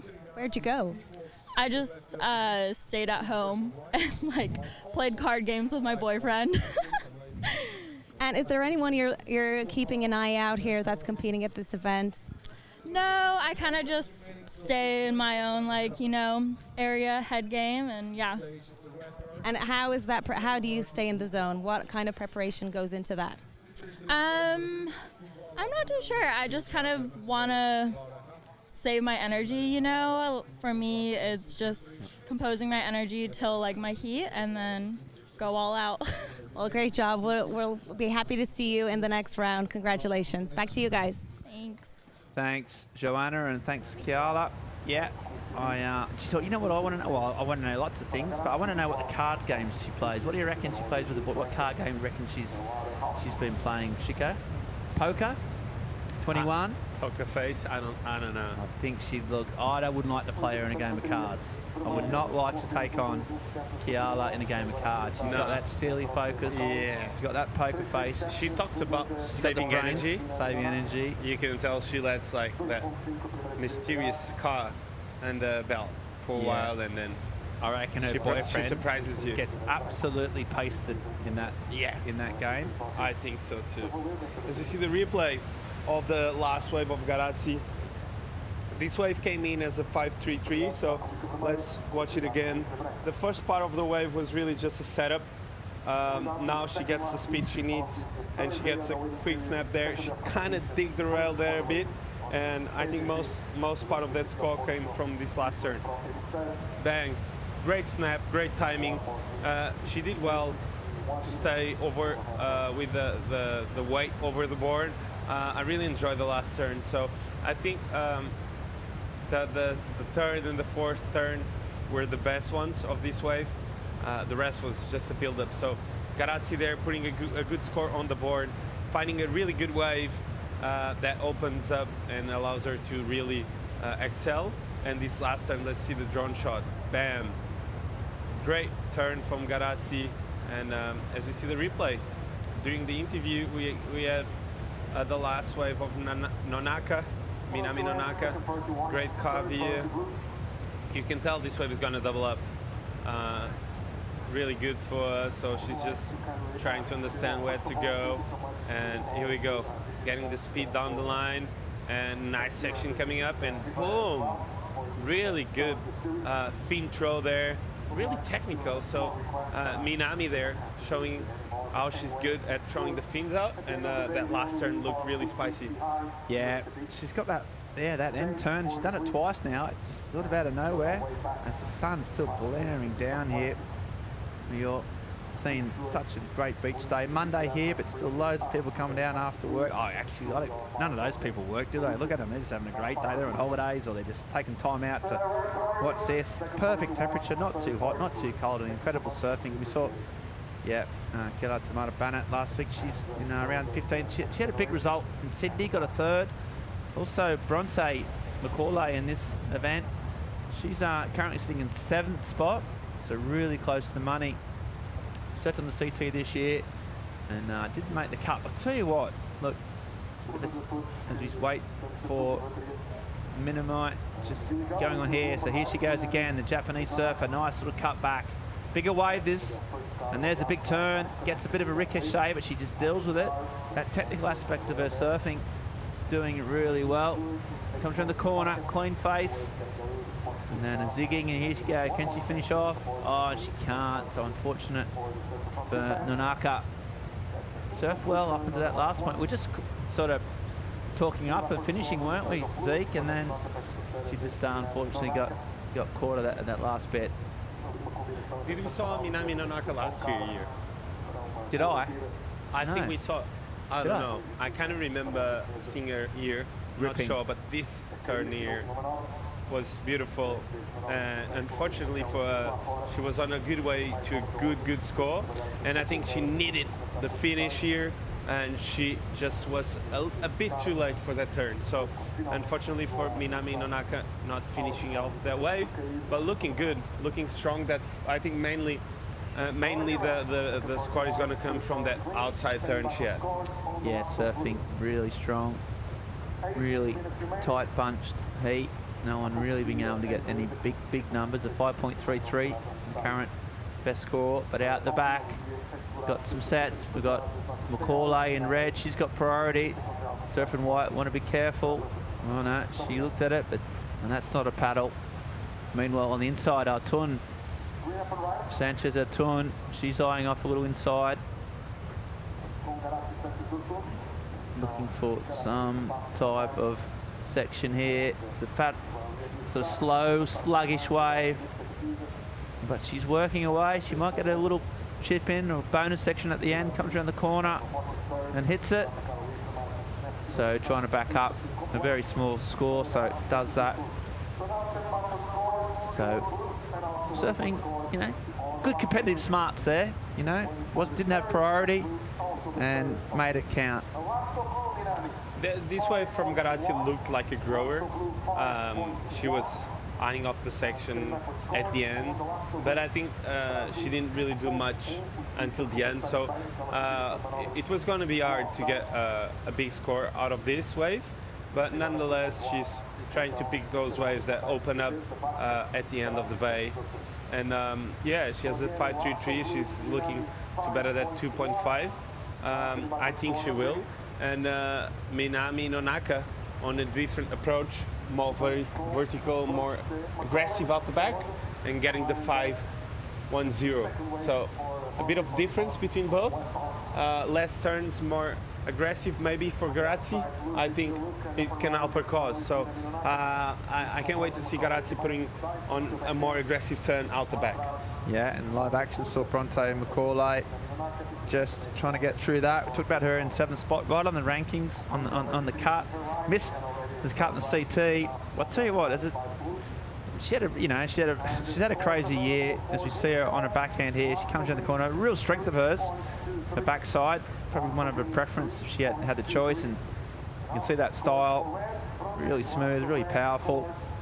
Her dad was a famous goofy footer. Goofy footer runs in the family. As she comes around the corner, just finishes it off. Yeah, around the Margaret River event where she's from, a bit of a family tragedy. Her brother passed away at a young age. And you know what, as a credit to her, she surfed in the event not long afterwards with all the, the support of her parents and her community. It was a real, I don't know, such strength of character to deal with that loss and talk about it openly and still compete. It's such a heavy thing to do, and she did it. And she's come back, and now in the Challenger Series, she's got a third at Bolito. She's been consistent, and she's still competing with her heart and soul. And she just loves competitive surfing. She loves professional surfing, and she's right on the money. But there's some hungry young surfers out to get her. And one here is Nanaka. She's been so busy, and she's got such a nice sort of style. Doesn't make many mistakes, and she finishes off there with a big turn and not claims it, but steps off as a completion. So really impressed with the young Japanese surfer. I am too. Really spicy. Really, she's allowing her speed is allowing her to get a bit more space on the face of the wave, and it's looking a bit different. As you see here, she gets speed really easy. You can tell she's young, fast, spicy, and this last turn, that turn was vertical and really well done. And this last section was really hard to make it, and she was able to put the board in there and make sure she makes it. So I think there's a good chance she will better her situation, that 367 she has. Yeah, that last turn, she sort of had to extend up and out because she was a bit late to it, wasn't she? But she had the technique to sort of project up and just almost sort of do a bit of hang time, hit it and come down. And that's why the judges given it a 5.83, because the turn before was great, but that last turn was really, really difficult, and she made it look clean and easy. So she's got a good heat win. As we see, surfers in the next heat getting ready. The last heat of the day. We're going to go to a short commercial break, finish off this heat, come back and finish up what is an incredible day of surfing at the EDP Vissla Pro Ericeira. Third party one. Galaxy lead second. Galaxy, you're sitting on a 5.33 and a 3.23. So Galaxy, if you want to improve a 3.23. For the lead, green needs 5.61. You're being followed by white in third place, Flowers, sitting on a 5.33 and a 1.57. White third, needing 3.24 to advance to second. And red fourth, sitting on a 3.4 and a 2.17. Bronze is chasing the 5.17 to advance to second place. And we have red taking a look, and up and riding is the Bronte McCauley. Bronte McCauley na onda, está na quarta posição, a procura de 5.7. Fez a manobra do seu backhand. Há pouco veio essa manobra por parte do Leonardo Fioravanti, a valer a melhor onda da bateria, última de 5.83. Priority green, second priority white. Waiting for scores on red. And white taking a look. White up and riding. He's called Laura Holt. O brasileiro que está em quarto posição da bateria. Agora procurando 3.24 por segundo.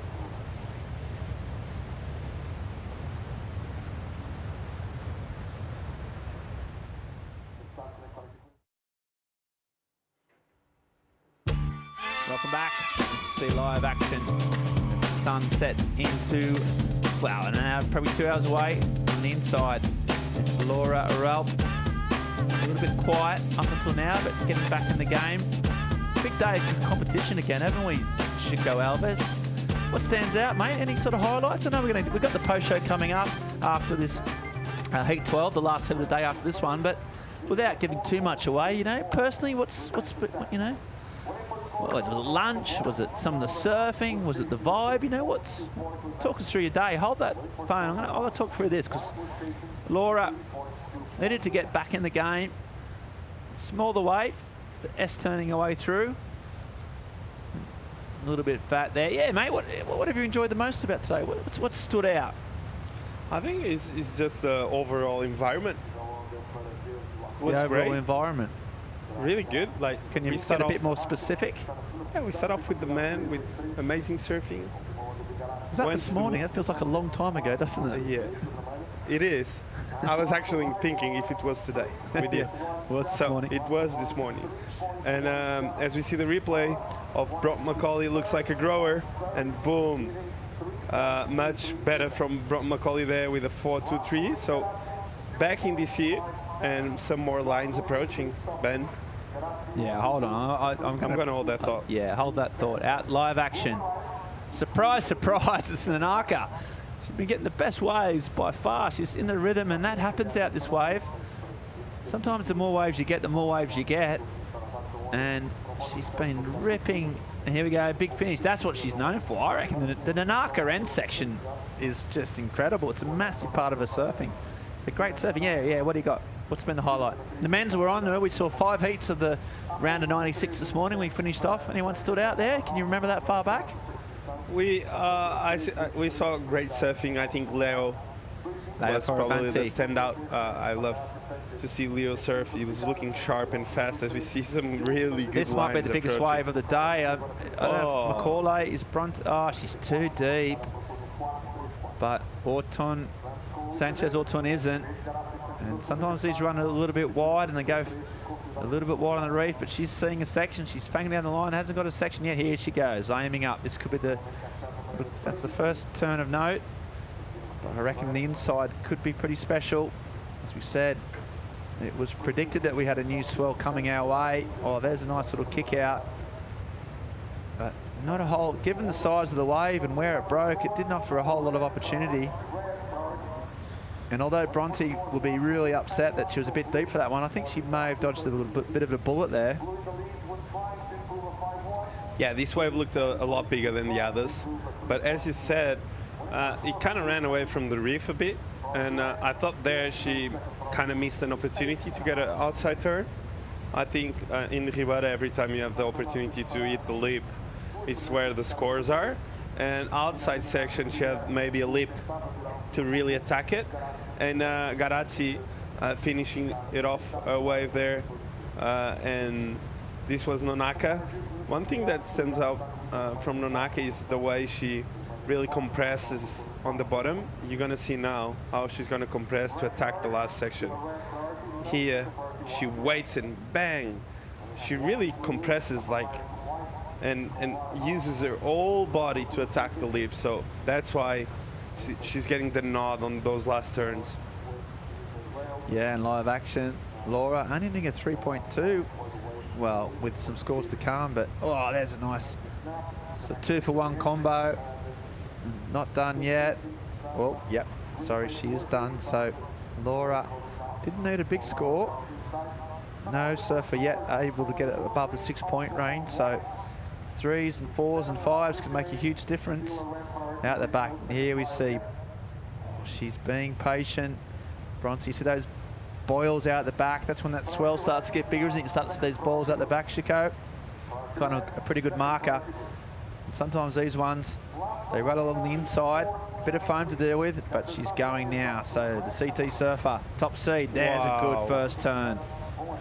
There's a nice second turn. You start to feel she's got a mojo back. There's Bronte. And there's another one, so that's 3 nice turns and finishes off strong. And we've seen the goofy footers often getting bang for their buck. Not a whole lot of turns, but 3 or 4 big ones can make a big difference. And yeah, as goofy footers, we liked that, didn't we, Chico? I love that wave. That wave was really well served. I love these ones that come on a whitewash and double up, bang. Huge turn from Bronte, right in the pocket. You see she's surfing right in the pocket, not giving too much space. And I love that she was able to finish it off strong here. Boom, another one. So 4 turns, really compact surfing. The first one is where the score is, and she applied the pressure there. She got the vertical snap there, and I think it's going to be the best wave of the heat so far. And as we see White here trying to get something out of this wave, and yeah, trying really hard. The wave is not allowing Laura to really apply that much pressure, but she did well actually to fit 2 quick turns at the end there. So 5 minutes to go, and I think we probably gonna see red moving a couple spots, and Minami Nonaka there again. Boom! Huge blow tail out the back. She winds up again. I'm impressed with the surfing. She's looking so sharp and so fast. She waits and she weaves her way in. The outside turn was massive, and she had a bit of a downtime here and she kicked out. But that outside turn, I'll tell you what, Ben, that looked amazing. Yeah, she just got this ability to hit the lip and get the fins out, and no one else has been doing that. No one's been showing that. Like, it's risky, you know. It's absolutely risky. And we saw Bronte go up in the first at 6.83, a huge number, but I don't know, minimum, she's come straight back. She said, okay, if that's what you think, I got more in me, and she just kicks out. But yeah, really, really impressive surfing from the young Japanese. And look, this morning, Travis Logi and Miguel Forch said there's going to be a little pump in the swell in the afternoon, and I'll tell you what, bang on the money. So a 6-point ride there for Nonaka, and she goes back up into first, and that leaves Garazzi Sanchez Orton needing a 5.74. Actually, both surfers, Laura also needing the same score. And here she goes again. You can see the spray. Well, there's 2 good turns as well. She's found a rhythm now. You can tell she's surfing better than she had done throughout the whole heat. Trying to improve on a 4.23. And she's got a bit more water work with here. She keeps going. Not done yet. Oh, and then a 5th or 6th, and she likes that. So I think she might have just made the job harder for this surfer, but she's back in it. Wow. And she likes that as well. So really, really impressive surfing from all surfers. I really enjoyed that from Garazzi. A lot more energy in the way she was surfing, more aggressive, and that turn, those last 3 turns looked really crisp. So I can't wait to see what she did out the back, because Garazzi, she's really well known for doing like aggressive turns, really compact surfing, and yeah, I can't wait to see what she did on the outside again. And I think Bront McCauley here, looking good maybe for first place. She only needs a 5, and that last wave looked really good. So let's watch a replay of Garazzi. Looked like a really good wave at the end. So kind of like a setup, cut back, a quick tail slide there, a little bit more crisp. You can tell she wants it. And this one, bang, quick snap there, another one, another carve. And boom, that one felt really good. This one too. And this one was the end turn. So really well surfed wave by Garazzi. And this was Bront's wave. A bit more compact surfing on the pocket, on her backside.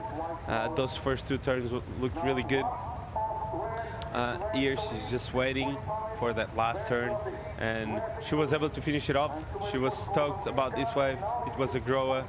Really nice the way she's putting the board on the lip. Wow, that last turn was really nice. So 6.9 for Bront, back to first.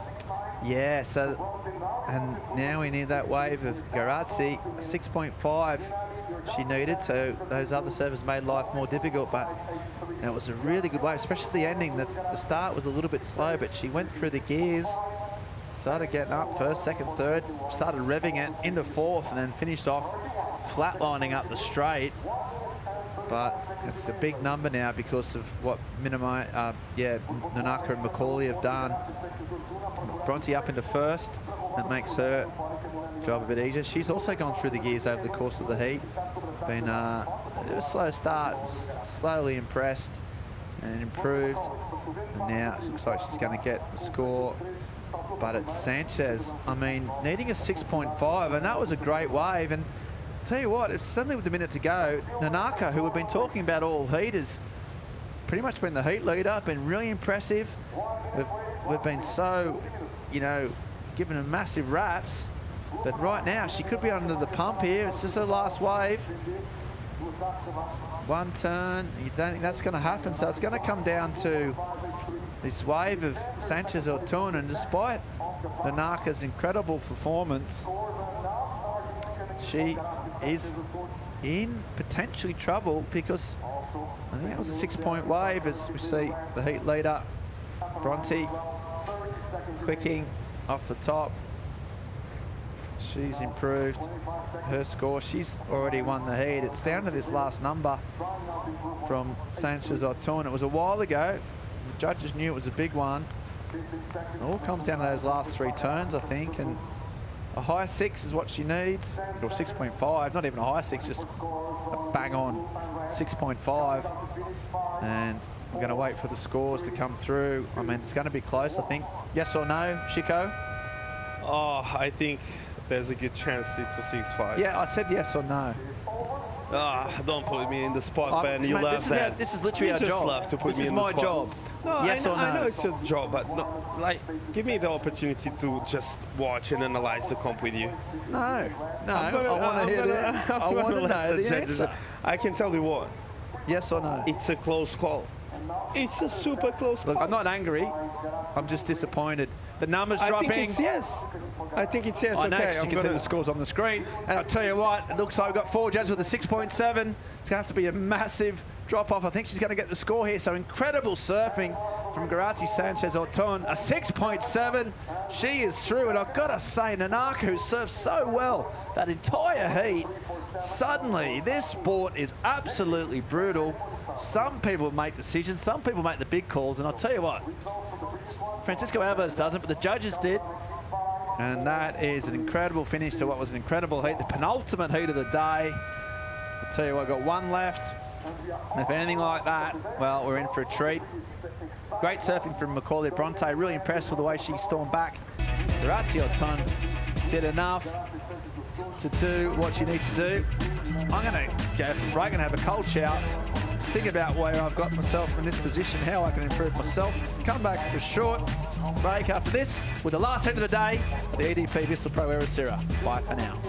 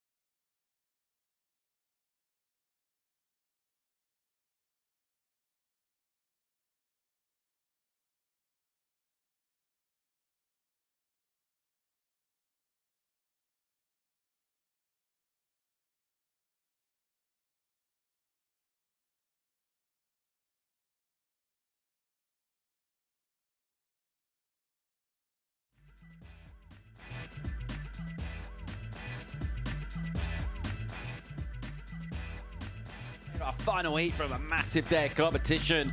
It is heat 12 of the women's round of 64. Let's get caught up with a couple of Hawaiians, McDougall, Macedo, also Roses of Peru, Johnson from Indonesia. Right now we're checking out Summer Macedo in live action. Quick clip from her off the top. And she'll try to wiggle through that troublesome midsection. There are still some beautifully clean running walls out there. Timing crucial as ever. And that impetus of getting a good score on the board early. The added bonus, half an hour and the water for these 4 women to try and impress. Our panel of judges will take 2 through to the next round, and here to break it all down with some red hot takes, searing insights, joining myself, Paul Evans. It is Chico Wiles checking out Zoe McDougall on a beautiful looking wave face, and somehow it just went a little wrong for her. Rosas is having a sniff, as is Johnson.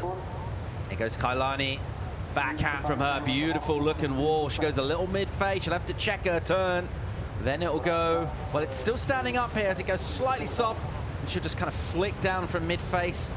And again, kind of a half turn really, and anything particularly convincing. And she'll go into the lip without a ton of speed. And not exactly the execution she was after. Just maybe just a little off balance from the takeoff there, Chico. Well, she was the most of the time of the wave she was behind it, so it was really hard for her to really connect to that wave. But you could tell she was angry about it. She was angry for that wave. She wanted the priority. She fought for it. And yeah, I can't wait for this hit. Some big names, and the waves are pumping. Yeah, it really is. It looks really, really fun out there. Just nice and clean on the face. I've been surprised by how the wind's been kept at bay. And right now, a favourable stage of the Type 2. Yeah, exactly. It looks a bit bigger than in the morning.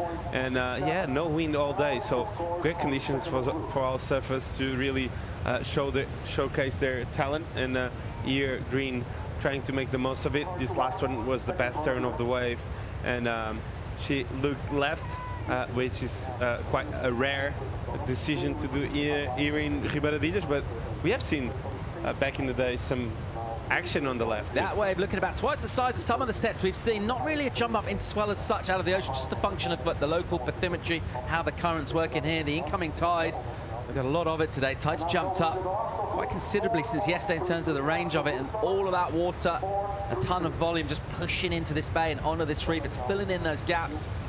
It's just allowing a little amplifying effect as we hit the reef here.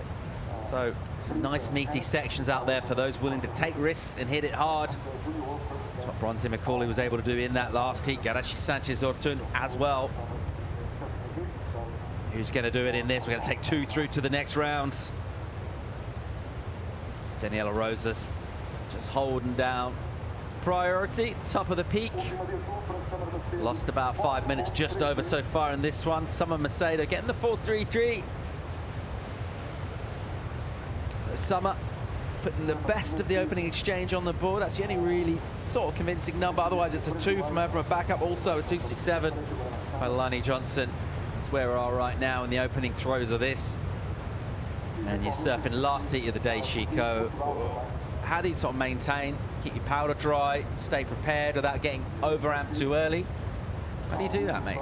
Well, I think they won't be at the beach the whole day. I think they just come like an hour and a half before, so you don't get all that energy out of your body. Because when you're around the competition, it tends to drain your energy out if you a lot of saying hello to people? Kind of. How many people you said hello to today? I don't know, maybe 2,000. But like the other part is talking about surfing and how the waves are. All that stuff is going to influence your spirit for the live action here from Johnson, snipping away on the backhand, just hitting slightly below the lip with each of these turns. Is a little bit safe from her. Nevertheless, she's on her way to a decent number and a nice penultimate turn. And again, a good finish. Just about rides out of that to a sort of abrupt kick-out turn from her. So Johnson working away on a wall. She kind of built up a head of steam on that wave. Got the momentum going, and on the inside, finished really strong. So, score comes in pretty sharpish from the panel. 3-4. Very rapid turnaround. That took about 5 seconds to come in, so the panel giving up a relatively modest reward for that surfing. Still just under 23 to go in this. Wrapping up another massive day. 18 heats we've had. Well, this is the 18th of them. Finished off the men's early on this morning and able to run 12 heats of our women as well. Let's have a look at McDougall here, paddling hard in earnest for this wave. She's up and swinging. Nice little high line entry to a good opening bowl. It's a slightly smaller wave, but it's a little steeper. And she'll look to find some sections here. A little speculative wrap in the pocket. Patience crucial as ever. Tiago Pires, a man who knows this wave really well, was saying yesterday, not try and fit in too many maneuvers. Try and stick to quality. McDougall gets a good finishing snap turn. So a nice opening and a decent finish. Doesn't get that runner all the way down to the rock. We've seen that it's not crucial. Obviously, length of ride, not in the criteria, but we've seen some short waves being rewarded out the back. Someone who got rewarded from the panel. Osborne McCauley. She was outstanding in the last heat. Let's go and hear from her. Yeah, Paula, absolutely. That was such an exciting heat to watch. A lot of back and forth. Did you feel the energy from the other girls? Did that get you pumped up?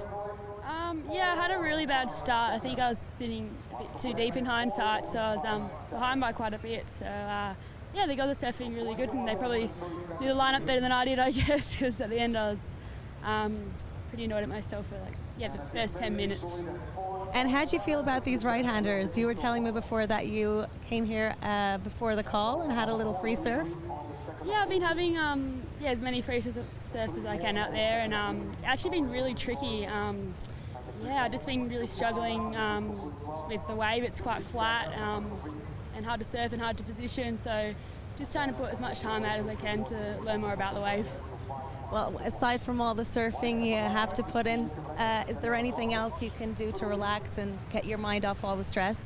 Yeah, it's such a beautiful town. My boyfriend came over with me and been going out for a lot of meals and just really enjoying Ericeira, especially on the weekend. We went up for dinner last night and the town was just buzzing and pretty nice atmosphere. So it's almost a distraction because you kind of want to go out and do things. At the same time, it's a beautiful part of the world. Every day is date night. Well, congratulations, you're in the next round and we'll see you whenever. Thanks, see you guys later. Just over 20 to go in this one. Line stacking up on the reef at Ribeiro. This looks like Macedo. Here she goes off the bottom hard. Nice carve and turn from her. Getting good rotation from the body. Good speed out of the board. Cleaning up the rail with another little jam down in the pocket. Macedo still working this wall over.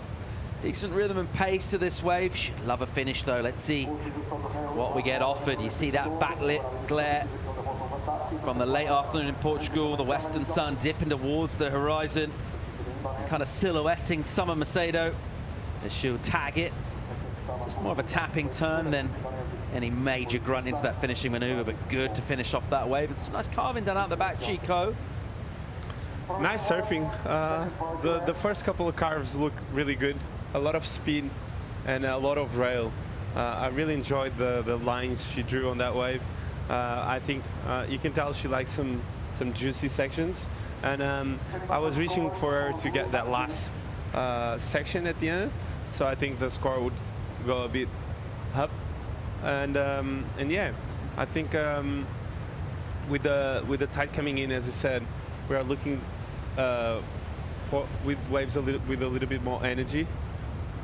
In my opinion, I think they are riding the waves and feeling.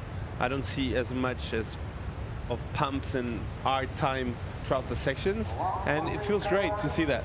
There's a little push for the final heats, and they're feeling it as we see the boyfriend of Summer Macedo, João Chumbin, on our screen.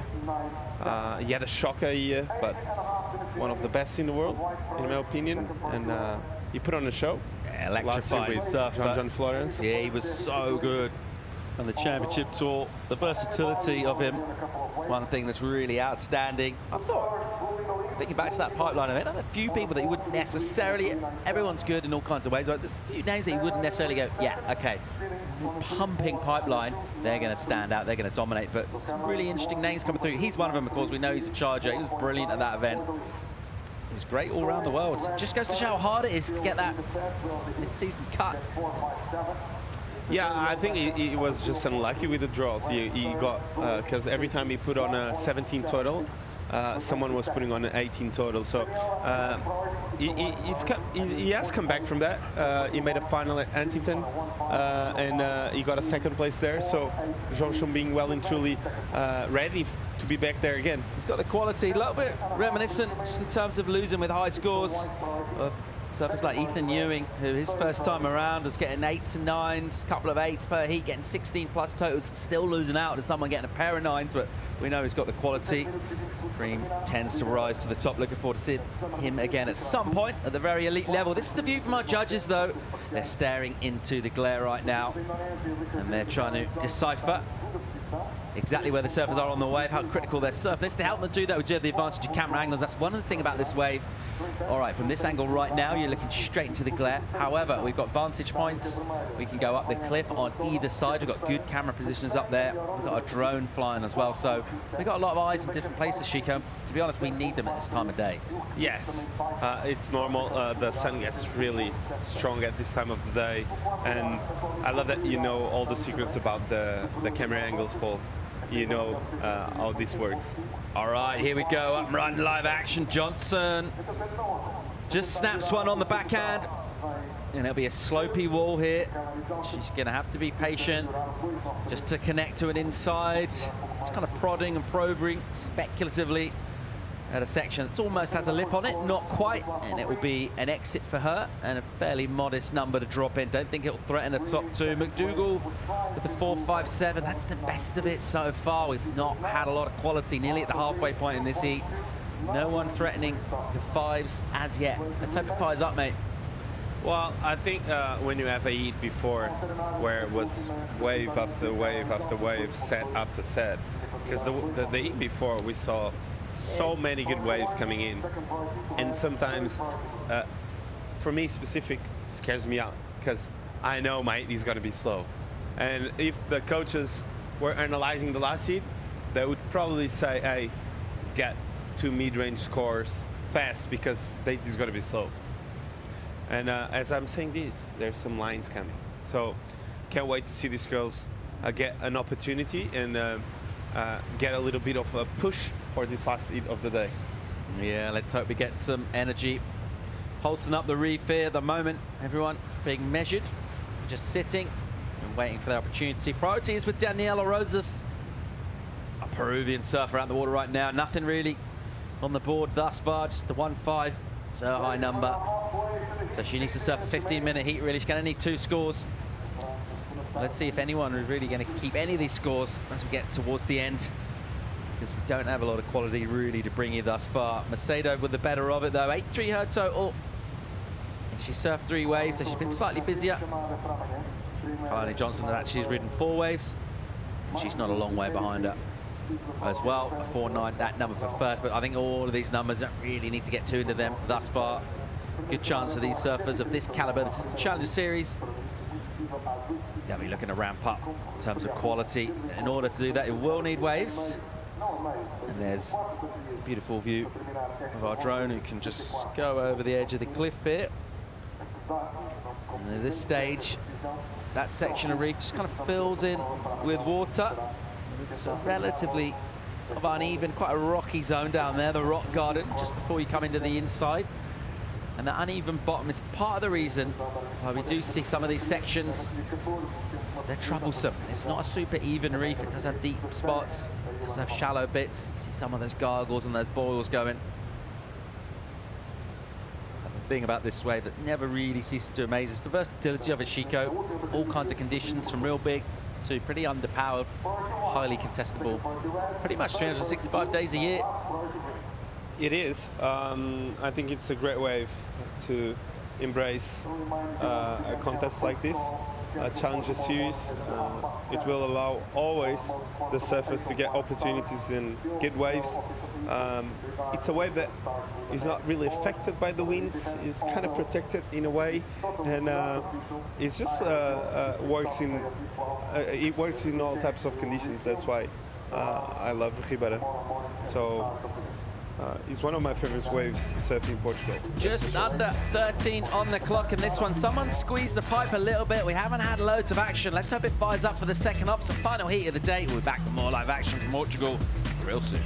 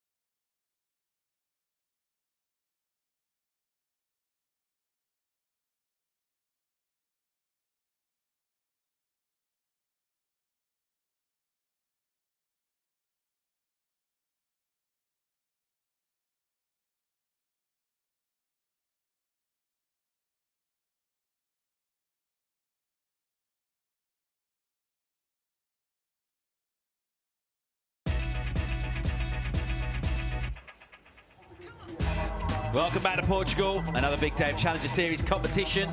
Nearly in the books. Counting down with 11 on the clock. Our final heat of the day. Don't forget, of course, we do have the post-show to bring you with a load of talking points as ever. The main one, the main theme is going to run through is that qualification bubble, those scenarios. Who is maintaining their charges? Try and go up the rankings. Who's missed out? As opportunities will grow more scarce. This our third from last event on the Challengers. 5 places available for our women surfers. We've seen a couple of the top seeds in action, and they managed to dispatch their adversaries to get through to the next round. Keep that dream alive for now. They'll check out the view looking south towards a reef called Reef. Is that right? A reef called Reef. Exactly that. I heard it was really good this morning too, so a lot of action, not only on the comp, but around it. So I've heard they had the rest of the competitors that were not competing today had really good free surf. Caity Simmers was saying that she's been having such good waves in other spots as well. So even though the contest's on, you can't surf out here while they're running heats. Loads of other options. Here we go. We got action here. Johnson on a good-looking wave. And maybe just feeling the pressure a little bit to put something on the board, pushing it a little too hard. It could have just been a wax issue. Looked like the front foot just slipping off there. So Johnson will have to go to the back of the queue in terms of that priority. And a mistake from her, will it prove costly at the moment? She's sitting in second place. She's in a position to advance. She would have loved to get some more points on the board right there. She'll have to wait and be patient and regroup. Summer Macedo still with that lead in this one. As we saw, this heat was kind of slow. I think we're going to see a sort of flurry of action at the end part of this heat, maybe around the 6-minute mark. I feel like they haven't had much opportunities, so I'm cheering for them to have a good set. Shaping up here on the outside, priority with Rosas, the Peruvian. Let's see if she can get herself in a position to use it here. She's dialed in and she's up and riding. Daniela Rosas looking to get out of 4th place. Nothing on the board so far for her. Nice little swooping turn back into the pocket, and again leaning on that rail, maintaining a compact stance. And that's nice as well. Wow. Got lower, really nice. Put a little extra into that rebound. So just tightening up that turn and pushing a little harder on the third maneuver. Nice section here for her as well. She'll just go through the sort of top half of the wave of that carve. So one nice moment there for her. And then a couple of other relatively routine redirects, but much better from the point of view for her heat, what she needs to get. Sitting in 4.483 for seconds. McDougall now in the pocket. This one a little bit of a slower wave, a little softer as we pick it up. Maybe it had some action out the back. McDougall doesn't need a big score either. She does have the 4.57. That's the high score of the heat so far. And the backup is really low. That's why she's gone to work on it here. And we'll get another look and see what she got done. Yeah, it looks like a small wave, but a double up down the line maybe. Zoe here with a 4.57, really needing that backup score. So she's trying to build on her score line. Here she gets a few redirection snaps, but nothing really crazy. So she kicks out. I think the Daniela Rosas got the better of the exchange. This was a really well surfed wave by Daniela. That first carve looked really good. This one was a bit better, and this one I really enjoy how she leaned in that rail and attacked the left, that kind of the ball that was coming from towards her. That looked really technical, and I think the judges will love that turn. That third roundhouse cutback was one of the best roundhouse cutbacks we saw today. Yeah, definitely. Really nice adjustment from her. If there's not a lip in front of you, well, maybe you'll find one behind. You saw her just change her line on the first part of the carve. See, she gets up the top of the wave here, and she just opens it out and pushes harder. Wow. Bang. Really nicely done. I tell you what, judges pay it off, Chico. 6 for her.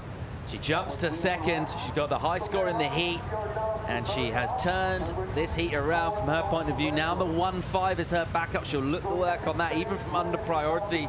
She'll look to try and wash that off. Here goes Kailani Johnson in 3rd place now, needs a 4.11. She puts herself a little wide, and she'll get hung up. So another error from her. It's hard to say how much is a mistake and how much is the wave, though. Some of these waves are pretty non-cooperative. she found herself a little bit too far away from the power zone. And one of those wobbles goes through and can just leave you a little high and dry. So Johnson unlikely to add to her total, or she doesn't. McDougall, they are waiting for a number for her. She gets it. It's a 3-3-7. She'll go to second place. So Daniela Rosas now drops to third. That's the bad news. The good news, she only needs a 1.94 to move up. Alani Johnson in fourth right now. 4.55. That's the size of the task facing her at the moment. It is, of course, assuming McDougall can't get a further improvement. Summer Macedo at the moment hanging on to the lead here, Chico. Yeah, she's holding into the lead and with a lot of pressure because she has a priority now and she knows red and white are really close. And green too doesn't need much. There she goes, snapping hard off the top. Nice looking wave. Look at this runner. And a good little carve down from her in the pocket. And again, just swooping back onto the white water. Maintaining a measured pace through the mid part of the wave. McDougall, a little snap. She's done multiple maneuvers, low bottom turn. Just kind of pouncing on the lip, or in the pocket rather. She just snaps around, trying to keep that board nice and loose. She'll hope for a finish in here. A little redirect re-entry. Good surfing from McDougall. Yeah, I think she'll probably get that 3.73 on this one. Long wave, well surfed. Nerves of steel for Summer Macedo now, because Daniela Rosas doesn't need much too, so it's as we see Daniela paddling now. She goes 4.20 on the clock, looking for a 2.3 now to move up. Good bottom turn, bang! Nice hit of the lip, Rosas straight into another bottom turn. It's sharp, crisp surfing. Now the wave gets tricky, goes a little soft. Rosas looking to try and stay alive in this competition by getting points on this wave. 2.3 is the requirement. Good finish from her. And a really well-surfed wave. She was on the ropes in this. She got herself back in with a 6, and that's a great way to try and back that up. Yeah, nice backup. This wave was a really well-chosen one. She was able to attack it out the back and link some really good turns on the inside too. So Daniela coming back on this seat really well. This last wave was a 4.5 for Daniela. Daniela jumps into the lead, and nice finish here. So Daniela putting together a really short in time heat. In 5 minutes or 6, she did the 6, and now the backup. As we see the replay of red, Zoe McDougall with a 5.17 on this one. This was a beautiful wave from Zoe. Really well-ridden wave, a long wave, and she gave it time to stand up, and she was just surfing through the rhythm of the wave, which was the most beautiful part of this wave. So great score and great comeback on pressure moments like the end of the heat and needing a small score. As I said, Summer now sitting with the priority, needing a 5.41, as we see the drone shot from Zoe, the surfer from Hawaii, there with that 5.17. A really well-surfed wave. You can tell she has a beautiful technique, really nice style and smooth style, so great wave from Zoe. A bit of out of rhythm, we see Kailani Johnson too, needing 6.34. Not really finding the wave she needs to get in the mix, so can't wait to see what happens in the last 2 minutes. Yeah, great skills there from McDougall. Great hustle from Rosas. Dropping the 6, dropping the 4.5 first. At the moment, we are due a score from Zoe McDougall for that wave we just watched on replay. A bunch of turns done at speed with aggression as well from Zoe. And now what started off as a sluggish, slow heat. Everything's in play here. All situations are on the cards. Anyone can get out of this, really. Priority is with Summer Macedo. Kailani Johnson has second priority. She's in 4th place, though. Their requirements are more difficult. Kailani, the 6.34. Just over 90 on the clock. A little pulse of energy. Summer needs a wave. She's going to have to use this priority. This one looks like it's shaping up on the outside bowl here, and we'll probably see Summer Macedo spin. A lot of talk about waiting for the second wave of the set. She lets the first go. And what that also means, she maybe just saw that Kailani didn't opt for that wave, so she just opted to hang on to priority. Here goes Kailani Johnson now. Minute on the clock, looking for 6:34. She'll have to let that section just tumble around her. And doesn't really quite get to attack it. She'll just keep whipping away at the board. But you can see the pace of this wave. It is a bit of a trundle and unable to really get going through the gears. That's a bit nicer from her. Some sharp snaps. And she'll go through the end section of the wave here, and she'll take on the lip and just about get that maneuver done. So Kailani Johnson finishing off stronger, but the wave just lacking a little bit of push from what she would have hoped for. Final 30 seconds now. And we've also got number, still waiting for Zoe McDougall's number to come in. Kailani Johnson will bring that one in and beat it. 6:34, the requirement for her. Summer Macedo with priority, didn't go anything. She needs a score. It doesn't look like his wave's going to come through, and I mean, it is really risky. You see a two-wave set, you need a number, you decide not to go on either wave. And as it happens, she is left in the lineup, still needing a score.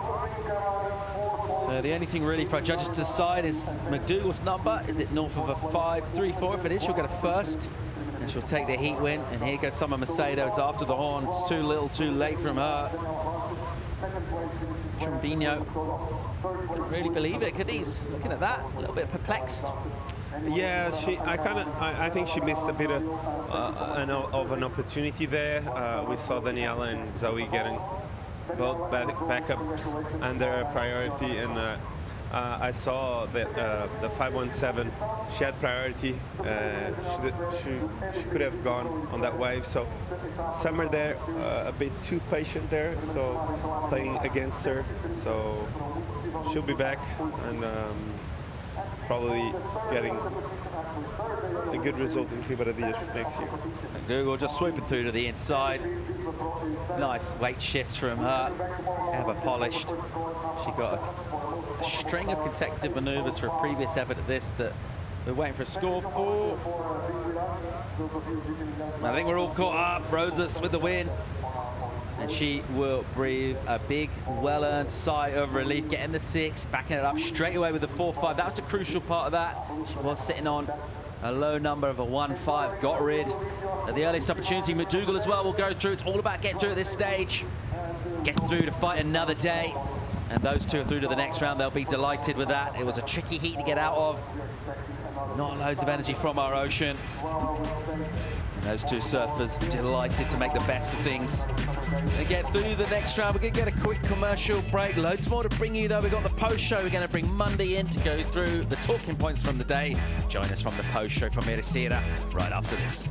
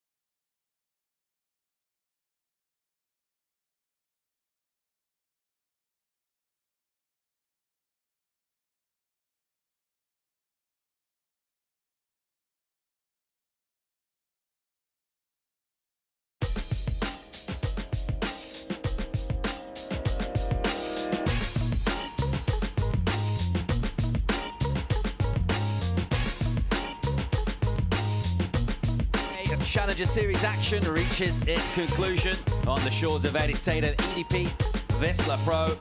And we've seen once again some dramatic moments, some clutch performances, buzzer beaters, all sorts of talking points. Welcome to the post show where we'll break it down for you. We've got top 5 moments, we've got EDP Wave of the day as well to bring you before we get into all of that stuff. Monday, big takeaways from today, big thought. Massive thought. The women's surfing is just increasing and improving every time I watch it. The performance levels are going through the roof, and these young surfers from all the different countries are blowing my mind. Alves, you've been enjoying what you've been watching today? A lot of talent in the water, great day, glassy conditions, and really good performances. Yeah, and we talked about this wave as well, and let's give a little shout out just to the wave itself, because yeah, the swell hasn't been quite as big and as meaty and as impressive as what we've seen on forecasts in previous years, but super consistent throughout the day, still offering opportunity for scores for 4 surfers in the water. Look, we can talk about, I think, level playing fields, and all surfers in each heat get ample opportunities, and if that's what happens, then the best surfer wins, and that's all we can ask for in a competition wave in my eyes, and it delivers time and time again. Yeah, it's been really impressive to see all of that go down. It was a tricky last heat of the day. Daniela Rosas, a clutch performance from her, turning that heat 4th to 1st. She's with Goanna. Absolutely. I mean, there was a lot of waiting in and out of the water. How did you manage to compose yourself there at the end? It was a super tough hit. I knew it. Like, I always surf with Summer in the regional, so I knew. So it's like super rank right now, and I'm just trying my best. It wasn't really the year I would have wanted, because I started pretty bad. Then I got 4th in the ISA, and now here I'm just trying to get in a good rhythm, and yeah, looking forward for the next round. And what have you put into preparation for this event? Was that the motivation, getting a 4th place? Yeah, I was in Brazil. I stayed there for a month, and I was just training a lot, surfing a lot, trying to get to my best to get to these events. And yeah, I'm really stoked to make it. Challengers are super crazy, a lot of talent. All the girls are ripping, so yeah, I'm trying my best to be here, and super happy to make this round and go get another one. We can't wait to see you in the next round. Congratulations. Thank you. Great job, Daniela Rosas. And really just shining in that heat. Asked a bit of a question, put on the ropes, coming through strong, that big high score. Very impressive final heat of the day. Well, it's been a big day. If we can cast our minds back to this morning, which feels quite a while ago now. Was that this morning? It was the men out in the water. Yep. And we had to finish off that opening round. Let's get into our top 5 moments of the day. Going back into that men's round, and the first one of them, well, our 5th moment.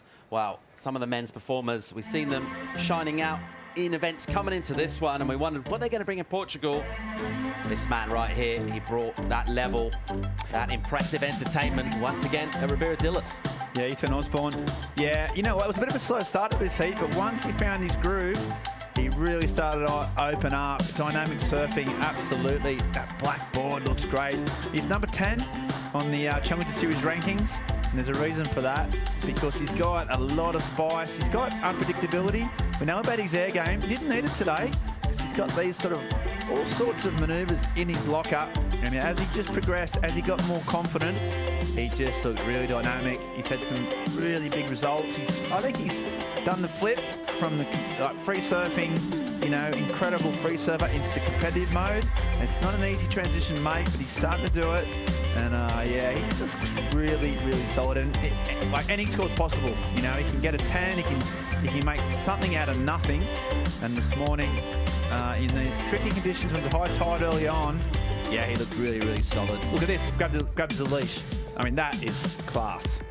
Yeah, full flow there from Ethan Osborne. Well, the surfer on the wrong side of the mid-season cut. He'll feel that he's got some unfinished business with professional surfing in 2022.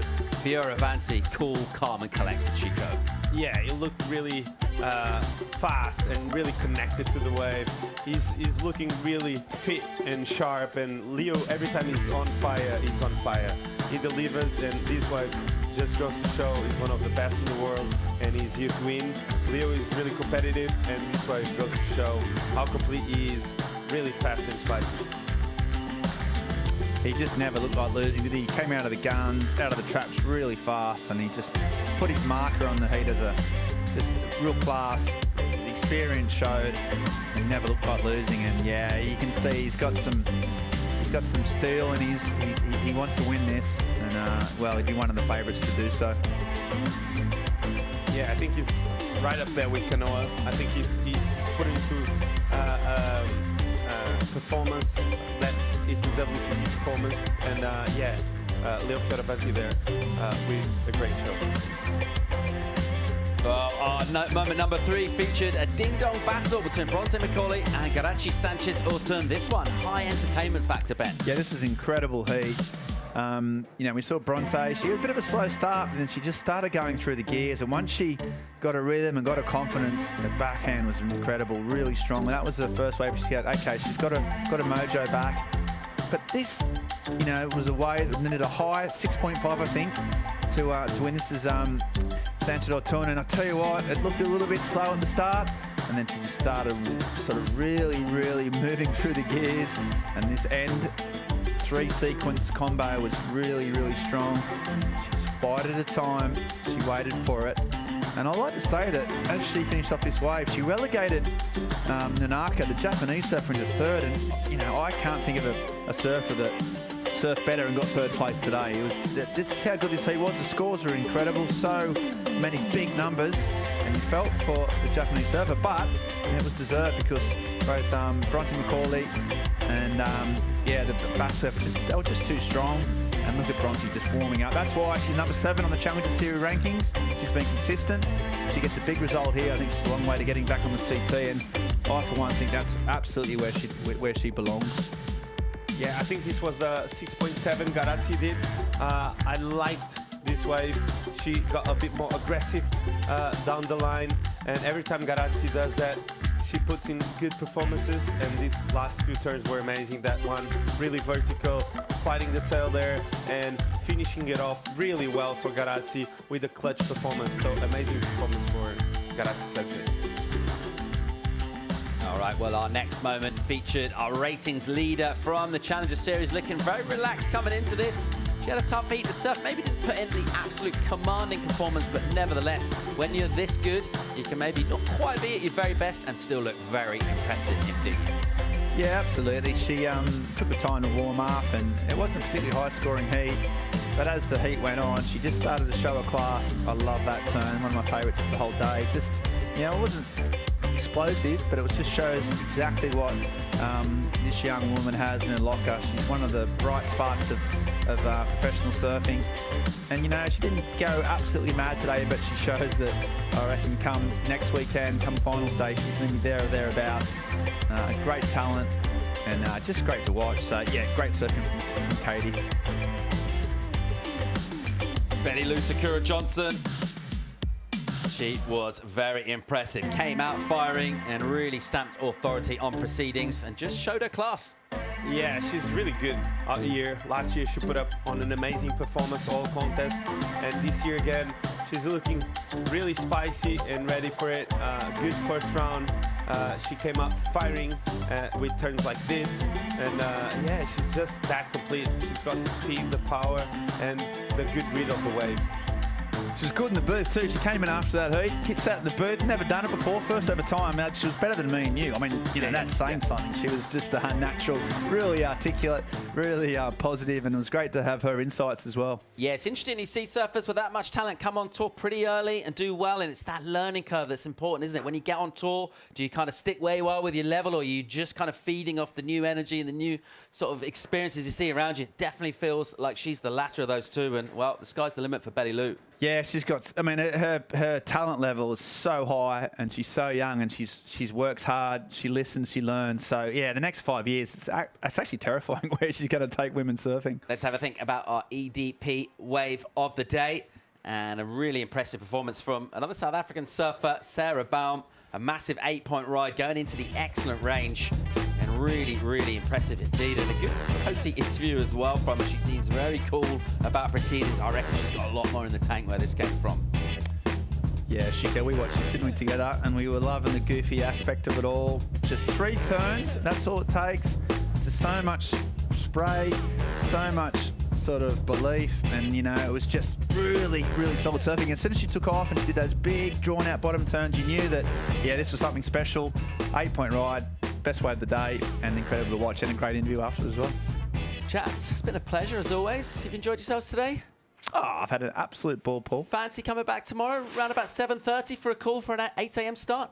I mean, I'd come in earlier if I could, but if we're going to start that late, then yeah, I'm here.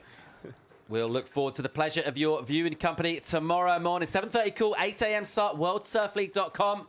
We're going to send you out with some highlights from today. We'll see you tomorrow.